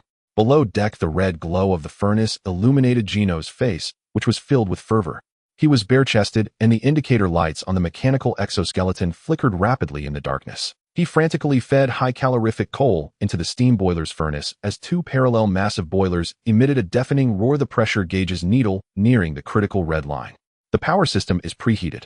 As soon as that damn current appears, I can make this ship fly at any moment. Gino's rough voice echoed across the deck through the megaphone. Suddenly, as soon as he finished speaking, the entire sea area emitted an extremely muffled, abnormal sound. It was not the sound of waves crashing, but rather like the ocean's crust deep below was fracturing. Immediately, the waters surrounding the Daybreak began to violently shake. Captain, the sea surface is sinking. Leona clung to the railing, her vertical pupils constricted. In her line of sight, the ocean within a range of thousands of meters ahead was terrifyingly collapsing downward. A supermassive whirlpool was forming thunderously ahead of the ship. The violent centrifugal force tugged at the warship as the surrounding waters transformed into a massive wall of water flowing backward, attempting to mercilessly pull the Daybreak into the unfathomable black abyss. The whirlpool has appeared. The hollow below is sucking in water. Karina firmly held onto the helm, shouting. Ace stood at the bow, his tall and robust figure resembling an iron tower nailed to the deck. He looked down into the abyss, capable of devouring everything, his deep black eyes revealing no fear, only burning fighting spirit. Maintain course, go with the flow. Ace's voice was steady and powerful, giving the entire crew an absolute sense of reassurance amidst the apocalyptic storm. Head straight into the center of the whirlpool. No matter how many times this happens, I still think this is too insane. Buggy clung desperately to the mainmast, tears streaming down his face. Overwhelmed by extreme fear, he activated his fragmented abilities, with his hands and feet flying off in different directions, wedging themselves tightly in the gaps and railings of the deck, terrified of being flung into the sea by this violent force of nature. Just as the Daybreak followed the whirlpool's current, about to slide into the pitch-black depths, a terrifying explosion from the ocean floor shattered the eardrums. The high-temperature seawater, instantly vaporized by geothermal heat, created an unmeasurable destructive thrust, flipping the entire sea area upside down.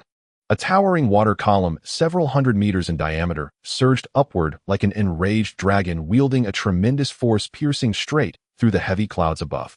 The black steel outer paddle wheels on either side of the Daybreak erupted with a furious rotation speed. In the lower cabin, Gino let out a wild laugh and yanked the power lever all the way down. The black steel outer paddle wheels on either side of the Daybreak erupted with a furious rotation speed. The enormous thrust combined with the upward lift of the soaring current forcefully altered the trajectory of the steel behemoth, preventing it from descending. The Juke collision horn, crafted from star-fallen black steel, deeply embedded itself into the wall of the vertical water column, after which the entire Daybreak shot up against the roaring current at nearly a 90-degree angle. The fierce wind tore at the sails while the upward draft acted like gigantic hands lifting the black sails ever higher. The misty water slapped against everyone's faces like a knife. Hold on tight. Falling down means being crushed to pieces.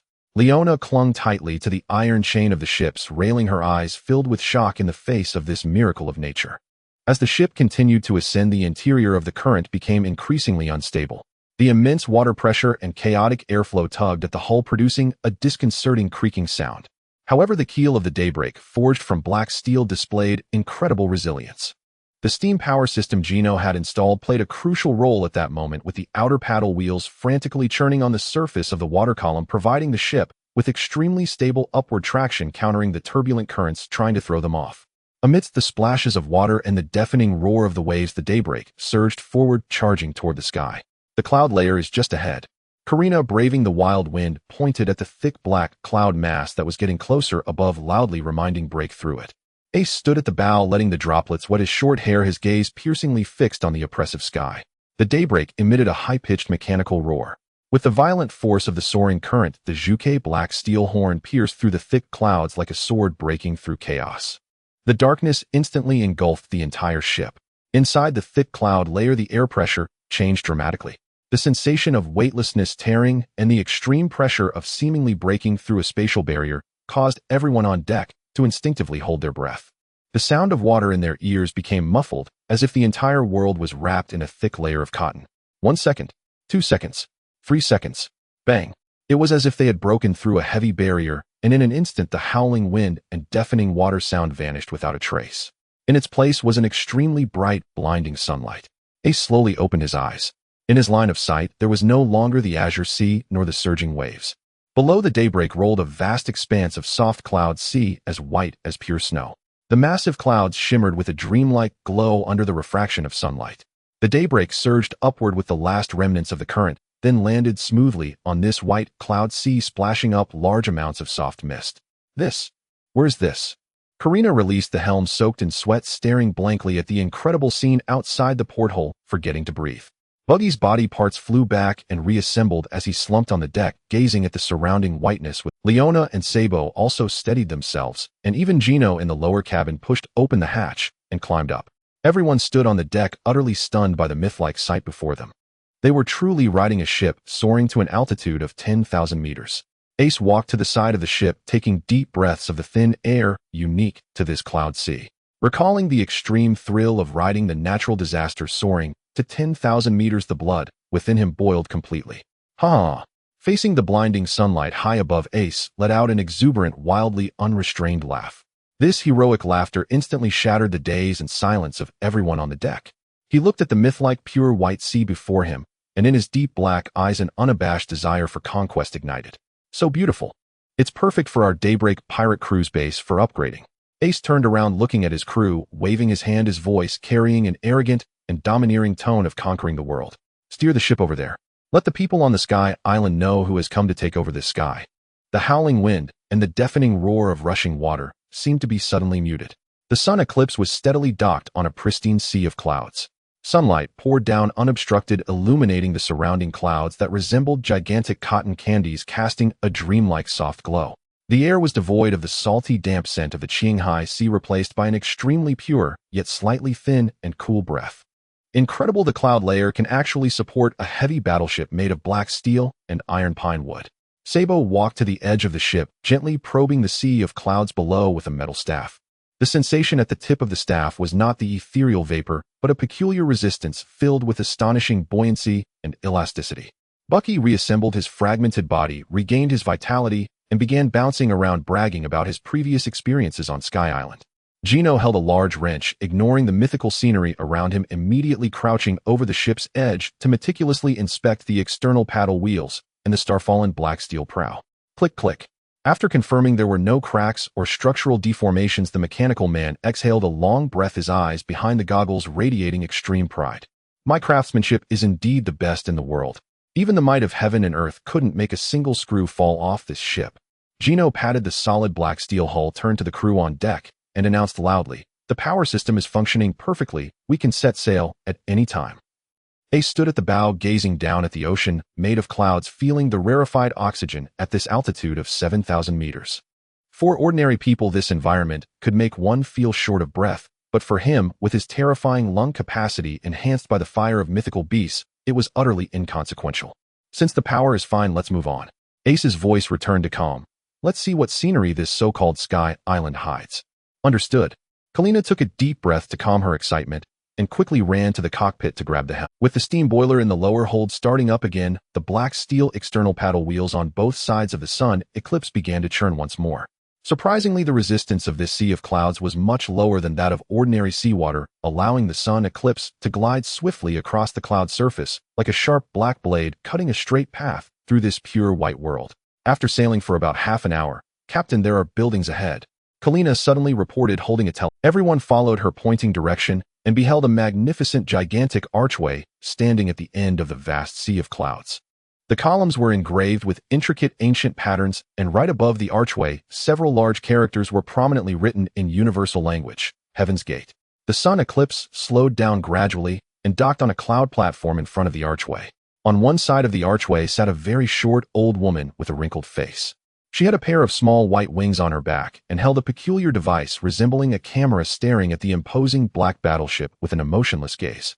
"Are you from Qinghai?" The old woman, Amazon, spoke in an extremely hoarse and slow voice. "I am the immigration inspector of Heaven's Gate. To enter the Upper White Sea, you must pay the legally mandated entry fee here." "A fee, eh?" Kalina, as the treasurer, was extremely sensitive to that word. She walked to the edge of the ship, looking down at the old woman. "How much?" "I. 10 billion per person." Amazon slowly raised a finger. 10 billion. Kalina gasped while Bucky was so startled that he jumped straight up from the deck. "You old woman are robbing us. 6 people means 60 billion. That could buy an entire naval fleet." "That's the currency unit of Sky Island," Sabo calmly reminded from the side. He had seen some fragments about Sky Island in ancient texts. "If I remember correctly, the exchange rate between Qinghai's belly and Sky Island's is roughly 10,000 to 1. Hearing this, Kalina's brain instantly activated a terrifying calculation mode. 10 billion means only 100,000 belly. After calculating this number, Kalina let out a long sigh of relief. As the treasurer who had just looted a warlord's treasury and held hundreds of millions in cash, the mere 60,000 belly entry fee was hardly even a drop in the bucket for the Sun Eclipse Pirates. If it's just this amount of money, there's no need to complicate matters. Kalina turned to prepare to go back to the lounge to get the money. "We are newcomers and unclear about the power distribution on Sky Island. Spending a little money to buy a legal identity can save us a lot of unnecessary trouble." However, before Kalina could take a step, a broad hand naturally blocked her path. Ace walked to the edge of the ship, gazing at Heaven's Gate and the scenery behind it with a warrior's intent. Avoiding trouble, Ace looked at the Amazon woman holding the camera device, his tone devoid of any fluctuation, but carrying an ingrained dominance and arrogance. "Kalina, do you have any misunderstanding about the flag flying at our bow?" Ace's calm voice resonated in the air above the sea of clouds. "We are pirates. When do pirates sailing in waters defined by others need to comply with those ridiculous laws, or even buy tickets?" At these words, Kalina was stunned. Sabo adjusted his hat, a smile of understanding gracing his lips. "Well said. I didn't build this ship to queue like a merchant ship to pay tolls." Gino in the lower hold, hearing this, felt his mechanical blood boil. He pushed aside the voice tube in the engine room and shouted, "Hold on tight, everyone. Let's crash through this damned door." Boom! The steam boiler in the lower hold emitted a high-pitched roar. The black steel external paddle wheels erupted with terrifying speed. The entire battleship not only did not slow down, but rather charged forward like an enraged black beast, violently crashing through the entrance of Heaven's Gate. Without registering, the Sun Eclipse Pirates brazenly invaded the express shrimp route leading to the White Sea at 10,000 meters high with the purest and most violent pirate style. Click.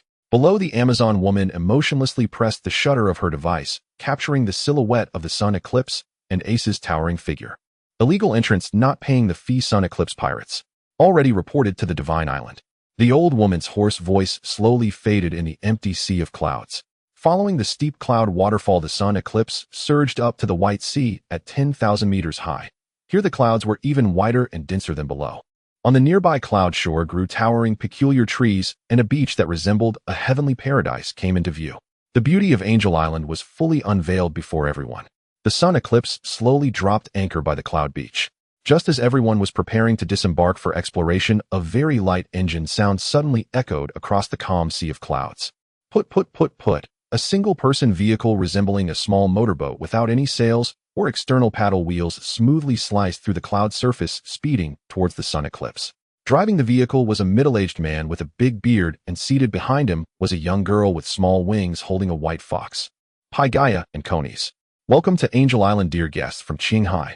Paigaia stopped the vehicle under the sun eclipse and politely tipped his hat. However, the attention of the crew on the deck was completely not on these two enthusiastic natives.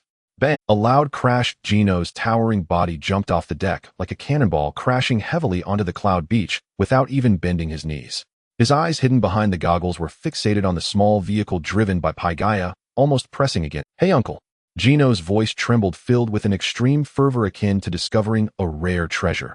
How does this thing run so fast on the water without a boiler, without gears, and even without sails? Are you referring to the wind shell? Paigaia was startled by the large man in metallic exoskeleton, stammering as he explained, "This is our Sky Island's unique transportation tool, powered by the wind shell mounted at the rear." As he spoke, Paigaia pointed to the inconspicuous off-white shell at the back of the vehicle. A shell. Gino shoved Paigaia aside and scrutinized the extremely ordinary shell closely. As he felt the powerful airflow being steadily released from within the shell, the top-tier mechanic from Scrap Iron Street had his mind struck as if by lightning. A completely different, entirely new technological paradigm, disconnected from Qinghai's understanding, suddenly opened a door before Gino. Storing wind in a shell requiring no fuel, no heavy steam boiler, small enough to fit in one's palm, yet providing such terrifying continuous kinetic energy. Gino gripped the wind shell tightly with his sturdy hands, trembling with extreme excitement. He abruptly turned his head to look at Ace, who was overlooking everything from the bow of the sun eclipse. "Captain." Gino's metallic voice was hoarse to the point of breaking, his eyes filled with reckless madness. This island is simply an immeasurable treasure. This shell is so amazing, ha! Angel Island, Cloud Beach. Gino's burly figure squatted beside Wei Ba, resembling a giant bear guarding its food. His thick fingers carefully toyed with the disassembled milky white wind shell, even pulling out a set of intricate disassembly tools from who knows where, ready to completely dismantle this contraption that defied the common sense of Qinghai. Wait a minute. This, guessed the wind shell, is a living biological skeleton.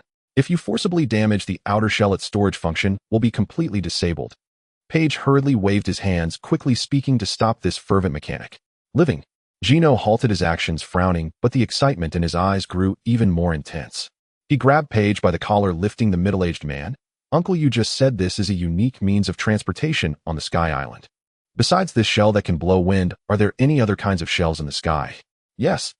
Page swallowed, nervously answering. "Besides the wind shell for storing wind, we use the heat shell and flame shell for cooking, the flash shell for lighting, and the sound shell for recording." "Is there one used for combat?" Sabo, who had been leaning against the ship's railing listening, keenly caught the main point. "Combat." Beside him, Cornice, holding a pure white fox, showed a hint of fear in her eyes, but still answered honestly, "The priests and the guard usually use a weapon called the impact shell. It can absorb the physical strikes of enemies and then release that destructive force in an instant. However, due to the backlash, ordinary people can easily injure themselves, absorb physical impacts, and then fully rebound." Gino was completely stunned. After a brief moment of shock, this junkyard fanatic threw back his head and let out a metallic-sounding laugh. "Huh. This is simply the perfect artifact tailored for my power hammer. If I install the impact shell on the hammerhead, every strike will stack the rebounding kinetic energy. Even the thickest wall, I could smash it to dust with one blow." Just as Gino was lost in his wild mechanical ideas, Leona jumped down from the eclipse with her. She ignored the strange shells and directly fixed her gaze on a peculiar flat fish swimming in the sea. "There are really fish in the clouds." Leona approached the edge of the sea of clouds and swung her silver cleaver without hesitation.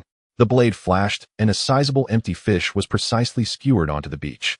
She crouched down, using the tip of her knife to pry open the fish scales, carefully observing the texture of the flesh. Because they live in the floating clouds, the muscle density of this fish is much lighter than that of Qinghai fish, but the fat contains a very unique light energy. Leona nodded thoughtfully. "If we use this fish as the main dish combined with the beast bone marrow soup brought from below, it could definitely make a delicious gourmet meal." Carino walked down from the ship with a nautical chart, looking at the crew members immersed in new things, and sighed helplessly. "You guys, can you focus on the main point for a moment? We are currently at an altitude of 10,000 meters, and we haven't even figured out the power distribution of this island." "No need to figure it out." Ace's tall figure appeared at the top of the gangway, striding down to the beach. His dark red coat billowed gently in the breeze of the sea of clouds. Ace's deep gaze crossed over Angel Island, directly locking onto the vast land far away and tangled with huge vines contrasting sharply with the surrounding clouds. On that land, he could distinctly sense numerous strong life forces, as well as a high and arrogant violent magnetic field. "Uncle," Ace looked at Paige and asked, "what is the name of that land covered in forests over there?" Following Ace's gaze, Paige and Cornus's faces instantly turned pale. "That is a sacred place that absolutely cannot be approached." Cornus trembled, tightly hugging the fox in her arms. "That is God's island, Appiato. It is the dwelling place of the omnipotent God, Lord Enel. Anyone who steps onto that land will face severe retribution from the priests and ultimately be obliterated by the divine punishment of thunder. God's island." Upon hearing this title, Buggy pushed up his sunglasses on his face, disdainfully curling his lips. "What a farce. I back in the day witnessed the real spectacle alongside Captain Roger. There are no gods in this world." At that moment, target discovered. Illegal entrance, Eclipse pirate crew. A stern voice, uniform and imposing, suddenly came from the edge of the jungle behind the beach. Accompanied by an extremely strange sound of crawling, dozens of members of the Sky Island Guard wearing white berets and matching uniforms swiftly surrounded the area where the Eclipse was located like a slithering long snake. Leading the group was a man with a thick beard who pressed his hands to the ground and crawled towards everyone in an exaggerated manner, lifting his head with a stern gaze. "I am the captain of the White Beret Brigade of the Kingdom of God, McKinley." McKinley announced loudly. "Pirates of the Qinghai, you have refused to pay the entry fee of 10 billion ikes per person at the Gate of Heaven and forcibly damaged the Cloud Road checkpoint. According to the laws set by the omnipotent God, you have been classified as level 11 serious offenders." White hats. Gino, who was immersed in fantasies about the impact shell, was interrupted by this sudden group, instantly looking displeased. He stood up, his towering shadow casting directly over the crawling McKinley. "I don't have time to play your little police. While I'm in a good mood, get lost. Daring lunatic. How dare you defy the law of the god?" McKinley abruptly waved his hand, and the White Beret Brigade behind him raised tubular weapons equipped with strange shells, aiming at the members of the Eclipse pirate crew. "Surrender immediately and pay a 100-fold fine. Otherwise we will execute the cloud punishment right here." Facing those dozens of dark gun muzzles, Sabo adjusted his top, had a hint of helplessness flashing in his eyes. "The laws set by the god." On the cloud beach, Ace's voice spread slowly, laced with amusement. He made no move to attack, merely looking down at McKinley with his eyes. "Have you got something wrong? Pirates are born to break the rules. Fire." Feeling the suffocating aura of danger emanating from Ace, McKinley decisively issued the order to attack. Dozens of White Beret soldiers simultaneously pressed the triggers of their weapons. But what flew out was not bullets, but huge white nets made of high-density clouds covering the Eclipse pirate crew like a storm. "So this is the weapon of the Sky Island." Gino sneered as the mechanical device on his back erupted with a blast of scorching high-pressure steam. He did not dodge at all, swinging his thick hydraulic power hammer violently. "Get out of my way. Don't disturb my..." The warhammer swept out with furious kinetic energy. The resilient cloud nets were torn apart by the raw physical force at the moment of contact with the power hammer. Gino's onslaught did not wane as the heavy iron hammer smashed down onto the beach, generating a fierce shockwave that instantly sent the first 10 or so White Beret soldiers along with their weapons flying. What terrifying strength! You not only refuse to be captured, but also dare to attack the White Beret Brigade. McKinley was taken aback, preparing to call for priest reinforcements. A deep blue figure appeared before him like a ghost. Sabo held his alloy staff in one hand, the tip pressed against McKinley's chest. The frenzied orange flames surged along the staff, the intense heat curling McKinley's beard slightly. "Have your men step back, Captain." Sabo smiled as he issued the warning, his eyes glinting with a cold edge. "Our captain does not like to be disturbed by boring noise." Seeing the flames that could instantly reduce him to ashes, McKinley and the remaining White Beret soldiers froze in place, not daring to even take a deep breath. "Let's go." Ace withdrew his gaze, no longer looking at the law enforcement soldiers. He turned to face the god island entangled in huge vines, his dark red coat rustling in the wind. The aura of thunder coming from that direction intrigued him. "Leona, bring the fish you caught." "Gino, take your..." Ace stepped forward with steady strides, heading towards that forbidden land. "Target Appiato. Let's go meet that lofty god and clear out all the gold and technology from this island." The solar eclipse sailed through a narrow river of clouds, and the view ahead suddenly opened up. Unlike the soft, fluffy islands made of clouds outside, what appeared before everyone's eyes was a vast land covered with towering ancient trees composed of real soil and rock. Gigantic vines shot up into the sky, and the roars of unknown beasts echoed from the depths of the forest. The solar eclipse's prow docked and dropped anchor. Ace was the first to leap from the side of the ship, his feet landing on the hard earth of Appiato. He scanned the surrounding dense forest, casually breaking a thick branch that blocked his way. "Karina, take your bird and find the map of this island and the location of the gold for me," Ace commanded. "Sabo, Gino, Leona, you are free to move around. If you encounter any obstacles, be it beasts or so-called priests, just trample right over them." "What about me?" Buggy poked his head out. "You stay on the ship," Ace glanced at him. "Anyone who dares approach the solar eclipse, use your bombs to blow them off the Qinghai. Leave it to me. I excel at this extremely important defensive task of watching the ship." Buggy exclaimed, thrilled at not having to enter the eerie forest. "Huh. Red-nosed coward. Huh." The parrot Bailey flapped his wings and flew down from the mast, arrogantly circling above Buggy's head and mocking him in clear tones. "You dead bird. Just wait until I roast you." Buggy shouted in anger, swinging his hands to catch it. Bailey nimbly performed a turn in the air, not returning to Karina's shoulder, but landing directly on Ace's right shoulder. Its small, bright eyes, filled with a human-like expressiveness, immediately retracted the arrogance it had shown. It rubbed its head affectionately against Ace's collar, then folded its wings, standing upright, even placing one wing against its chest, in a perfectly standard submission posture. "Boss is mighty. For the boss." "Huh," Bailey shouted enthusiastically with a clear undertone of flattery in its voice. Ace turned his head to look at the parrot. This bird's intelligence had indeed evolved to an absurd degree. Not only was its vocabulary impressive, but it also possessed an extremely keen sense of the hierarchy aboard the ship. It clearly understood that Karina was its feeder and that Buggy was an easy target, but it knew better that the black-haired man before it was the absolute master who held the power of life and death on this ship. "The brain certainly works well," Ace thought as he withdrew his gaze.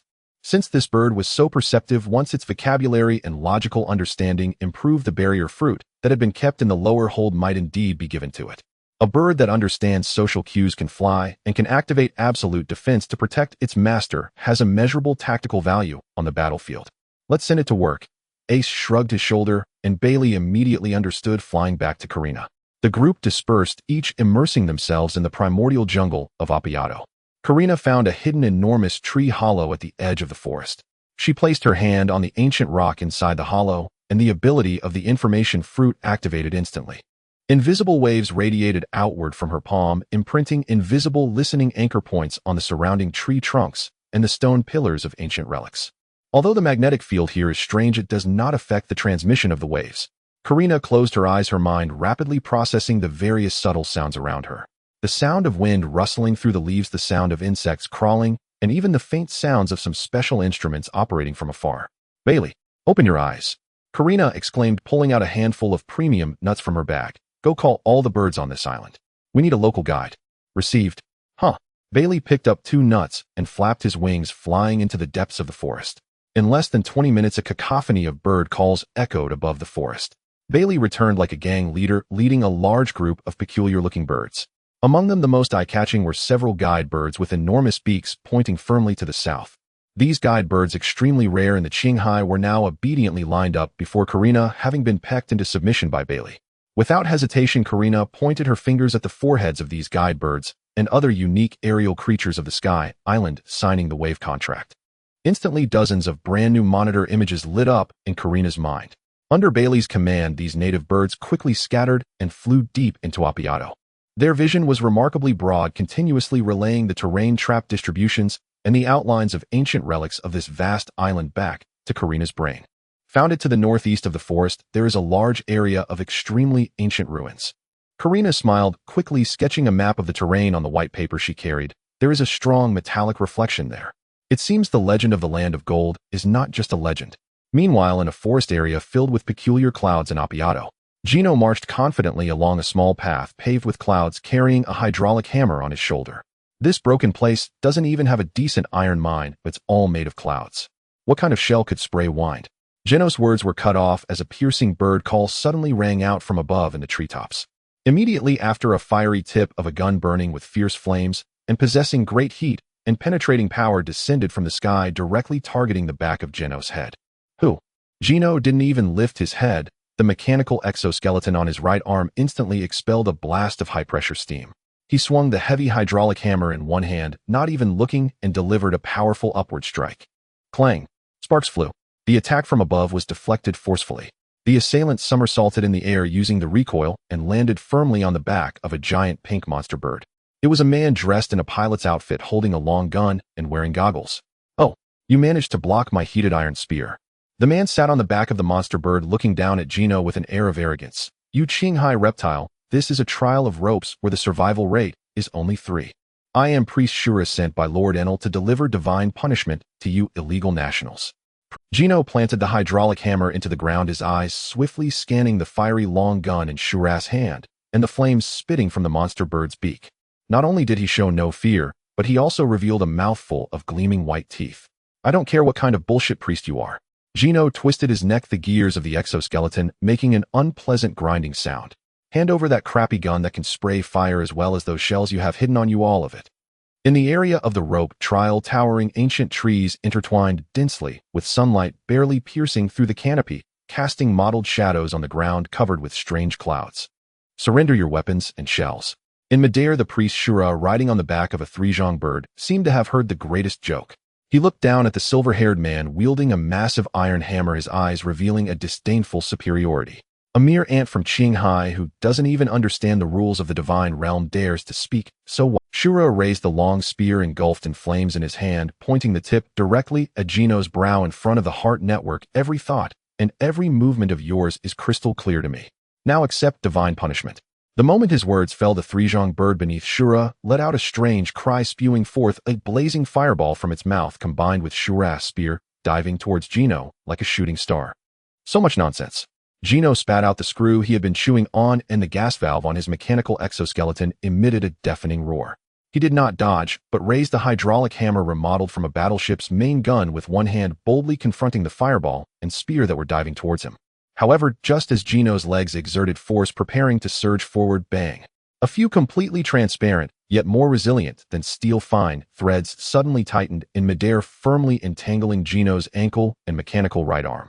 Gino's forward motion abruptly halted, his massive body losing balance under the immense inertia, crashing heavily to one knee on the ground. What is this? Gino tugged hard, realizing that the transparent threads wrapped around him were remarkably resilient. Not even his exoskeleton's monstrous strength could break them. Foolish Qinghai person, welcome to the rope trial with a survival rate of only 3. Shura scoffed coldly, his figure twisting in midair at a bizarre angle, avoiding Gino's halted attack range. The hot iron spear in his hand, radiating lethal heat, stabbed fiercely at Gino's unguarded back. This forest is filled with invisible cloud ropes. As soon as you step in here, you are already meat on the chopping block. The burning spear stabbed brutally into Gino's back. Sparks flew, and the scorching flames instantly engulfed Gino's body. Gotcha! A cruel smile curled on Shura's lips as he prepared to withdraw his spear and look for the next target. Hey, fire-playing birdman. In the midst of the thick smoke, a deep metallic voice suddenly rang out. Shura's cold smile instantly. He was horrified to find that his proud, heat-penetrating spear was stuck tightly. As the smoke cleared, Gino slowly turned his head. The rough work vest on his back had been burned to ashes, revealing a dark and scathed starfall black steel. It was precisely the exquisite armor Gino had melted onto his exoskeleton's back a few days ago on the deserted island. Is this what you call divine punishment?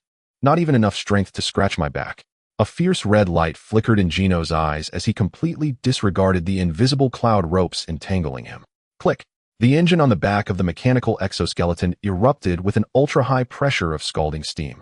Under this sheer industrial brute force, the so-called indestructible cloud ropes emitted a series of unbearable snapping sounds. Get down here. Gino's free left hand, like a probing sea dragon, grasped Shura's burning spear. He exerted force from his waist, using irresistible brute strength to swing Shura along with the bird hard towards the ground. Boom! Shura and the three-zhong bird were heavily smashed into the cloud rope-covered soil, creating a massive deep pit. Cough! Shura coughed up a mouthful of fresh blood, his face filled with horror. His heart network had clearly predicted that the opponent would counterattack, but that force was simply too colossal, so much so that even though he saw the trajectory, he could not stabilize himself in midair. Shura struggled to rise and jumped onto a tree. Meanwhile, Gino's movements were even faster. The mechanical man directly took a big step forward, stepping on the head of the three-zhong bird.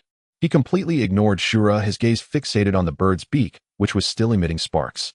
I just figured it out, this stupid bird doesn't actually breathe fire. The flames are coming from the shell hidden in its mouth. Gino reached out with his rough hand clad in thick, heat-insulating gloves and brutally pried open the sharp beak of the three-zhong bird, forcibly extracting a massive crimson shell that radiated astonishing heat. A specialty of the Sky Island flame shell. A great find. Holding his coveted trophy, Gino's eyes erupted with a fervent glow that belonged to a mechanical fanatic. He casually kicked away the unconscious Vermilion Bird, then in front of Shura, directly sat down on a collapsed log. Reaching into his tool bag at his waist, he pulled out a wrench, a screwdriver, and a roll of specially made high-temperature metal zip ties. "What are you doing?" Shura, standing on the tree, looked at the absurd scene before him, completely dumbfounded. In a life-and-death battle, this giant actually sat down to start repairs. "Are you blind?" "Of course I'm upgrading my weapon." Gino didn't even look up. He skillfully and roughly embedded the flame shell into the exhaust groove of his hydraulic hammer's head. Then he tightly secured it with metal zip ties and adjusted the transmission lines of the exoskeleton steam pipes, connecting them to the activation device of the flame shell. In less than half a minute, a brand new weapon modified with the black technology of the Sky Island was completed. "You madman, don't underestimate the priest." Shura was completely enraged by such utter disregard, abandoning his spear and directly pulling the mechanism of the cloud ropes. Invisible ropes from all directions instantly closed in like a net, mercilessly strangling towards Gino, who was sitting on the log. "Observation is indeed a great thing, able to see through my movements." Gino stood up, raising the modified hydraulic hammer with one hand. The formerly cold hammerhead of the battleship's main gun was now emitting a dark red, terrifying heat due to the embedding of the flame shell. He looked at the cloud ropes rushing in from all directions, bearing a violent smile. "But as long as the area I smashed down is so vast that you have nowhere to hide, your prediction is just a decoration, isn't it?" The mechanical exoskeleton on Gino's right arm erupted with a deafening roar, gears grinding furiously. He gripped the hammer handle with both hands, raising the scalding heavy hammer high, aiming it at the ground where Shura stood, and then swung it down with all his might. Steam flame, exploding hammer. Boom.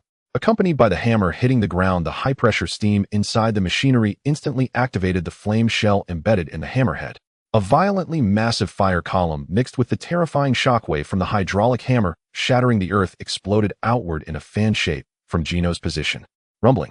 The resilient invisible cloud ropes along the way, under the composite shock of physical shattering and extreme high temperature, were instantly reduced to ashes as if they had touched lava. The earth trembled, flames soared into the sky.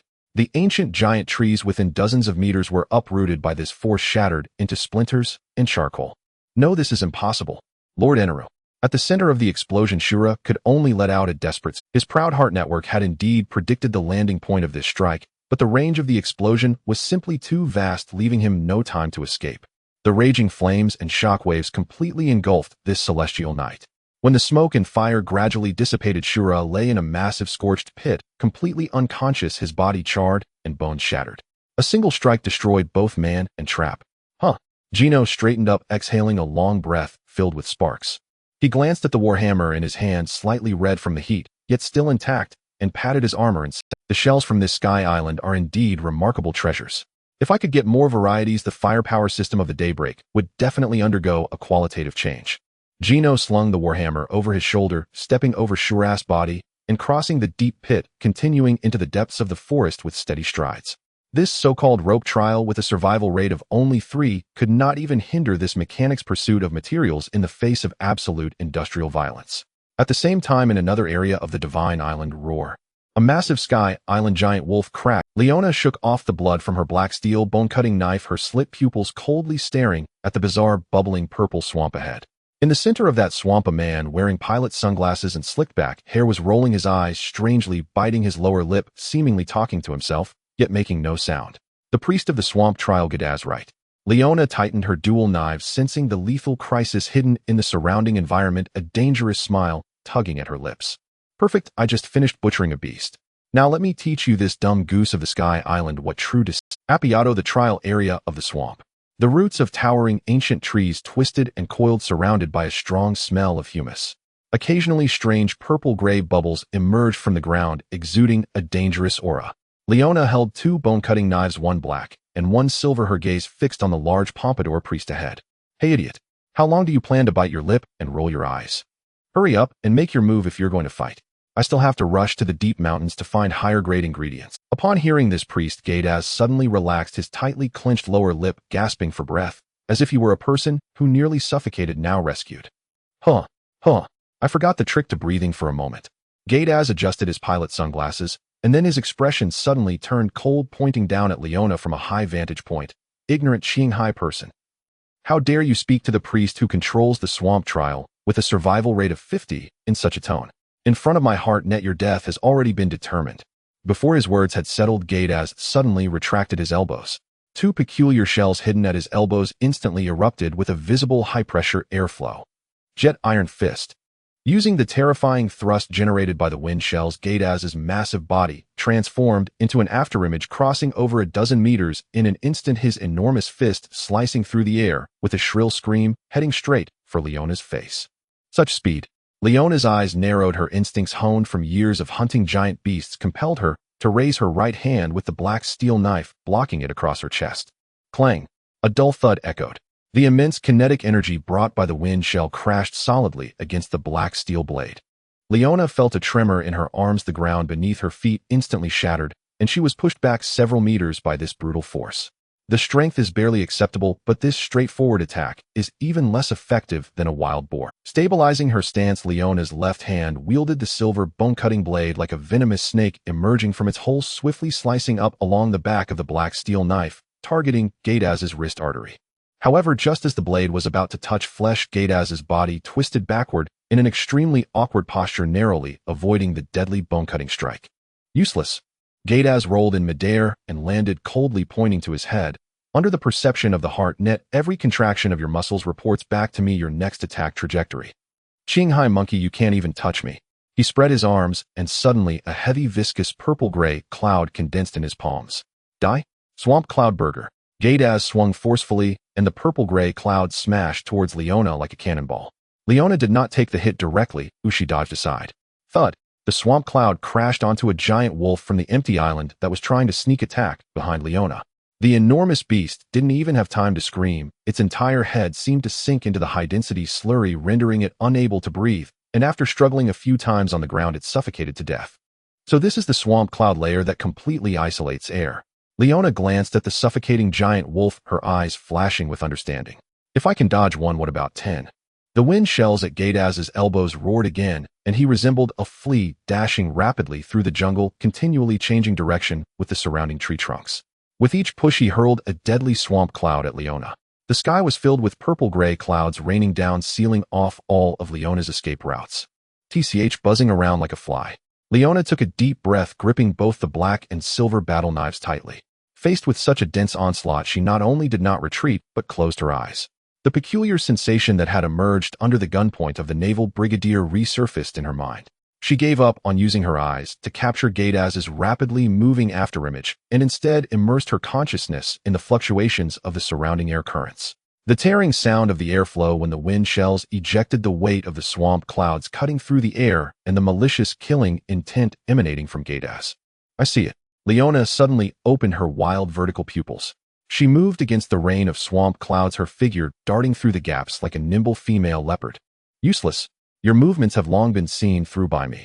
Gaydaz, using the thrust of the wind shells, pounced down from the blind spot of a giant tree, Jet Big Iron Fist. Did you see through me, or was I just waiting for you to deliver yourself?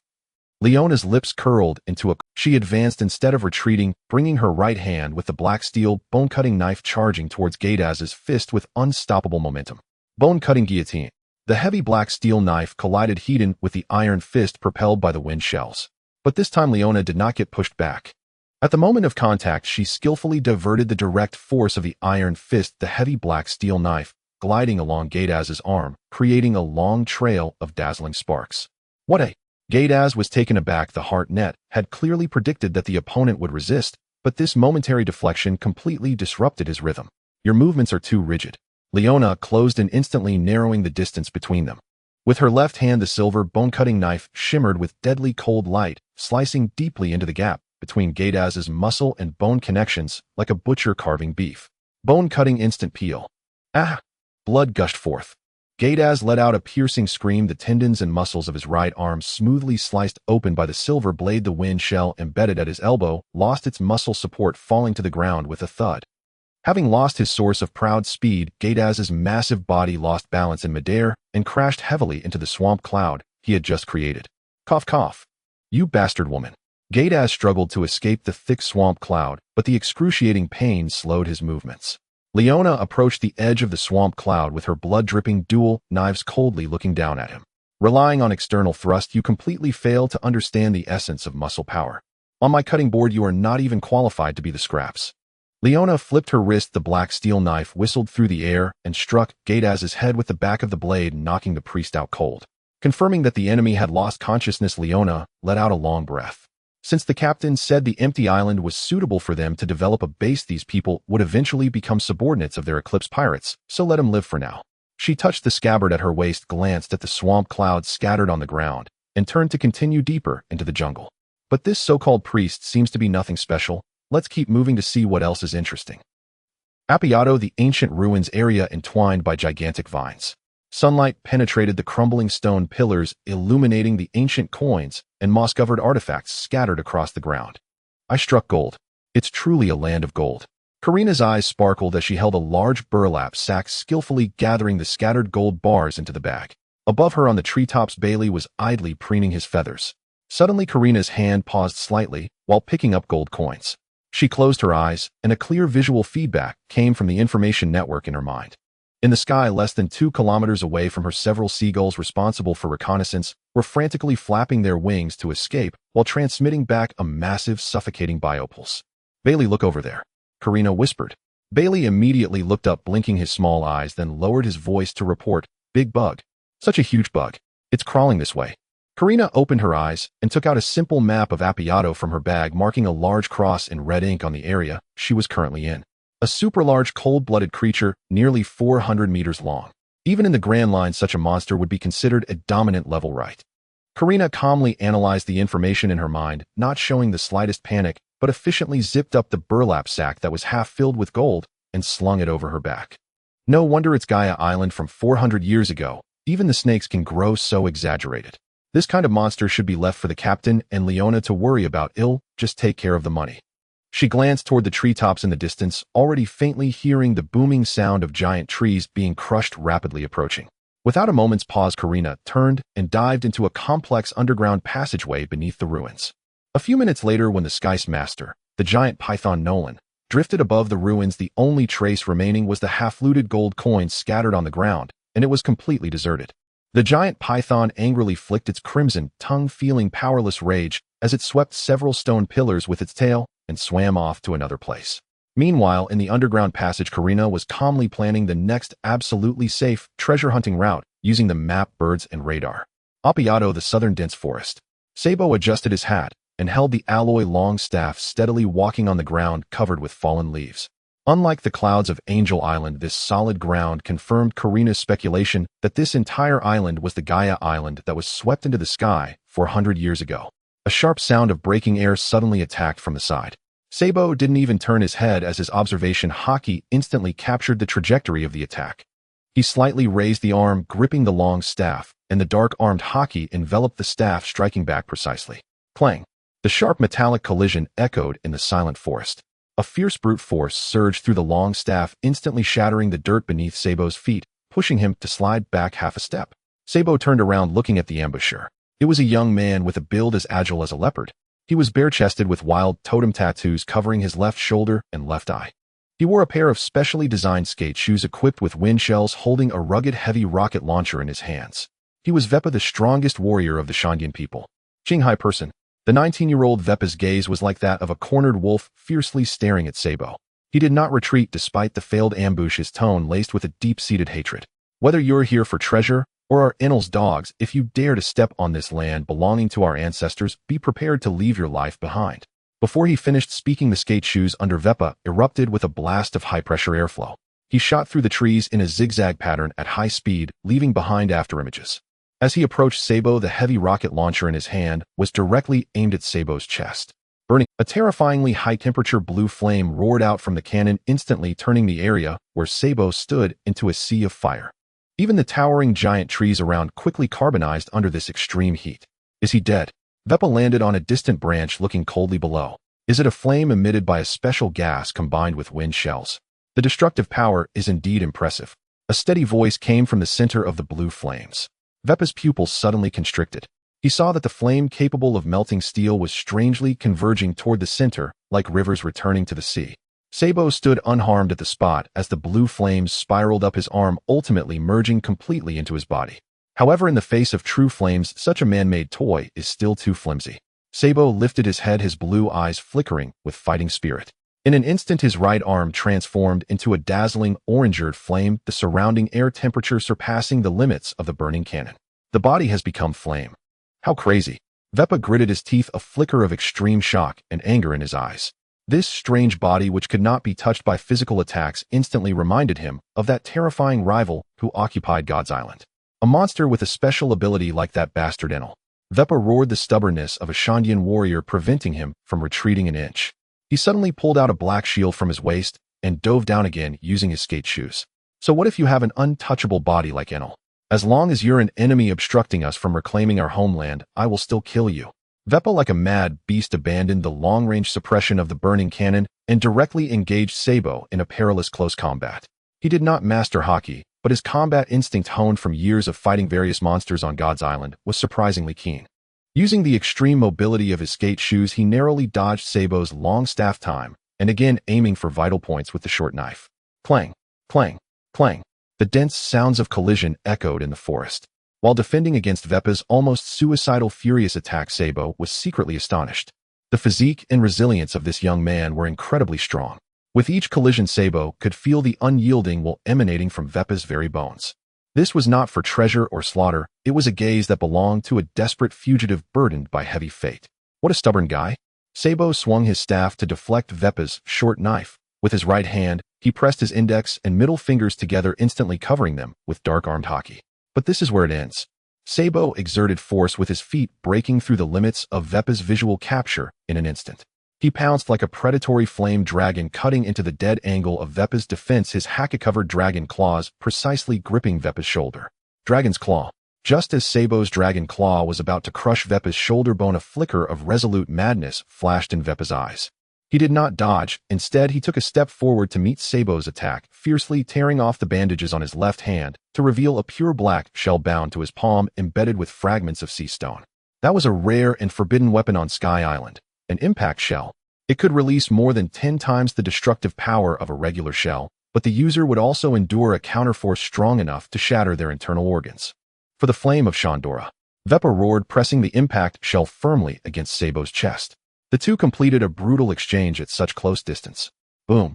A terrifying shockwave accompanied by the tearing sound of the dragon claw exploded in the center of the forest. The surrounding giant trees were uprooted by this destructive force, and wood chips and dirt flew everywhere. As the smoke gradually dispersed, Vepa lay on the ground, covered in blood, his left arm holding the impact shell twisted in a fractured state. His internal organs were severely injured from the tremendous backlash, coughing up blood, and he had completely lost his combat ability. Meanwhile, across from him, Sabo still stood in place. His finely tailored tailcoat had been torn away by the shockwave of the impact shell, leaving a clear bruise on his chest with a trickle of blood at the corner of his mouth. At the last moment, Sabo had used his observation hockey to predict and protect his vital points with high-density armed hockey, enduring the impact that could turn an average person into mush. A style that disregards even life itself. Sabo wiped the blood from the corner of his mouth, looking at Vepa lying on the ground, a flicker of respect flashing in his eyes. For someone who hates oppression and yearns for freedom, Sabo could understand better than anyone the weight contained in Vepa's previous strike. It was a resolve to rebel against some lofty god and reclaim their homeland, even at the cost of everything. Sabo planted his staff into the ground and approached Vepa, looking down at him. Your bones are tough and your gaze is good. Sabo did not strike the killing blow, his tone carrying a calm strength. Since you all yearn to reclaim this land, then open your eyes wide and watch closely. Watch how our captain pulls down that so-called god who stole your homeland from the throne. Sabo turned around, looking at the towering giant vine deep in Appiato. Vepa lay in the dirt, his vision blurred as he looked at the tall, deep blue figure. He gripped the earth tightly, breathing heavily in frustration, yet felt a kind of arrogance and confidence in the other's words that seemed capable of overturning this sky. At the top of Appiato, atop the massive vines within the god's sanctuary, shrouded by clouds, a man with a bare upper body, elongated earlobes, and 4 large drums strapped to his back lay languidly on an ornate couch. He held a bright red apple in his hand, casually taking a bite. Yaha, this is quite an unexpected turn of events. Enel chewed on the apple, his eyes reflecting extreme arrogance and boredom narrowing slightly. On this empty island, his heartnet combined with the power of the rumble fruit allowed him to cover all of Appiato. He was able to monitor every breath, every curse, and even the heartbeat frequency of everyone on the island. In the brief span of less than half an hour, he had clearly sensed that both the Azura in charge of the trial of Rope and the Gatas overseeing the trial of Marsh had been defeated and were now unconscious. Even the annoying warrior Vipa, who had been flitting around the forest like a bothersome fly, was now on the brink of a few bugs crawling up from the Qinghai have managed to mess up my survival game. Enel sat up, casually tossing the apple core out of the god's sanctuary. He could sense 4 powerful auras that did not belong to this island recklessly wandering in that ancient. They were like beasts invading a flock, trampling over all the rules in their path. Forget it, these useless priests are merely toys to pass the time. Enel straightened up, blue electric arcs began to leap from his fingertips, and a cruel coldness appeared on his otherwise arrogant face.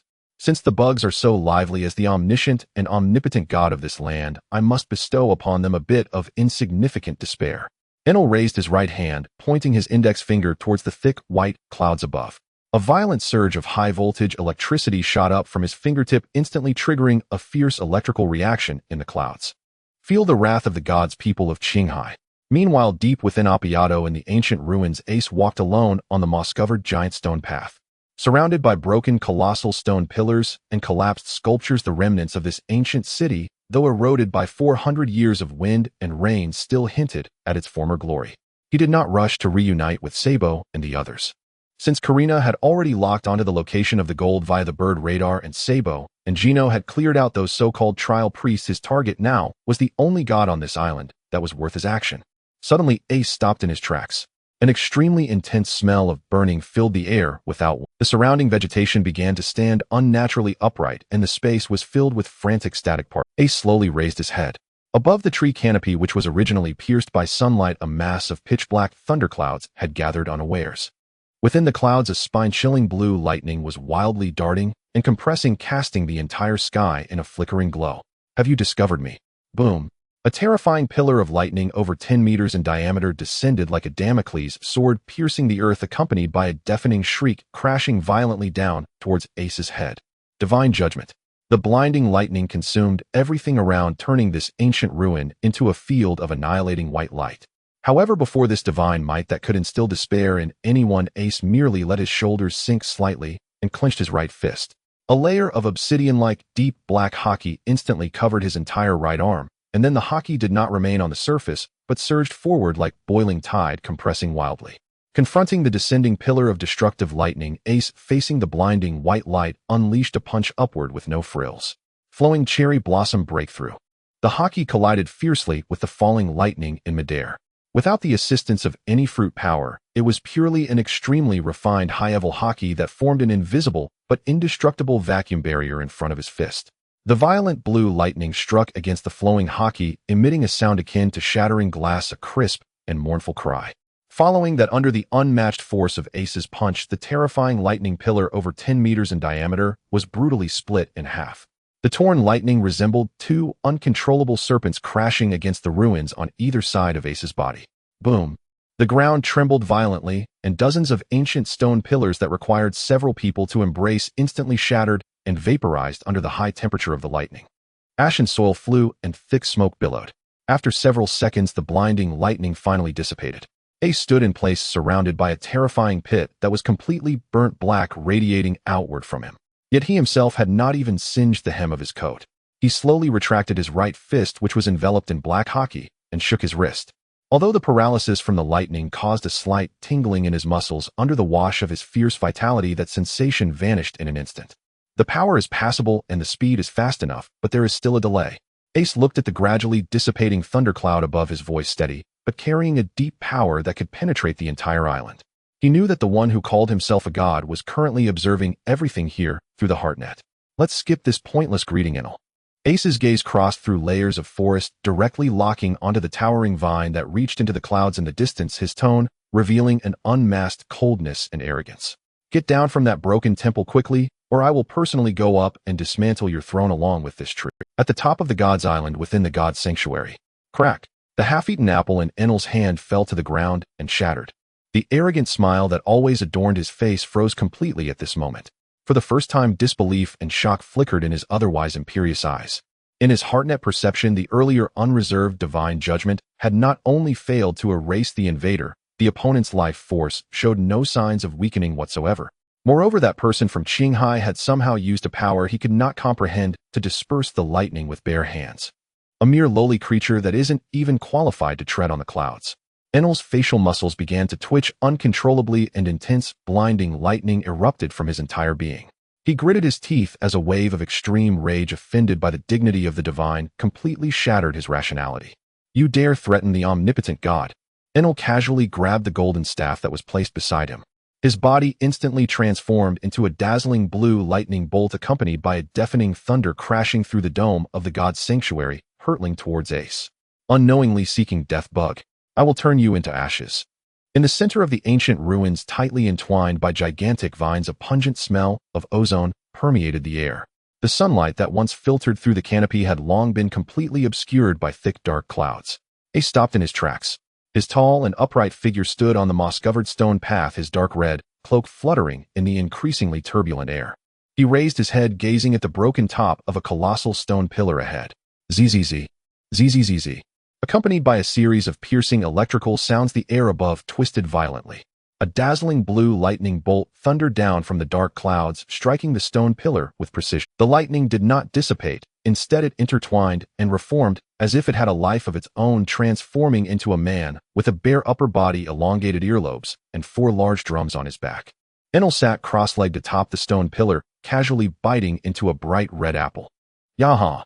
To make it through the dense forest and arrive here as a bug from Qinghai, you are quite unexpected. While chewing on the apple, Enel looked down at Ace with eyes filled with extreme arrogance. However, my heart network tells me your subordinates knocked out 2 of my priests using quite barbaric methods on the other side of the forest.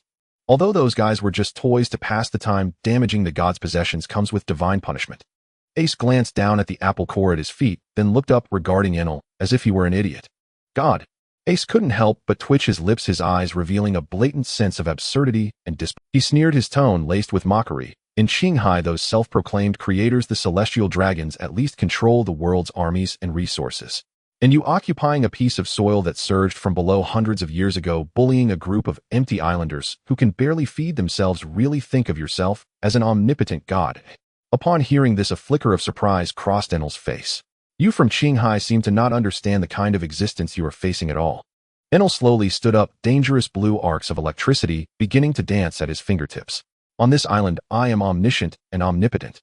Every one of your actions, every complaint, even the frequency of your heartbeats, is under the surveillance of my heart network. I hold the power of life and death over this sky, and my strength is the absolute rule. Heart network. Ace was thoroughly amused by this statement. He dug at his ear and ruthlessly punctured the other's illusion. Expanding the range of the observation hockey combined with fruit abilities to listen in is indeed somewhat interesting, but to treat it as a symbol of omniscience and omnipotence.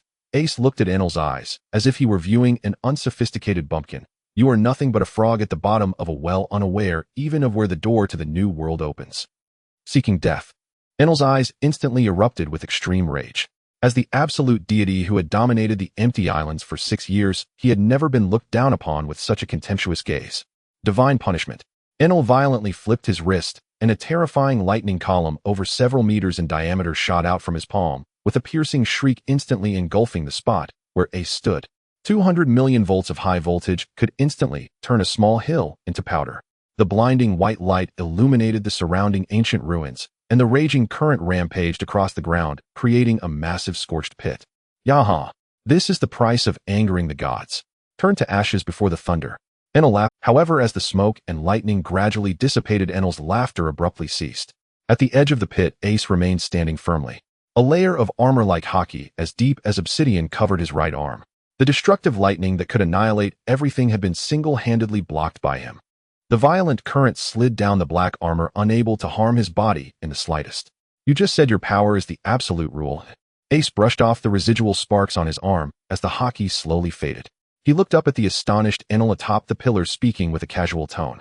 In the face of true hockey, your over-reliance on natural elemental powers makes you utterly fragile. Impossible. How could the mere flesh of a human withstand divine punishment? Enel's pupils constricted violently. His once proud understanding was completely overturned. On this island, no matter how strong the warrior, they would instantly lose their resistance when faced with his lightning. What kind of sorcery did this Qinghai person use? Don't try to bluff me. Enel roared, his body instantly transforming into a dazzling flash of lightning disappearing from the towering stone pillar. Your speed isn't bad. Ice gaze sharpened as he spread his observation haki. To your right. Enel's figure appeared like a phantom at Ice's side, wielding a golden staff that turned a fiery red under the heat of the lightning. Lightning metallurgy. The golden staff infused with terrifying heat, and lightning swung mercilessly towards Ice's temple. Enel's heart network had instantly read Ice's next movement trajectory, and he was absolutely confident in this. Yet Ace did not dodge according to reason. Facing the scorching golden staff sweeping towards him, Ace raised his left arm, the dark haki immediately enveloping it. Clang! The golden staff struck solidly against Ice's arm, exploding into a dazzling shower of the monstrous force that could crush a normal person's bones into powder failed to budge the black defense on Ice's arm in the slightest. What on earth is this thing? Enel was taken aback, desperately trying to retract the golden staff. Too light. Ace gripped the searing golden staff tightly, letting the high-voltage current surge wildly across his palm. He clenched his right fist tightly, a solid flowing haki quickly gathering at the tip of his fist. Since you love to call yourself a god so much. Ice's eyes flashed with mocking combat intent as his right fist, accompanied by a sonic boom that tore through the air, slammed toward Enel's abdomen. Then let me see if the blood of a god is also red. You want? In this life-and-death moment, Enel's combat talent kicked in. He decisively released the golden staff, and his entire upper body transformed into a mass of ethereal blue lightning just as the fist was about to make contact. Boom! Ice fist strong enough to shatter mountains violently penetrated Enel's elemental shadow, and the furious fist wind carved out a terrifying vacuum zone in the forest hundreds of meters behind. A few meters away, Enel's form reformed from the lightning.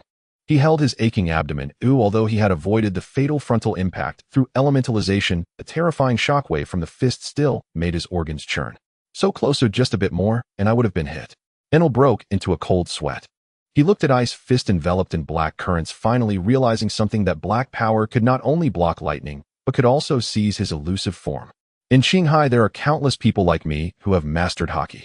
Ace casually tossed the seized golden staff onto the ground, the heavy pure gold thudding against the stone slab. He turned around, taking large strides as he approached Enel. Your fruit is indeed one of the top powers, but you are like a giant baby wielding an extraordinary sword, yet you don't even know how to wield it.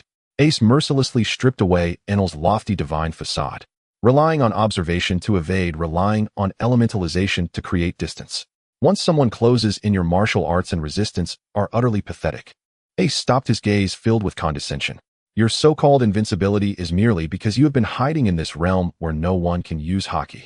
Shut up, shut up, shut up. Being so thoroughly mocked by a person from Qinghai trampled Enel's pride and dignity like never before. Veins bulged on his face, and the drums on his back emitted deafening roars. I am a god. Gods are invincible. Thunderclouds once again gathered violently in the sky, with countless thick bolts of lightning swirling around Enel like dancing silver serpents. The entire air of Apayudo emitted a painful wail under this extreme pressure. You bug from Qinghai. Since you are so confident, Enel slowly ascended into the air, a mad desire for destruction gleaming in his eyes. Then let's see if you can preserve your worthless life beneath this thunder that could obliterate the entire island.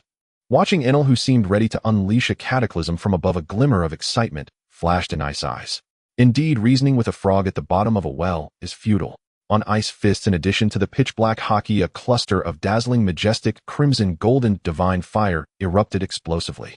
Only by shattering you completely can you see the true nature of this world. Above Apaya, the wild winds howled and thunderclouds roiled. I am the invincible god. Mere insects from Qinghai turned to ashes before me. He madly struck the thunder drum behind him with the golden staff in his hands, and amidst a series of deafening roars, 3 thick bolts of lightning shot forth from ancient times, transforming into roaring lightning beasts in midair. 60 million volts Thunder Dragon. The enormous blue thunder dragon opened its gaping maw, unleashing a terrifying heat capable of melting steel as it dove down towards Ace. Ace lifted his head, gazing at the dazzling thunder dragon, his black eyes reflecting the blinding electric light. He did not retreat an inch, and suddenly drew back his right fist. A torrent of blood and chi surged within his body, and the armed color haki instantly dyed his entire arm a deep black. Following that, golden divine flames ignited fiercely on the edge of his fist. Divine fire break the army. Ace unleashed a punch. A solid pillar of golden red fire collided heat-in with the descending thunder dragon. There was no stalemate nor any evenly matched confrontation.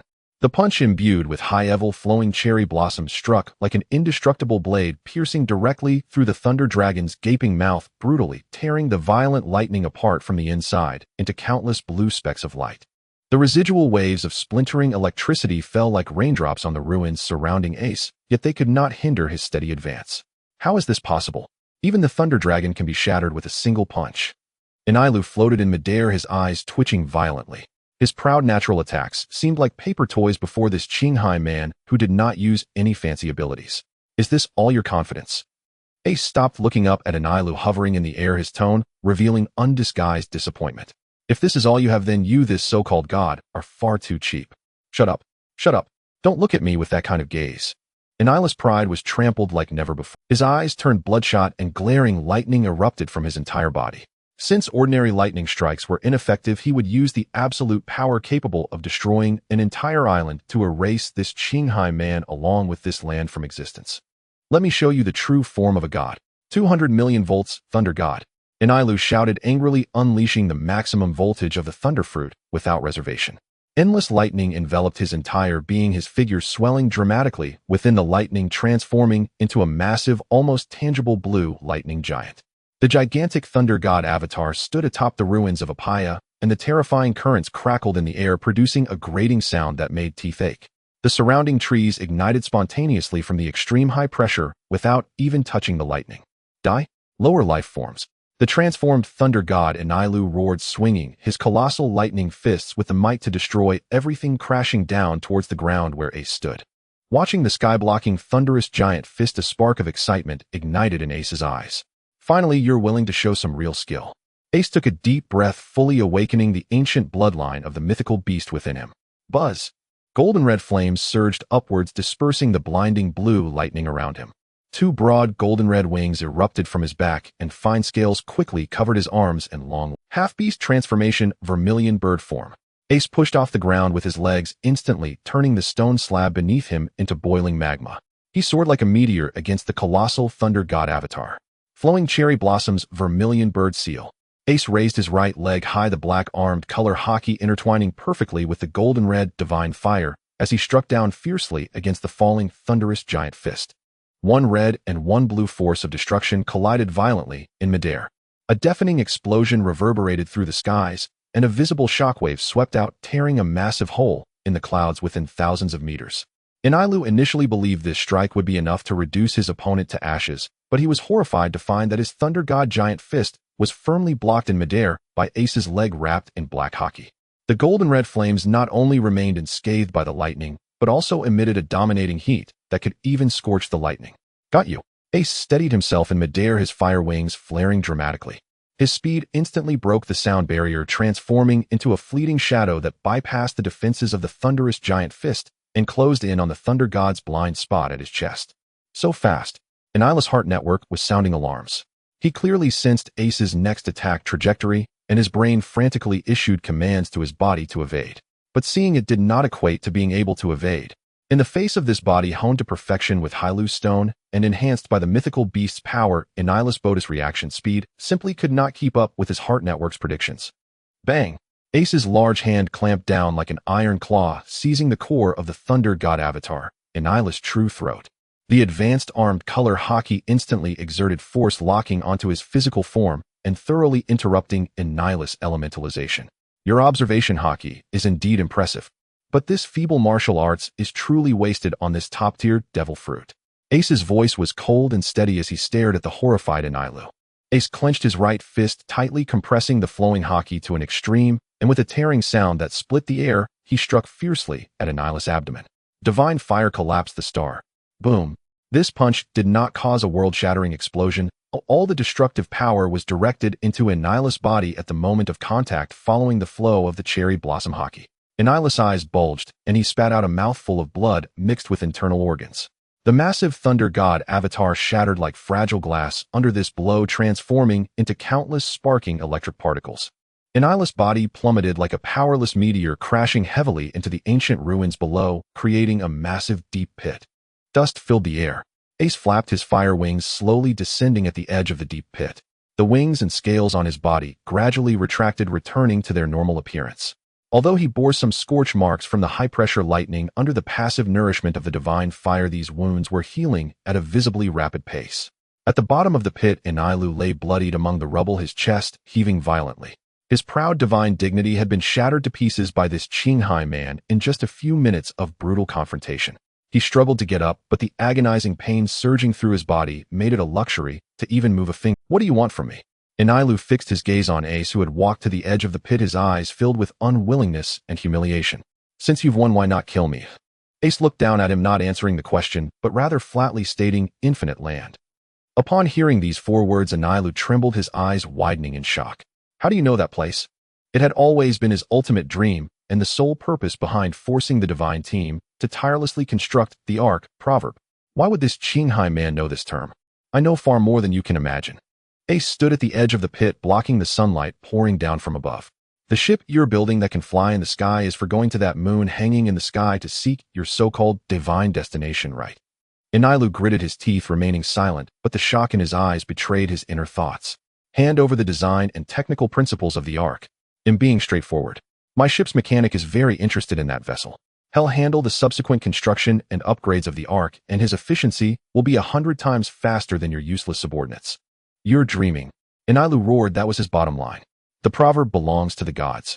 It's my only proof for going to the infinite land. Even if you kill me, I will never hand it over to a lower life form like you from Qinghai, since you're so obsessed with that desolate land."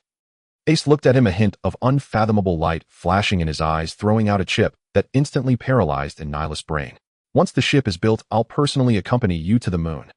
Enilu was utterly stunned. He even forgot the intense pain in his body, staring incredulously at the moon. Enilu's voice trembled. This Qinghai man not only knew about the infinite land, but even wanted to accompany him. "That's right." Ace turned around, looking at the moon shadow that was still faintly visible in the daylight. "When you see that up there, there's only a pile of cold stones and broken ancient machinery, and experience that kind of extreme loneliness where not even a single person is around. You'll understand how boring and ridiculous the divine destination you've been pursuing all along is." Ace slightly tilted his head, his deep gaze resembling an invisible net that enveloped Enilu completely. "Let's make a deal, Enilu. I'll take you to confirm your dream. In exchange," Ace's voice was steady and domineering, exuding a sense of world domination. "When you wake up from that boring dream, you'll come aboard my ship. Be the thunder on the solar ecliptic. It'll take you to Qinghai to experience the truly vast world, to trample all the self-proclaimed gods on this sea underfoot." Enilu lay in the deep pit, watching this man, who turned his back to the sun and was utterly arrogant. His shattered pride and obsession with the infinite land were brutally intertwined by this man before him, painting a grand blueprint that made his heart race. Following this monster to see the true pinnacle of this sea, Enilu closed his eyes, a defiant smile mixed with blood tugging at his lips. "Yahaha, since we can even go to the infinite land. This deal, it'll take it, Thunder God." Apaya at the edge of the ancient ruins' deep pit. Enilu lay amidst the rubble, bruised and battered, yet a hint of defiance lingered on his proud face, as if he had resigned to his fate. He looked up at the black-haired youth before him, finally convinced that the tyrant who had dominated this sky for 6 years had indeed kicked a rock capable of toppling the world. A rustling sound emerged from the surrounding bushes. "It seems your battle has also come to an end, Captain." Sabo was the first to step out from the shadows of the forest. His elegant tailcoat was torn in several places, still smelling of gunpowder, yet his blue eyes sparkled with a sense of exhilarating satisfaction. Shortly after, a heavy mechanical roar echoed. Gino carried a massive hydraulic hammer, striding over the broken walls scattered on the ground. The rough exterior of his exoskeleton was now conspicuously adorned with several pieces of shell from the sky island snatched from the priests, exuding an aura of industrial violence that warned others to keep their distance. Leona followed closely behind, wielding 2 blood-soaked, bone-cutting blades. Instead of showing any signs of post-battle fatigue, her vertical pupils gleamed with the intense excitement of having just completed a hunt. Last to appear were the sweat-drenched Buggy and Karina, who sat leisurely on his shoulder, holding a nautical chart. The parrot Bailey circled above them, dutifully acting as a radar. As a side note, Buggy was summoned by Ace through Karina's fruit abilities. "Everyone is here." Ace turned around, gazing at his increasingly formidable companions, a hearty smile spreading across his face. "It seems those so-called priests and trials didn't pose much trouble for you. TCH, just a bunch of bumpkins overly reliant on gadgets." Gino scoffed, his gaze casually sweeping over the battered Enilu lying at the bottom of the pit. When he sensed the residual lightning energy emanating from Enilu, his eyes lit up. "So this is the self-proclaimed god of lightning." Gino leaned over the pit's edge, staring at Enelu, as if assessing a peerless weapon, rubbing his hands together. Captain, the ark capable of flying to the moon that you spoke of before, was it made by this guy? Where are the blueprints? My wrench is itching with anticipation. Enelu looked at the mechanically infused, fervent white-haired man, his eyelid twitching slightly. These Qinghai people are all utterly unreasonable madmen. The ark can wait. During our time resting on the Sky Island, we have plenty of time for you to slowly dismantle and study it. Ace patted Genos' broad shoulder, and then turned his gaze towards Karina. Karina, have you found all the gold on this island? Mentioning gold, not only Karina but even Buggy, who had been panting beside her, instantly perked up their small eyes, transforming into shiny golden Baileys. I've long since marked it, and I've even found the golden bell. Karina closed the nautical chart, pointing at the colossal vine in the center of a paya that pierced the clouds. Giant Jack. According to Bailey's shared view from the sky, when Gaia Island was thrust into the sky, 400 years ago, the core of the legendary golden city Shandora was directly pushed to the highest cloud layer by this massive vine. Taking a deep breath, Karina's voice trembled with barely concealed excitement. Up there's a massive clock tower made entirely of pure gold. The golden bell. Buggy trembled with excitement, nearly drooling. Captain Roger didn't take it back, then letting me take it myself. Now I can finally steal it openly. Made of pure gold, the golden bell. Sabo looked up at the towering giant vine, memories of that Shandian warrior Wiper who fought to reclaim his homeland even at the cost of his life, flooding his mind. So that's the light of Shandora that the Shandians have been seeking for generations. Ace stood still, listening to his companion's exclamations, a glimmer of profound yearning flashing in his eyes. In the Magic Valley town of Qinghai, a man named Kulik risks his life every day, diving into the deep sea to prove that his ancestors were not liars. Meanwhile, on the Sky Island, the Shandians have battled the Sky Islanders for 400 years, ringing the bell to tell their ancestors that they still exist. A single bell carries 4 centuries of lies, wars, romance, and men's promises. Buggy, Gino, bring this guy along. Ace slightly raised his chin, signaling them to carry the injured Enelu. Ace's voice was filled with power, carrying a compelling call that stirred everyone's blood. To the sky to see that piece of gold that has driven countless. Ace's voice was filled with power, carrying a compelling call that stirred everyone's blood. To the sky to see that piece of gold that has driven countless people mad for 400 years. Under Ace's lead, the Eclipse pirate crew embarked on the journey to climb the giant vine. For this group of beings with physical abilities far beyond normal humans, scaling this rough vine was not difficult. Sabo and Ace forged ahead, with Gino hoisting Enelu with one arm, steadily leaping upwards with the thrust of his mechanical exoskeleton, passing through layer after layer of thick white sea clouds. Not knowing how long they had been climbing upwards, their view finally opened up above them. We've arrived. Karina was the first to leap onto the cloud platform at the top, and when she saw the scene before her, she froze on the spot, her breath momentarily caught.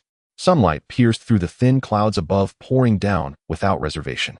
At the very top of the vine, an ancient clock tower, magnificent beyond words, stood quietly above the pure white sea of clouds. Tall pillars, intricate carvings, a massive base. All of it was forged from immaculate pure gold. Under the baptism of time, it had not lost its luster. Rather, it radiated a breathtaking holiness and brilliance at this altitude of 10,000 meters. At the very top of the clock tower hung the legendary golden bell, said to resonate across the heavens. This is the truth of the land of gold. Buggy's legs gave way, kneeling on the clouds, tears streaming down like a waterfall. It's so beautiful, no matter how many times I look at it, it's the same. Even Leona, who was used to life and death and hunting, laid down her bone-cutting blade, gazing in shock at this crystallization of human civilization. Ace walked to the base of the golden bell. His tall figure appeared incredibly small before this grand historical relic, yet the aura of a king emanating from him resonated with the ancient bell that had been silent for 400 years. He did not look at the golden base worth several nations. His gaze was solely fixed on the enormous bell overhead. It must have been lonely up here for 400 years after being thrust into the sky. Ace murmured softly. He slowly clenched his right fist. Without any fruit abilities or armed color hockey activation, he simply gathered all the muscle power in his body into that one punch. The diver uncle from Magic Valley Town and those warriors in the forest fighting for their homeland. Taking a deep breath, Ace pushed off hard from the cloud layer with his legs, his massive figure shooting upwards like a meteor, heading straight for the top of the clock tower. Today I will put an end to this 400-year-old lie. In midair, Ace twisted his waist, drawing his right arm back like a bow filled with explosive force. Facing the enormous golden bell, he unleashed a punch with all his might, joyously and freely. A grand, distant sound, as if transcending the river of time, resonated at that moment. This bell sound was crystal clear, yet contained unimaginable penetrating power. It transformed into a visible golden sound wave, instantly dispersing all the clouds above the clock. Following that, the bell sound pierced through the white sea, penetrating the incredibly dense accumulation of clouds carrying 400 years of longing and proof, resounding towards Qinghai below. Ace landed steadily on the golden base of the clock tower. Listening to the grand echo that transcended for centuries, a rare gentleness and emotion flickered in his eyes. In the memories of his past life, those purest and most extreme romantic legends about this sea now reverberated and echoed vividly under his fist. To be able to live again, to personally cross the boundaries of time and space, and stand here to witness, to be able to live again, to personally cross the boundaries of time and space, and stand here to witness and unveil this miracle belonging to the age of great navigation. This sea truly is irresistible. Facing the high winds at 10,000 meters, listening to the bell sound echoing across the sky, Ace's lips curled into a heartfelt, exhilarating smile. Dong! It was a grand bell sound that defied description. Clear, distant, and imbued with a sense of sanctity that washed away all superficiality. The sound wave transformed into visible golden ripples radiating from the bell tower at the top of the massive vine, effortlessly penetrating the thick white cloud layers and spreading outwards in all directions. In the ruins of a Apaya deep within the southern forest, Wei Pa lay bloodied in the mud, his arm broken from excessive use of the rappel shell, hanging limply at his side. On the verge of losing consciousness, he suddenly opened his eyes wide upon hearing the sound of the bell. In those eyes, fierce like a lone wolf, tears uncontrollably streamed down his soot-streaked face, cascading silently.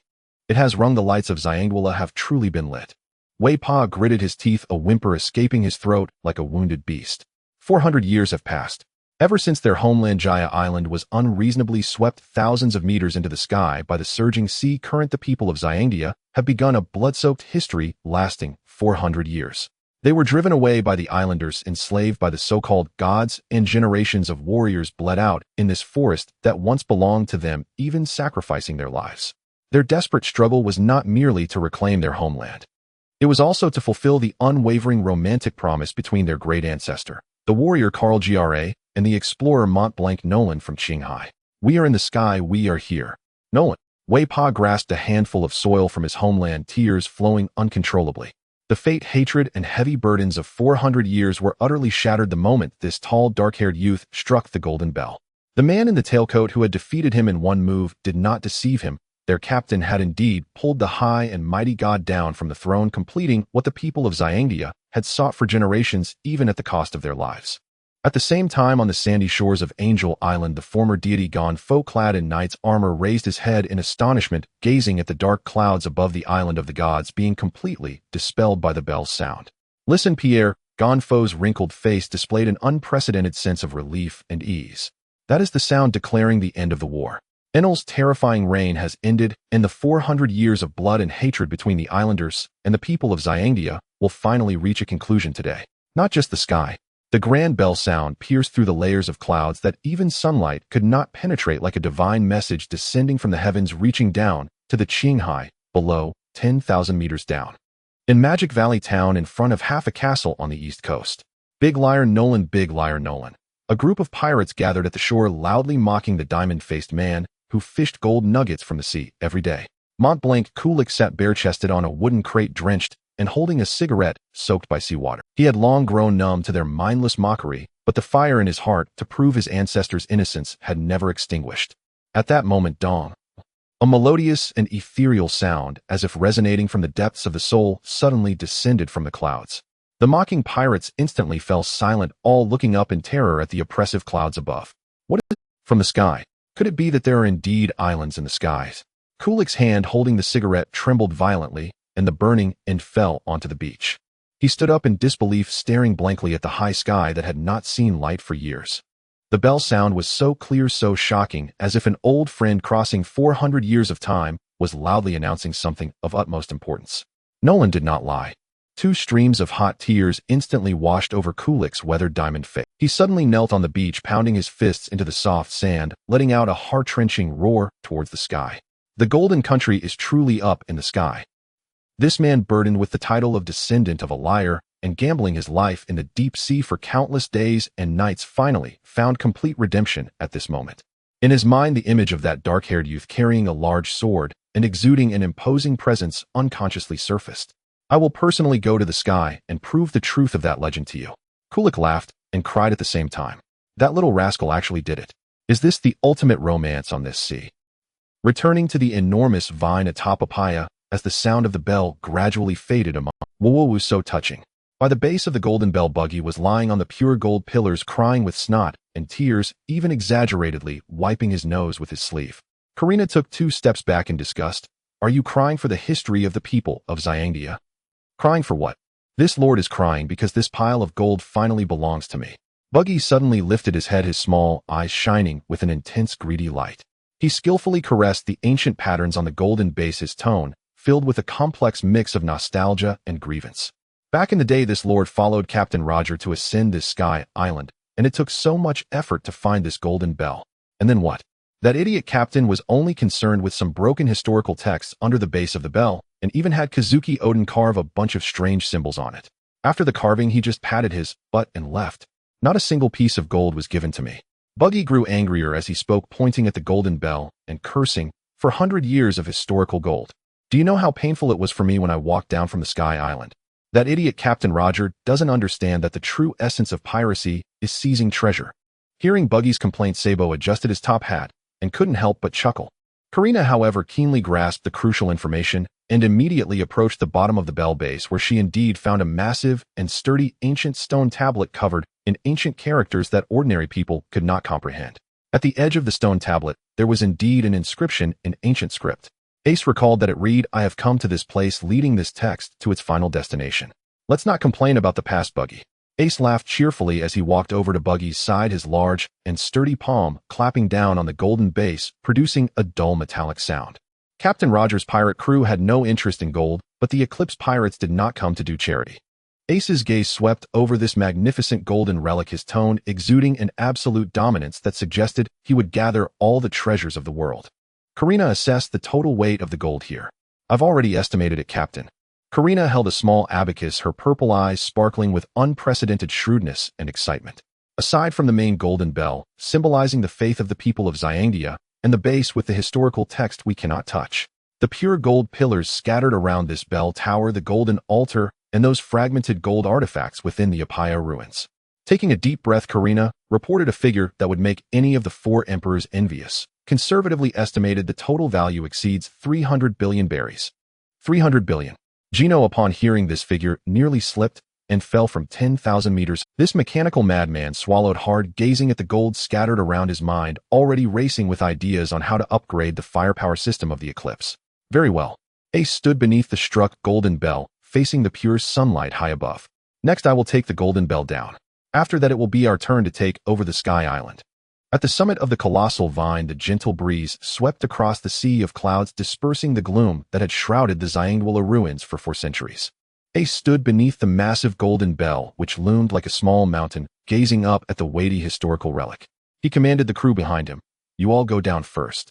The mess below still needs to be cleaned up, and I will take this bell down myself." Sabo and the others nodded.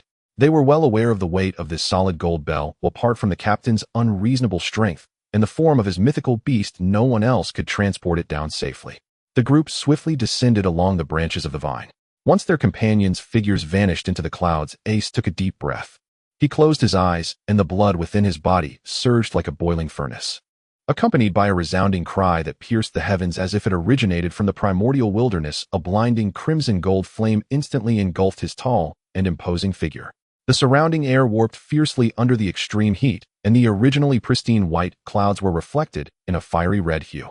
Animal type, bird, fruit, mythical species, Juke, form, full beastification. The flames blossomed like a lotus. A massive mythic bird shrouding the sky appeared above the clouds. Its feathers shimmered in a flowing magma-like crimson gold, and its long, elegant tail feathers danced wildly in the fierce wind. Surrounded by a circle of ceaseless nirvana divine fire, Ace precisely suppressed the outward radiation of heat from his body to avoid melting the golden bell before him. The gigantic Juke extended its strong and powerful claws, firmly gripping the heavy base of the golden bell. With a powerful flap of its wings, the fierce wind instantly shredded the surrounding white clouds. This legendary divine bird lifted the mountain-like golden bell and leaped from the heights, diving towards the divine island of Apaya. Meanwhile, in the clearing of the southern forest of Apaya, smoke lingered and the ground was scarred. The chieftain of the Xiangdia people, the great warrior Weepa, and the former deity of Angel Island Gonfur were gathering here with their wounded subordinates, their expressions extremely complex. The sound of the bell that resonated through the sky had already proclaimed the end of the 400-year war. The man who proclaimed himself a god Enel, and the terrifying thunder that had loomed over them for 3 years was shattered by the sheer violence of the black-haired youth. But what comes next? No one felt certain. Would this man who had driven away a wolf turn out to be an even more terrifying tiger? What fate awaits this island? Look to the sky. A Zyangdia warrior who was bandaging his wounds suddenly pointed at the sky, his voice trembling with shock. Everyone abruptly looked up. There at the azure horizon, a dazzling crimson-gold fireball broke through the clouds, descending with a terrifying force. What monster is that? Gonfur exclaimed in shock. His mount Pierre trembled in fear and collapsed to the ground. As the fireball approached, everyone finally saw the outline within the flames. A majestic crimson-gold divine bird, its claws lifting the gigantic golden bell that had haunted their dreams for 400 years. The light of Zyangwala. Weepa stared at the ancient bell that sparkled under the sunlight, his eyes reddening instantly, completely unaware that the weapon in his hand had fallen to the ground. Boom! A massive gust of wind swept through like a typhoon, thoroughly dispersing the mist and fallen leaves in the forest. The divine bird landed steadily in the clearing, placing the golden bell down without a scratch. Then with a flash of fire, the massive bird quickly retracted, transforming back into Ace's tall. As they gazed at the ancient bell, adorned with patterns holding the sacred object that bore the blood and promises of countless ancestors, the chieftain and warriors of Zyangdia could no longer suppress their emotions, kneeling in the dirt, weeping uncontrollably. The obsession of 400 years had finally descended before them in the most mythological manner. Ace did not disturb their tears. He turned around, his gaze calm as water, scanning the two distinct groups before him who had once fought desperately against each other. Enel has been defeated. Ace's voice was steady and powerful, resonating through the empty space, instantly overpowering all the sobbing. This bell is the relic of your Zyangdia ancestors. Now I have brought it down for you. Weepa, dragging his seriously injured arm, gritted his teeth and stepped forward. This iron-blooded man who feared nothing even in death willingly knelt heavily on one knee before Ace. The light of Zyangwala has been reignited. You have fulfilled our 400-year wish. Weepa's voice was hoarse but resolute. This kindness the Zyangdia tribe will repay, even at the cost of our lives. Gonfur also removed his helmet, bowing deeply, his tone filled with reverence. Thank you for your intervention, freeing the Sky Island from the tyrant's rule. You have saved countless lives of the Sky Islanders. Looking at the bowing crowd, Ace's face showed no disgust. As it should be, what he sought was absolute control and order. I ring the bell merely to fulfill a promise. Now that the troubles have been resolved, from today onward the rules of this island shall be set by me. Ace raised his hand, pointing to the vast land beneath him, his tone heavy with an unyielding pressure. This land is vast enough. From now on, the Zyangdia people and the Sky Islanders shall share a paya. You may live, farm, and extract resources here together. The blood feud that has lasted for 400 years shall be completely erased here today. With these words, a stir arose among the crowd. But a young Zyangdia warrior could not help but look up, hatred still lingering in his eyes. The Sky Islanders took our homeland and drove us to the edge of the clouds. How can we? There are no buts. Ace's gaze instantly swept over the warrior.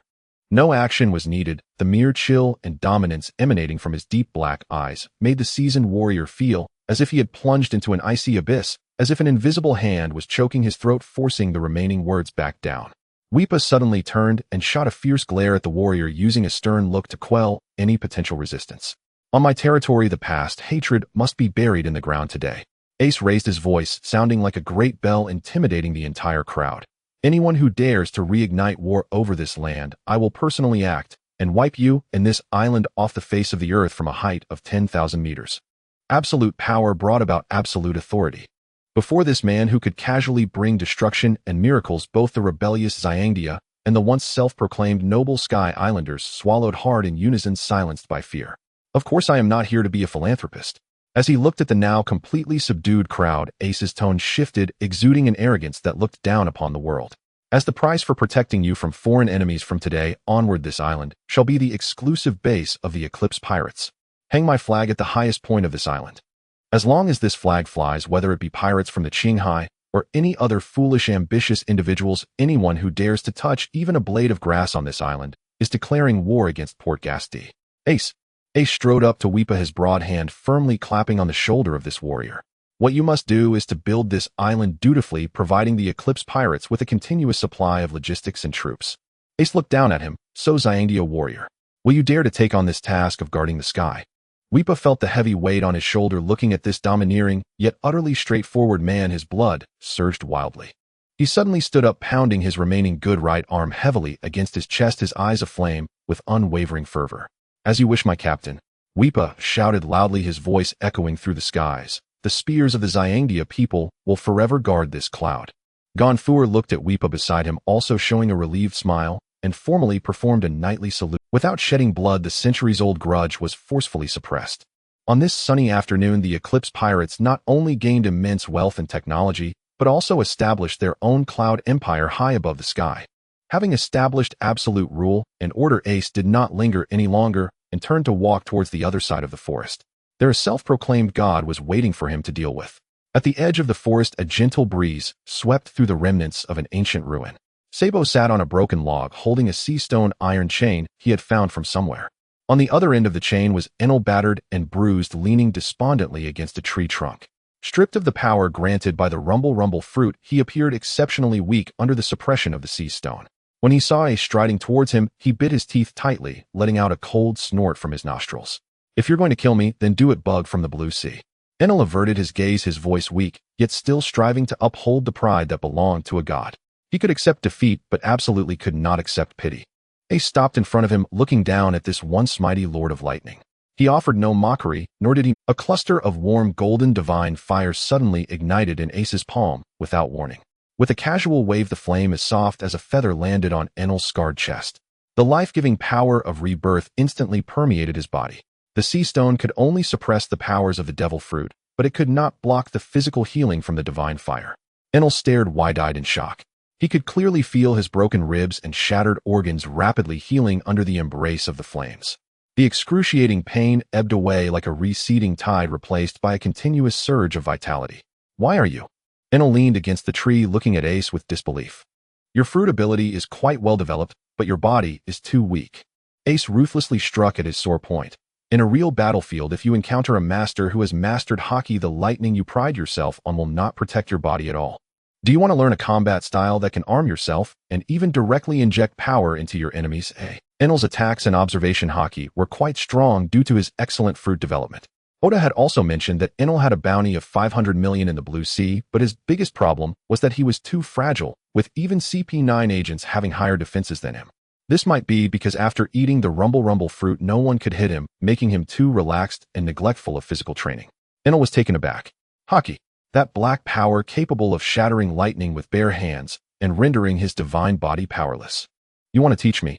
Enel clenched his fists, his gaze complex as he stared at Ace. In this battle, he had been thoroughly defeated by Ace's strength, but his deep-seated obsession still made him unwilling to bow to a Blue Sea person. Do you think I healed you so that you could stay here in these clouds and retire? Ace looked at him, his tone carrying a sense of natural dominance. Train with my crew. But don't think I will easily take you out to sea. I don't care for your Blue Sea world. Enel, although regaining his strength, was still bound by the sea stone and unable to move. He raised his neck defiantly, shouting loudly, I am a god. The only place I want to go is the infinite land. Once my ark is built, I will leave this boring place and seek my true home. Suit yourself. Ace not only showed no anger, but instead revealed a knowing smile.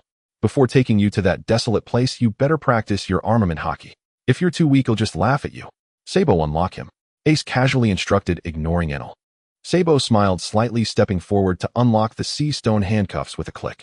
The freed Enel rubbed his reddened wrists, feeling the lightning power within him surge back. He gazed deeply at Ace's broad back. Ace was fully aware that he had regained his abilities, yet showed no intention of being on guard.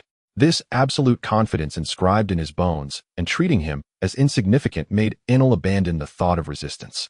Since even the infinite land knows. Following this madman seems not too bad. Enel snorted coldly in his heart, silently gripping his golden staff as he followed Ace's footsteps. Half an hour later, deep underground in Appiato. In a concealed and vast ancient cave, a gigantic warship lay, with only a basic wooden frame constructed. Surrounding it were massive gears made of pure gold and intricately complex conductive parts. This was the Ark, the proverb, that Enel had forced the God Squad to build in secret. At this moment, Gino was standing at a large wooden table with a toolbox. The table was covered with thick nautical design blueprints and a model of a core device that utilized gold for conductivity to transform lightning into mechanical energy. This heavy-armored fanatic born from Junk Street had eyes that sparkled with undeniable fervor beneath his goggles, even making his breathing become labored. A genius idea. Using lightning as a driving energy source, this power supply system is simply ahead of the Blue Sea by an entire era. Gino excitedly flipped through the blueprints, slamming his rough hand on the table, turning to Ace behind him. If we combine this electric energy conversion technology with our high-pressure steam boiler, the Eclipse will not only be able to fly, but also possess infinite hovering power. I want to dismantle this broken ship into pieces and transfer all its core technology to the Eclipse. Enel, who was following behind, felt a vein bulge on his forehead upon hearing his arc being called a broken ship. But looking at Gino's even more fervent and madly enthusiastic look, ready to swing a hydraulic hammer to smash the ship, he forcefully swallowed his rebuttal. The current cabin space of the Eclipse can't withstand a complete overhaul. Ace stepped forward, looking at the complex blueprints, and proposed a more long-term strategic plan.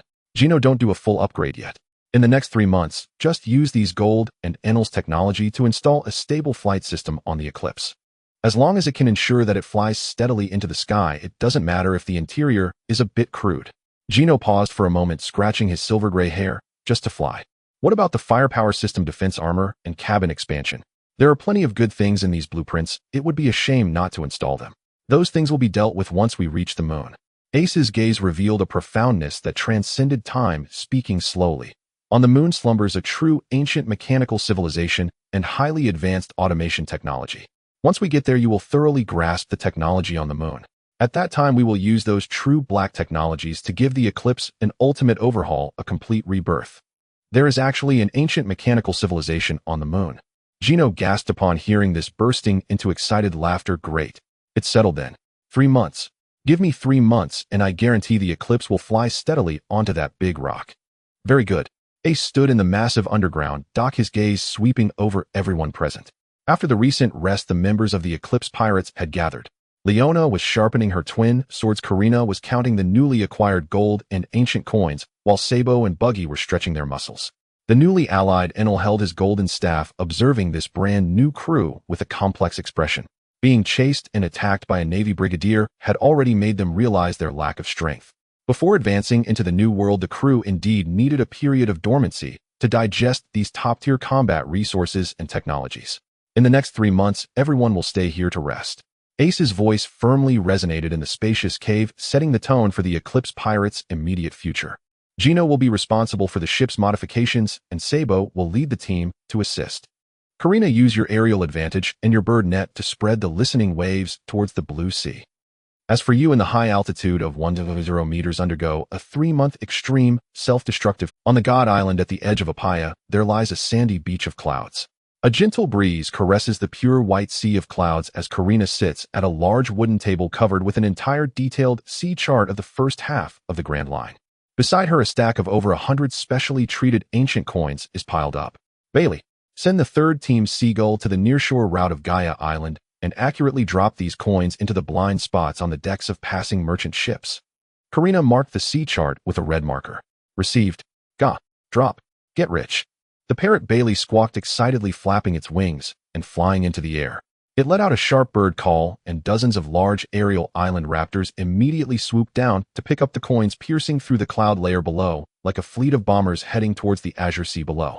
Ace stood with his muscular torso bare, just finishing a set of regular weight training, wiping sweat with a towel as he walked steadily to the wooden table.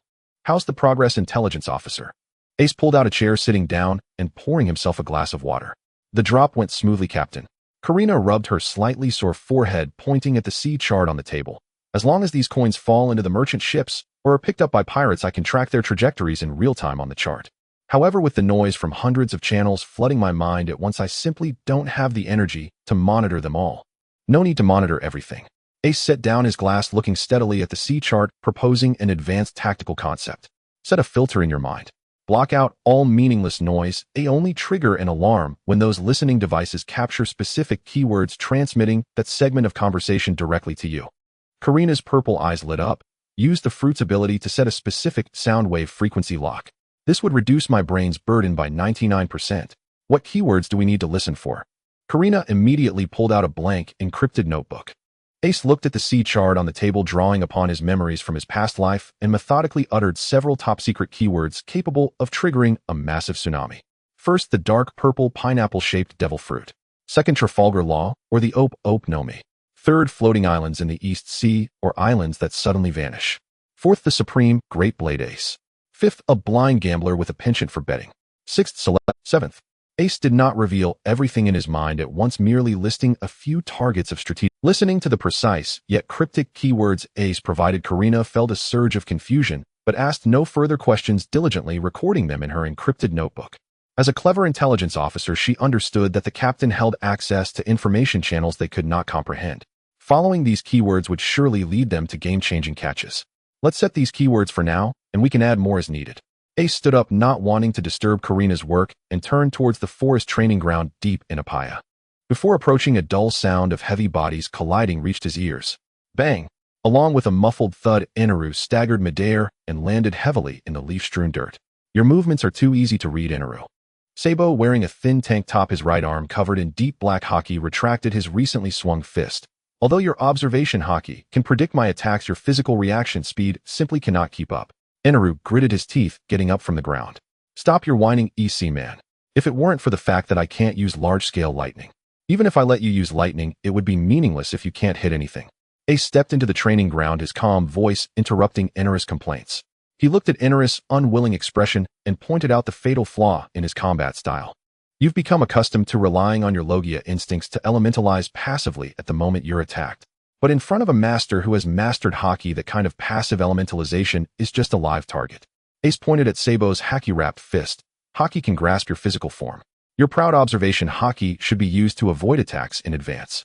Avoid in advance. Inaru blinked in confusion.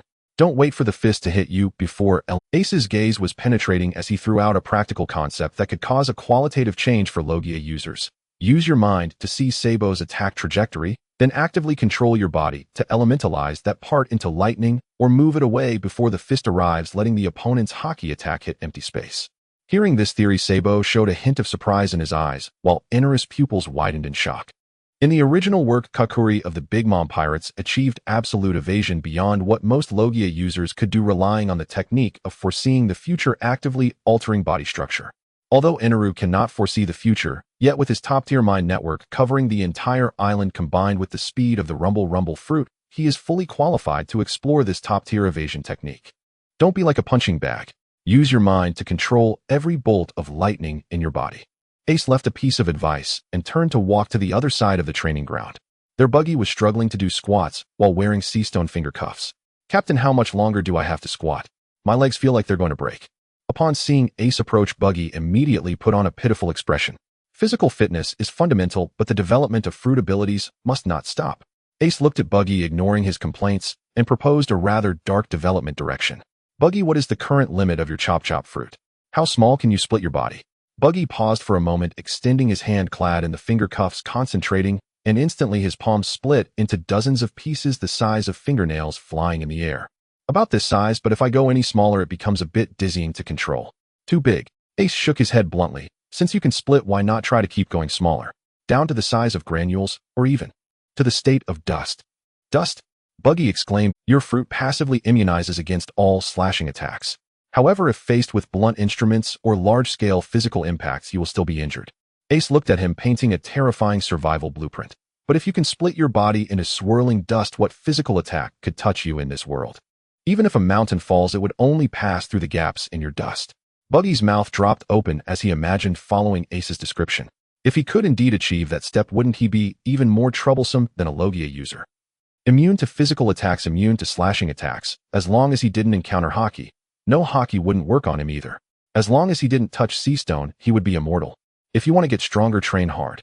Ace patted Buggy's shoulder, leaving the stunned butler to continue his squats. By noon, mealtime. With a loud shout, several strong Shandya warriors entered the training ground, hauling several gigantic aerial island wild boars and birds. Since they had established Apaya as their base, such ordinary hunting tasks were naturally handed over to the recruited natives. Leona, as the chief chef of the Eclipse, needed to focus her energy and strength on more important matters. In the center of the clearing, Leona donned a leather apron, skillfully wielding a specialized bone knife and a sharp filleting knife. She not only prepared high-calorie roasted meat for Ace, but in several large pots, she also simmered rich sea beast bone soup. On the massive cutting board, several fresh sky fish were sliced into thin sashimi paired with the unique sweet and sour juice of the aerial islands, locking in the purest energy of the ingredients, while the variety of dishes made one's mouth water. Your skills are becoming more refined. Ace swallowed a mouthful of tender and juicy sashimi, feeling his energy rapidly restored, nodding in satisfaction. Leona wiped her oily hands sitting across from Ace. Leave the cooking to me. But Captain, about the realm of cutting iron you mentioned, I've swung my blade tens of thousands of times these past few days and still can't grasp the threshold. Leona slightly furrowed her brow, a hint of impatience showing in her wild vertical pupils. As a swordswoman, if she couldn't even cut through steel, she would be utterly inadequate in the grand line. Don't just rely on brute force to cut. Ace swallowed his food, his expression serious as he looked at the fierce chef. Everything has a breath, whether it be trees, rocks, or steel. Since you can dissect along the muscle fibers of fierce beasts, why can't you try listening to the breath of steel? Ace tapped the black steel sword Leona had set aside with his finger. When you can feel the will of this sword and hear the weak points of the objects being cut, the realm of cutting iron will naturally follow. Before that, solidify your observation hockey. Right now, you can only occasionally trigger it in life and death situations. You must be able to perceive the surrounding energy at any time and place. Leona looked contemplatively at her hands, then nodded heavily. I understand. On this divine island 10,000 meters high, there was no pursuit from the Navy, nor were there any complicated chores. The members of the Eclipse Pirates, under Ace's organized guidance, each found their clearest path of evolution. Hockey, physical techniques, fruit development. A period of transformation for everyone towards becoming monsters was quietly and fervently taking place above these clouds. More than half a month has passed since the battle that shook the heavens. Appiato, once known as the absolute forbidden land, is now radiating vitality unseen for 4 centuries. With a synchronized shout of 1-2 lift. An ancient giant tree that required the embrace of 10 men. Incredibly, on the left side, carrying this giant tree, was a Shandian warrior, bare-chested and covered in totemic tattoos. On the right side was a resident of Angel Island, clad in a guard uniform and sporting small white wings. The war demon Weepa sat on a tree stump, his right arm wrapped in thick bandages. He took a sip from the water flask hanging at his waist, gazing at the incredible scene of harm. The war demon Weepa sat on a tree stump, his right arm wrapped in thick bandages. He took a sip from the water flask hanging at his waist, gazing at the incredible scene of harmony. Before him, a complex emotion flashing in his eyes. Gone were the oppressive divine beings and the frenzied struggle for territory. The man named Ace had forcibly brought an end to the blood-soaked history of this island merely with a crushing battle and an order that brooked no disobedience. Weepa looked up. On the highest vine of Appiato, a massive pirate flag depicting red-gold wings and an eclipse flame was flapping vigorously in the high winds. As long as that flag flies in the sky, no one on this island dares to harbor any ill intentions. Gonfer led his transformed mount, a bird-like creature named Pierre, slowly to Weepa's side, following his gaze towards the imposing flag, a look of relief etched on his aged face. Indeed, Weepa said, setting down his water flask, his tone laced with deep reverence. Those guys are all monsters wearing human skin. Yesterday, I witnessed their chef named Leona chasing 3 giant wolves from Sky Island for some seasoning, cutting through half a forest. Speaking of the daily life of the Eclipse Pirates, both leaders from the old era of Sky Island swallowed hard in unison. Just then, a furious tirade echoed from deep within Appiato. You idiot with long earlobes. I told you to output 30 volts of stable direct current. What the hell were you doing just now? You've fried this rare ancient gear. In the ancient underground dock, Gino, wearing heavy black thermal goggles and wielding a massive hydraulic wrench, was angrily berating the man before him. Once the lofty thunder god of Sky Island, Enel, now stood under the incomplete framework of the arc proverb, dressed in an ill-fitting filthy work vest with a look of frustration etched across his face. Though he wasn't wearing seastone cuffs in this enclosed cave, he felt more stifled than if he had them on. A mere wild monkey from the blue sea dares to shout at a god time and again. Enel gritted his teeth, veins bulging on his forehead. The furious lightning that could have destroyed a city was now being frustratingly compressed into an arc thinner than a strand of hair, precisely welding a metal mainboard with millimeter precision. Stop wasting words. In my repair shop, I am the only rule. Gino unceremoniously struck the iron pillar beside Enel with his wrench, sparks flying. If you can't even control the fine output of electricity and only know how to strike wildly, you're wasting your natural logia fruit. Resolder it. If it goes wrong by even a millimeter, it'll cut off your food supply tonight. You. Enel was so furious he nearly spat out blood, instinctively wanting to summon a thunder dragon to blast this noisy metal lump into pieces. But from the corner of his eye he caught sight of Sabo, who was resting against the rock wall with his eyes closed. The blond young man in a tailcoat appeared to be resting, but Enel's keen sense detected the terrifying power within him that could instantly transform into raging flames, and high-tier hockey, firmly locking onto himself. Moreover, the black-haired monster who had once knocked him off his pedestal could appear here at any moment. When this thunder god reaches the infinite earth, the first thing he'll do is roast all you blue sea folks into barbecue. Enel cursed frantically in his heart, but his body obediently began to gather that tiny arc of electricity, again suppressing his pent-up anger and continuing the meticulous work of the fully automatic humanoid welding machine. However, even Enel himself was unaware. Under the relentless pressure of Gino, treating him as a tool for more than half a month, his precision in controlling the Thunderfruit was rapidly climbing at a terrifying speed. Previously, he could only destroy in a grand manner, but now he could even use lightning to repair a mechanical circuit thinner than a needle. Outside the cave, Ace stood quietly on a sturdy tree trunk, taking in the scene unfolding in the underground dock. Listening to Gino's furious shouts and Enel's suppressed breathing, Ace's broad chest heaved slightly, a calm and pleasant low laugh escaping him. This was the liveliness that should accompany the pirate crew's period of rest.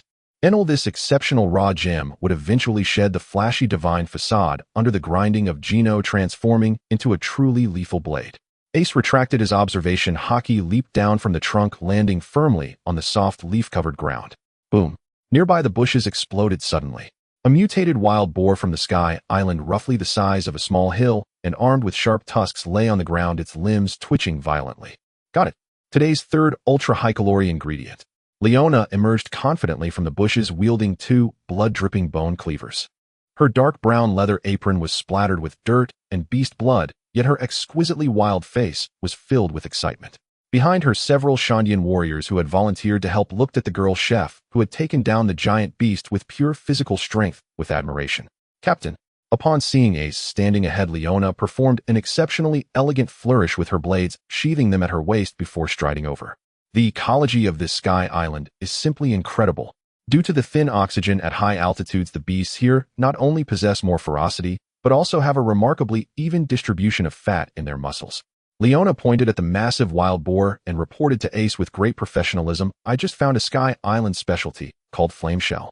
If we use it to control the heat combined with the top-grade spices on this island, I guarantee we can elevate the flavor of this pig by 3 levels. Then I'll trouble you, chef." Ace nodded. For the past half-month, he had been undergoing extremely rigorous hockey weight training, and his demand for calories was like a bottomless pit. With Leona around, he didn't have to worry about his body being worn down. Isn't it remarkable how in the world of pirates you just eat when you're injured, eat when you train hard, and everything is fine when you eat enough? By the way, where are Karina and Buggy? Ace asked casually. That greedy cat took her parrot and has been occupying the highest viewing platform of the shrine since morning, saying she's doing some frequency band sorting. Sheesh, Leona scoffed, unable to help but laugh. As for that red-nosed one, he's probably still being chased and bitten by those sky island specialties over by the Cloud River. Upon hearing this, Ace's mind conjured a comical image of Buggy's fragmented body frantically escaping in the sea of clouds, shouting and screaming. He took a deep breath of the crisp air at high altitude and looked up at the pure blue sky above Appiato. There were still over 2 months left. In this isolated cloud base, every member of the Eclipse Pirates was crazily absorbing nutrients. On the god island of Appiato on the southern coast, the waves of the Sea of Clouds rolled steadily. Several massive unique birds of the empty islands circled at low altitude, suddenly startled, and flapped their wings violently, swiftly fleeing the area. A pirate ship displaying a strange flag and featuring a bizarre ghostly figure at the bow broke through the cloud layer of the white sea, securely docking at the shore. Accompanied by the dull sound of heavy objects hitting the ground, an exceptionally tall and robust figure leapt down from the ship. It was a brawny man clad in tattered monk robes, his head completely bald with a long string of enormous red prayer beads hanging around his neck. He bore a pair of distinctive white wings on his back and hoisted a heavy hexagonal iron rod, resembling a gigantic pencil, across his broad shoulders. Even when simply standing still, his body, with muscles bulging like rock, exuded an intimidating aura that demanded attention. What was most striking was the fervent and chilling smile that lingered on his resolute face. One of the future supernovae, the Mad Monk Urki. This is the piece of land from the Qinghai that was once swept away, yet it still boasts such lush forests. Urki, hoisting the iron pillar, grinned broadly as he surveyed his surroundings. I heard that the arrogant fellow who destroyed Baiko was defeated on this island. I wonder who performed such a shocking feat. This karmic retribution truly stirs one's blood. As a wandering monk of the empty islands, Urki had drifted in the white sea for many years. A few days ago, the golden bell sound that resonated across the sky led him to this place following the direction of the cloud flow. He took large strides, ignoring the vigilant island guards along the way, and headed straight into the depths of the Apiato forest. In the central clearing of the forest, the aroma of meat wafted through the air. The Eclipse pirate crew had just finished their hellish training session and were gathered around a massive roasting rack, voraciously replenishing their energy. Ace sat on a thick log, tearing off a large piece of meat, savoring it heartily.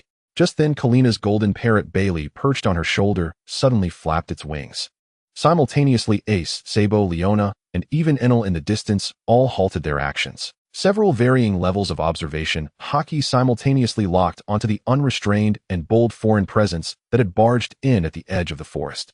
What an impolite sound! The physique sounds quite large. Sabo swallowed his food, adjusted his hat, and turned to look towards the forest. Thick bushes were violently pushed aside by a large hand. Urki, carrying the massive hexagonal iron rod and wearing a broad grin, stepped into the clearing that had been turned into a makeshift dining area. He surveyed his surroundings.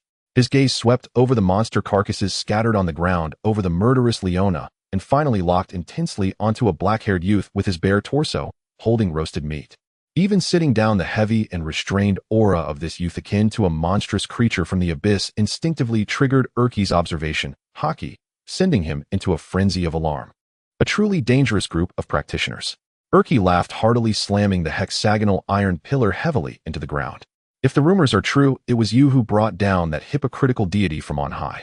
I, the old monk Urki, a disregarded monk, have come to this god island today to seek counsel on the cycle of karma. Who is this wild, bald donkey daring to seek death during mealtime? Enel, not far away, stood up with gritted. The humiliation of being used as a battery during this time left him furious, and upon hearing someone mention his defeat, as an opening remark, blinding blue lightning surged all over him, ready to teach this ignorant island dweller a lesson. But a large hand pressed down on Enel's shoulder. Hold on, Enel. Ace put down the bone in his hand and slowly rose from the log. His deep black eyes examined the tall monk with the frenzied smile, seeing through the true intent behind. This was not a vendetta or a territorial dispute. The burning desire in the man's eyes was purely a battle frenzy, a yearning to clash fists with kindred monsters. You came here to fight. Ace wiped the grease from his hands, and a smirk appeared at the corner of his mouth. Interesting. I just finished eating and could use a little exercise. He strode forward, passing by Sabo and Leona, heading directly towards the center of the clearing. This place isn't large enough, don't smash our cookware here. Ace casually stretched his neck, the bones cracking with a dull sound. If we're going to fight him, game, let's find a more spacious place. Enel's forehead twitched with black lines. It was infuriating that the prey had been snatched away by the captain. Urki's grin grew even more radiant as he yanked the iron pillar from the ground. The old monk could not ask for more. A few minutes later, in a vast wasteland on Apiato. This area had been cleared by the clash between Ace and Enel, devoid of any obstacles, making it the perfect arena for bare-knuckle fighting. Be careful, practitioners. The old monk's physical transcendence is quite heavy. Urki gripped the massive hexagonal iron rod with both hands, his smile turning ferocious. His exaggerated muscles swelled dramatically, his legs digging deep pits into the ground. With an unstoppable ferocity, he charged at Ace like a heavily armored war chariot. The howling wind pressure mixed with the thunderous sound of the iron rod descending, crashing down towards Ace. The force of this strike far surpassed that of most so-called experts on the Grand Line, and even the wind it stirred sent fragments of stone rolling across the ground. Ace bent his waist and clenched his right fist tightly in an unguarded state, meeting the descending iron rod with a simple yet powerful. Ace bent his waist and clenched his right fist tightly in an unguarded state, meeting the descending iron rod with a simple yet powerful punch. Bang! The flesh of his fist collided with steel. The earth beneath them crumbled layer by layer as a shockwave swept through the entire area. You actually caught the old monk's iron pillar with bare hands. Urki's pupils constricted. Not only did he catch it, but he was also being overwhelmed. At the moment of contact, Urki felt an unparalleled, overwhelming force rebound through the iron rod. His prideful strength felt as feeble as that of an infant against Ace's battle-hardened demonic body. Crack! Urki's hands split open. The immense backlash sent him flying backward, plowing a deep trench in the ruins and smashing a stone pillar to pieces. Urki spat out a large mouthful of blood, feeling as though several of his ribs had been shattered by the earth. Your power and speed barely pass, but isn't it a bit too fragile? Ace shook his right hand and furrowed his brow slightly. To exhibit such destructive power, what justified the confidence he had to challenge him earlier? Was it because of his fruit ability?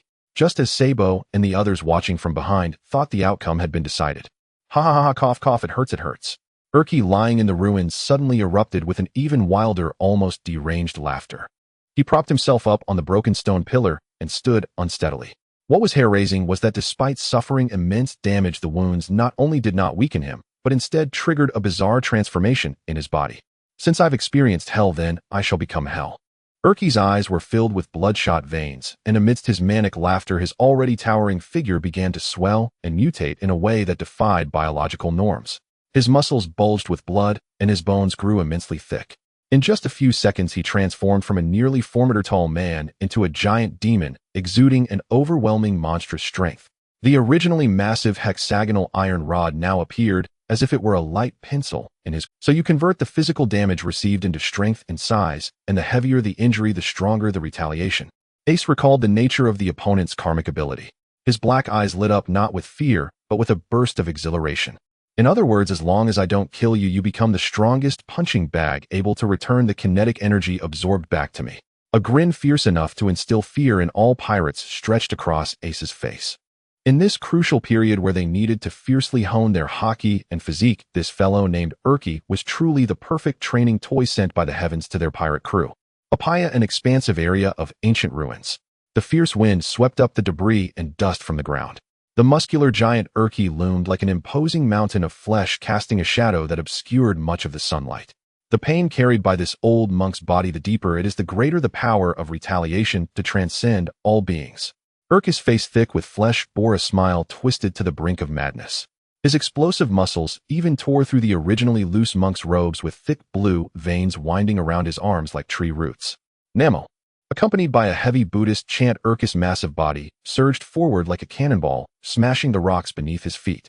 He no longer wielded the six-sided iron rod. Facing a powerhouse like Ace, who could take attacks barehanded, he instinctively chose to engage in the most primal form of physical combat.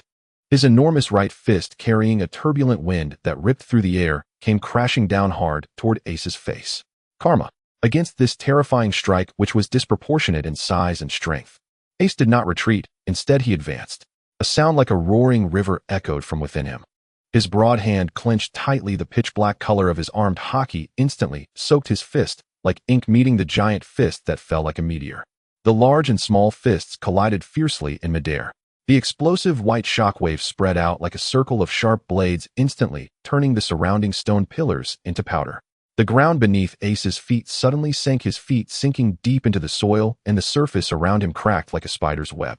He felt an extremely violent force surging continuously from Urki's fist, a tidal wave of energy that was 2 or 3 times stronger than when he had merely struck with the iron rod. The heavier the injury, the more exaggerated the power becomes. Ace gritted his back teeth, breaking free from Urki's pressure, and countered with a heavy whiplash kick aimed at Urki's robust side. Bang! The dull sound of flesh colliding echoed. Urki's massive body swayed slightly, blood spilling from the corner of his mouth, yet his manic laughter grew even more unrestrained. He not only did not retreat, but braving Ace's attack, unleashed another powerful left hook that struck Ace squarely in the chest. Ace grunted, sliding back several steps, his coat swirling in the gusts. The crew members watching from the shade of a nearby tree reacted in various ways. What a madman. His body is clearly protesting, yet he can still unleash such raw power. Sabo, holding a metal staff, keenly sensed that each of Urki's attacks came at a heavy cost of physical exertion. Why not just strike him down with lightning? Enel, biting into an apple he had picked from who knows where, scoffed. People from the Blue Sea just love this primitive, brawling nonsense. You who can't even withstand a single blow wouldn't understand this. Gino adjusted his goggles, laughing broadly as he watched the two clash in the battlefield, treating every inch of muscle as ammunition. Now, that's true romance. In the center of the battlefield, Ace halted his retreat, gazing at the giant monk standing like a demonic god, excitement igniting within his eyes. If an ordinary pirate had taken that whiplash kick infused with haki, their ribs would have shattered into pieces. Yet this giant monk not only absorbed the blow, but seemed to strengthen his muscle density further with the pain. With such a sandbag that could continuously provide high-pressure counterattacks, as long as he wasn't killed on the spot, one would find no other like him on this entire Sky Island. Big monk, your resistance to blows is indeed remarkable. Ace let his arms hang naturally by his sides, yet the haki above his fists began to undergo a wondrous transformation. The black sheen that had tightly enveloped his skin was now under his deliberate guidance, swirling and gathering before his fist like a living entity.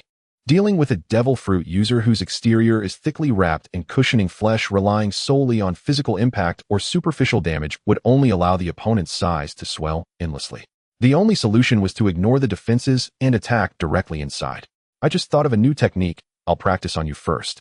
Ace exhaled a breath of hot air, suddenly stepping forward, his entire being akin to a low-flying arrow rushing straight toward Urkis' lower body. We're not done yet, benefactor.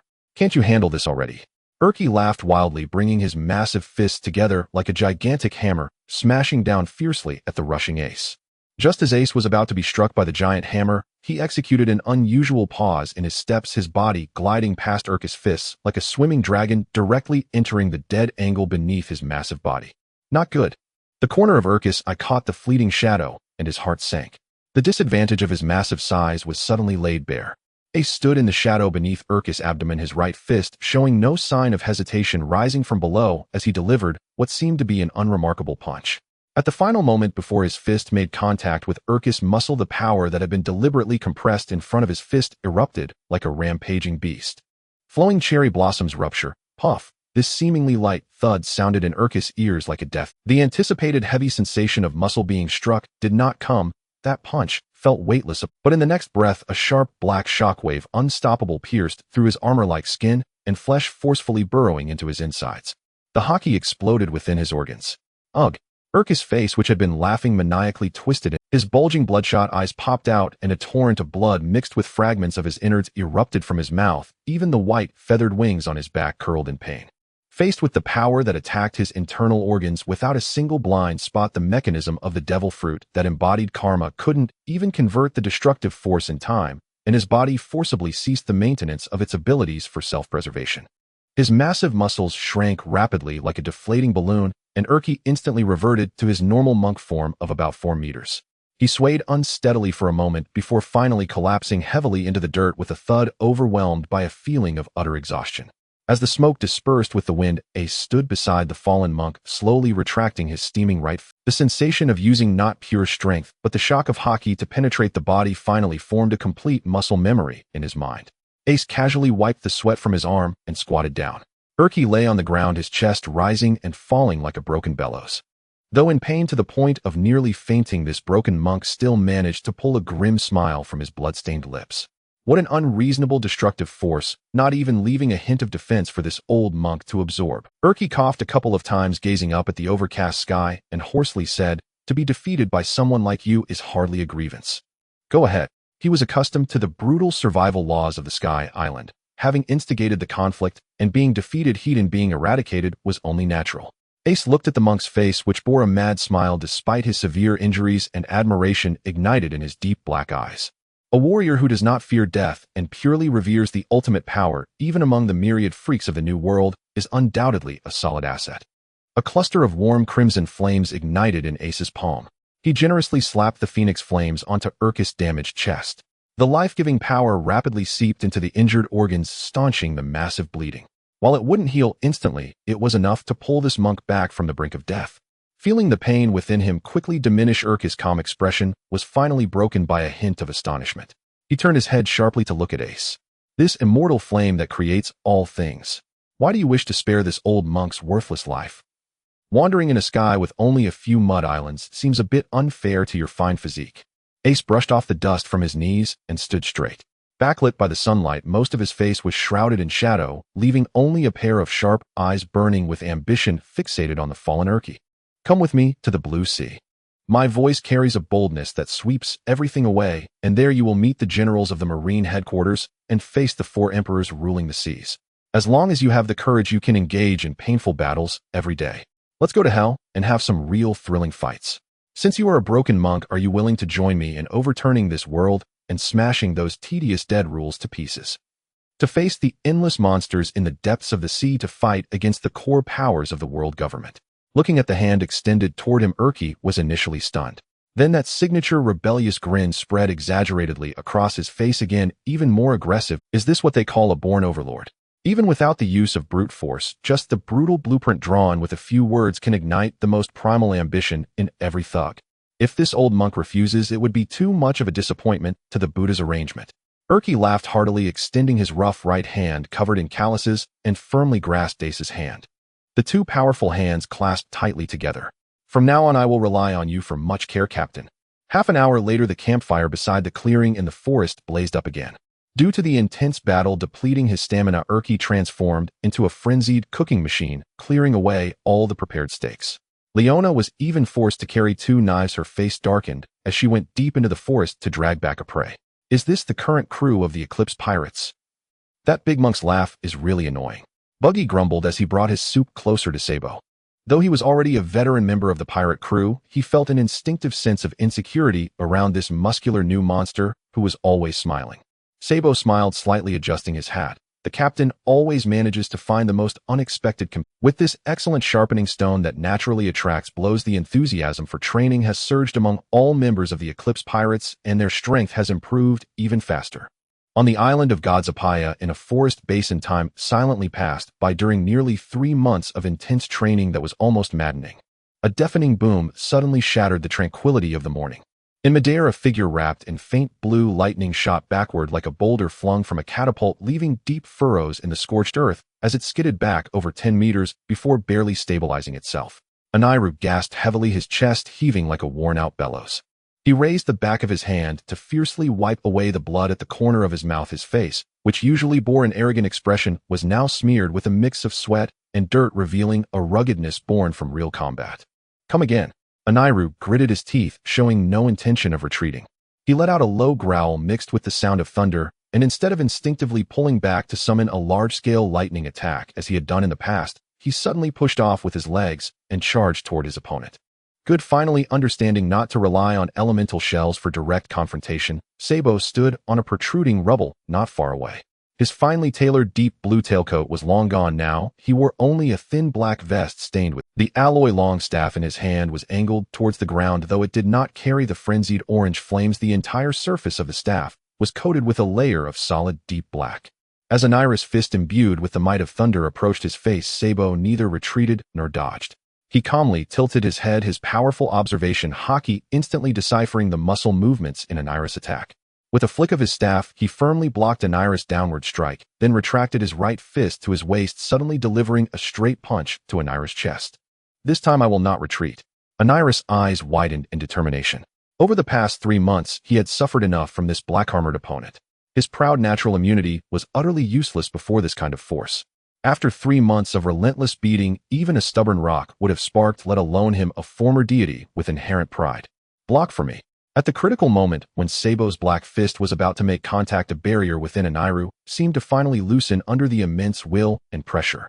He suddenly gathered the dispersed lightning power throughout his body. The raging energy, mixed with his unwilling will, surged crazily into his arms. Buzz, accompanied by a faint yet crisp low humming, an invisible hard power finally burst forth. His skin, which had appeared white, suddenly acquired a layer of dull, yet genuine black luster. As their fists clashed, one large and one small force collided violently. There was no elemental thunderous roar, only the heavy friction of pure flesh and will. Anairu staggered back 3 steps, the bone-shaking impact in his arms slightly distorting his face, but in an instant an uncontrollable ecstasy erupted in his eyes. Armament haki, hardening. After enduring hellish practical training, he finally weathered a direct physical blow from a top-tier expert with his solid fist this morning.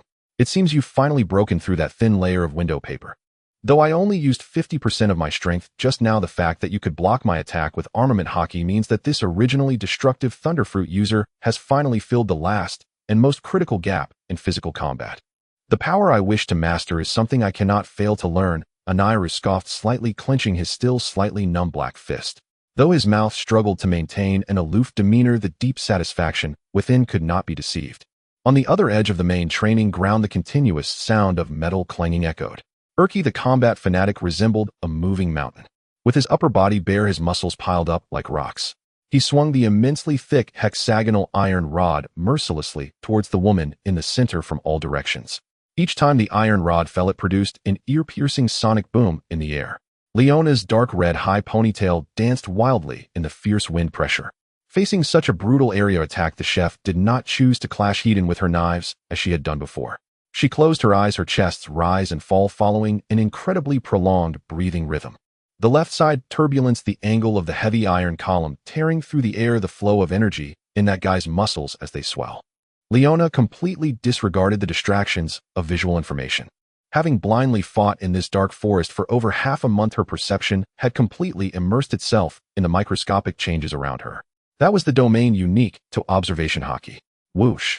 The iron rod generated a destructive gust of wind aimed straight at Leona's crown.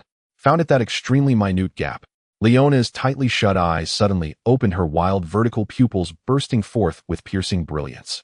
Her posture resembled a leopard that had lurked in the jungle for a long time, advancing instead of retreating, her steps gliding against gravity's pull as she brushed close to the falling giant column. With no unnecessary embellishments, her left hand reversed the grip on the silver-bone knife, deftly flicking it upward, gliding like a spirit snake across the side of the hexagonal iron rod's pressure point, using her skill to slightly deflect the immense downward force. Just this half-inch of deviation opened a flaw in the defense. The black steel bone-cutting saber in her right hand was raised from below. This seemingly light cut, without any roar of brute force, contained a sharp ripple capable of severing the laws governing all things. She heard a sound of a special frequency, the sound of steel breaking at its weakest point during a massive strike. Swish! A tranquil flash of blade light swept by. Even the sound seemed to slow down for half a beat. Then a crisp sound of something hitting the ground shattered the surrounding silence. Urki's thick hexagonal iron rod, having shattered countless hard rocks and ferocious beasts, was unexpectedly split smoothly in midair by that black steel saber, as if it were cutting through hot butter. The heavy hammer part fell heavily into the mud, the cut surface smooth as a mirror reflecting the sunlight filtering through the leaves. The realm of sword masters, iron cutting. Amitabha, truly extraordinary swordsmanship. Looking at the remaining half of his bare rod, he glanced at the bloodline on his chest that had almost risked breaking the surface. Urki was not angry. Instead, he let out a hearty, boisterous laugh. Your slaughtering technique, akin to a butcher, seems to have reached an even more refined level. Thanks to you being an endless super meat target, I've polished my knife skills for over half a month. Leona elegantly twirled her knives and sheathed them stylishly into her customized leather sheath at her waist. She raised her head, exhaling a breath mixed with sweat, her vibrant and wild face filled with a sense of profound satisfaction. This mastery, capable of splitting a giant beast cleanly in two, was a skill that true hunters should possess. Meanwhile, in a slightly distant open area from the melee battlefield, the scene had become strange and noisy. Bang, bang, bang, bang. The continuous sound of gunfire echoed crisply. Karina sat on a piece of blue stone, propping up a beautifully crafted long-barreled flintlock. This gun was modified by Gino during his leisure time, using excess materials with a larger magazine capacity and faster loading speed. She narrowed her purple eyes, pulling the trigger with no hesitation, accurately hitting the air in front of her. On her shoulder, the diamond parrot Bailey excitedly flapped its wings, providing real-time commentary. 15 degrees to the left. Dodged it. Call. 3 meters above. Shoot his nose. Call. In midair, a thrilling life-and-death escape drama was unfolding. Bucky had not maintained a complete human form. His limbs, torso, and even the flesh around his facial features had split into thousands of irregular chunks the size of cherry pits. The sky was filled with red and blue fragments weaving back and forth at high speed among the branches and vines above the forest.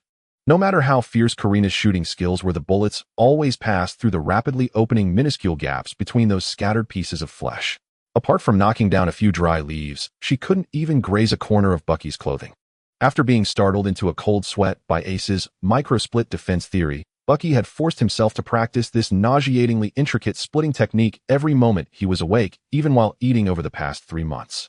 From initially splitting into dozens, gradually to hundreds, and now to the current state of flying fragments everywhere. Though it was exhausting at first, it yielded nearly perfect survival guarantees. Huh, can't hit me. Not even close. In the midst of those aimlessly flying fragments, Bucky's voice, mixed with arrogance, came from an indeterminate location. Even if it hailed, I can freely move between the ice shards now. What gunfire and sword energy, they aren't even worthy to scratch me. Seeing the red fragments gracefully evading every bullet trajectory, Karina ceased her shooting. She neatly engaged the safety on her flintlock, tucked it back at her waist, and rolled her eyes, though a genuine admiration flashed in her eyes. All right, enough boasting, I'll give you this win. Karina placed her hands on her hips, looking at Bucky flying in midair. She rarely offered praise. To split your body to such an extent and still control all the fragments within your conscious range, it seems your torment over the past 3 months, pushed by the captain to challenge your mental limits, hasn't been in vain. Now you on the battlefield are practically a ghost that can drive enemies mad. Upon hearing Karina, who was usually sharp-tongued, actually complimenting him, the airborne fragments seemed to receive a tremendous boost, swiftly gathering towards the ground, as if rewinding. With a series of light sounds, thousands of fragments instantly reassembled smoothly on the deck, transforming back into the complete Bucky. Of course, just look at who I am. Bucky landed on the deck without a scratch, hands on his hips, his chin nearly reaching the sky from this rare. Prey's nose flushed as he laughed. The passive split into pieces is my instinct. As long as I don't throw my body too far within my absolute control zone, I could stand still and not get hurt by a cannon blast. Ha! But this defense is only for saving my life. If I encounter a large-scale impact with Conqueror's Haki, I still have to take the hits. Karina splashed a cold bucket of water on him, but couldn't help but laugh. Keep practicing your armament. At this moment, close to noon, the sunlight grew increasingly bright. The ancient giant golem was carrying several barrels the size of small water tanks, following a few Shandians into this ravaged forest. Behind them were 5 land beasts the size of rhinoceroses, which they had hunted from another deep forest that morning. This served as the hardcore nutritional supply station to sustain their pathological consumption. Ace sat on a large broken log. His dark red coat was casually draped over a nearby branch. His sturdy body shimmered with the resilient sheen of sweat under the sunlight. Watching his companions, each breaking their limits and undergoing a comprehensive transformation, the dominant figure who had facilitated this remarkable situation wore a satisfied and joyful smile. Not only them. Over these 3 months, Ace had thoroughly solidified the internal destruction of high-order flow cherry and had even begun attempting a deeper integration of armament Haki with Vermilion Bird Divine Fire under normal conditions. With this Eclipse Pirates crew, even if they immediately clashed with those old powers of the New World, they would definitely have the strength to fight. Beep woo. Suddenly, a long, powerful blast from a custom high-pressure whistle filled with industrial might seem to tear open the earth of the sky island, resonating from the ancient underground dock of Apaya, breaking through the jungle's interference and shaking every resting bird. This was the agreed-upon completion horn. All those gasping for breath on the deck halted their actions simultaneously at the sound of the long whistle. Whether it was Bucky sprawled on the ground, Leona sharpening her knife, or the injured Anairu, they all raised their gazes in unison toward the source of the sound. Ace stood up casually, throwing his coat over his shoulders, striding towards the cave entrance. Let's go check out our big mechanics achievements over the past 3 months. A few minutes later, the entire Eclipse Pirates crew entered the spacious underground dock. The entire dock was filled with warm steam and the pungent smell of machine oil. Gino stood on a scaffold, his mechanical exoskeleton completely renewed with all the previously rough steel pipes replaced by lightweight and sturdy Sky Island alloys. You're just in time. Gino wiped the sweat from his face with a towel around his neck, pointing at the massive shadow occupying the center of the dock, grinning with a nearly fanatic smile only a mechanic could have. Open your eyes wide. This is the ultimate crystallization I've poured my heart into for 3 months, merging 2 completely different industrial systems. As the lights turned on, the rejuvenated Eclipse ship was fully revealed before everyone. It was still that breathtaking pure black waterdrop-shaped, streamlined hull. But on the armor plates covered in starfall black steel, countless fine and complex dark golden circuits now adorned it. Those golden components, disassembled from the arc phrases, were intricately integrated into the ship's frame by Gino, looking like golden veins coursing through the ship. I built a large storage chamber in the lower hold. Gino leapt down from the scaffold, leading the way as he explained, the golden circuits on the outer hull can act as perfect lightning rods and charging interfaces. Even when encountering terrifying thunderstorms during voyages, all lightning will be directed into the storage chamber, becoming hidden energy reserves for this ship. Anairu stood at the back of the crowd, watching those intricate golden circuits, unable to hold back a grunt, but his eyes still held a hint of admiration. Using lightning as a power source, this bastard had indeed developed his idea to a whole new dimension. The key is here. Gino brought everyone to a giant custom chamber near the waterline under the deck. He pressed the nearby activation lever, and with a pair of heavy valves slowly opening, a sound reminiscent of grinding teeth filled the air. Dozens of gigantic modified Sky Island wind shells and blasting shells, each with a 1-meter diameter, were perfectly embedded into the adjustable angle mechanical drive shaft at the bottom. They were closely connected to the ultra-high-pressure steam boiler pipelines inside the ship. In conventional seas, the Eclipse ship relies on black steel outer paddle wheels and sails, already being the fastest. If it encounters extreme reverse currents, activating the wind shell array would give the ship the propulsion power akin to a submarine. Gino stared at the complex array with burning anticipation. However, as long as the storage chamber has enough power and the high-pressure steam burns at full capacity to activate all the wind shell matrix, changing the exhaust ports to a downward vertical angle. He turned his head, looking at Ace, who was tall and composed. This upward thrust, created by the interplay of technology and shellfish, combined with the Eclipse ship's overall lightweight aerodynamic layout. It has the capability to resist the planet's gravity soaring over this ocean. Gino clenched his right fist, striking heavily against the black-gold intertwined hull of the Eclipse ship. To fly freely. A flying ship conquering the sky solely through its mechanical driving force without relying on unpredictable natural disasters or tumultuous currents. Upon hearing this extremely groundbreaking performance introduction, even Karina and Bucky, who were already mentally prepared, couldn't help but widen their mouths. Integrating the mighty forces of nature with advanced black technology into the same ship, such a war fortress would undoubtedly be considered a miracle even in front of the world government's research troops. Ace approached the black hull, reaching out to touch the dark golden circuits that emitted a faint glow. The cold metallic touch transferred to his palm, igniting a rebellious spark in Ace's deep eyes, while a smile on his face radiated immense satisfaction and confidence as a captain. With this ship, the combat power he had accumulated over the past 3 months, and the intelligence network laid by Karina, truly possessed an invincible base capable of sustaining infinite expansion. Well done, Gino. Ace turned around his broad shoulders, seeming ready to bear the storms of an entire new era. He looked at the crew, who were already poised for action. Open the sluice gates of the underground dock. Let our crew return to the Cloud Sea. Since its performance is now complete, it's time to give it a true extreme sailing test. Ace gazed at the sky leading to the infinite azure, his voice resonating like a bell. Target the endless earth. Prepare to board and set sail. Open the gate. All personnel aboard.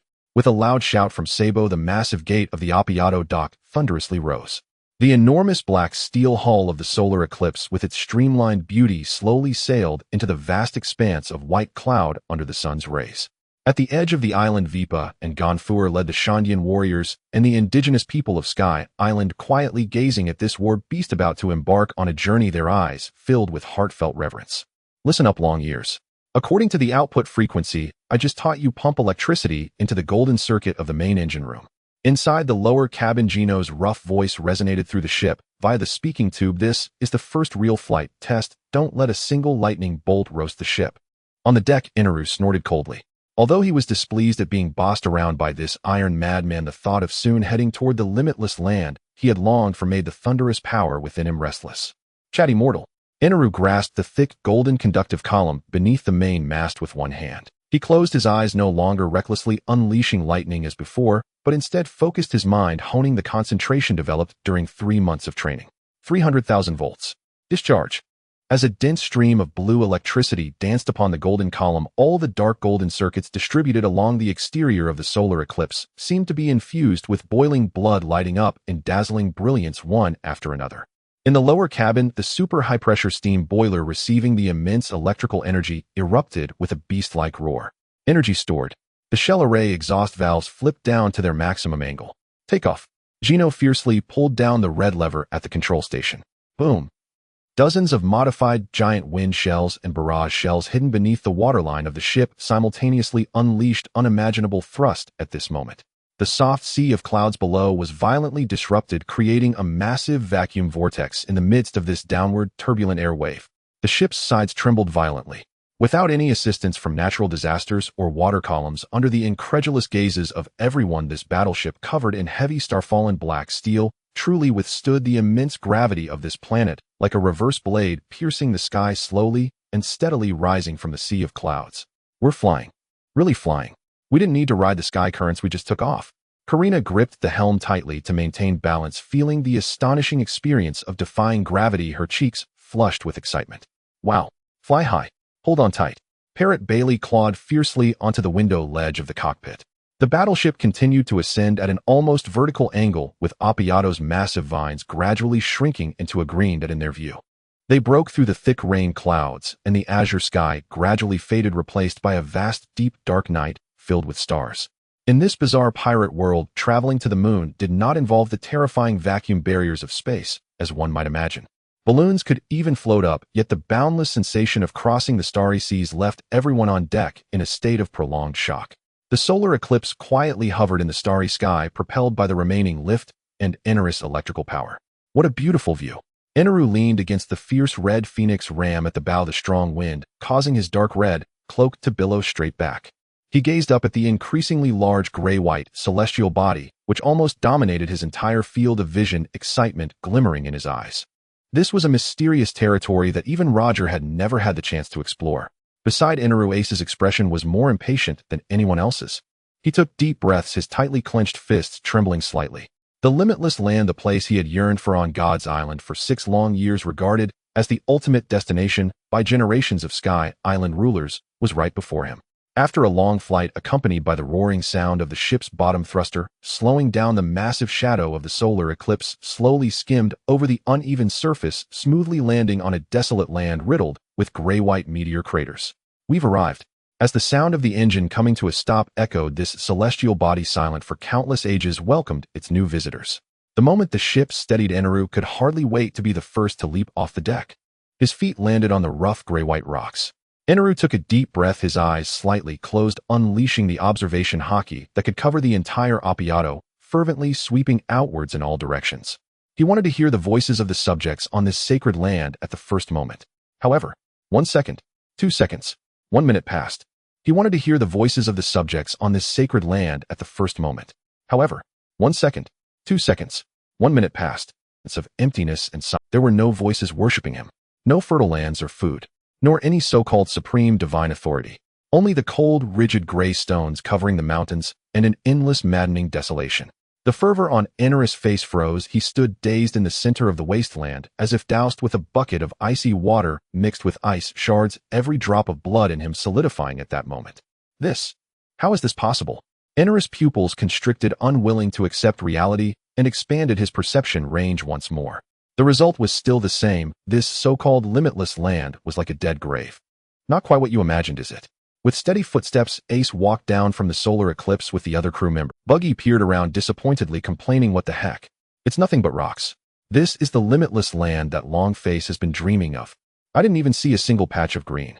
Leona also turned her bone knife in disappointment. The air is still breathable, but there isn't even a shadow of a monster to roast. What kind of limitless land is this? Listening to the harsh truths echoing in his ears, Enerus' chest heaved violently. The spiritual support he took pride in, which allowed him to do as he pleased in Sky Island, was now reduced to a pile of jokes. Ace walked to Enerus' side, both gazing at this lifeless gray world. "See, this is the so-called divine destination you've been yearning for." Ace's voice carried a transparent tone stripped of pretense. He turned, slapping his palm heavily on Enerus' stiff shoulder, which was frozen in shock. "Stop seeking validation among these dead rocks. Since your dream has shattered, then gather your spirits, and those who desire boundless territory, who seek true joy, should return to the vast sea below, filled with monsters, and seize it with their fists. Hey, Buggy, bring out some good wine tonight." Ace smiled as he turned to Buggy and the others. "Let's celebrate our new lightning helmsman awakening from his dream. Though this limitless land is a bit desolate, it's a great campsite for a feast. Leave it to me." Buggy replied neatly, having been craving the barrels of old wine on the ship since they were in the... Feeling the strength on his shoulder, and looking at the carefree man before him and the group of madmen already starting to gather firewood, Enerus' proud heart jumped twice. For the past 6 years, he stood atop Sky Island, surrounded by faces that trembled in fear of him. This was the first time he heard such unpretentious, genuine laughter, treating him as one of their own in the depths of his shattered fantasies. Compared to being a hollow god on this lifeless rock devoid of even wind, the boundless sea below, which Ace described as hell filled with monsters, seemed to possess a kind of indescribable, alluring madness. Just as the radiance beneath Ainilis' eyes began to undergo a qualitative change. Bang! From behind a tall, circular mountain in the distance, an unusual muffled sound suddenly echoed, as if some heavy object had collided with the rock face. Moi! Sabo, who had just picked up some dry firewood, narrowed his eyes slightly. Next to him, the strange monk Urki also halted, his fingers that were rubbing the prayer beads, turning his ruggedly smiling face towards the sound. On Karina's shoulder, Bailey instantly fluffed his feathers. "Call. Someone. Strange iron can. Call." No need for Bailey to say more. From the back of the circular mountain, a group of oddly shaped short figures suddenly surged forth. They appeared to be clad in bulky, fully armed spacesuits, some even sporting bizarre animal helmets, wielding strange firearms resembling a horde of bloodthirsty gophers peeking out. Among them, a space pirate resembling a groundhog. Upon seeing the solar eclipse and the group standing together, let out a series of unpleasant laughter. Hee hee hee. After digging for so many days in this wasteland, a luxurious ship actually flies over to meet its demise. Brothers, these Qinghai people are definitely ripe for the taking. Let's take them down and seize their ship as our mothership. A large group of space pirates hidden in the meteorite crater immediately erupted into chaos, brandishing an array of firearms and shouting as they charged towards the camp. Watching this strange band of robbers that had appeared from nowhere, Ainalu, who was troubled and had nowhere to vent his frustrations, slowly drew out the golden staff from behind him. His previously dazed expression reignited with a sense of purpose as crackling blue lightning surged forth from him once more. However, this time the flickering lightning was distinctly enveloped in a layer of pitch-black armed color. "You pests are nothing but the native refuse of this place." Ainalu gritted his teeth, the fury in his eyes erupting instantly. "You dare to provoke my bad luck. Today you shall learn what true thunder of the sea is." On this desolate gray land that had remained silent for countless years, the first baptism, filled with violence and rage, finally arrived. "Open fire. Turn these ignorant Shanghai people into pulp." The pirate captain, wearing a helmet resembling a mole, let out a sharp and unpleasant howl, brandishing a bizarre laser rifle and taking the lead in pulling the trigger. Swoosh, swoosh, swoosh. Dozens of scorching energy rays erupted from the gun's muzzle, weaving into a deadly web of fire in the dim, weightless environment, pouring towards the camp ahead. Facing these gophers who hadn't even mastered observation hockey, the crew of the Solar Eclipse stayed perfectly still. They knew someone needed to vent more than they did. A bunch of mice who can only dig holes dare to tread upon my infinite land. The fierce wind stirred up desolate dust. Accompanied by a low oppressive thunder, Ainila's tall and lean figure instantaneously vanished from the spot. Blinding blue electricity tore a dazzling trajectory through space, ruthlessly piercing through the slow energy rays and appearing right in the center of the Space Pirates formation. "Who is it?" The pirate leader was taken aback, panic-stricken, as he turned his gun. "Die." Ainalu had no flashy maneuvers. He wielded the pure gold staff tightly with both hands. In the past, facing such minor foes, he would have carelessly summoned a bolt of lightning. But after 3 months of being beaten and humiliated by various monsters, his fighting instincts had been forcefully refined. The muscles in his hands gripping the golden staff suddenly tensed as deep, dark armed color surged from his palms, staining the entire golden staff as black as night. Immediately afterward, chaotic high-pressure lightning intertwined and coiled around this black shell. Boom! The black gold staff, wrapped in domineering power, and lightning struck solidly against the pirate leader's armor. Accompanied by a deafening, shattering sound, that so-called high-tech space suit could not withstand even a tenth of a second under the heavy physical impact and high-temperature arcs collapsing inward like cardboard. The pirate leader coughed up a mouthful of blood, his body sent flying like a cannonball, embedding deeply into the rock wall behind. What kind of monster is this? Run! The remaining dozens of space pirates were terrified, dropping their firearms and scattering in all directions. "Is this desolate, lifeless rock truly the nest of pests like you? What a thoroughly rotten dream." The pain and frustration of a shattered dream erupted entirely at this moment. Ainalu roared, transforming into thunder and madly darting across the battlefield. Each appearance was accompanied by a heavy strike infused with pitch-black armed color. Without employing large-scale divine punishment, he relied purely on observation hockey and physical combat for annihilation. In just half a minute, this one-sided slaughter came to an end. Dozens of space pirates lay sprawled in the meteorite crater, their armor's indicator lights completely dimmed. After the fight, Ainalu stood amidst a pile of scrap metal, breathing heavily, with residual sparks of electricity still dancing on the golden staff. As the anger dissipated, gazing at the still desolate land, a sense of inexplicable emptiness surged. It seems that long-eared fellow has been quite stimulated this time, not even resorting to electric torture, but simply smashing them with a stick one by one.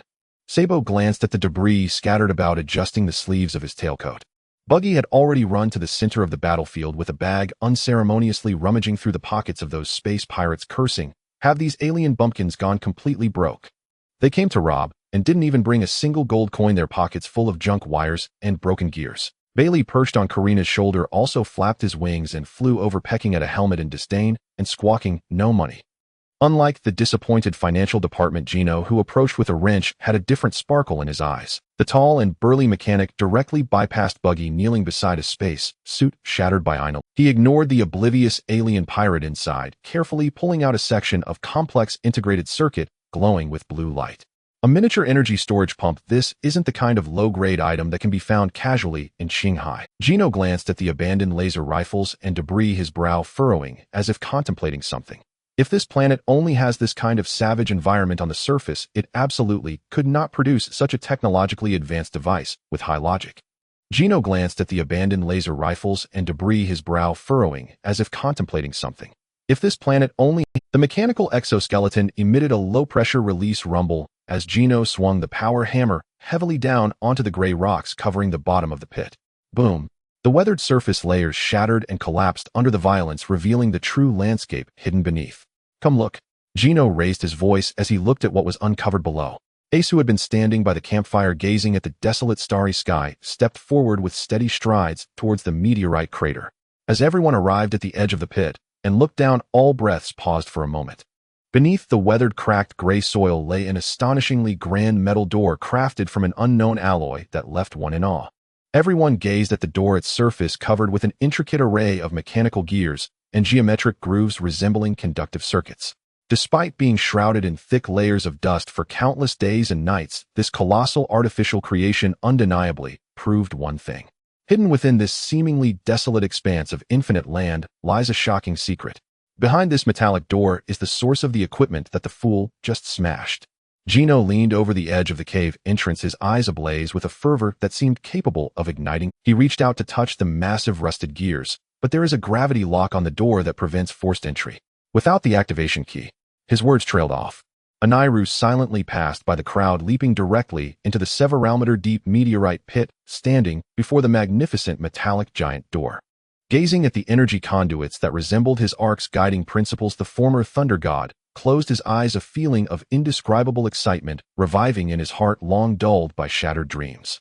Although the lies of the divine kingdom had crumbled, there was indeed something in this infinite land waiting. Without needing Gino's guidance, Akainu instinctively placed his hands on the two prominent energy metal spheres on the door, guided by his innate connection to lightning and conduction. "Let me see what lies buried here," Akainu murmured. The abundant several million volts of electricity within him surged through his hands into the door's receiving circuit like a flood breaking through a dam. Boom! A low-frequency metallic rumble that sent chills through the teeth echoed. The very surface of the moon seemed to tremble slightly from this immense energy infusion. Then that massive metallic door, sealed in dust for hundreds or even thousands of years, began to slowly part along the interlocking tracks of the gears. An ancient cold breath mixed with the scent of dust rushed forth. The crowd peered into the metal passageway, which descended into an unfathomable abyss. Without hesitation, Gino activated the spotlight on his mechanical arm and led the way inside, with the others following closely behind. When they reached the end of the passage, their vision opened up. Before them lay a vast, ancient mechanical city buried deep beneath the earth. Towering metallic structures stood in dark, orderly rows. Yet in the center of the city's enormous square, there was no holy sight to behold, but rather hundreds and thousands of half-meter-tall robotic soldiers with handlebar mustaches and cylindrical bodies resembling cheap tin toys. They lay lifelessly in the dust, their shells covered in rust. This is what they call the Infinite Land. Akainu stood at the edge of the square, staring at the remnants of the city that resembled an enormous ancient junkyard. The grand faith that had supported him in his journey transformed into an absurd and sorrowful sense of humiliation. There was no omniscient and omnipotent deity, nor endless wealth. The homeland he had pursued all his life turned out to be a ridiculous wasteland devoid of life. Die! All of you vanish. The overwhelming sense of destruction morphed into a frenzy of rage.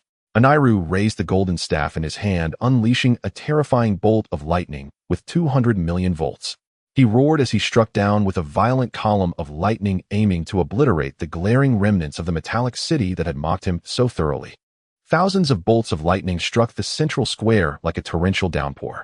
However, the expected scene of melting metal and collapsing buildings did not materialize. At the moment the lightning made contact with the city, the surfaces of the ancient machines suddenly lit up with intricate blue electric patterns. The composite materials etched into the walls, and the robotic soldiers, known for their high insulation and energy conduction properties, absorbed Akainu's violent lightning strike as if they were an insatiable sponge. Accompanied by the deep rumble of mechanical gears, voom voom voom, the half-meter-tall machines in their boxes lit up with rigid red lights in unison. They surprisingly regained their vitality through the powerful surge of electricity descending from the heavens. Hundreds and thousands of comically small robots shakily stood up from the ground, turning to face Akainu, suspended in midair. In unison, they raised their short metal arms in a military salute, emitting a harsh electronic sound, like a short circuit. "Thank you for the divine recharge." Watching this row of iron-skinned dwarfs whose combat ability was clearly zero, Akainu's eyes widened in shock, and his mind momentarily crashed. He stared blankly at his hand crackling with electrical sparks, and then at the little robots below. The divine punishment he had taken pride in not only failed to shatter these toys, but instead charged them with electricity. Gino, rushing down the steps, paid no heed to Akainu's shattered worldview. He approached the remnants of the ancient wall on one side of the hall, his gaze fixed intently on the ancient murals above. In his hand, he roughly held up a newly awakened small robot for examination. What a marvelous energy conversion circuit. Now look at this wall. Gino brushed away the dust on the mural, translating the ancient pictographs for everyone. Hundreds of years ago, these winged birdmen living on this planet were not gods at all. Gino brushed away the dust on the mural, translating the ancient pictographs for everyone. Hundreds of years ago, these winged birdmen, the true origins of the Sky Island people, and the Chandians turned out to be a group of cosmic refugees after resource depletion. This revelation became the last straw that broke the camel's back. Anira's hands fell weakly. The golden staff clattered to the ground. The divine homeland he had desperately sought was merely a barren refugee camp long abandoned by his ancestors. He felt like a clown having indulged in an absurd dream. The calm footsteps of Ace echoed across the empty. He approached the control console, his broad back blocking the distant shadows, his deep black eyes calmly watching the thunder god finally awaken to reality. Is it still not too late to wake from this dream? You can choose to stay here in this lifeless dump being a god to those tin toys, or follow me back to the tumultuous sea filled with countless powerful beings. The choice is yours. Aniru bowed his head in silence for a long time, suddenly letting out a manic laugh mixed with self-mockery. Ha ha ha. What kind of infinite land is this? Let's go. Take me back to that so-called sea of powerful beings. I will crush every arrogant and detestable one of them. In that moment, Aniru cast aside his obsession with the void of divinity, revealing his true nature as a top-tier madman. Not only did he submit to power, but he also found a new anchor after his dream shattered. Watching Aniru genuinely return to his roots, Ace glanced at the group of small robots joyfully running around aimlessly beneath him. Take about 10 of them aboard. They can sweep the floors and wash the dishes on the Eclipse ship and serve as helpers for Baki. Ace turned to Gino, who was already engrossed in examining the remains of the ancient mainframe. For the Eclipse pirate crew, this utterly non-combatant little squad was insignificant. What they truly needed was the top-tier theoretical knowledge here. Gino, take everything useful for the Eclipsed ship's modifications and bring back the ancient power arrays and circuit logic to digest. Let's split up the search for preserved ancient technology. After obtaining it, we set sail immediately. Don't waste time in this desolate place. This world, our era, has only just begun. At the edge of the island of the gods Appiato, the rolling white sea clouds crashed against the shore like turbulent waves. The daybreak ship lay quietly anchored above the sea of clouds. This pure black battleship exuded a menacing and heavy aura reminiscent of a war beast. The outer hull was embedded with a band of dark golden lightning conduction circuits, and the originally ordinary cannon positions had been transformed into an automated multi-barrel defensive fire array. The lightning conduction and automation control systems of this ship are theoretically complete now. The wooden door of the lower deck swung open, and Gino, clad in a more industrially aesthetic mechanical exoskeleton, stepped up. He patted the wooden railing beside him, frowning as he complained, "I've thoroughly mastered all the ancient mechanical technologies from the moon. But Captain, the foundational materials here on the Sky Island are simply too poor. Relying solely on the island clouds and ancient trees below, they cannot support the heavy firepower armor I need to install. If I forcibly attach it and fire a few rounds, our keel will surely be shattered by the immense recoil." He added, "It's not just the metal and wood that can't keep up. I'm also getting sick of the beasts here." On the other side, Leona was sitting on a wooden stump, sharpening her bone-slicing sword with a special whetstone, her tone tinged with a hint of wild impatience. "Whether it's the sky fish or those ancient behemoths on the island, I've already researched every possible way to cook them over the past few months. That earthy taste no longer ignites my culinary desire. As a chef, I now need the ferocious and fresh giant sea creatures from the deep sea." Listening to the continuous complaints from the two logistical pillars, Ace turned around. His tall and upright figure was now covered in dense muscle armor developed from the brutal training endured over the past few months under Divine Fire's nurturing. Ace's gaze swept across the deck. The group of companions before him had undergone a long and brutal tempering, and their eyes had changed dramatically. Urki's rock-like muscles had become even more solid. Leona exuded a sharp edge like a blade. Enel, still bare-chested and carrying a taiko drum, now had a deep black aura enveloping his tightly clenched right fist after prolonged high-pressure practice. As for Buggy, he was darting around the mast like scattered bits of meat, skillfully transporting the last bit of fruit wine. "You're right, we've indeed drained the resources of this Sky Island." Ace observed the changes in everyone and smiled with satisfaction. "Resting and honing our bodies here is indeed a good choice, but if we stay too comfortable for too long, our bones..." The stage for the Daybreak Pirates should not remain stagnant in this quiet cloud where no great winds and waves can be seen. Ace walked to the bow, taking a deep breath against the cold high-altitude wind, his dark eyes reigniting with ambition to overturn the world. "It's time to return to the Grand Line and continue our adventures." Below in the Grand Line, there are countless monsters to battle, endless fresh delicacies to savor, and breathtaking landscapes that can ignite one's blood. Let's gather all the usable specialties from the Sky Island and all the loot. Ace declared, raising his arm to set a new course. We set sail today, heading at full speed towards the world's top shipbuilding holy land, Water 7. We'll buy the best metals and woods there, giving our battleship an indestructible, perfect frame. Received, Captain. That place is indeed the best shipbuilding holy land in the world, perfect for disposing of the gold and gems we obtained from the Sky Island and the Moon Ruins. Kalina cheerfully unfurled the nautical chart, her actions exceptionally nimble. The ship quickly completed its last batch of fresh water and high-calorie beast meat supplies at the edge of Angel Island. Vipa Gonfour. Ace looked at the two Sky Island leaders who had come to see them off, saying, "Keep watch over the flight." "At your service, Captain." The Shandian warriors struck their chests in unison, letting out a powerful war cry. Once farewells were complete, "Take your positions. No need to look for the exit to the blue sea." Ace faced the sea breeze, placing one hand on the cold black steel bow of the ship, issuing the order to return. "Gino, activate the wind bellows matrix to full power. En'll charge the main array. We'll fly straight over." "I was waiting for this." Let the Grand Line's bumpkins witness the fusion of machinery and thunder. Gino in the lower deck pulled down the thick operating lever, the steam boiler emitting a wild roar. "Don't order me around." Enel scoffed, but still placed one hand on the golden node under the main mast. Blue high-voltage currents surged into the dark golden circuits throughout the ship. With dozens of heavy wind bellows and power turbines operating at full capacity, the massive body of the Daybreak ship leapt directly from 10,000 meters in the air, defying the downward gravitational pull of the abyss beneath the clouds with a terrifying downward gale. This heavy battleship resembled a black predator with outspread wings, slicing through the thick layers of the clouds in a nearly smooth, gliding descent, diving straight towards the distant blue sea. There was no turbulence, no loss of control.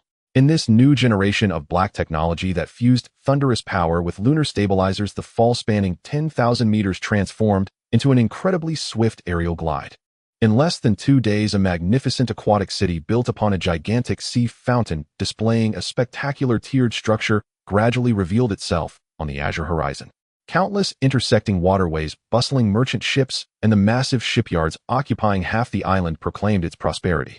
Using the retro thrust of the speed-reducing valve, the water droplet-shaped black steel hull of the Daybreak ship crashed into the deep blue waters surrounding Water 7, splashing water everywhere, before successfully anchoring at a relatively secluded and deep commercial dock. Truly the city of shipbuilding, even the air is filled with the scent of machine oil and fine wood. Gino peeked out from the lower deck, his eyes hidden behind goggles, already scanning for desirable material shops. Ace strode down the gangplank and simply told the crew, "Since we're about to undergo a significant transformation on the Daybreak, everyone should get off the ship and relax for a bit. It's a good chance to experience the charm and human touch of this famous water city. Oh, do whatever you want." After relaying his instructions, several of them cheerfully made their way into this bustling city filled with the allure of water. A few hours later, in the central commercial street of Water 7, an open-air cafe built along the water, Kalina sat under the parasol, savoring the special red tea that had just been served. Beside her, Bailey was obediently perched on the back of the adjacent chair, tilting his head as he munched on nuts. From the moment she entered the city, Kalina had unknowingly scattered several specially crafted gold coins made from the sensing fruit throughout various gangs and densely populated commercial areas via tips and purchasing supplies. These listeners continuously fed information about the city's underground movements into her mind. Suddenly, Kalina paused slightly with the tea spoon in hand. Among the originally chaotic and noisy information network, a signal from a certain bar lounge triggered her recently set keyword frequency lock. A monotonous and unremarkable male voice, clearly disguised with professional expertise, quietly echoed in her mind, "This is Bruno. Today's work compilation has been transmitted. The area around the target's residence iceberg has been under 247 surveillance, and no abnormalities have been found. Regarding the whereabouts of that weapon's blueprints, Kaku and Lucci are conducting further information infiltration, confirming that it is not stored at Calgara's headquarters." Following this, another channel connected, revealing a neurotic and irritable male voice of a superior. "You don't need to repeat reports about nothing. What I want is the design of the Pluton. I had you CP9 infiltrate there not to have you actually do work for that shipbuilding idiot. Find it for me. Even if I have to dig Iceberg's brain out, I want to locate the Pluton's whereabouts." The conversation was extremely brief, and after the reprimand, the signal quickly fell silent. However, under the sunshade, Kalina's purple eyes flashed with a hint of shock. CP9's lurking assassins. Mayor Iceberg, the blueprints for the ancient weapon Pluton. Kalina quickly retracted her leisurely emotions. Even as a pirate, she understood that once entangled with an ancient weapon, they would be facing the relentless killing machine of the world government. She hadn't even begun to dig deeper into the intelligence yet, but she had already touched upon a terrifying deadlock that could completely erase Water 7 beneath the surface of this thriving city. Kalina immediately closed her eyes, her mind sinking into the depths of the waves. Did you hear that, Captain? At the same time, in a barbecue tavern several streets away from this location, Ace set down a massive oak cup filled with Thanks to the permissions given by Kalina, he too received this cold secret eavesdrop in his mind. I heard it clearly, Kalina. Ace responded steadily in his mind, his tone reflecting not an ounce of fear towards the unknown enemy, but rather a sense of control, as if he had anticipated it. Kalina tightened her grip on the teaspoon. Captain, Water City is even more dangerous than we imagined. The mayor is actually infiltrated by the government's top agents. Should we act more discreetly? If those keen-sensed rats catch a whiff of us. Rats. In the tavern, Ace stood tall, his broad and sturdy chest blocking the light streaming in. In the city of Seven Waters, there lies the abandoned ship island perpetually piled high with the wreckage of discarded vessels. In a secluded dock far from the hustle and bustle of the city, the ship Eclipse quietly moored in the slightly murky waters. This heavy, fast ship, enveloped in a profound matte black, resembled an ancient sea beast dozing amidst the ruins, emanating a chilling aura that instilled fear in those who gazed upon it. However, this sea area was rife with greedy scoundrels who valued money over life. Hey boss Zanbai, are you sure we should target this ship? Just looking at the ship's prow, I feel a chill run down my spine. Behind a mountain of broken planks, a group of over 10 thugs dressed in bizarre clothing, wielding huge saws and welding guns, were peeking out, eyeing the Eclipse. One junior holding a large wrench swallowed hard, his voice betraying a lack of confidence. What are you afraid of? In the city of waters, which pirate ship can escape the dismantling of our Frankie family? The square-faced leader slapped the junior on the back of the head, his eyes fixated on the corrosion-resistant steel plating encasing the Eclipse, nearly drooling with excitement. This is no ordinary wooden ship, it's covered in top-grade alloys.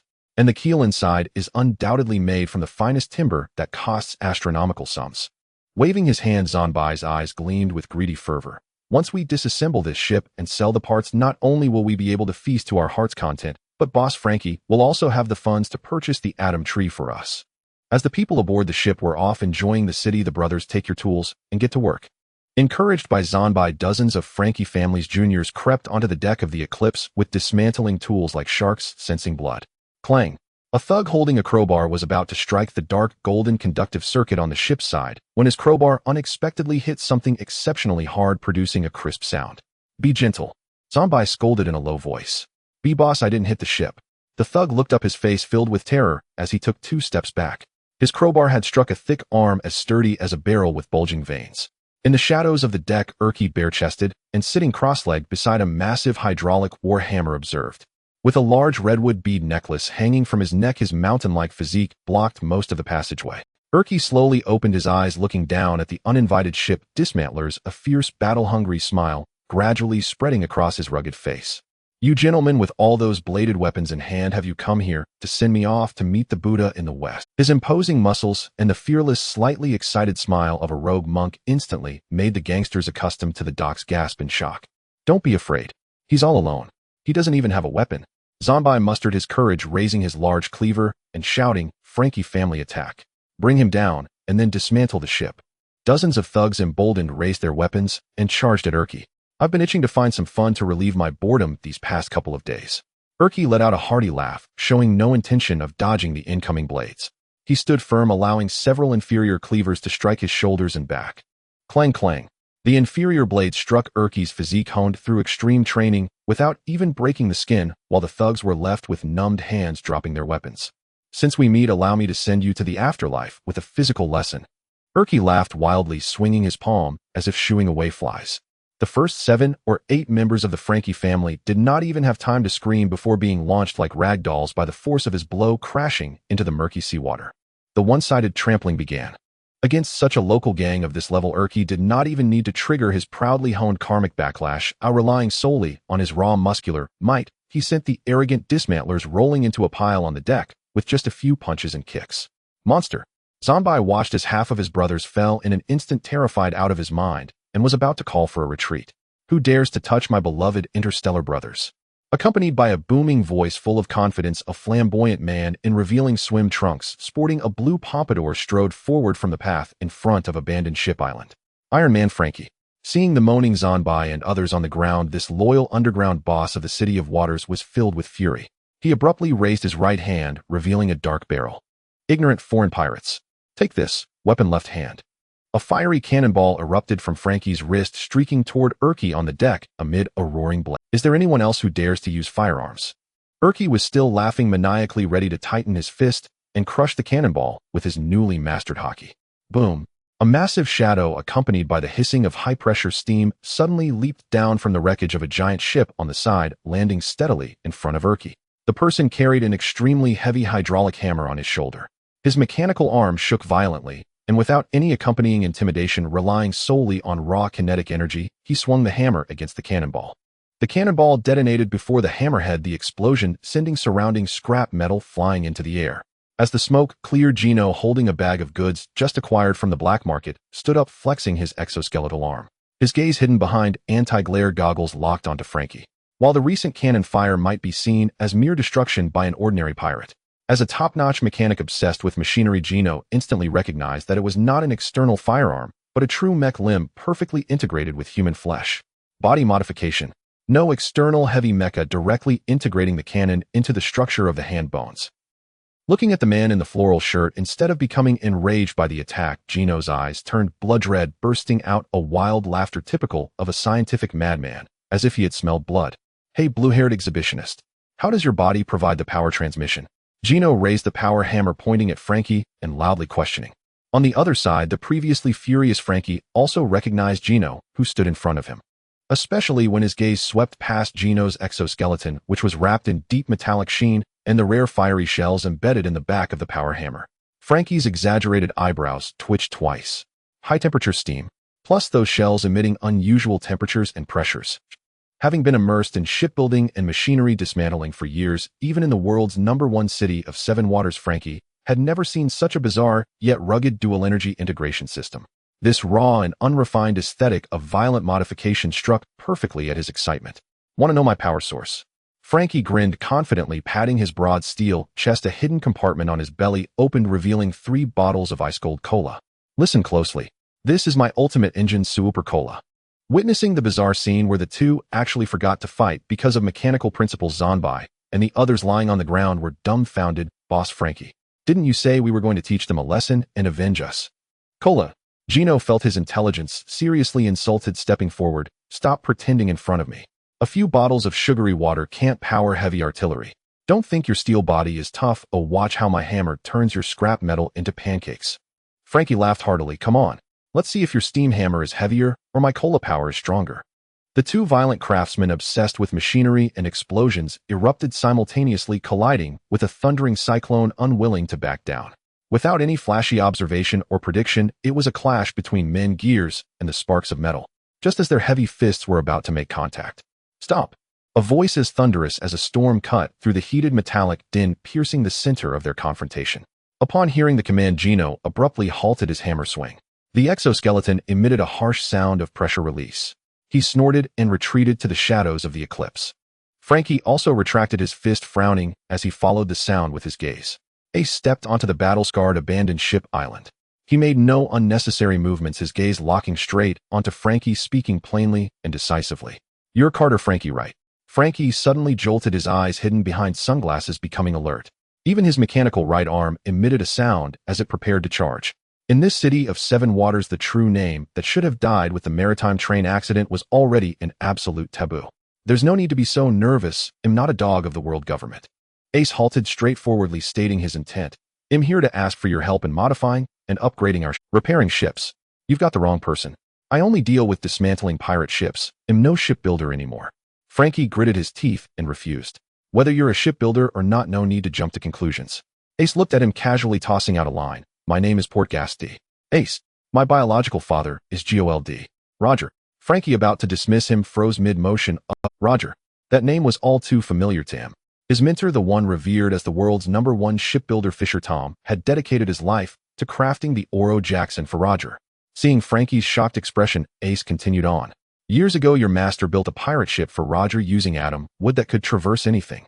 Now I also wish to embark on a journey that will overturn this world. Having Master Tom's disciple upgrade the Eclipse would be a true legacy across the ages. Frankie's eyes suddenly felt slightly moist.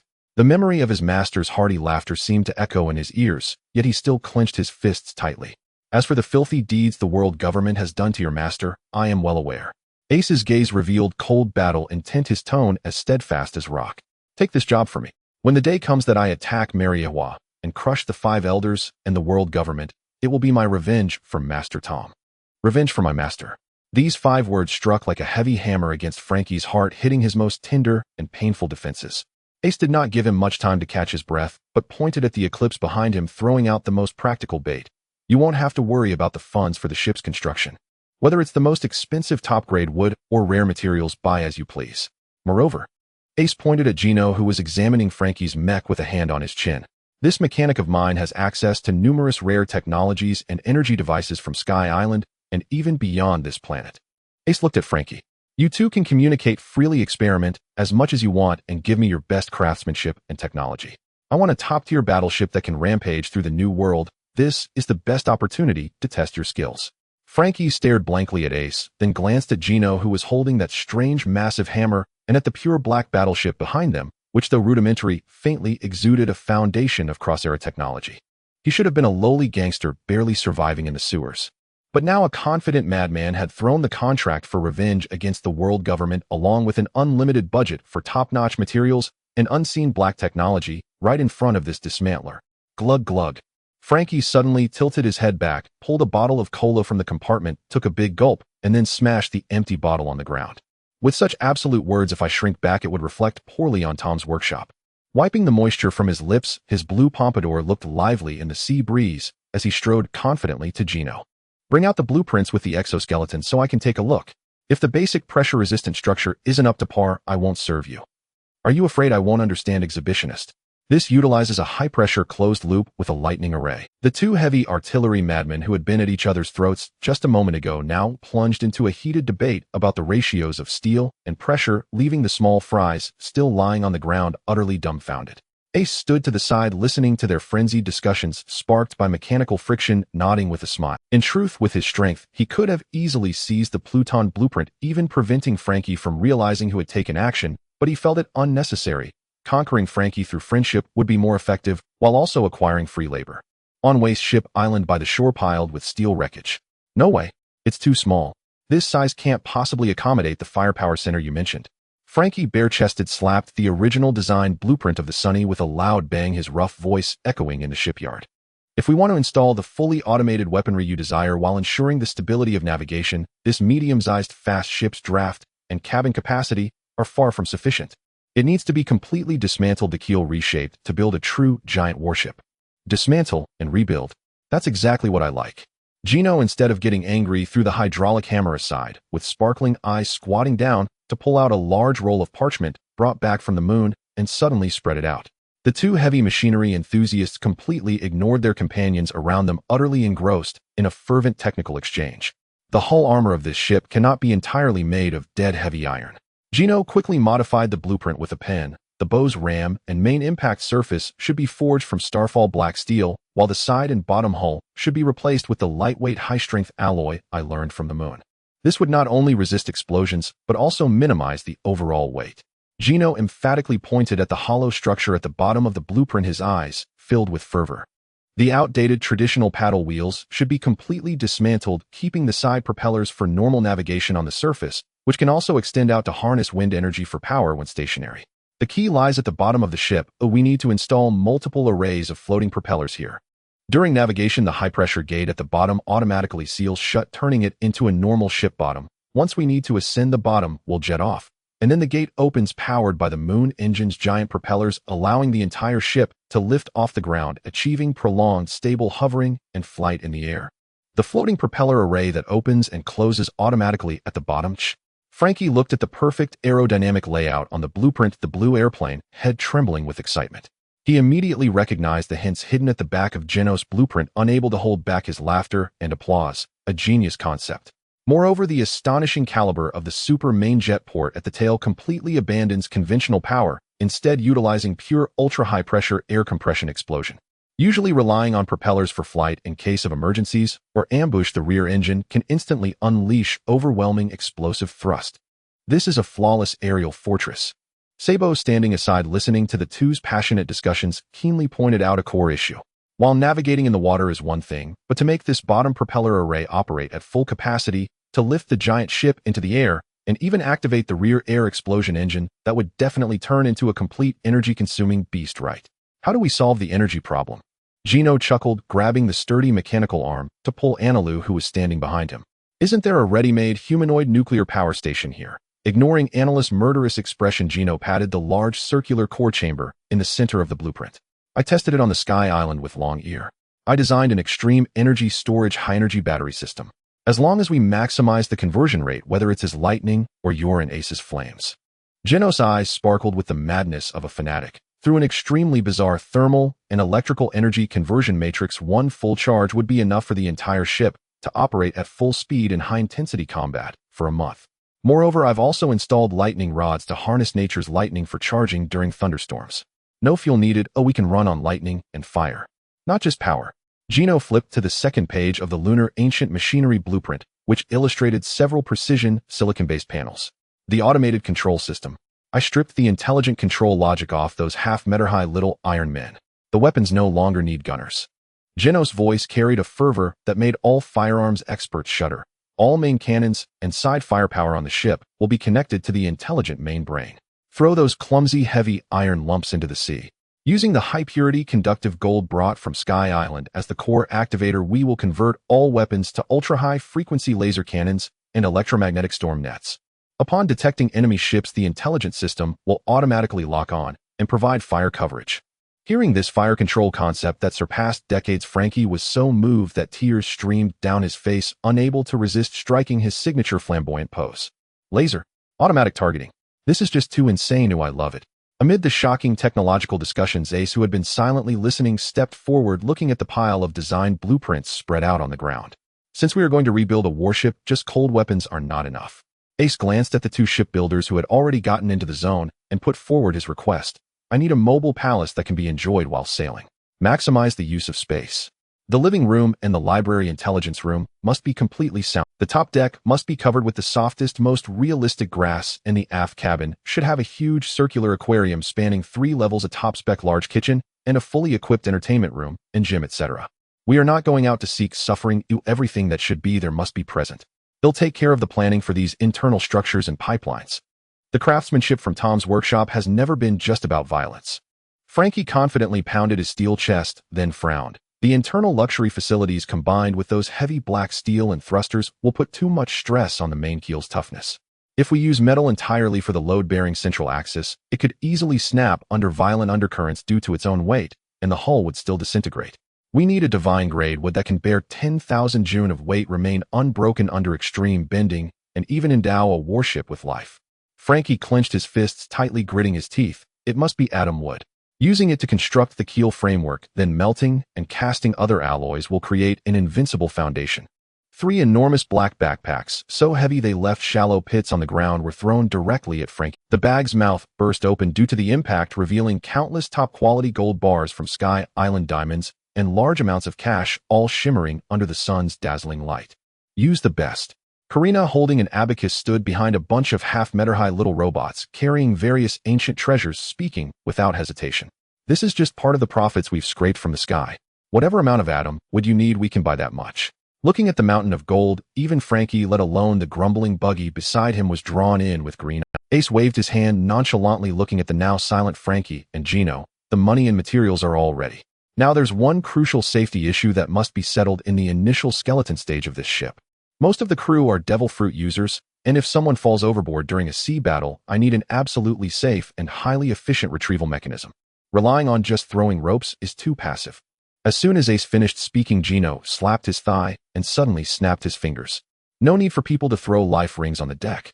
I will utilize the base structure of these little robots to set up 10 hidden rapid diving launch bays on the sides of the Sunny. Gino snatched the pen and quickly sketched the design on paper.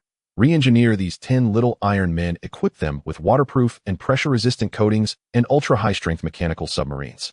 Once someone falls overboard and the system determines it to be a dangerous target, the side hatch will open in seconds, and mechanical little men or external sea exploration mechanical claws will be able to retrieve the drowning person from the seabed within seconds. Power system. Intelligent targeting laser array. Luxurious nodiad angle facilities on board. Plus an unreasonable fully automated overboard rescue mechanism. After hearing the entire blueprint concept, everyone exchanged glances. If this giant beast drawn from the ruins truly set sail, not just with those on board, but even standing alone, this warship would become the toughest bone to chew in this sea. Let's get to work. Ace unhesitatingly issued the command. He glanced at the eager Gino and Frankie, fully aware that in the eyes of these mechanical madmen, an outsider's interference would only hinder their efforts. Leave the professional matters to the professionals. Ace's gaze swept over the crew, making a clear directive for free scheduling. Gino, the shipbuilding technical blueprints are fully under your and Frankie's authority. Karina, gather enough cash to buy the highest quality atom wood from the lumber merchant. The others can freely explore the city, gathering all the materials needed for the future ship. What I want is a perfect warship that can charge through the entire world, soaring into the sky whenever it desires without allowing any flaws due to financial compromises. No time for a mobilization ceremony. Frankie pulled out a whistle from his pocket and blew it hard. The dozens of battered but enthusiastic little brothers lurking outside surged in an instant, even bringing with them heavy cutting machines and cranes specifically for dismantling ships. The entire remote waste ship island transformed into an extremely discreet and bustling arms factory, accompanied by the sound of massive gears and the chaotic noise of steel dismantling. In the city of Water 7 Deep, within a quiet tavern on a back street, a wooden sign reading "Closed" hang. The tavern's interior is dimly lit with the soft yellow light of the moon casting shadows on the floor through the windows.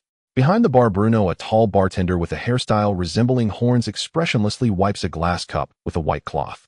With a creak, the back door of the tavern is gently pushed open. Kaku, a shipwright wearing a white duckbill cap and possessing a distinctive long nose, swiftly steps inside, locking the wooden door behind him. He approaches the bar, the cheerfulness and vitality that once adorned his face now replaced by a coldness befitting a special operative. Recently, the lumber merchants on the black market have been thoroughly spooked.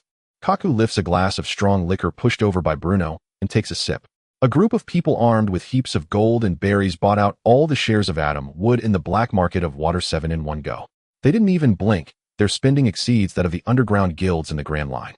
Have their identities been? From the shadowy booth at the end of the bar, a calm voice replies. A man with short, slightly curly black hair with a white dove perched on his shoulder sits quietly in the darkness. At the shipyard of Carrera, he is a mute genius shipwright, but here he is Rob Lucci, the most formidable human weapon from CP9 of Judicial Island in the past 8 centuries. Accompanied by the crisp sound of high heels tapping on the ground, Khalifa, a blonde secretary, adjusts her rimless glasses as she descends the stairs.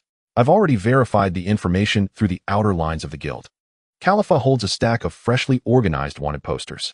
The individuals purchasing the atom wood are Flame Dragon Sabo with a bounty of 530 million berries and Karina with a bounty of 23 million.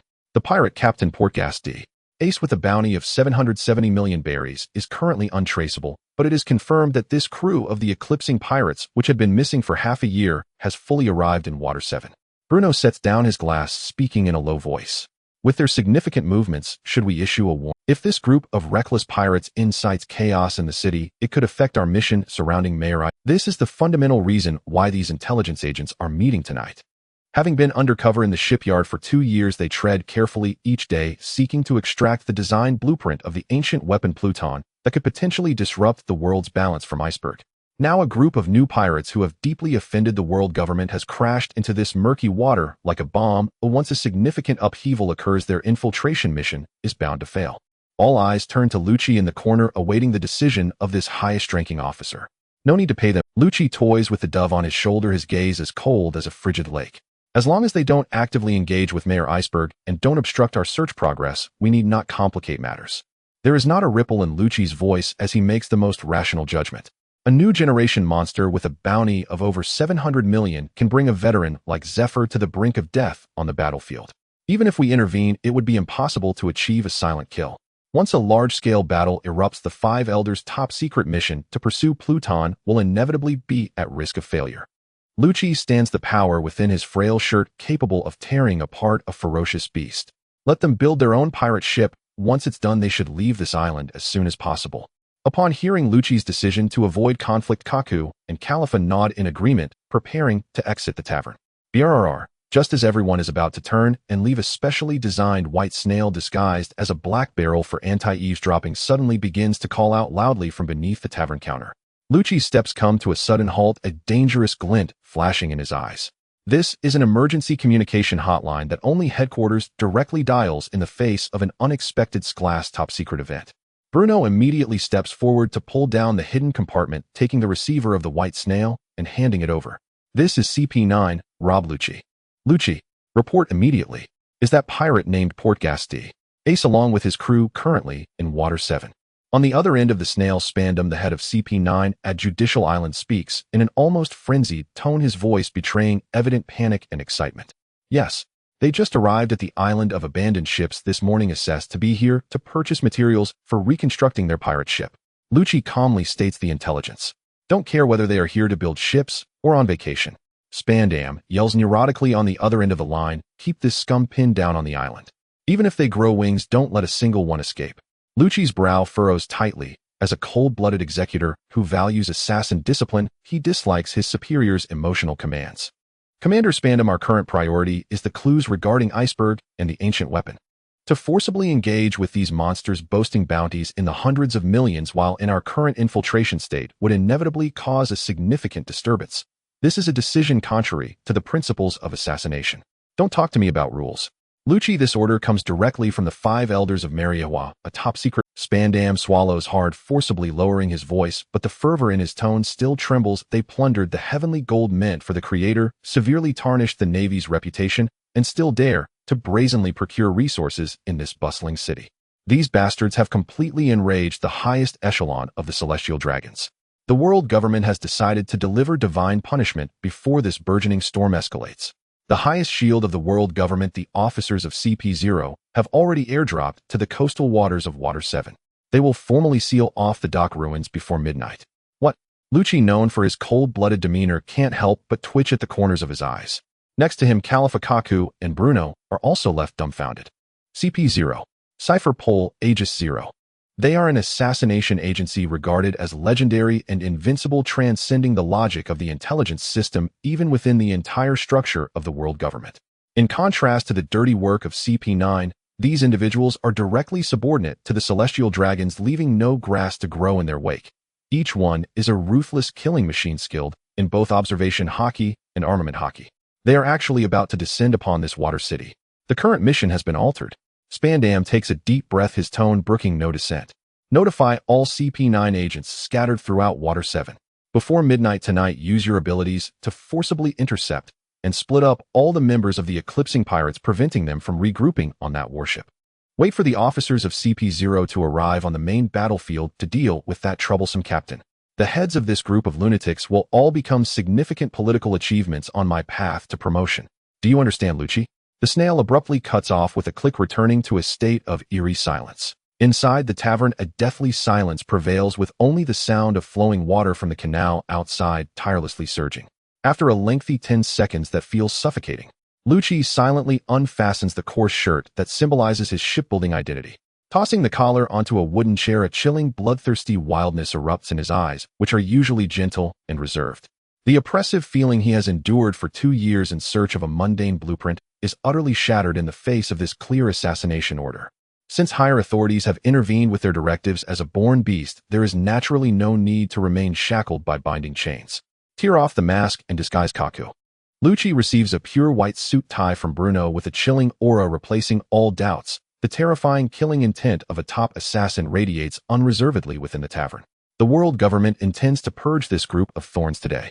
Prepare for a grand commotion, as the top layers of Water 7's web are being secretly drawn. Outside a bustling commercial alley, Ace, who has just bought a heap of exquisite seafood, walks out from a stall.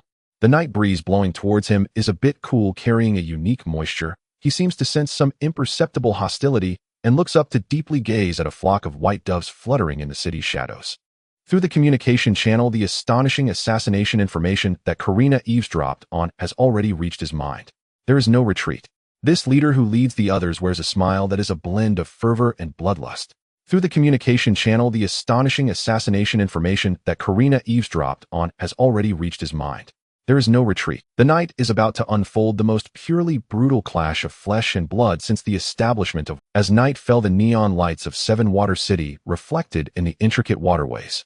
At this moment, the channel network of the Solar Eclipse Pirate crew connected the minds of all its members. Karina, the intelligence lock is beautifully executed. Ace strode along the stone bridge towards the abandoned ship island, his thoughts resonating in the minds of every crew member. Everyone listen closely. The strongest hunting dog of the celestial dragon CP0 is expected to parachute onto this island around midnight to seek us out. Before they arrive, the agents named CP9, who have been lurking in Water City, have received orders to assassinate and forcibly divide us, preventing everyone from retreating to the solar eclipse. Ace's thoughts carried a hint of bloodthirsty anticipation. Since this group of rats wants to play the game of division and assassination, let's indulge them. Everyone stay where you are, no need to gather around me. Consider tonight's hunt as your graduation test from the special training in the Sky Island. If you can't even handle a few lurking spy rats, then don't embarrass yourselves in the new world later. Got it, Captain? The twin daggers in my hands have long been craving a real-life battle. Leona was the first to respond with a fierce tone. Mere government assassins, I now possess the perfect ability to divide. With their petty tricks, they won't even touch the edge of my garment. Ha ha. Buggy laughed in his mind, overly confident and brimming with bravado. 3 months of hellish training had instilled in him absolute confidence to ignore most physical attacks. After confirming that everyone was in a state of readiness, Ace shifted the focus of his command, directly locking onto a key figure who was drifting outside the battlefield but was essential for shipbuilding. Sabo, go to the headquarters of the Karla Shipbuilding Company and find the person in charge, Iceberg. Make it clear to him that we know about the undercover agent beside him. Regardless of the means you use, bring him alive to the solar eclipse beside abandoned ship island. We need top-notch craftsmen to accelerate our upgrade progress. Leave it to me. Sabo cut off the communication in his mind.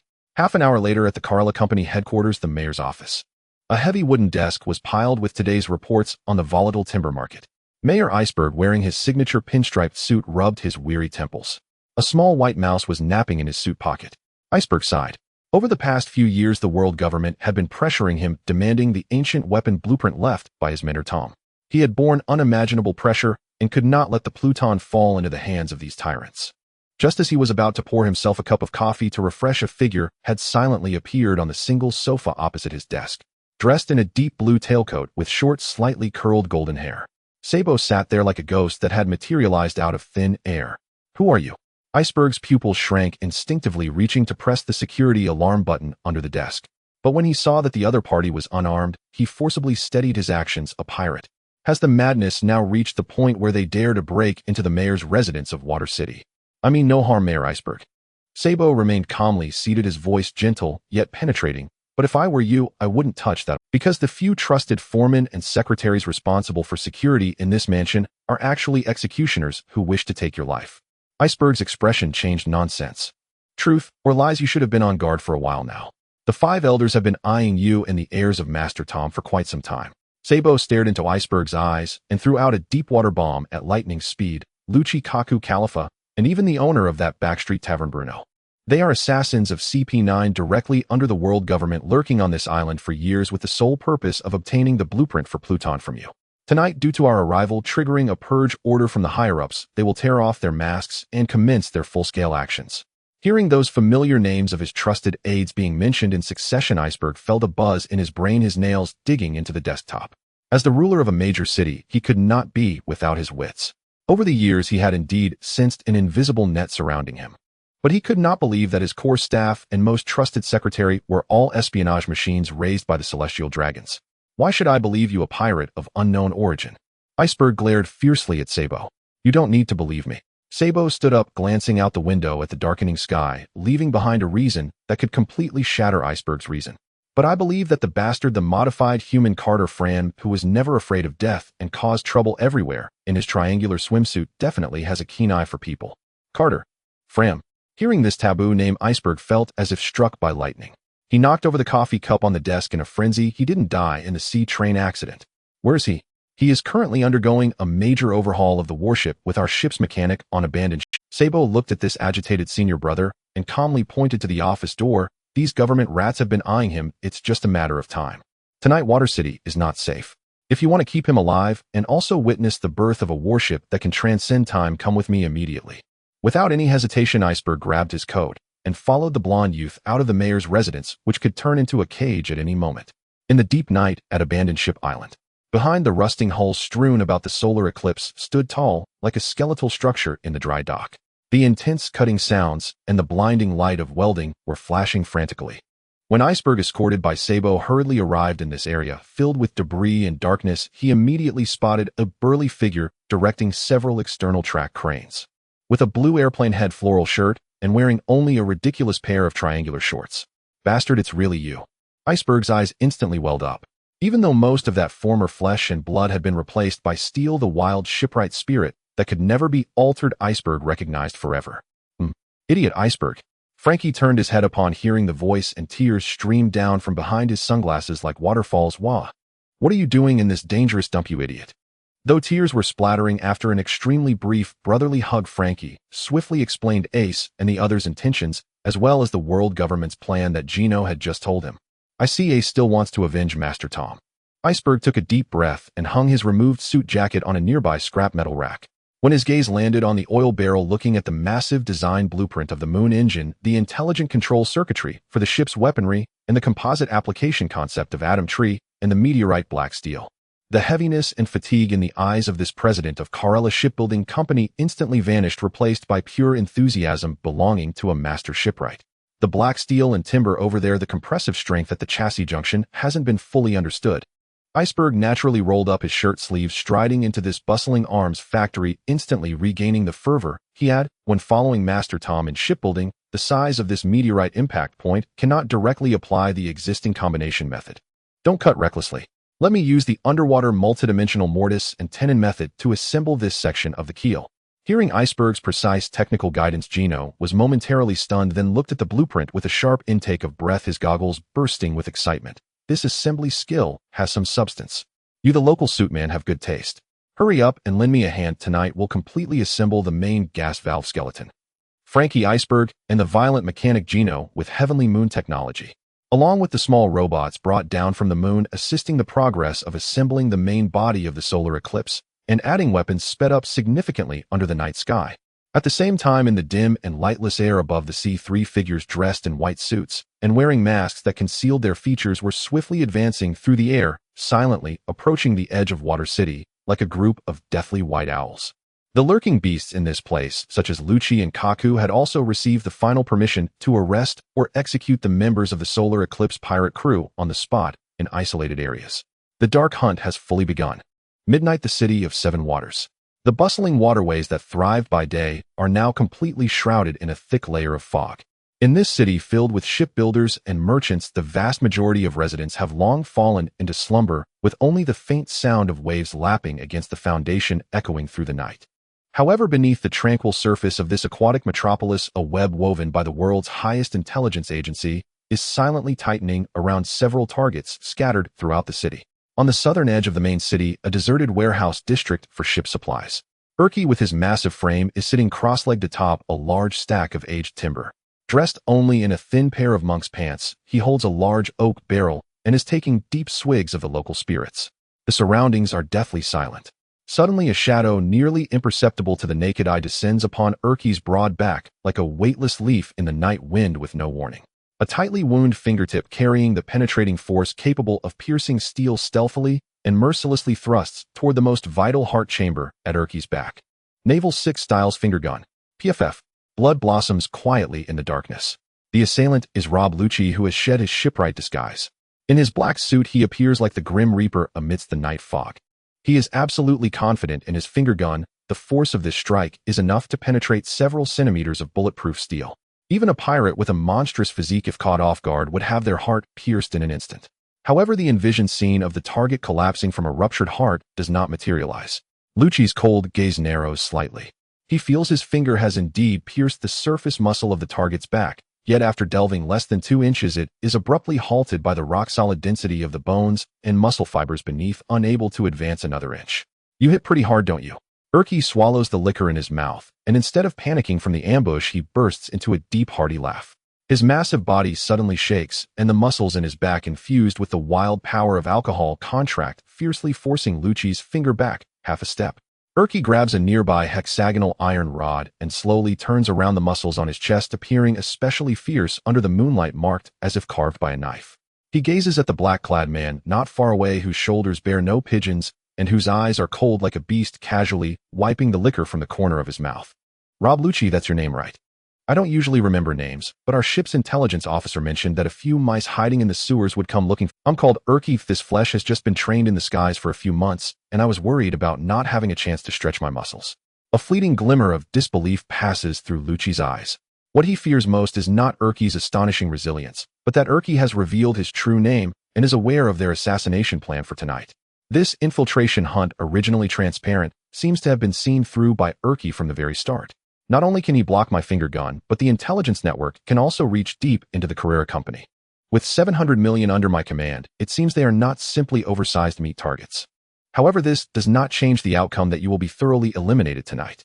On the northern side of the city, in a maze of canal waterways, the cold moonlight spills onto the stone bridge where Leona leans against a stone lion at the bridge's head. Two bone-cutting swords, one black and one silver, remain sheathed, but her vertical pupils have narrowed slightly in the darkness. A strange breeze sweeps across the water's surface.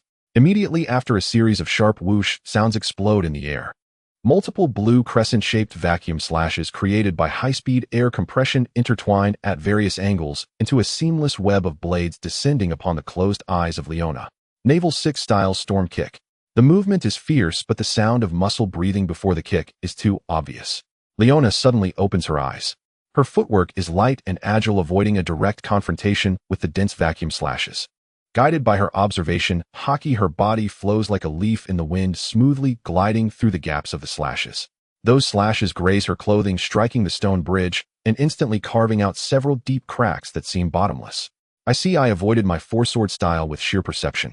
On the opposite rooftop, a figure wearing a white cap and possessing a signature long square nose, Kaku, grips two long white blades and leaps into the fray. He shows no signs of carelessness. After all, this is the target designated by the world government's high-level extermination order. He keeps his eyes fixed on the red-haired swordswoman, the blades gleaming with a chilling light under the moon. Not only did she see through us, but her defenses are also remarkably tight.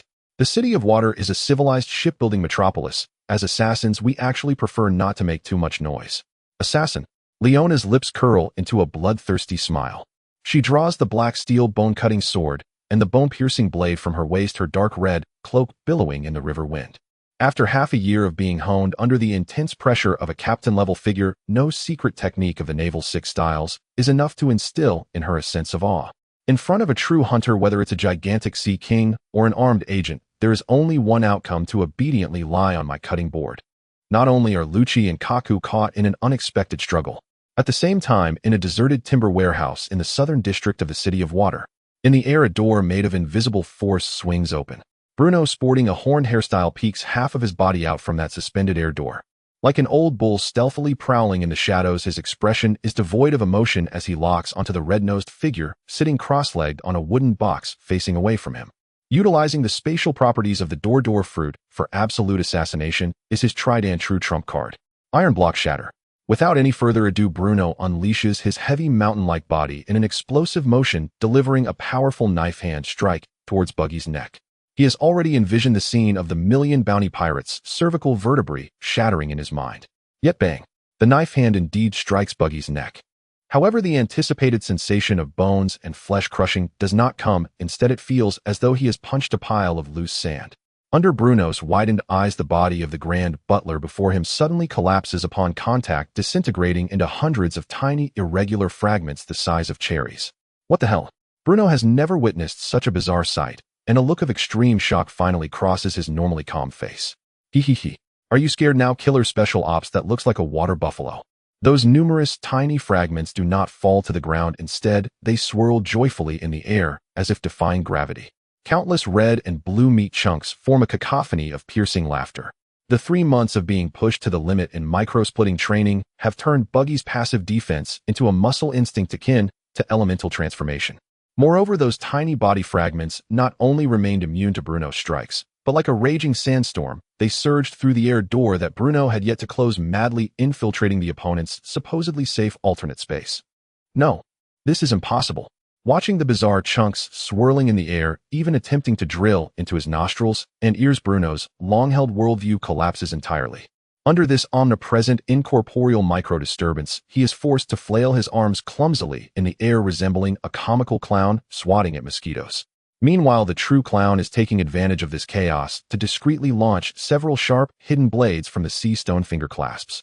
On the other side of the city of water, at a higher vantage point, a massive municipal fountain gurgles in the night wind. Shave. A golden afterimage moving with extremely sharp steps flashes rapidly among the stone carvings of the fountain. Dressed in a tight black professional outfit, the sexy and fiery-haired Secretary Khalifa bites her lip in anger. Just a bounty of 20 million for an East Blue pirate. How could he possibly evade my tightly woven assassination route? Khalifa lands steadily on a towering stone pillar. With a fierce whip crack, she shatters the stone sculpture opposite her, yet still misses her target. Your hot-headedness whenever you miss makes you unqualified. Clearly, this opponent is a fragile civilian who has never undergone Naval 6 styles training yet. That woman with purple hair seems to possess eyes that can predict the future, effortlessly retreating from the most unconventional routes just as she is about to seal off her escape. Your hot-headedness whenever you miss makes you unqualified to be a covert operative, dear Secretary. From 200 meters away atop a windmill tower, Karina crouches behind a tile. Under the cover of night, she calmly pulls back the hammer of her flintlock. This firearm, custom modified by Genos, boasts a range several times greater than that of the standard naval firearms. Using her fruit ability, Karina sees the world as if through a divine eye, forming an incredibly clear holographic trajectory of Khalifa in her mind. Bang! Without hesitation, Karina pulls the trigger. A specially made high-explosive bullet arcs through the air, precisely targeting the spot where Khalifa intends to activate her moonwalk. The explosive shockwave, mixed with powder dust obtained from the underground black market, blasts several holes in Khalifa's proud suit. Damn, that slippery bastard. What was once her prideful assassination technique has turned into the utmost humiliation for a CP9 agent who prides herself on a single deadly strike. Frustrated, Khalifa gathers her strength again, but waiting for her is the next cold shot, calculated perfectly by Karina, descending without haste. Taking advantage of the overwhelming advantages established through absolute intelligence and terrain arrangement, a one-sided ultimate kite battle aimed at wearing down her opponent's will and stamina unfolds methodically. Across the entire perimeter of the city of water, for fiercely styled battles full of fighting spirit slice through the intelligence web meticulously woven by the world government, like for merciless blades. However, compared to the CP9 operatives trapped in every corner, shattering their worldviews. The true source deciding the future trajectory of the city of water, and even this sea tonight, lies atop the massive breakwater several kilometers away from them. Heavy dark clouds slowly obscure the last sliver of moonlight. The fierce wind howls and the sea tide relentlessly crashes against the thick rocky wall of the breakwater. Ace stands quietly at the forefront of the breakwater. His silhouette seems to have merged into the deepest part of the night, his eyes calmly gazing at the dark void being battered by the waves. On his side, Sabo holds a long staff, his stance as steady as an abyss, while Enel, clutching a golden staff, casts a cold glance at the invisible void before him. There are no firearms clearing the path, nor any steps like CP9 relying on the cover of night, accompanied by an extremely abrupt ripple of air in the atmosphere. Step. A weightless sound of a footfall echoes from a platform 10 steps away. Without any external force, 3 tall figures in immaculate white cloaks, wearing various bizarre beast masks, descend through the air as if stepping on nothing, landing steadily opposite Ace and his companions. The leader wears a sinister bull skull mask. His white suit tightly encases his lion-like, intimidating. That pure murderous aura distinct from all lower-level assassins is unveiled without the slightest concealment, like an ancient weapon emerging from a sea of corpses and blood, pressing down relentlessly upon the entire breakwater. To know of our arrival, your intelligence system is indeed impressive. The bull-masked man, CP0 Captain Gurn, looks down from a height at the newly emerged captain, recently marked with a high bounty by the world government. He does not speak any righteous judgment like an ordinary enforcer, but rather emits a low, resonant nasal sound from beneath his pale mask. Yet this C is never short of clever newcomers. Gurn's gloved hands lower slightly, while another slender swordsman wearing an owl mask and a final mysterious agent with a half-smiling, half-crying mask simultaneously release a chilling, overwhelming aura. Faced with this direct pressure from the strongest shield of the celestial dragons, Ace utters not a word as a layer of deep flowing black sheen begins to spread across the back of his right arm, the boiling battle blood within him surging like a raging beast. Who lives and who dies? Ace stares directly at the white-clad giant across from him, his voice heavy as thunder shatters the stagnant air. The fist knows the answer. In the city of Seven Waters on the outer breakwater, the CP-0 Captain Jern, wearing a menacing bull skull mask, was the first to shatter the deathly silence accompanied by the roaring waves.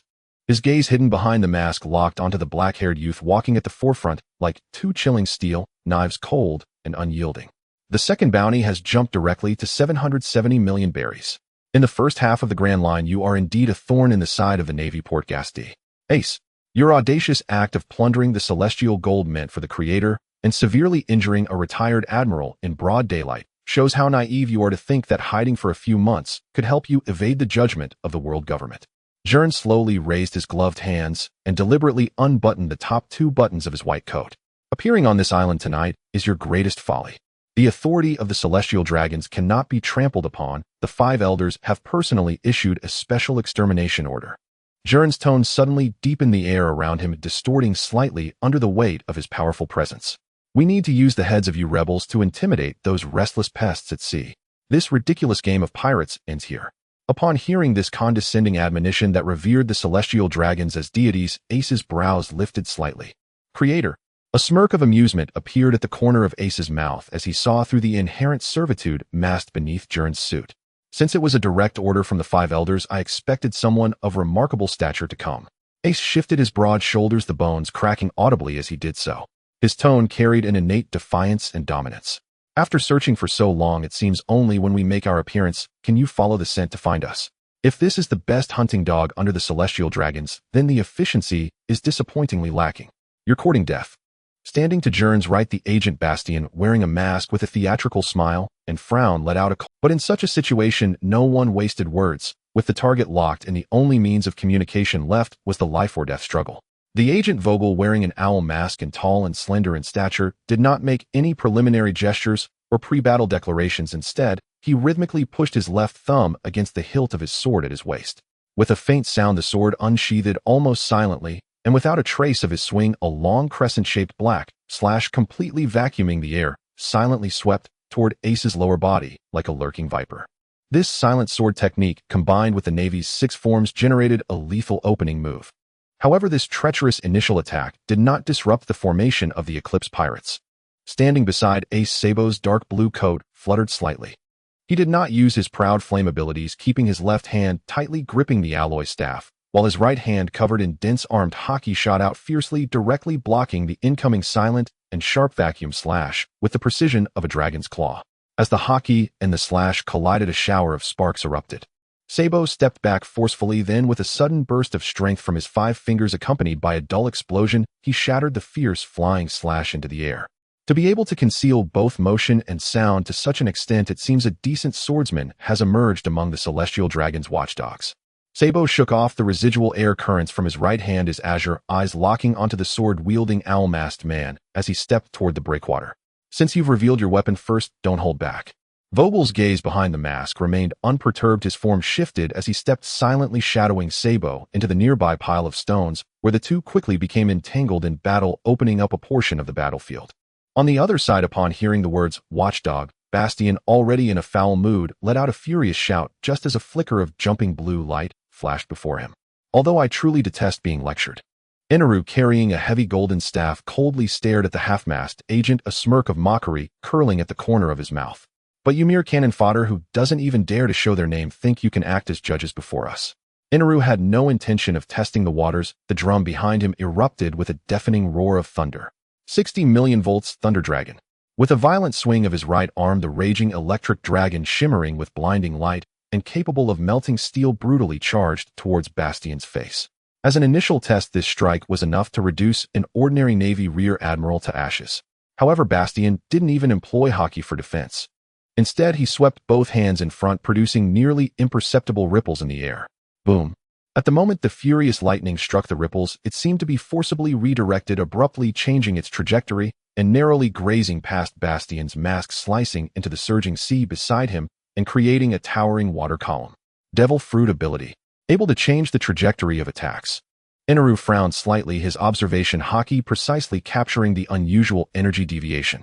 It was clear that his opponent possessed a special fruit that countered energy or long-range projectiles. God, how ridiculous. You, an unknown little insect, dare to call yourself a god. Bastien stepped forward mockingly, directly abandoning his defensive stance.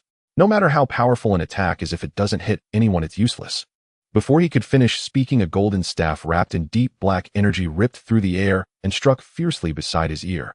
Then let's smash that shell of yours in a way that can actually hit you. Inaru completely ignored his lengthy discourse, his feet igniting with lightning as he exploded forward at a speed far surpassing visual reflexes, swinging down the golden staff, recently hardened with hockey, aimed directly at Bastien's head. Both main and auxiliary hands faced their respective opponents. Meanwhile, Ace and Jern at the core of the breakwater remained standing in place. Raindrops began to fall, more densely shattering into finer mist before they hit the ground under the overwhelming pressure of two potent and dense hockey. Without the need for any announcement or unnecessary pleasantries, the two formidable warriors, having honed their bodies to an astonishing degree, moved simultaneously in the moment of mutual understanding. Jern made no grand gesture to initiate. As a powerhouse specializing in physical combat within CP0, he held absolute confidence in himself. His feet sank into the ground, and in an instant his massive frame crossed over 10 meters in a single second. Utilizing that incredible heavy-duty charge, Jern's right fist was tightly clenched, the hockey so dense it seemed ready to drip with ink. Iron block, heavy explosive smash. This punch discarded all agility. It was pure brute force derived from muscle density, combined with the essence of iron, the heavy punch wind clearing the air in its path. Faced with this meteor-like descending fist, Ace's eyes gleamed with sharp light. During the long and tedious training on Sky Island, no one had been able to pressure him. Now was the perfect measure to test the results of his seclusion. He neither dodged nor avoided. Ace's right arm also swelled with muscle. The densely operated physique released a rumbling sound like an engine, and the re-Inodin hockey enveloped his knuckles, directly meeting the incoming black iron fist Hedon. The two fists collided, like two metal peaks meeting in an unavoidable fault line. A visible wave of violent energy erupted from the point where their fists met, radiating outward indiscriminately. The rocks and solid concrete beneath them did not even withstand a breath before collapsing in a radial pattern, large slabs of heavy debris being thrust into the air, even forcing back the previously surging waves by several meters. A stalemate of equal strength. Next, it's no wonder Zephyr would fall to you. It seems there really is no exaggeration in that bounty of 770 million. In the close quarters struggle, a cruel and excited gleam erupted in Jern's eyes behind his mask. In that brief moment of collision, he felt the young man's arm was as hard as a mountain. The feedback was not of superficial power, but rather an overwhelming and relentless heaviness. If you think this little bit of strength is enough to judge my depth, you won't even see tomorrow's sun. Ace's voice was laced with coldness. As he adjusted his breath, the right arm, which had been evenly matched in the confrontation, emitted a sound of muscle swelling once again. Unsatisfied with the equal struggle, he skillfully twisted his wrist at a slight angle to unload some of the pressure, while his vacant left fist sliced through the rain curtain, accompanied by a low explosive sound directly aimed at Jern's jaw. Without any elaborate flashy techniques, this rainy night battle on the breakwater welcomed a wild primal test in the collision of pure hockey and physical strength. In the city of water at the edge of the breakwater, then smash this shell of yours in the way that can hit it. Enel paid no heed to the lengthy discourse of the masked agent. With his feet on the electric light, his figure erupted with a speed far beyond ordinary reflexes, swinging the golden staff newly understood in armament hockey that tore through the air and struck down. Facing this violent strike, a flicker of astonishment finally passed through Bastien's eyes. He could refract energy bodies like lightning, but the barrier did nothing against a purely physical attack infused with hockey. In a moment of panic, Bastien suddenly raised both arms, the deep black armament hockey wrapping around his sleeves, as if it were solid, bracing against the descending golden staff. Clanged. The thunderous clash of metal resounded in the rainy night, and the violent force stirred a gust of wind. In that moment of weapon collision, Enel's expression shifted slightly. He felt his hands go numb. The recoil from the end of the golden staff was as solid as a rock, and his newly acquired armament hockey felt fragile against the opponent's defense, which had been tempered over countless years, as if striking an iron wall. The basics of martial arts and hockey are surprisingly shallow.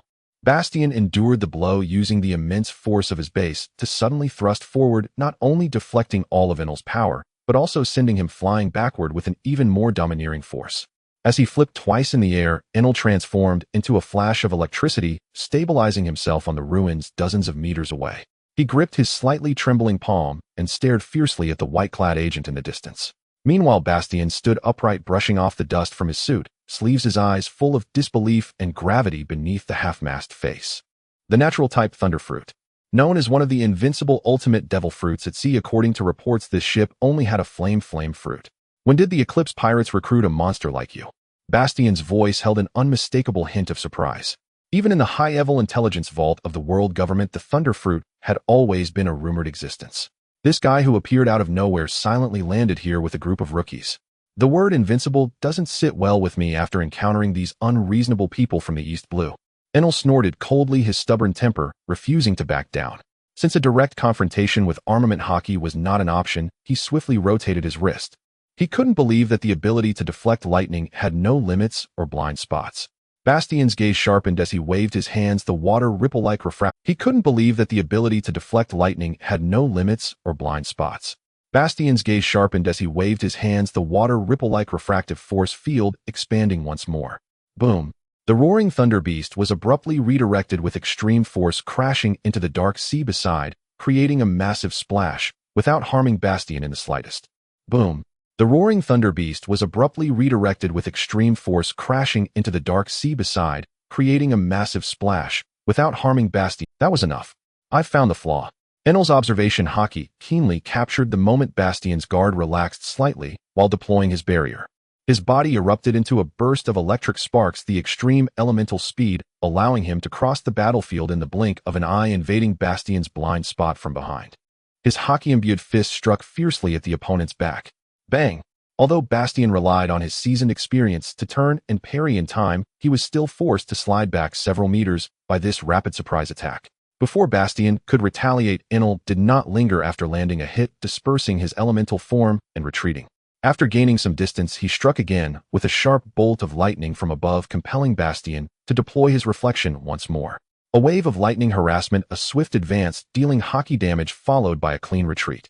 This almost unscrupulous kite-like guerrilla tactic in conjunction with observation hockey and extreme speed effectively stalled this CP-0 Vice Admiral. Before the shortcoming of armament hockey was made up, Enel fully utilized the high mobility of the Thunder Fruit, making the scene not appear chaotic, but instead inciting fury and frustration in his opponent. At the same moment, between the towering bell tower and the abandoned overpass in the back streets of in the night sky, the sharp sound of boots striking the air could be heard. Khalifa, dressed in a tight professional skirt, moved with the grace of a spider locked onto its prey, relentlessly pursuing. 100 meters ahead, Kalina's figure nimbly maneuvered through the complex buildings. With her left hand raised holding a modified flintlock rifle, she calmly increased the distance, while simultaneously blind firing a bullet. The shrieking lead bullet cut through the night. Khalifa frowned, bending her waist to swiftly dodge. The bullet grazed Khalifa's cheek and shattered a pottery jar behind her.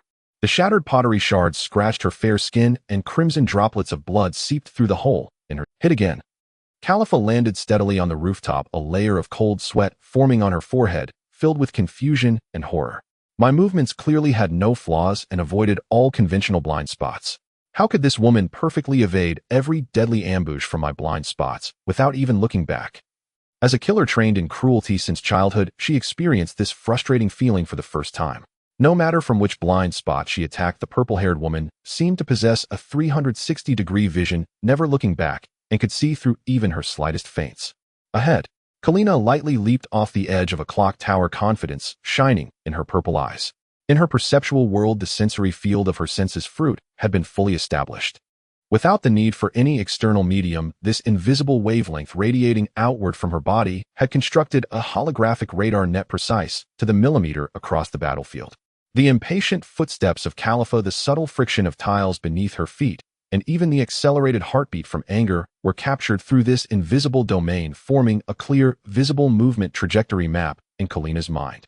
In the face of this pressure of full map transparency, Khalifa's blind spots were as bright as day. Seeing Kalina's momentary slowdown upon landing, Khalifa seized the opportunity, channeling all her strength into the thorny whip in her hand. With a crack, it tore through the night sky like a black thunderstorm, ruthlessly striking towards Kalina's legs, blocking all her potential escape routes. There was no escaping. The sweeping range of the whip was too wide. Just when Khalifa believed she could finally succeed, Kalina moved. Not relying on brute force, but rather relaxing and stretching all her muscles. The strong wind pressure coming at her felt like a rushing current, fluttering Kalina's clothing. Using the violent airflow generated by the whip's swing, Kalina's originally soft body twisted and sank in the wind as if it were a piece of paper. This seemingly impossible evasion allowed her to glide weightlessly past the barbed edges. Paper drawing.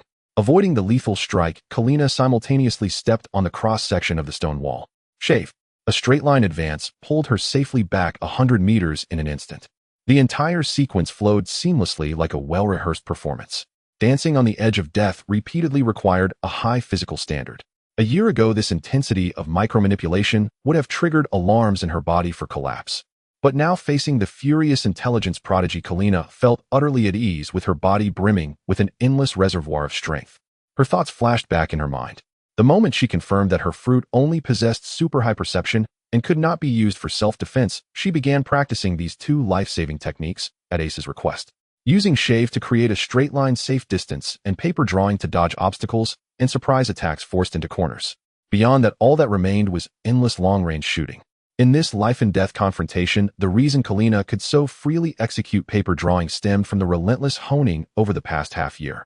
During that period of intensive training, far from the east blue, the routines of the Eclipse Pirates were perilously close to the edge of a cliff, yet no one feared the burden or injury to their bodies. Because behind them stood Ace, the protector of all, whether it was muscle strains from dodging training or injuries from enduring heavy blows. As long as they fell on the training ground, Ace's ever-burning fire of rebirth would always cover their wounds in the first instance, steadily pulling them back from the brink of collapse. And the unreasonable, even defiant aspect of that divine fire was that it would completely erase the hidden dangers of physical injuries, while perfectly retaining the memories and enhancement effects of every muscle tear and reformation after extreme exertion.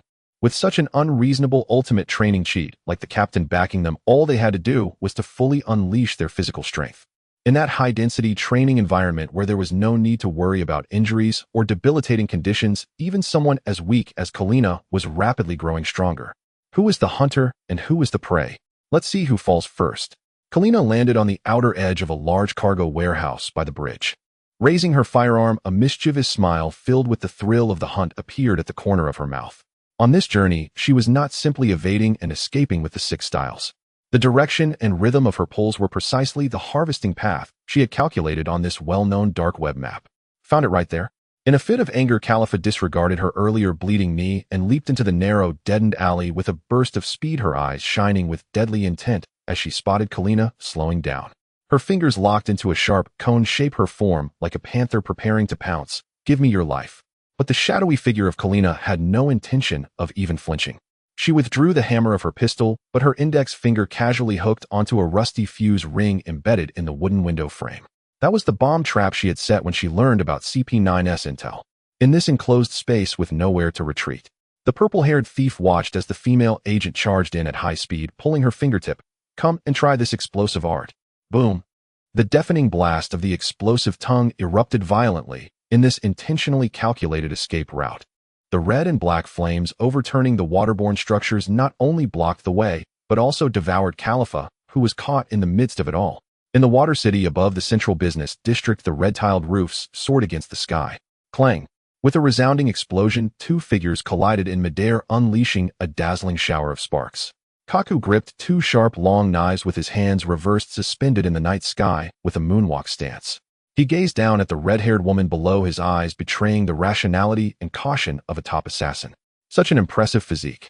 Kaku did not casually belittle his opponent as ordinary villains would, but rather calmly analyzed the current battle situation.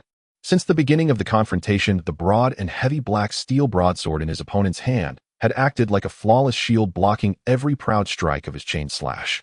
Moreover, each counterforce from their strikes left his wrists feeling sore and numb. This was definitely not an opponent to be easily broken.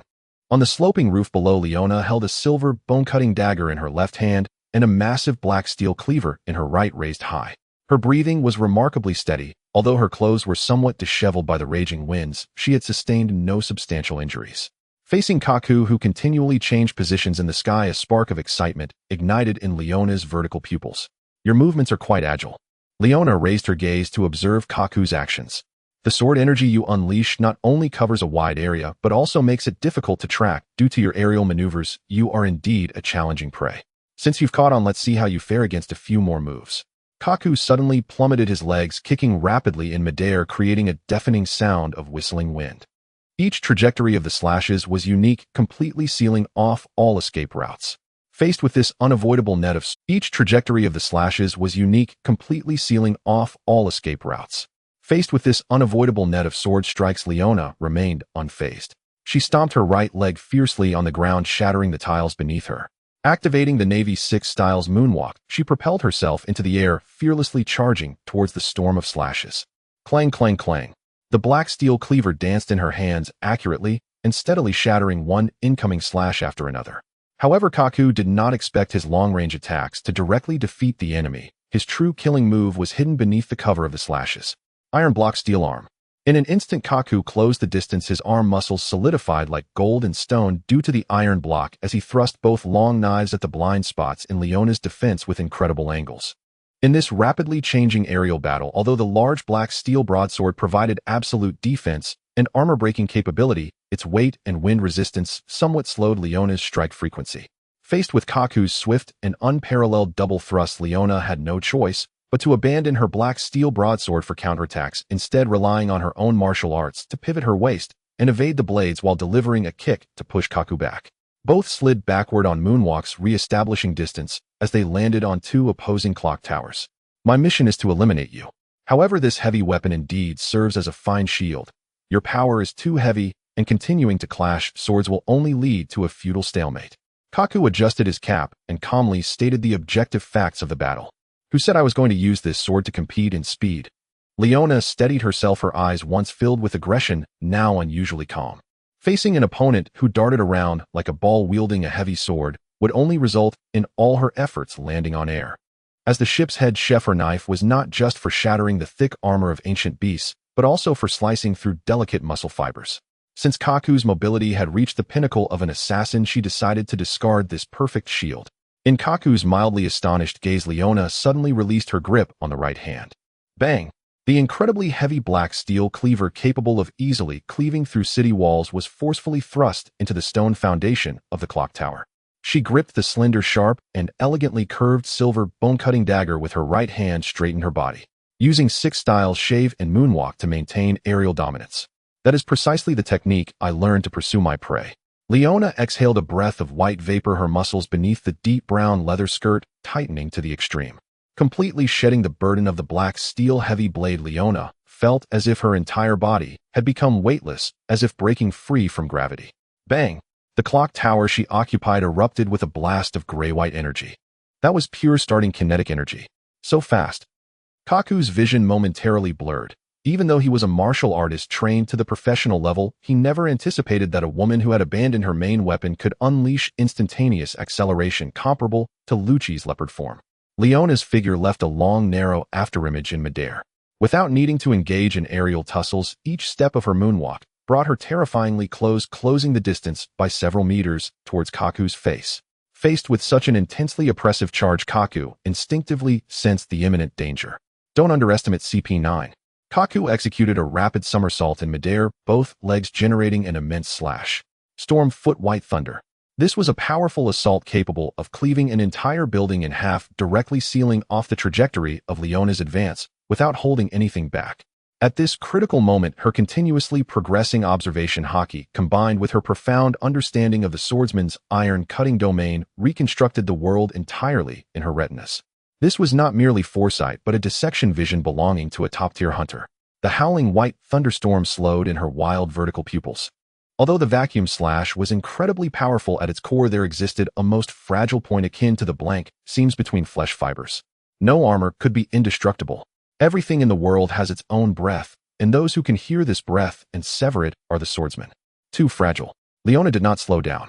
The silver bone knife in her left hand was merely thrust forward with ease, the blade steadily slicing through the barely perceptible gap in the airflow created by the white thunder slash. SSS. It was as if a remarkably sharp scalpel had sliced through a taut canvas. Kaku's most powerful strike, which could have cleaved an enemy in two, did not produce even a loud explosion. It was silently bisected by Leona's short blade with extreme smoothness. The cleanly cut violet wine blade grazed Leona's ear and flew to both sides, completely dissipating into the wind. Kaku's pupils contracted to their limits. You actually dissected my storm foot. As the slashes were severed, Leona's bone-cutting dagger had already breached all of Kaku's defenses. Without the heaviness of the black steel broadsword at this moment, her thrust was so swift that even the wind could not emit a whimper. Under the life-and-death pressure, Kaku unleashed the innate potential of an assassin genius.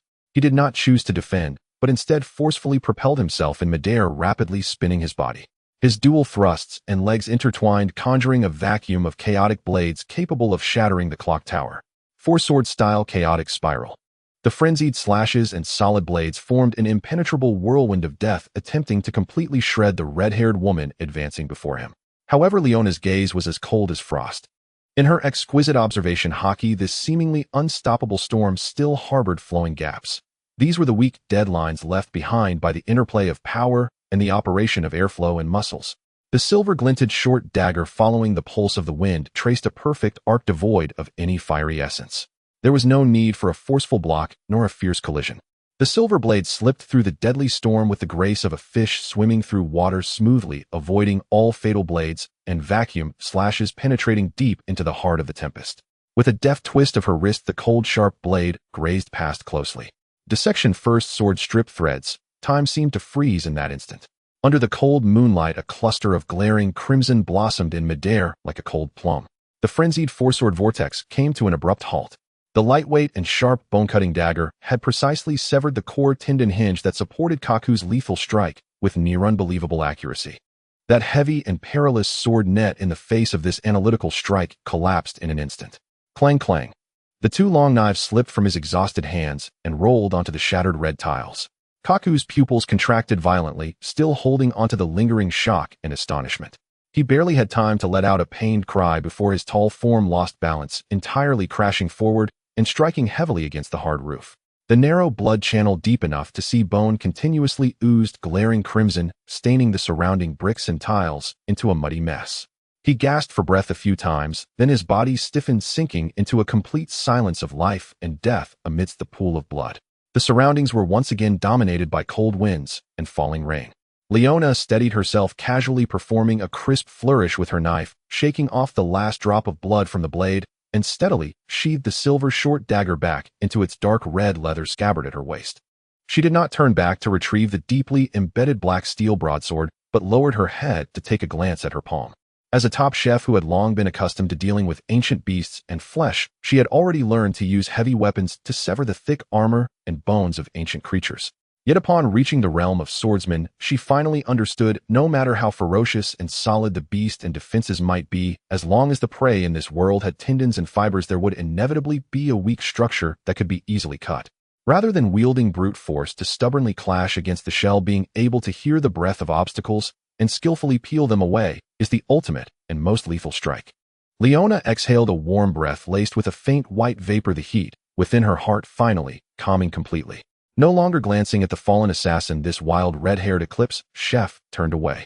Listening to the distant sounds of explosions and disturbances erupting in other areas, her gaze was calm and profound as she swiftly stepped into the interwoven cold rain battleground of the Water City. In the southern district of the Water City, a cluster of abandoned lumber warehouses. Continuous cold rain poured through the numerous holes in the rooftop, washing away the blood mixed with wood shavings and machine oil on the ground. Boom. A massive horizontal beam was forcefully broken, and a half-man, half-leopard creature, tall and muscular, shot out backwards, its feet carving two deep furrows in the muddy ground as it barely stabilized itself. His once immaculate black suit was now tattered, with the right side of his leopard-faced cheek swollen, blood constantly oozing from the corner of his mouth. The ace of CP9, Rob Lucci. He licked his slightly loose, sharp teeth, and a glimmer of alarming rage and caution flickered in his wild, beast-like eyes. And more than 30 meters in front of him, amidst the ruins, the monstrous monk Wolke was also gasping heavily. His broad chest and arms were covered in numerous deep and shallow wounds, and his monk's robe had already been stained dark red with blood. He propped the fractured hexagonal iron rod against the stone slab, supporting his seemingly blood-drained broken body, yet his face wore a fierce and chillingly ecstatic grin. Since the battle began, this open warehouse ruins had been completely flattened by their clash, one like the wind, the other like a mountain. Lucci unleashed the killing instinct of the Nico Nomi leopard form right from the start. With the pinnacle of the Marine 6 styles, his mobility and attack frequency completely suppressed Wolke. However, this pirate possessed a vitality as strong as a monster, and his reckless fighting style posed an unprecedented challenge to this top assassin. Whoosh! Lucci's figure vanished like a black lightning bolt with no trace. He silently returned to the most vulnerable left blind spot of Wolke's defense, twisting his waist as his right leg sliced through the air like a taut whip, creating a sharp crescent. Storm Foot Leopard Tail. A massive spiraling vacuum slash tore through the air, its power far exceeding that of an ordinary marine officer. Faced with such an unavoidable speed, Wolke had no intention of dodging. His muscles instantly swelled and contracted, a layer of dark, domineering haki hardening beneath the skin of his left arm. He roared deeply, boldly meeting the slash with his haki-wrapped forearm. The edge of the storm foot carved a deep blood groove into Wolke's arm, even producing a harsh scraping sound. At the moment Lucci landed, Wolke forcefully ignored the pain deep enough to see Bone using the momentum from his advance to swing the heavy iron rod in his right hand with overwhelming strength aimed at the just stabilized Lucci. If that strike landed solidly, even Lucci would be smashed to bits. Paper drawing. In this critical moment, Lucci's leopard form showcased extreme flexibility. His body collapsed backward like a willow leaf, without Bones deftly slipping past the wind pressure created by the iron rod, narrowly avoiding this potentially fatal physical blow. However, at the instant he got back up, Lucci's cold eyes showed no fluctuation. He pushed off the ground with one hand in midair, exploding like a compressed spring, directly lunging into Wolke's deadly close range. His leopard-patterned hands alternated like a torrential storm in less than a second. Finger gun yellow low. Dense gusts of piercing finger winds poured out with the penetrating force to pierce steel, raining down upon Wolke's massive and solid abdomen and chest like a machine gun. Puff, puff, puff. Blood once again spurted forth like rain. Each strike carved wounds into Wolke's formidable muscle defense. If it were an ordinary pirate of millions, even a stubborn rock would have succumbed to organ rupture under this high-frequency barrage of strikes. Yet after enduring this entire series of sharp thrusts, the bloodied monk did not emit a wretched scream, but rather a deep, somewhat twisted laughter interwoven with excessive pain and excitement. Good finger techniques, every hit truly drilled into the flesh. Just as Lucci prepared to withdraw and retreat, two enormous hands resembling giant tiger claws had, unbeknownst to him, firmly grasped his blood-soaked shoulders. Lucci's beast-like pupils suddenly constricted. This madman had deliberately left himself wide open to catch the finger gun, just to restrict his agile, wind-like melee combat at this distance. Next, this old monk shall physically transcend you. Wolke's blood-stained face was swollen with veins, grinning with blood-stained white teeth, his powerful arms unreasonably locking Lucci's form. With no fancy weapons or preparation, he suddenly threw his head back, gathering a layer of iron-black haki on his forehead in that instant. With no chance for a counter, he brutally smashed his forehead down like a battering ram against Lucci's. Bang! The dull sound of two cannonballs colliding heated. Despite Lucci converting all the muscles in his neck and shoulders into iron blocks to brace for impact in a mere moment, this head, but which gathered strength far exceeding normal limits, still struck him like a giant hammer, smashing through plaster, causing a jarring shock to his skull and organs. Lucci spat out a mouthful of hot blood mixed with gastric acid, the ground beneath his legs cracking from the impact. He struggled to break free from the grip, using the force to flip out directly, creating a distance of over 10 meters, half crouching on the ground. One moved with the swift ferocity of a storm, while the other stood firm like a spiked mountain in counteraction. This was a perfect physical hellscape where techniques were reduced to primal bloodbaths. Lucci wiped the blood flowing from his face again. He had encountered countless troublesome assassination targets, but the scene before him still contradicted the combat understanding he had built in CP9 over the years. This giant's vitality was simply like an endless abyss. Even after losing a lot of blood and suffering damage to multiple organs, the violence brewing beneath his shell showed no signs of waning. In fact, under the stimulus of injury, that unpredictable retaliatory strength seemed to be escalating in a tiered manner. The flesh is indeed tougher than steel. Lucci stared intently at the blood-soaked monk, laughing and breathing heavily, forcibly, suppressing the intense pain coursing through his chest and abdomen, his long leopard tail swaying slowly and restrained in the cold wind like a whip. No matter how much I trade injuries, this strange power will likely exceed my limits. I can't drag this out. If the external physical destruction cannot penetrate your accumulated fat and muscle armor, then I shall shatter your noisy, throbbing heart directly in its unguarded blind spot into powder. Lucci ceased using those flashy, continuous high-speed movements and combo skills. He deeply inhaled the moist sea breeze, then rooted his legs to the ground. In his half-man, half-leopard form, his hands stacked into a heavy hollow cannon fist, slowly positioning it. At this moment, this assassin genius compressed all his breaths and the most violent life frequency throughout his body to a chilling peak. The endless act of taking hits ends here, pirate. His razor-sharp tone carried an inviolable final. The ultimate secret technique of the 6 styles. 6 King Gun. Before the words fell, Lucci's feet shattered the stone slab beneath him, and he teleported to the front of Worky with an unprecedented explosive force. His tightly clenched fists precisely met the center of Werky's solid chest. This was a terrifying dark energy that could crush the enemy's internal organs directly with an extreme shock wave without needing to penetrate the skin. The chill of death surged into Lu Qi's fist. At this distance, there was no way to evade. Werky's manic laughter abruptly shrank. He neither retreated nor attempted to push Lu Qi away with his heavy arms. During those 3 months of overwhelming dominance in the clouds, the most brutal lesson taught to him by AC was now proving its worth. When evasion is impossible, one must brace for impact. Werky's thick tree-like neck instantly bulged with veins as the boiling blood and heartbeat within him were forcibly locked, while his robust muscles, accompanied by a high density of armed color, crazily compressed inward. Iron block golden bell shield. In the dull sound resembling a bell tolling, the terrifying destructive shock wave of the Six Kings spear crashed into Werky's heart chamber. Boom. After a moment of silence, a tremendous force exploded outward from within him. Werky's back flesh burst open with several lines of blood, and even the heavy load-bearing wall of the warehouse tens of meters behind him was forcibly torn open, revealing a terrifying fan-shaped hole. The significance of this strike symbolized a merciless death sentence in the entire history of Judicial Island. Werky opened his mouth wide, and a torrent of blood mixed with internal organ fragments uncontrollably gushed forth, splashing into the ring. His iron-like knees emitted a sound that made one's teeth ache. Unable to withstand the destructive shock any longer, he half-knelt on the ground, stirring up a pool of murky blood. Silence. With the cold rain pouring down, the warehouse was left with only the faint sound of the wind. Lu Qi retracted his slightly smoking fists, exhaling deeply as he wiped away the water stains on the back of his hands. After releasing some muscle tension, he turned around, not bothering to glance at the heavily injured man kneeling on the ground, preparing to step towards the other streets where the battle still raged on tonight. However, from behind, amidst the ruins that should have fallen into eternal silence, a series of hoarse-broken, yet twistedly excited laughter suddenly rang out. Lu Qi's pupils constricted sharply. He suddenly turned around. In this incredible assassination history, he displayed genuine astonishment for the first time. In the rain, the giant man who should have had his internal organs shattered by the Six Kings spear actually stood up. Moreover, with each gasping laugh from Werky, the deep, bone-visible wounds on his body, even the concave chest destroyed by the shock wave, writhed violently in a manner that challenged the limits of the human body. This was the demonic feedback of karmic retribution. The more torment and pain the body endured near death, the more extraordinary and brutal power the demon would bestow.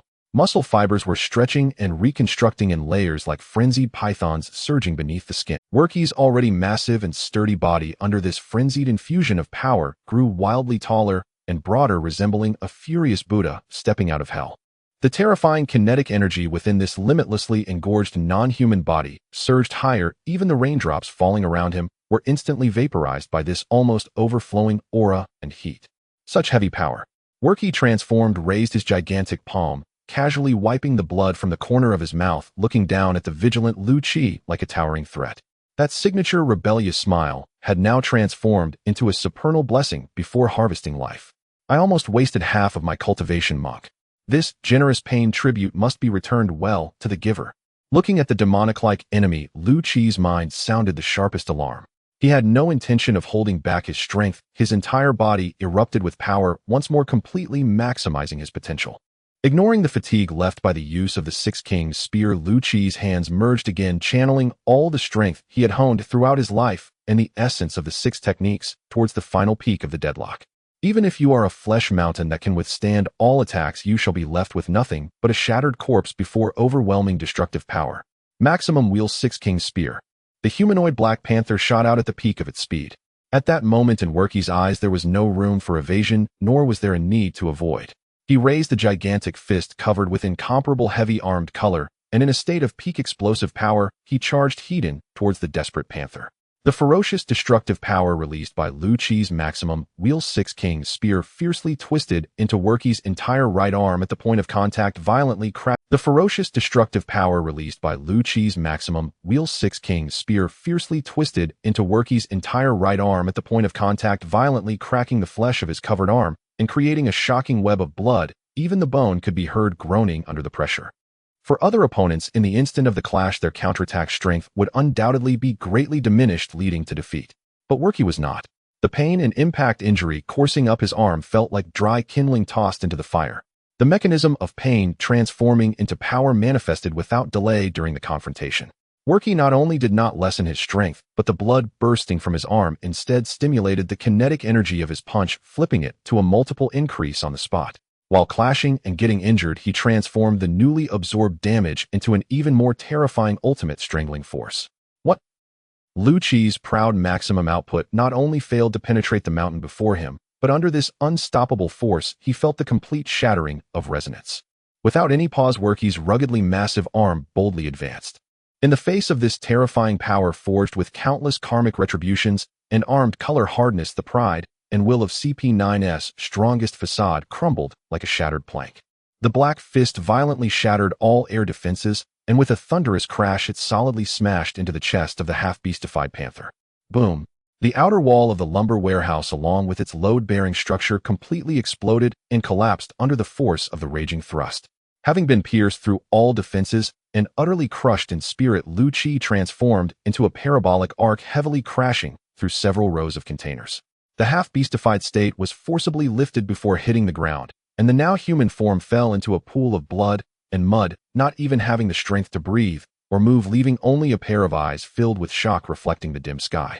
Accompanied by the sound of wood cracking and rolling down, Worky released his power of gigantism, touched his blood-soaked bald head, and laughed heartily.